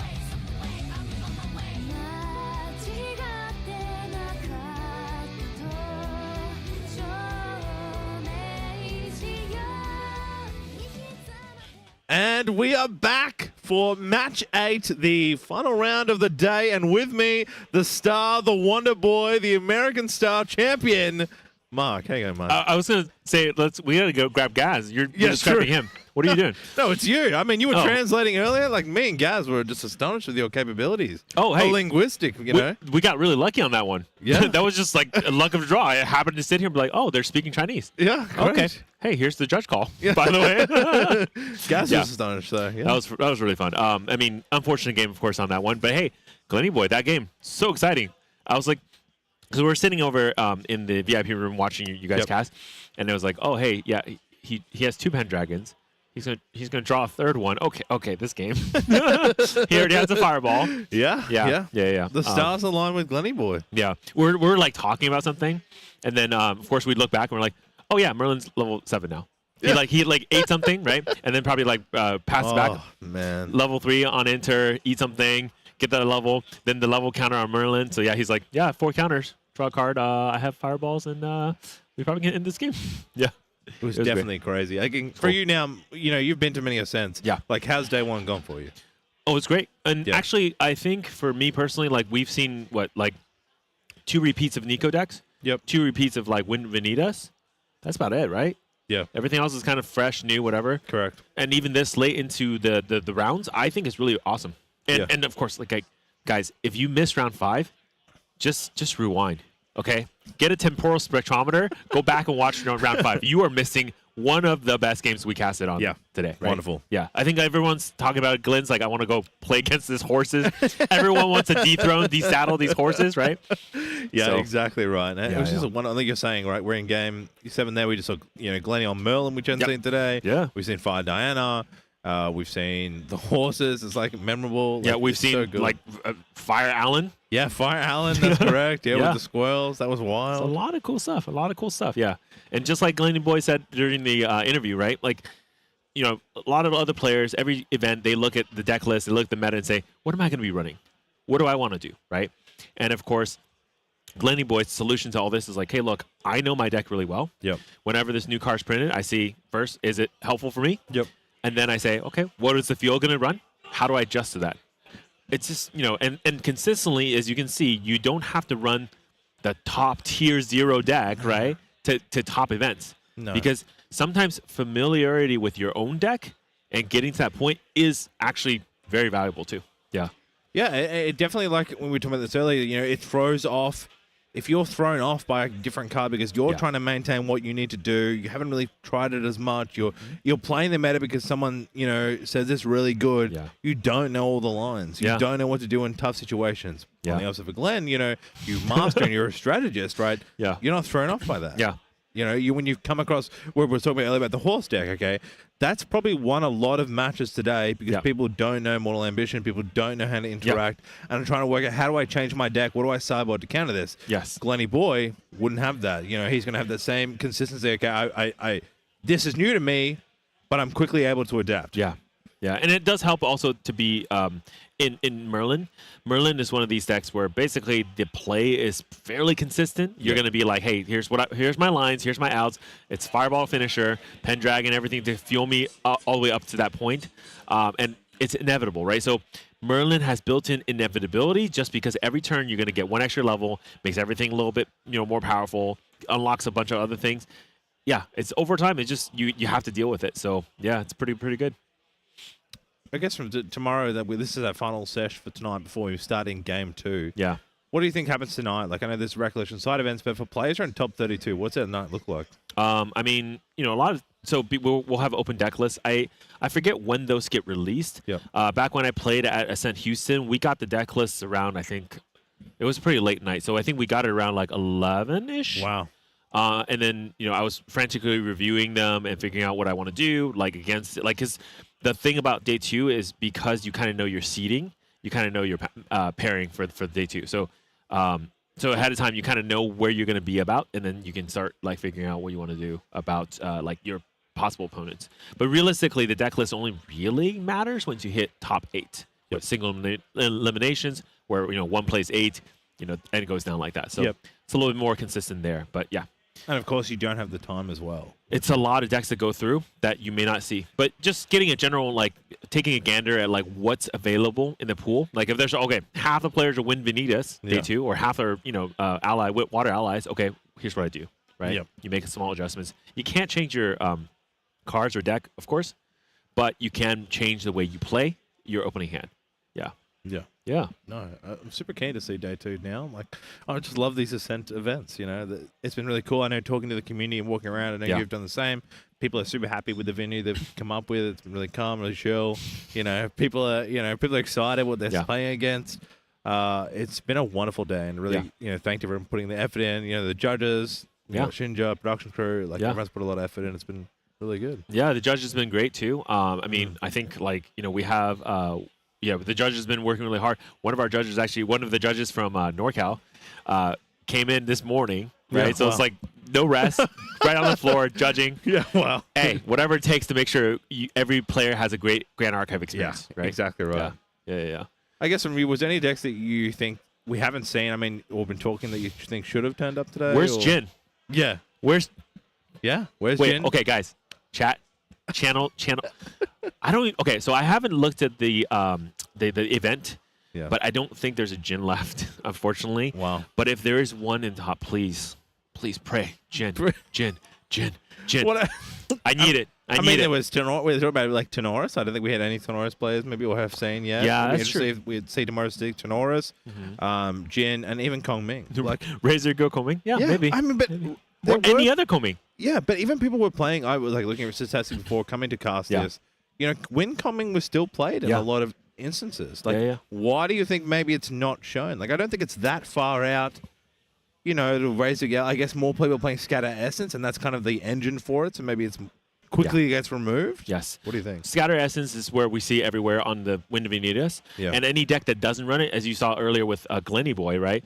Mystic. Yeah. So like if you run any of these things that can remove your Fantasias, it gets really hard, right? Yeah. That's number one. Number two, it's like if you're trying to go for that play, I mean, aren't you better off just playing like the more efficient version of it or something? Yeah. That's usually how the community thinks. But here's the thing. Like, they probably would have said same thing about horses. But horses are winning, Yeah, right? horses are winning. So, hey, you know, like, you sometimes, you know, you bet on your horses, and they do pull through for you. So, yeah. What other decks am I thinking? So, obviously, we talked about that. You know, the kind of funny thing is I've actually, for locals, been running, like, Combing. Yeah. And level 3, not Raise to Go. I'm running Wow, Fire cool. Combing. Wow, okay, yeah. So I did bring the deck. So maybe after today's events, we can play a good round and you can see what that deck does. Yeah, Kinda that'd be fun. really cool. Yeah. So that's the other thing that I like about these events. So unfortunately, a lot of these like fun decks sometimes just don't get on stream. But like I think it was at Worlds, we had like a little extra. Oh, that's right. We're submitting for silver, right? So I'm sitting there with somebody. We're just waiting for silver, and he's like, "Do you want to play?" I'm like, "Sure." And that was actually the first time I saw a very like convincing Arsana deck. This is Worlds last year. Wow. And this is when like everyone's like, "Oh, there's no way." Yeah. This is before Cauldron. Yeah. Somebody was playing Arsana. Wow. And really like kind of holding their own. I mean, I was running what was I running? I was running a Insol Lorraine at that time. Just like trying out the different Fire Insol Lorraine. Because I felt like Merlin was a little bit too gimmicky. Trying different things, right? Yeah. And Fire Insol Lorraine's kind of cool, but it just doesn't have the same output as like a Merlin, more consistency. But yeah, I was kind of like, I didn't lose, but I was almost going to lose to the Arsana deck, Yeah. right? And now just seeing Arsana being a mainline event, you know, main like meta deck, it's just really cool. I guess I'm talking about, we haven't even seen it in the for us to cast, but there are the Wind Arsana. Yes. There are also Water Arsana. Like, a lot of stuff with Polaris has been really cool. Like that card itself is really strong at removing board, you know, and it's a really powerful card that's been introduced. Yeah. We've just been handed deck lists. What have you got? Yeah. I have a Wind Xander. So this is another one of these Wind Luxem Xanders. Yes. Yeah, Goes all the way cool. to 3. Yes.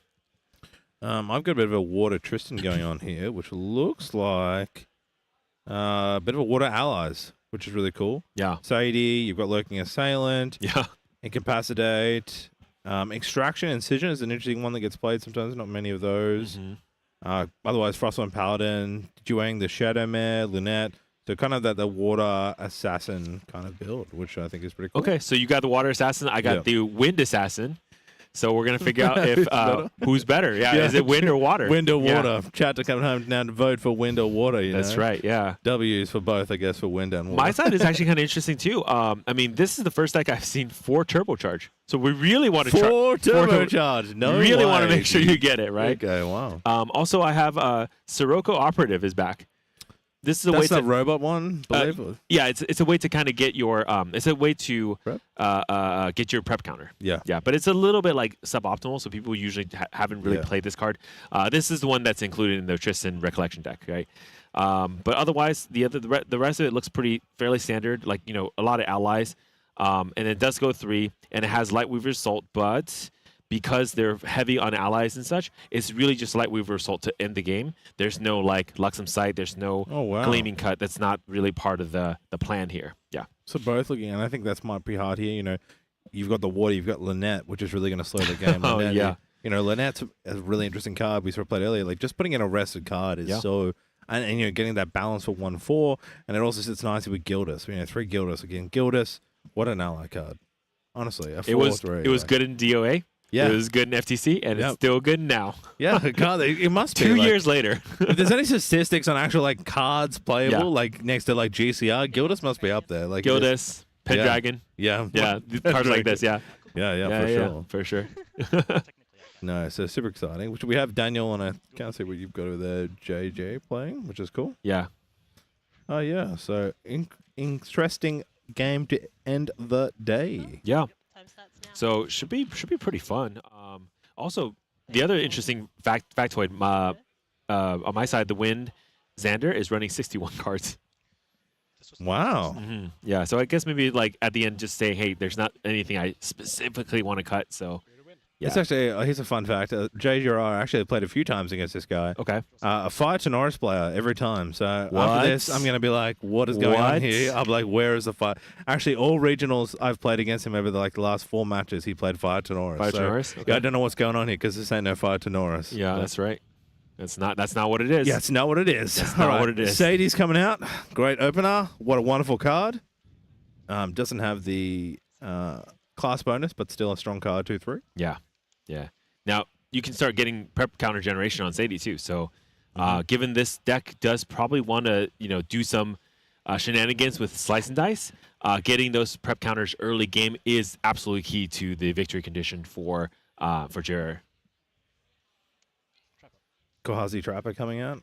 No, that's a great card to playing for these ally controls. So it's going to be hard to deal with. Yeah, and Kohazi Trapper is super important here too because it actually plays really well against a slice and dice specifically. Yeah. All right, so Chilling Touch, he's going to see what's going on in the memory here. Okay, Dungeon Guide. It's okay, I think. Probably don't need it right now, so yeah. A big reveal. Yeah. Okay, so we get the backup charger here. And the nice plastic pocket. Keep it safe and clean. Keep it safe and clean, yeah, that's right. Into the memory. And drawing for turn. All right, Lightweaver Assault is in hand, so that's one way to kind of end it once you get to level 3. So 2 fumes, that's quite rough. Yeah. Stifling is kind of nice here. Don't know if you'll see opportunity, I guess, to counter with Stifling for on-enter triggers, but the Frostworm Paladin could be used. Really good to stop that draw. 2 damage being swan. Going straight to face. And passer. Wow, hard level up. Straight off the bat. Yeah, I mean, you're in this situation, like, no need to kind of like, wait around. Yeah. Yeah. Also, DG in hand already too, right? So on this side, is this the Shadow?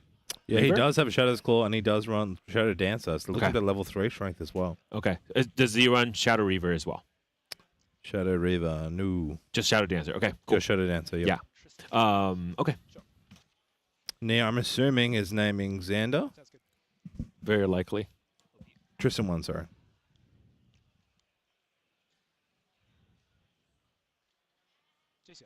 GCR being played. Yeah. So of course, players not knowing the opponent here, thinking this has got to be a Tristan, right? Because Sadie, is a very standard. And see, he gets a really big dice. Yeah. And in a weird way, right? This is actually really good mind game. You show the big die as your prep counter die to really throw your opponent off thinking you're running Tristan. Yeah. When you're running Xander, see, you got him right. Geez, he's always cooking with stuff. When That's he right. played that Fire to Nora stuff, it just comes out of the wind work. But I'm great to see him playing in the wind. If you're looking at all these plays so far, this has got to be a Tristan, right? Yeah. Especially saying after the operative as well. Like, Yeah. You'd be like, what? He just opened the starter deck and threw 4 DGs in there. Start playing. Man. Windmill's coming out. Another great card. The Imbu2 levels up the Windmill Engineer. Get that engine started. Okay. 1 damage, Redstone Trapper. I think the Sadie's going to come out here. Try to finish off the Trapper. Yep. Ooh. Prevent the damage, or because the thing is, the trapper does, okay, yeah, because while the trapper can prevent damage and keep it alive, but it's just kind of not worth it because of you want to have more prep counters for Tristan. Yep. Otherwise, you can't really progress to level 2 smoothly. Yeah, and get the nice draw. At any point, or was that banished? That was played, and then he got the card back already. Okay, cool. Last turn, yeah. So then, I think I drew a card memory. I'm gonna recollect. Bit of judges just deliberating with the players. Ooh, Nia. You didn't know. You called Tristan, but you didn't know. All right, windmills. Ooh, windmill reclaim. He said, "Hey, do you have reclaim?" He says, "I don't have it." First sign of trouble. I mean, you're leveling quite strong. Okay. Again, some more. I really like the use here. Like we're talking about the level up here for that level 3 Tristan. Using the amount of floating generation that water has is quite nice. Usually I haven't seen many level 3 Tristan players. It's usually just stand on the wind, right? Yeah. Great. Frostborn, another wonderful card.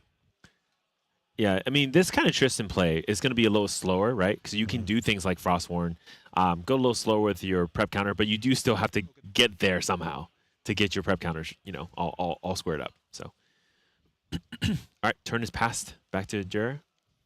Interesting choice that didn't go for Jay. Didn't go for the Xander there. won.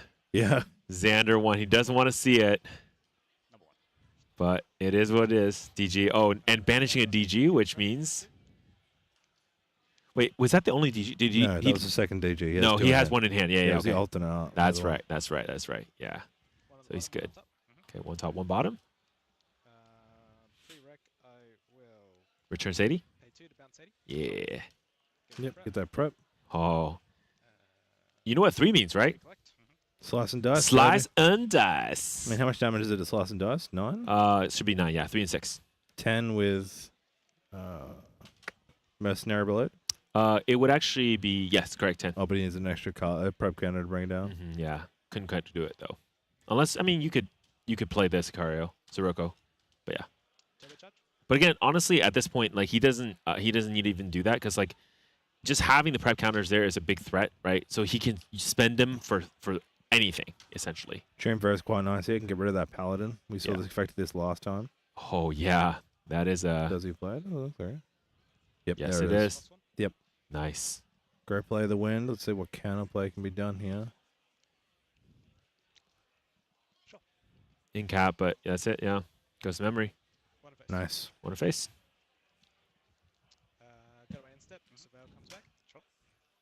I think the fear here for Jay, a lot of the strength of this deck for Shielder is that he has, once those Shadow Dancers come out, it gets very hard for auto attacking or getting through. Yeah. So he really needs to get through this damage quite early for Jay. Yeah, that's right. But I mean, he does have we talk about the Light Weavers, but we'll see. Yeah, I mean, the thing is, in this specific case, Tristan doesn't quite have enough prep anyways, and really you want to see like, Mastermind Scheme type of thing to get the preps up and go running. Yeah. And Jared is in the specific situation where if you can put Shielder into a situation where you're threatened lethal, right? It does make a difference too. And actually, I didn't even notice this, but these both of them are basically fighting for their tournament lives here because I think their record are 4-2-1 is on the cusp. So they really have to win this game to be able to make it for day 2. So this is a very, very important matchup for both players. Okay. Great, using that intrusion there to get the stealth, which is so strong, and a great add to the deck to maintain your Paladin. True sight. There you go. That's why it's there. Great. Passing with, I believe, 4 cards in hand. Yeah.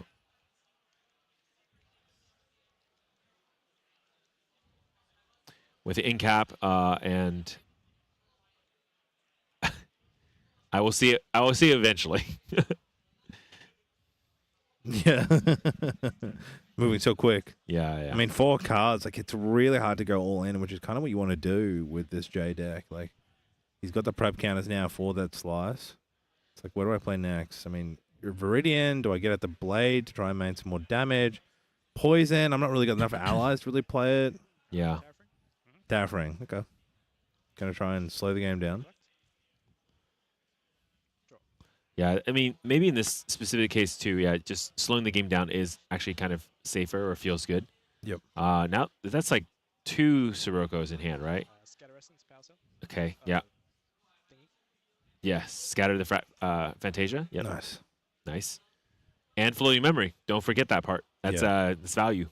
A 2 cost removes the Fantasia and floating. It's a wonderful card. I love how when this card was released, right? It's like basically never used. Yeah. And now that Fantasia is kind of like main, kind of peak, everyone's like, oh yeah, Scatter Essence main deck.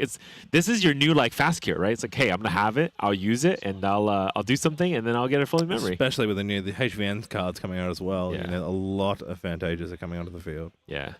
So Sirocco is gonna, on enter draw a card into memory, and if you have another automaton ally, that's how you get the prep counter. Yep. Yeah.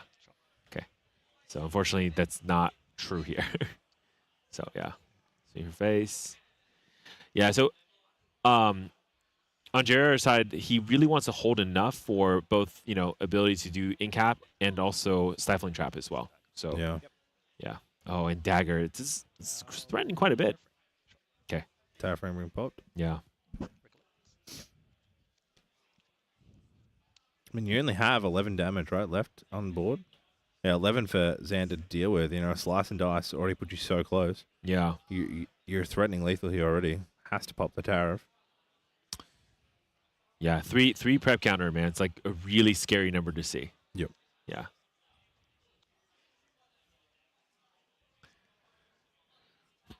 These assassins, they got some big swings.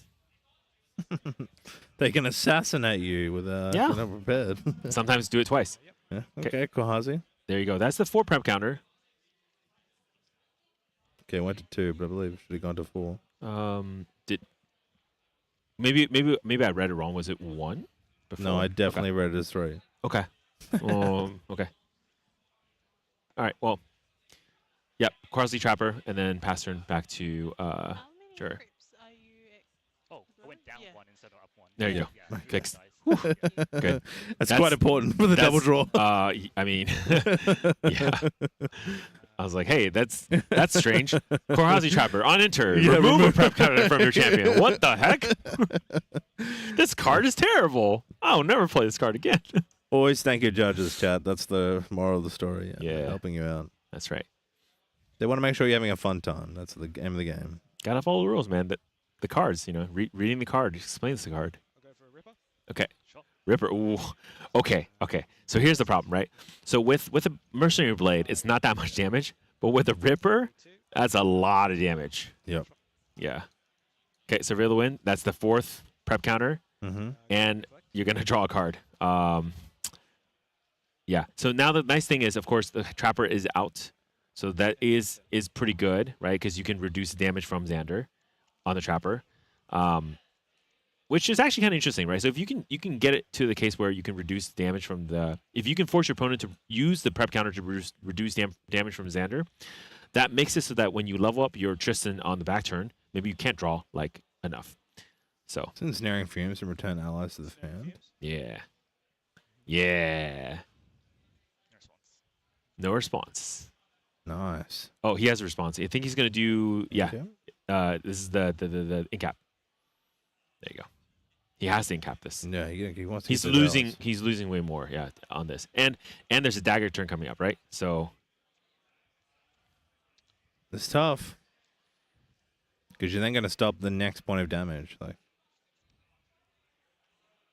Is this main phase now? Yeah.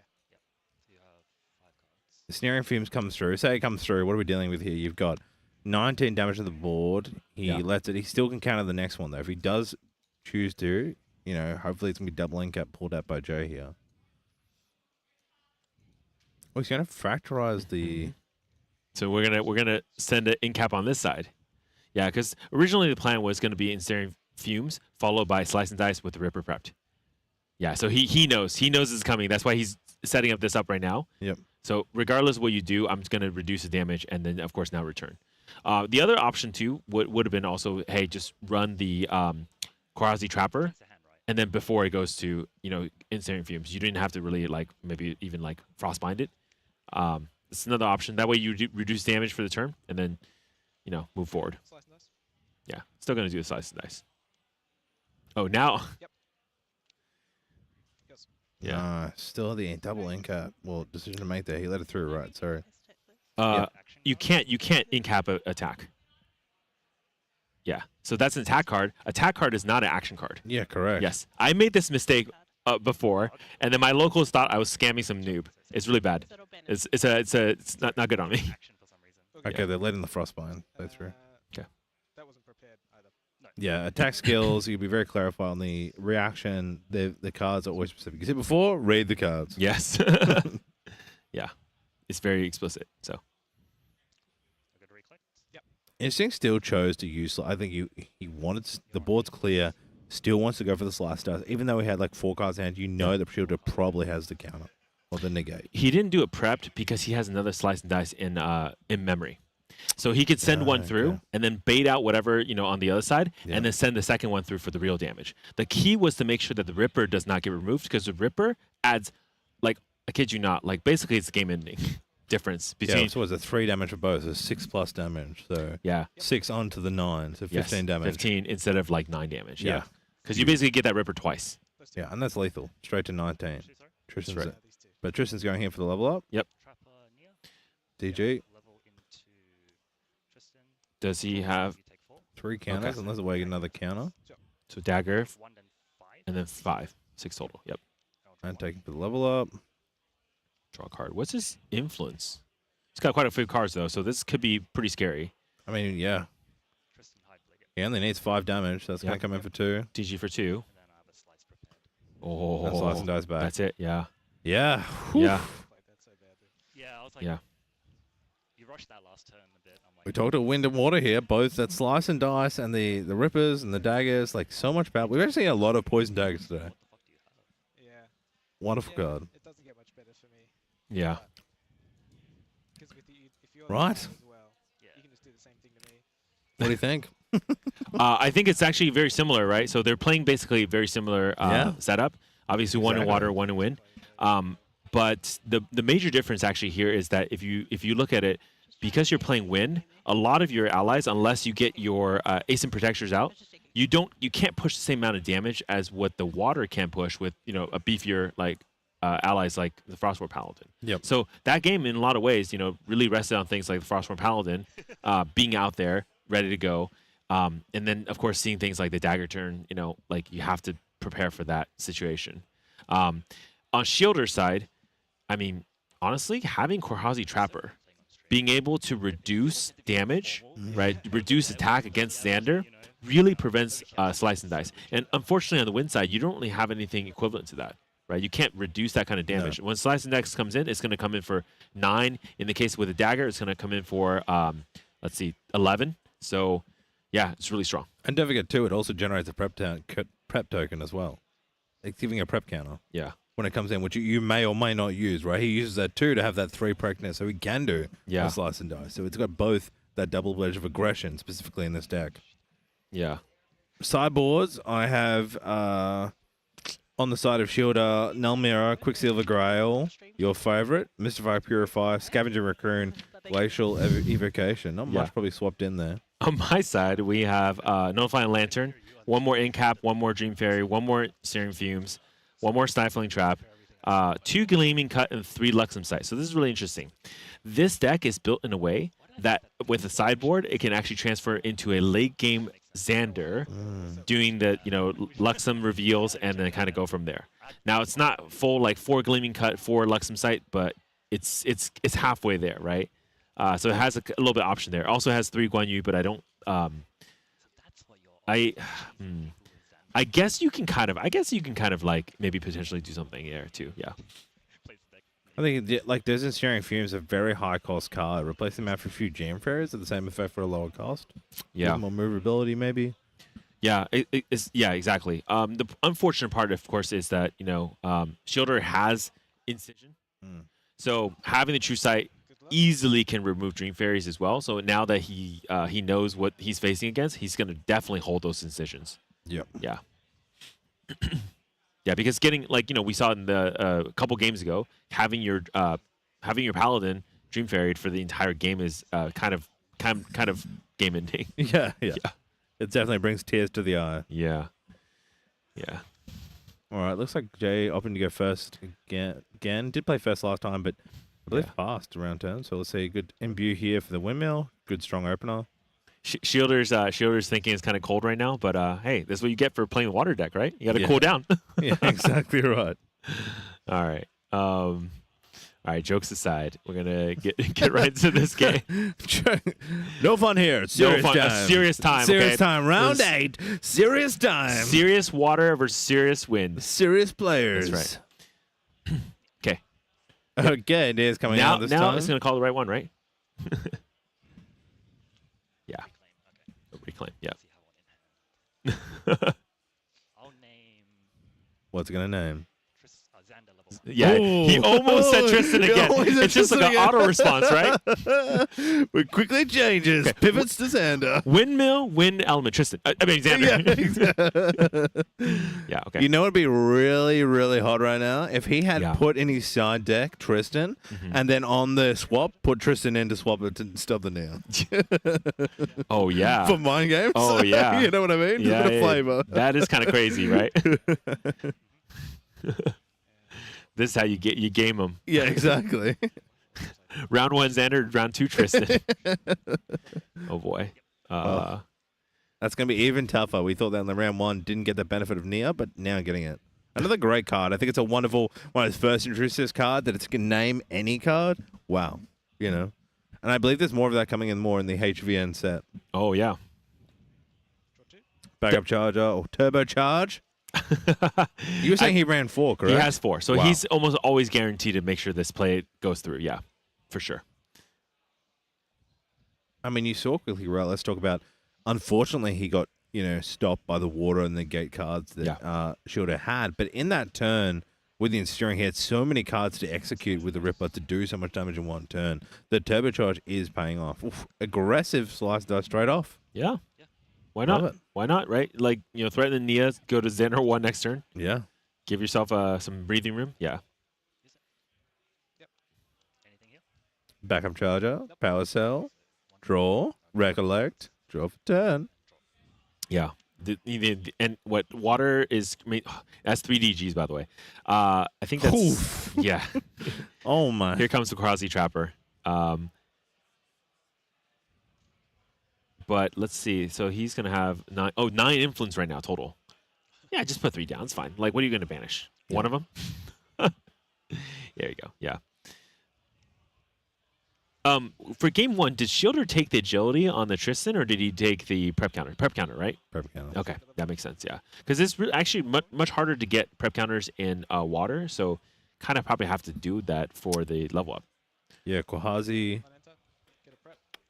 That's really it. What else we got? Glimpsy. Glimpse. 2 on the top. Ooh. Pre-reg. He likes both cards. Both go on top. Scout plan. Both make me happy. Sorry. Surveil Wind, Scout Land. One of those draw some cards from Wind. I almost would win Tristan. Yeah. But win Xander. Win Xander. Yeah. 5 cards in hand. Good use for counter and negates. Operative looking in hand here. Sadie. Okay. 2 cards go down. Windmill. Let the engine drive. Build influence. Mm-hmm. More cards, more chance of winning. That's right. Those are the rules of the game. Looks like is that Innovate or is that another Surveil? That's there's a Surveil to win, and then there's a Veiling Breeze as well, right behind the. I think that's an Asen. So he's probably. I think you go for the Asen now. No. I mean, it'd be hard for him to deal with, honestly. I mean, but the problem is Sadie. Okay. I mean, if you go for an Asen, though, you got to obviously deal with Frostbind and. Oh yeah. See, there you go. Sadie, prevent, pass back. Yeah. Yep. 2 in hand. It's okay. Sadie's not gonna die. Okay. Instep. Ooh, instep. Fracturize. Power cell. There you go. Water loves it. Hey, it's a great play, right? And now it gives you. I mean, you get 1 influence from the power cell. You get 1 more for the And then you also, of course, can use the floating memory for paying for anything, right? Level Yeah. up, Scepter So in this good. case. Yeah. Now, Scepter, really powerful here, right? So you can, because there are 3 DGs in hand, you might be able to do some weird, like, turbo level up twice with a dagger turn Yeah. with Scepter. And that's a lot of damage. So really funky things are available. But in this case, in this round, it's a little different because Jared does have his Veiling Breeze. So the Veiling Breeze should be able to prevent that from happening in one turn. So, yeah. 3DG goes down again. And, yeah, Frostborn Paladin. Does somebody floating, though, I believe, just bringing it down. Okay, this is not going to bounce. There you go. Evocation. 3 damage. City's dead. Nice. Brings Yeah. the board back. Yeah, you can't really let that Sadie sit around. Just so much prep counter, and other effects as well. So being able to kind of kill it with 2 cards is totally fine. Yeah. Recollect.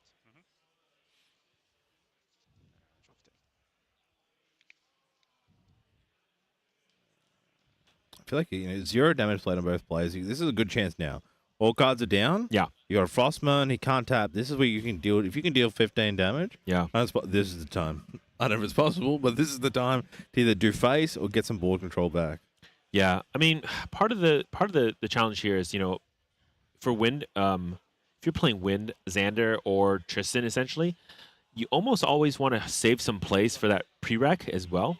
So you don't want to kind of empty your hand to a point where you won't have any options on the prereq. So, yeah, but Sirocco here is totally fine for an option here. Yeah, I guess now's the Ascent time, right? But see, if you play Ascent, you're kind of setting up your hand to be kind of dead again. But yeah, you got to clear the Frostborn Paladin. But yeah, again, you have 2 in hand. You have a Fairy Whisper play on the Recollection or prereq. Yeah. But not much more to do anything. I think the Veiling Breeze is now also down too, right? So not that there's any shenanigans available here yet, but it could be pretty scary here too, though. I mean, a level up here, you get to level 3, you can bring out the... Yeah. You bring out Shadow's Claw, comes out. There's a lot of damage that can happen at level Correct. 3 for Dancer. Yeah, correct. Being able to turbo 3 with... there's 3 DGs, right? So you can go pretty fast, yeah. Nice. Snow Fairy. Keep it rested. In response to the unenter. Oh, here's the Stifling Trap. Burn those 2 prep counters from memory. Yeah, that's nice. Kills the Snow Great Fairy. play. And does not, have the effect. Yep. Yeah. Awesome. Ends not enter. But you do lose 2 prep counters, though. Yeah. 1 damage. Definitely much slower game this time around than round 1.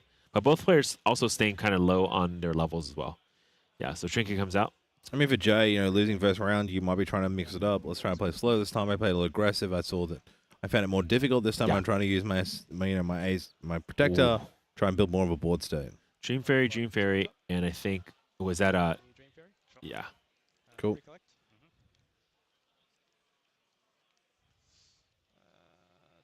Dream Fairy in hand, gonna draw for turn. In a good spot here. It's got a lot of good board control. There's not many prep counters on for Shield. He's not going to get the bonuses he wants for Tristan getting to level 2. Mm-hmm. He's going to have, bringing out the Poison Dagger is good for dealing damage, but really not that state. You've got that Taunt. It could be a good match here. Jay could take game 2. Yeah, I mean, so the thing is, the Scepter is going to do 4, 5 if you pop the dagger, right? Yep.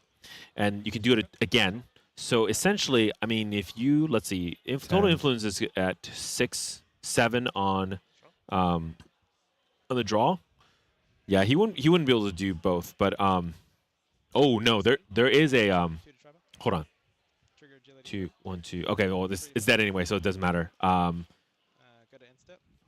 10. No, he'll be short, so he wouldn't be able to do enough damage. Yeah, But I was thinking maybe there's a lethal line with some weird like level up twice or level up 3 times. Yeah. With the scepter on board with a dagger on this turn, and then basically escaping any sort of like intercept and whatnot. But JR is like also prepared for this. That's why the Veiling Breeze is in hand. Yep. So yeah, any of that shenanigans shouldn't hold either. Yeah. Shielder's counting now for how much damage this would be actually for the level up because it does matter quite a bit. So it's gonna be dagger for 1. It'd be 1 if he did 3 times. What 5 points every so time. 15, 16 damage. I'll put him at 17. Yep. And then you have Dungeon Guide. I think that could do it, right? Now, of course, there's Veiling Breeze. You have to play around that. So, yeah. What about Shadow School? That can come in too as well. Or is it a certain amount of prep count as Shadow School? True. Yeah, you can swing with the Tristan as well. But one breeze kind of negates all those mini damage, so it's kind of moot at that point. Yeah. Scepter trigger. There you go. It's very important, actually. Yeah. Yeah, but it's not gonna. So play a little slower, right? At this point, Lunette's a little bit late to the party here, unfortunately. It's kind of like we talk about here. Like he hasn't got enough cards in hand to really start comboing. Sorry, the protector off the board. Like so, Fracture Eye is probably on the Viridian Trinket. It's fine. Yeah, and he's probably just going to pass the turn at this point. Gonna go for Incap. Oh, okay. Nice. Incap's good. And pass turn. Yeah, either way. There's not much to do on Shielder's side at this, specific moment. Looking to see what flirting as. Does he go for the level up here? Does he go for Ripper? Dagger? 4 cards in hand. Yeah, 4 cards in hand is still a bit scary. It's got a lot of responses that could happen here. Okay. Going level 2. 6 cards. Yep. Maybe pull back the incap on the level up. Reclaim and ensnaring. Xander on enter. Snaring and reclaim going in. I'll spend 1 to get Incap back. Yeah, there you go. Incap is just so useful to have as a threat, and of course, yeah, and he's gonna get the prep counter back anyways. Nice for Surveil. Yeah. Stifling. It's a much talk about game 1. It's actually I feel like it's totally different. I feel it's now looking at Jay in control than I felt like last game. Yeah. Shielder was in such control. Correct. And honestly, Jared can just push with allies and then kind of like just keep him here because there's defensive options against any shenanigans that Shielder can have.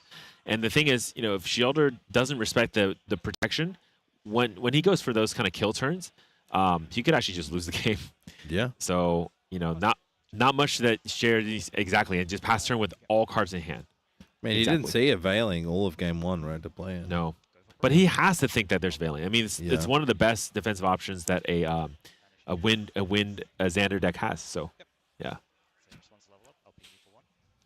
Dagger being popped here for 5 damage.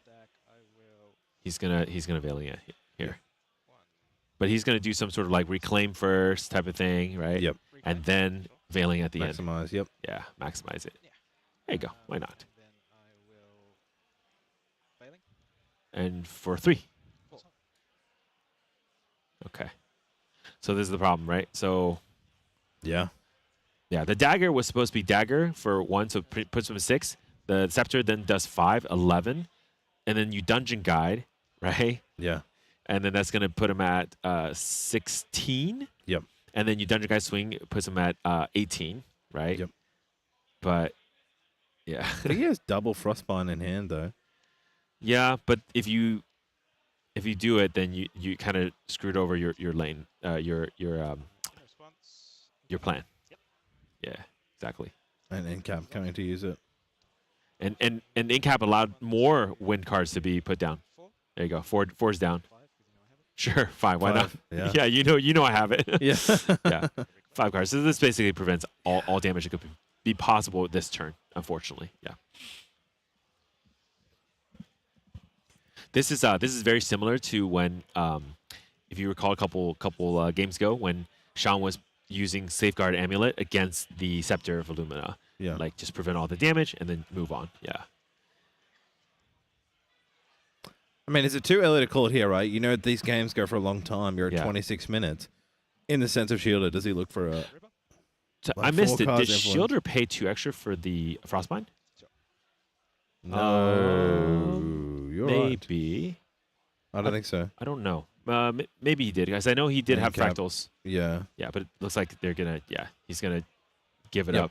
Because again, the position's really not good. There's no allies on the field anyway. Correct. So yeah. Just 4 move forward. cards. It's going to be hard to get up. I got to play a third round. I want a better luck chance. Yeah. I want to get my engine started a bit more with my floating. You know.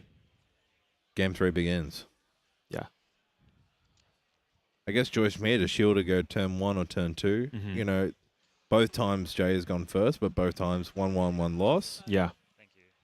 I mean, the end caps are so powerful. Like, it actually is when I think about, you know, a lot of these decks we talk about, it was played in with our horses deck to deal with these frostbinds that get played. It says, well, you Yeah. can play, but then I'm going to counter your action card. Yeah. And give you that exactly. chance. I'm just saying. I think Incap is a really, really, really strong card. Yeah. So. And Yeah. we also seen the strength of Jay's deck here, right? This is a deck that's got a Wind Luxem, which we haven't really seen Luxem gone to No. that play that needed to.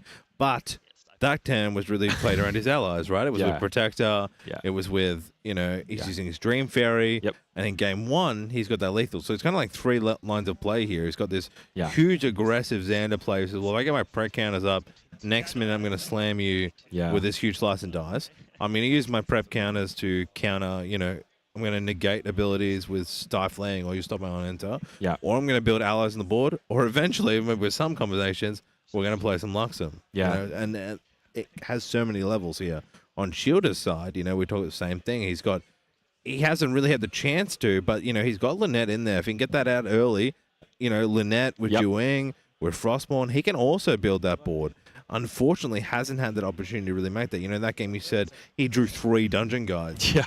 Like, super rough. So that's why he went for the Scepter play, because Yes. like, what are you going to do when you run 3 dungeon guys? Correct. Figure out a way to use them, right? Yeah. And that was tough. Yeah, it's rough for sure.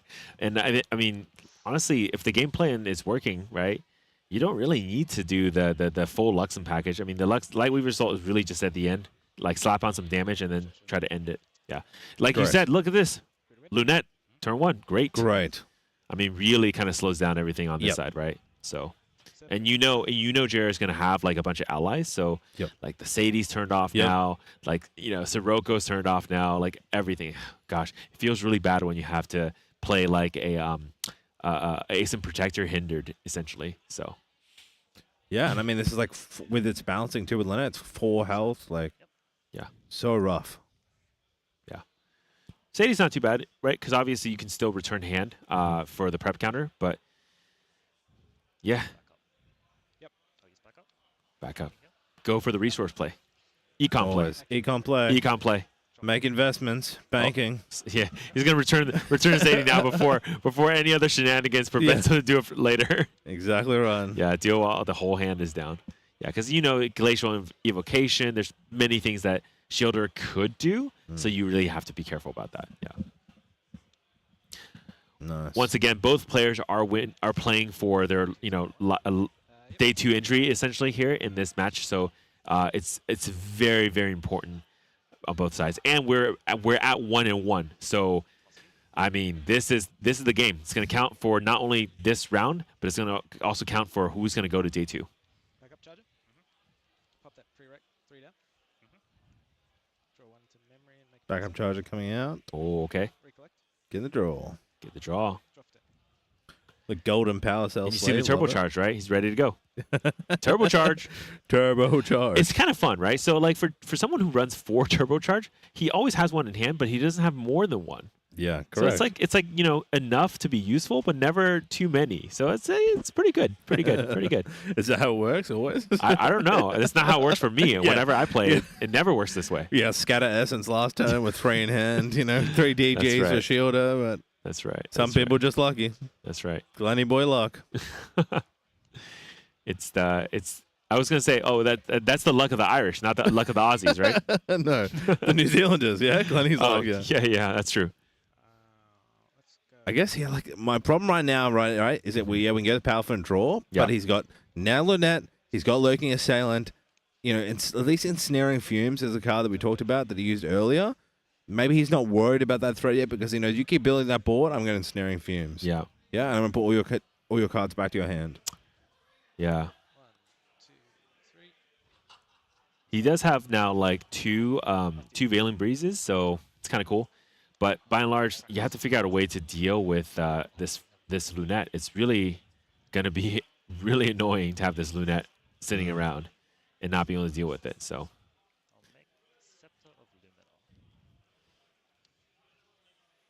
Scepter of Lumina coming out? Yep. I mean, we talked about, like, if he can get he's building prep with Sadie. A lot of damage comes with Slice and Dice with the Ripper. Yep. Or is it maybe okay to slice and dice the Lunette, right? And just kind of get that out of the way so that... Because the thing is, in this hand, Jared has, like, you know, Ace and Protector, different ways to kind of, like, you know, potentially progress the ally play as well. But with the Lunette on the board, you essentially have the entire ally play locked down, right? Because you see exactly what's happening here. They're going to threaten the Sadie every single turn. You return to Sadie, fine, but all you can do is play hindered creatures, right? Creatures are allies that enter rested and not be able to do anything to affect your opponent's board. So relying on potentially the champion to go and remove that Lunette instead. I wonder if she was thinking here, like, he wants to play that aggressive with allies. Because, look, if I keep adding more allies to the board, that Ensnaring Fumes is going to come. So what other cards can I play that's not going to be so easy for him to clear and make him think about his decisions and turns, right? Yeah.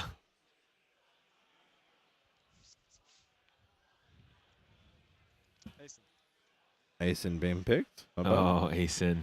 It's okay. I mean, do you really want to, like, return ally to play Asen rested? Rested? Yeah, yeah, exactly. Yeah. There's no worries. You can have that one.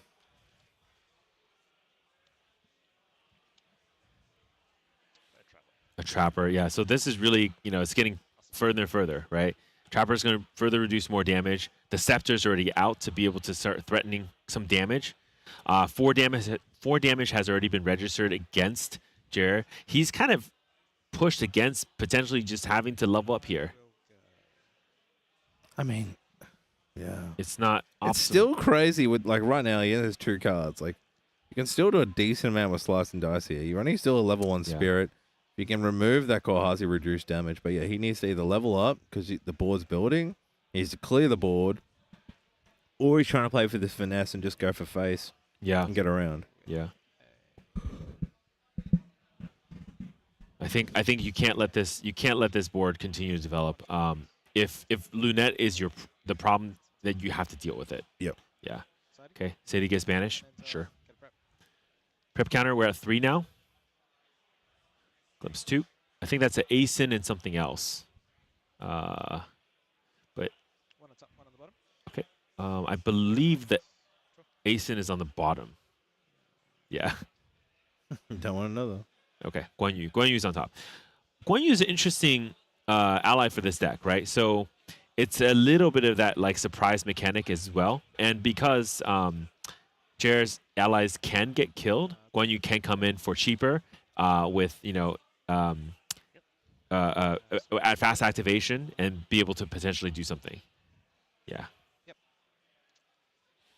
Okay, there's the prevention here, but interesting. Yeah, I mean, you have to do it. You have to spend that prep counter somehow. Get it out of the hand. 2, 3, 4. To windmill. Sure. Another windmill. It's actually really scary right here because if Jared doesn't have a way to, okay, well he does have Veiling Breeze, so he can prevent a lot of damage. But this is where it's going to kind of start hurting a lot because you're going to start spending Veiling Breeze to prevent some of these like just surface level damage. Yeah. And the health pool is just increasing now. Further away, there's lethals that you could try and get because we're at level 1 is now changing. So there's 4 on the board, right? And there's a dungeon guide in hand too, so there's 4 more. So you have to Veiling Breeze some point here just to be safe.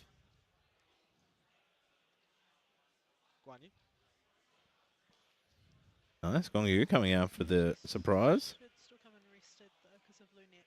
Yeah. Ambush and Retort too. Yeah. Comes in rested. So sad. Yep. Take 2.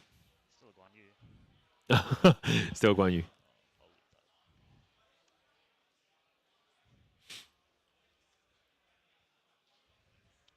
What if you go for like the Nia here?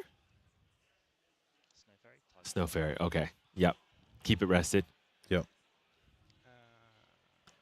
Man, this is a really gunky board on Shielder's side. I mean, how do you remove this, right? You have like Lunette slowing everything down. Now Yep. Snow Fairy's out slowing things down. You got Korhazi Trapper potentially slowing things down. And then like you could just have Lurking Assailant continue to do some damage.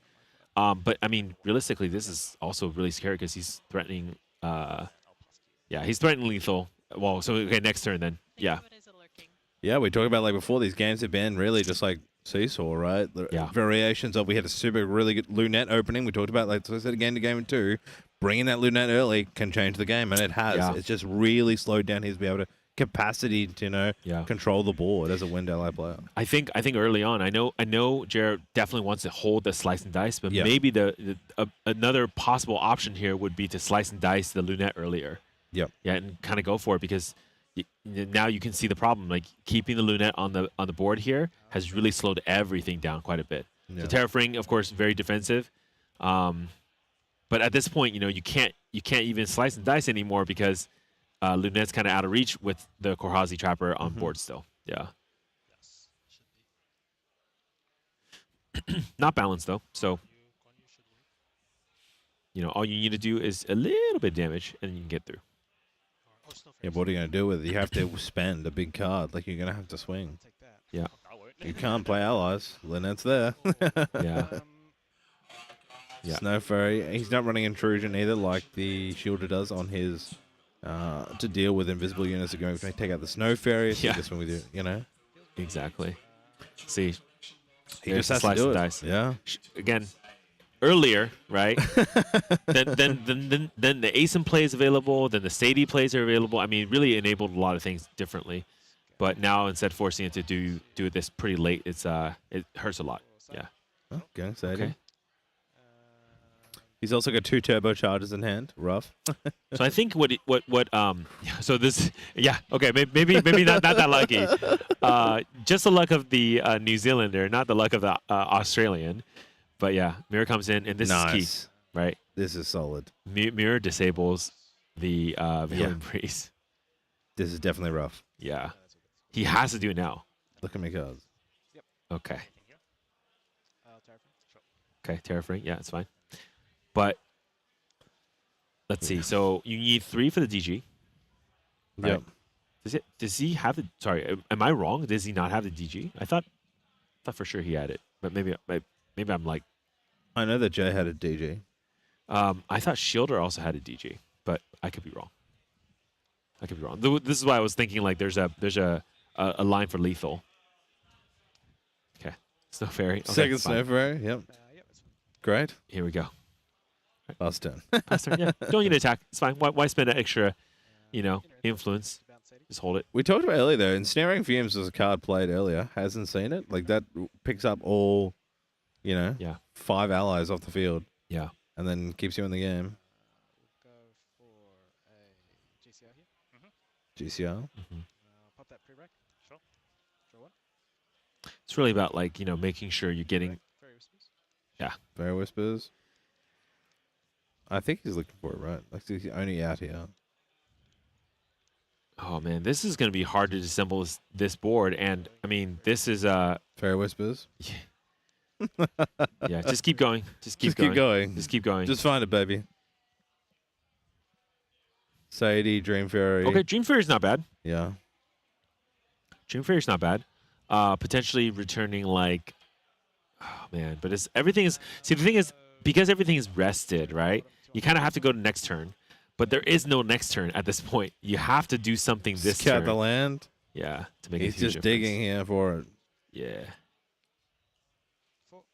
4. Stifling.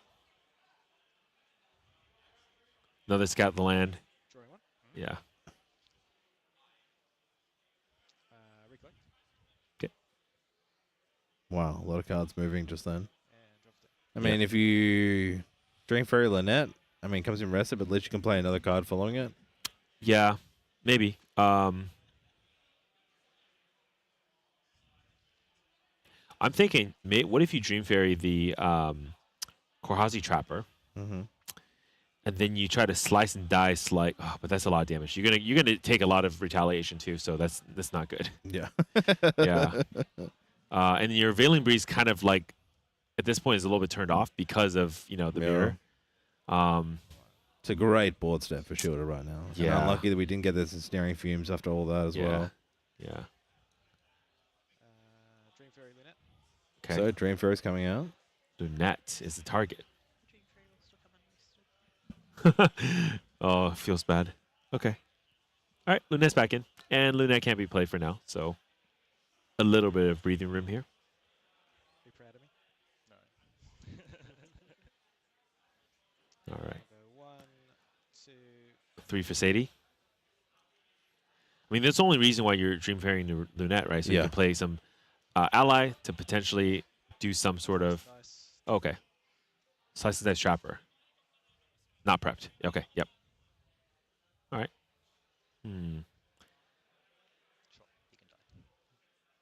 Just trying to clear the board here. Retaliation? I mean, Okay. you're still like, what are you? I guess he forgot to retaliate, but okay. Yeah. Yeah. Okay. You're still only at what 19 health. Your 8 damage is all you need here for lethal. Yeah. Level up here is, you can still double level up here. It's like 2 level ups here is 8 damage just there. Let alone 4 on board and then Yeah. 4 for the level up. So yeah. The thing is, I mean, normally you're thinking, just wait. Okay. Okay. Doesn't want to go for the. Okay. What is he afraid of? Maybe I'm. I don't know. Right? Because don't. Unless he has DG that you were talking about earlier. No.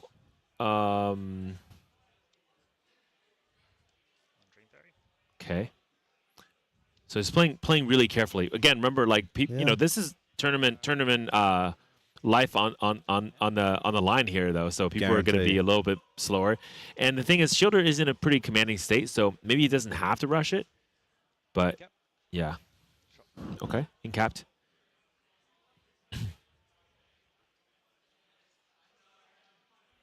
Yeah, I mean, I think you're right though. Like if you level up and you just go and hit for lethal, right? Yeah.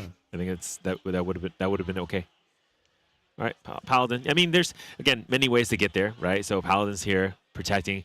I think Shielder is just really actually going for the super defensive play here. Yeah, being very careful to get there, because realizing Jared doesn't have any like options, so.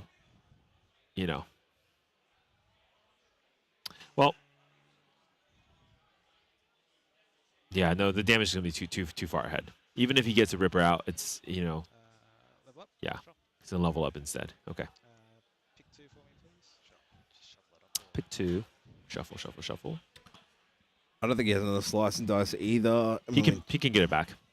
So that's what the level up can do, that's right? true, You yeah. can pull it back from the graveyard. Did you turbocharge? Okay. Get 2 prep. Spending 1 to get.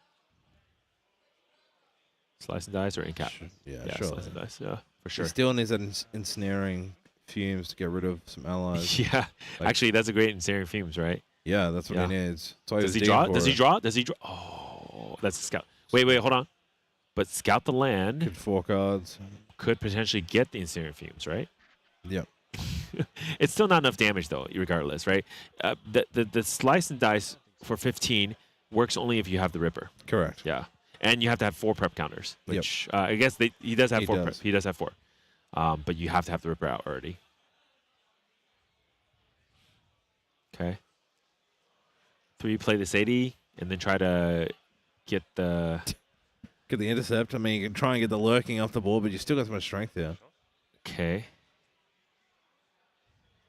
1 to him. Yep. Yeah. You say 1 to him. Sidey?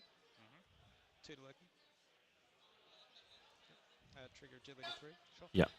Okay, sorry. One to lurking, 2 to lurking. Yes, killing the lurking, and then putting 4 down for now probably Ascent. Return Guan Yu. Yeah, perfect. That's good. Okay. He has agility 3 too, so he's gonna pull back 3 cards and then have enough cards to also potentially also play Guan Yu. Yeah. Go to my instep. Pick up 3. Nice. This is pretty good. I mean, he didn't go for the level up last round. I'm quite molding over that. You know, that's 4 damage here. Now he has to push even further here. I think it's Sway lethal. between 2. But here's the thing, right? You untap the dagger. That's 1 damage. Puts him at 16. Yeah. You level up. Yep. So that's 5 more. So that puts him at like 21. Swing with anything. Because he swang with the protector. Yeah. That's interesting. Yeah. He had to. I mean, that's the only way to clear the paladin. He has like Veiling Breeze, but it won't matter to the mirror. Yeah, correct. Yeah. Maybe looking for a misplay. In response, I will Veiling. Veiling Breeze, I'll mirror. In response, Yeah, there you go. Second Veiling's good. Yeah, that's the point. Nice. Yeah. Cool. For 5. Yep. That mirror is actually just a piece of paper, right? It looks really flimsy, so I think that's right. It's probably a piece of paper in the sleeve, so it doesn't matter. It's in the material deck, but yeah. So how does the interaction work with double breeze? So the first breeze, because you breeze, right? Yeah. You're about to reveal your memory. Yeah. Shielder activates the nullifying mirror, which says, hey, once this ability is activated, then all cards and memory are going to be norm. Yep. You play the second Veiling. That second Veiling will resolve before things turn normal. So the second Veiling will resolve. Essentially, you have to have some way to maybe incap the second Veiling or something like that. And then he's going to show win, prevent the damage, and of course now everything turns normal. The first Veiling does nothing. Right. Yeah. Okay. So 2 Veiling does get through the mirror, but that's spinning quite a bit. Yeah. But I mean, it worked. Got him through a round. He now has an Ascent on board. Yep. Didn't take that damage. He's in a good position. Yeah. That's a great play from Jay. Yep. We talked about earlier, wasn't it played earlier? That's probably why, when talk about earlier praise. I still think you try it earlier. Yeah. So like you push that push the lethal the first time, have the 2 Veiling thing happen, and then of course this would be actually easier now to go 1 more level. So I don't know. I mean, again, we're not the ones playing. We're not the ones playing. Yes. We also see both sides. We see the both sides. We're not perfect information. Yeah. We're not 10 hours into the game. Yeah. Now here's a really interesting situation we're in. Oh, that's 2 Guan Yus. Never mind. I thought it was two Lightweaver's Assault in hand. Yeah. Yeah. Okay. So now we're gonna push damage. Hey. Yeah. Now we're in a first split. blood, or not first blood, but finally first drop of blood from Shielder. Yeah, exactly. With the protector coming out. He's like, okay, so turn 10. I will do some damage to you. Yeah. 4. Okay. Yeah, so Guan Yu's gonna have to come out here, I think. Or you can Ascent. Let's see. Do you Ascent the Ascent? If you Ascent the Dream Fairy, then you lose the Lunette can come in, right? Yeah, but it's probably gonna come in this late into the game. Yeah, it's true. It doesn't Put really that matter torn anymore. out. Yeah. Okay. Okay, let's look about lines of win here. He can go for another level up. That's an additional 4 damage. So this puts him at 19. He's still got to deal with the. He's still got to deal with the Ascents on the board, but again, you've got the Shadow Dancers starting to come onto the field. Yeah. Looking to draw. Shielder has a DG in hand though, so I mean, kind of like have availability to do something. Problem is he doesn't have enough prep counter. So one of the beauties of Dancer is to remove prep to shift the damage. He doesn't even have 2 to do that once. Say for a lethal slice and dice, he can't do it at the moment. So kind of wants to generate more prep. Probably wants to find ways here that he can, negate some activations. So when that happens, tough spot. Yeah. I mean, he could go for the 5 onto the Scepter, an end step, try and get 2 more cards, build that influence. Yeah, it's going to, yeah, exactly. So,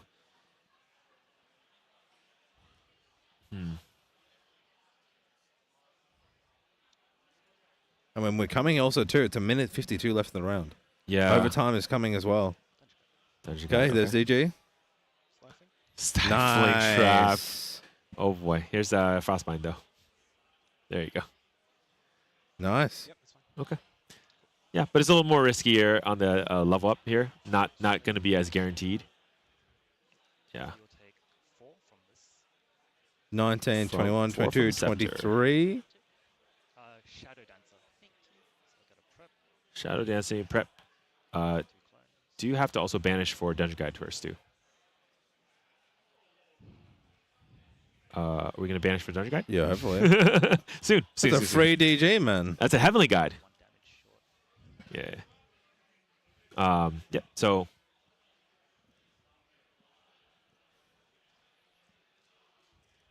Actually, he's on 19. 19 have plus to- 3 is 22. Am I? He's not 1 damage short. Am I math incorrecting here? Oh, sorry. He's got the ace and up.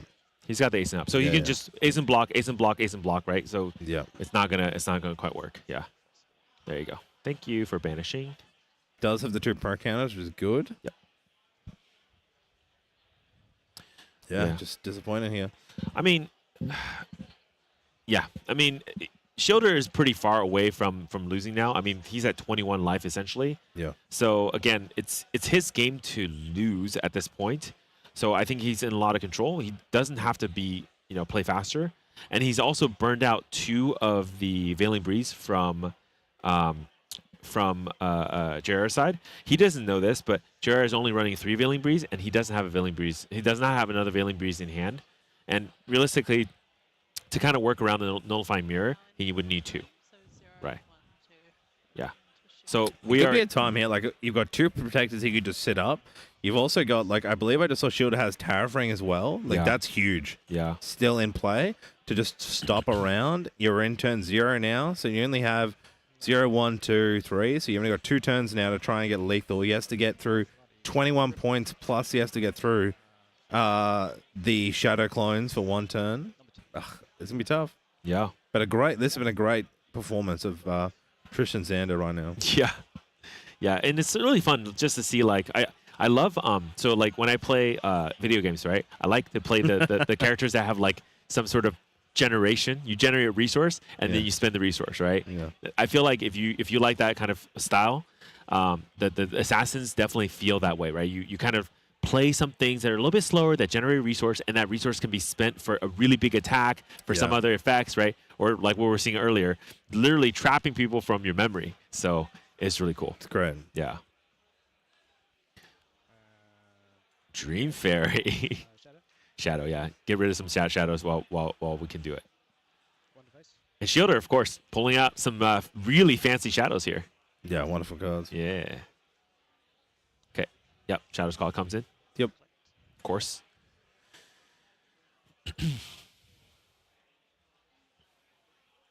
Yeah, the only issue right now is the Shadow's Call is going to allow him to clear.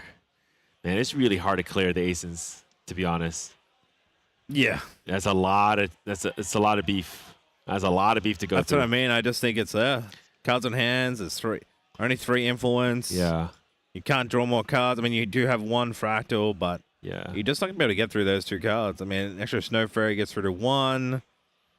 I just think we're looking at a tie here, big boy. Snow Fairy. Yeah. It's Nia. Okay. Slice and dice is called. So, man, this is really sad because I think he has to almost play for the draw here. Yeah. Yeah. 1. Last. Retaliate. Kill the DG. Okay, fine. Still another one though. How are you gonna get through that? Can't do it. Here, Yeah. that's round 2. So now we're on turn. That was turn 1. This is turn 2. Yeah. And then turn 3 will be shielders. I think the retaliate should have gone on the Nia, because if you can retaliate against the Nia, right, that opens up Slice again. Yeah. Yeah. Now it's not lethal, but it opens up a line for 15 damage, right? Let's see, 15, 16, 17, 18, 19 damage. It's close. Close. It is close. It's 24. Right, and Shielder probably would put some of the damage onto one of the shadows. So yeah, it's probably gonna go draw, unfortunately.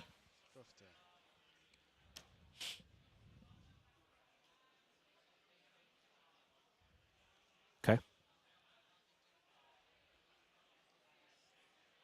You just can't remove that. Yeah. There's so many levels here. That second prep counter.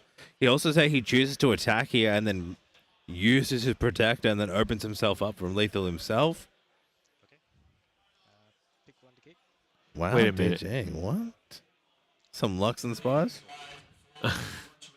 I guess just pushing his health up to guarantee that he's not going to get... guarantee that he's going to survive, Die. I think. Yeah, Yep. exactly. There you go. Hold the ace in, pass the turn. Yeah. Yeah. What can you do? Yeah. Yeah.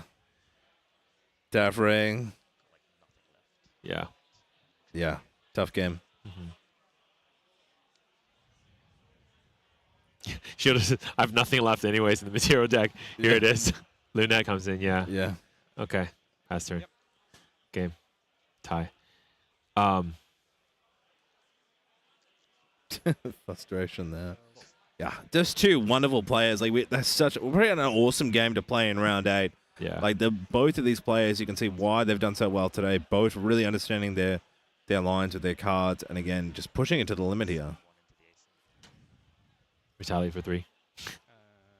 Yeah, retaliate. Yep. Yeah. 3. And then, but like, yeah, what do you want to do? What are you gonna do? Take this off stream. Because it's still in my turn, right? The thing is that it's either or, so it's whatever comes first. That was your last turn. Okay, so still holding here then. Okay. Okay. Yeah. So basically, here's the problem, right? If they both draw, both players will not make day 2. If one of them concedes, then there will be a day 2. So. I think I might get there next. I have a chance at 5-3. Unfortunately, the way the rule works, by the way, It hasn't been declared before, right? Well, technically they're out of time too. But the way the rule works is that it's a draw. Yeah. Yeah, correct. Yeah. You can't discuss this kind of stuff. Correct. The only thing that maybe sometimes I've seen is like, let's say we're teammates, and I'm just gonna shake. And you have to offer. There's no discussion you can give because then it's like collusion, all Yeah, that stuff. correct. And then like, how do I know you're not potentially like, yeah. This caused a lot of other problems. So it's just gonna, yeah. Not really, but it doesn't help if one of us. Wow, Shielder. True, but I actually have a chance to tie, break it in. It's like, No, we both do. At 5-2-1, I get in. oh yeah, so do I then. Yeah, so that's why I'm saying like. So yeah, he's still explaining, but I think Jared doesn't understand exactly what this it is, but it doesn't matter. It is what it is. So Let's just talk to the game, I guess. Okay, there you go. Yeah, I mean honestly, this is what I'm saying. I think Shielder didn't have to be in this position. I actually still think that he should have pushed with the level up way earlier when there was Xander 1 still at 19 life. Right? Yes, you can potentially do 2 Veiling Breeze, but at that influence. Before he dealt with the Lunette, I mean, much stronger. Much stronger. He didn't have the defenses up. You still had a second chance to be able to just say, okay, sure, use your Veiling, but that's it. How many more other Veilings can you use, right? And then be able to push all the damage through. Yeah. So unfortunately, otherwise, your other option is this. So as your players, you often you do want to be able to watch the clock and then be on top of things like, hey. Time is running out. I got to find a way to end this game. Yeah. Because like Shielder's saying, if I don't win, we both lose. Yeah. Tie is both lose. If I lose, I lose. Yeah. So the only out is win. So how can I find that line, right? Yep. Especially, and it feels really bad, right? Because Shielder was in a commanding position. If this game kind of pushed on a little bit further, it's pretty clear that Shielder's going to take it. Because again, the defensive options on JR's side are gone. Yeah. But at the same time, playing against the clock. It is what correct. it is. That is what it is, and that's exactly right. And like day 2 may not have that, but it does part of day 1. Yeah. That is part of the game. It's a 1 hour time that you've got to think of these decisions. It adds to the beauty of Grand Archive. That's okay? right. That's like right. That stuff. That's why playing fire decks, playing these water decks. Like yes, they have a lot of negate power and they last for a long time. But you also, if you like struggle in game 2 and you're a 1-1, it makes it very hard to try and close the gap. Hey, let me ask you a question. If you were in this situation, right? It's a tie, both lose. What would you do? I would consider. Like I probably would have considered. You'd be a nice guy. Yeah. Get social credit, right? Yeah. Social credit. Next time we see you, like, oh, that's Mr. Reed, PhD Dr. Reed. Exactly right. Like yeah. I feel like I mean but for me, like I don't see myself. If I'd won a few more store champs or regionals in my time, like okay, we'll do it different, right? But I'm not gonna, whatever. I actually think good karma comes around, goes around. So doing something like that for charity is great. So Yeah. but No, it is but- really And then part of the decision there, like, it's super frustrating. Yeah. For the players. Mm-hmm. Like, and it comes to, playing. Yeah. What have you gone? 4-2-1. It says 4 is the 2 the loss or the tie in the order here? It's win, loss, and then tie. Right. Yeah. So again, for Jay there, he's at 4-1-2. Yeah. So actually finishing 4 wins and 2 ties for the day is kind of rough, right? Like, yeah. Right. You probably played against the time twice. Damn. The way that we usually count it, if you have a tie, the first tie is okay, right? Because you're gonna make a So it's tiebreak. 3 ties. It'd be 4-3 now. Yeah. So the first tie is okay because you make a tie break. Yeah. The second tie is actually just loss. Yeah. So once you get your second tie, it's really bad. The third tie, really bad. Yeah. So I mean, yeah. So in it's kind of really awkward too because in this situation, JR with a 5-1-2 record is technically better than a 5-2-1 record, technically. However, it is absolutely guaranteed that if they tie, both of them will not make. Yeah. Where to cut? Super. Tie. Yeah. When it with a tie. It's a tie. Okay. So the determination was a tie. That's the right thing to do. Yeah. Yeah. Makes sense. I think so.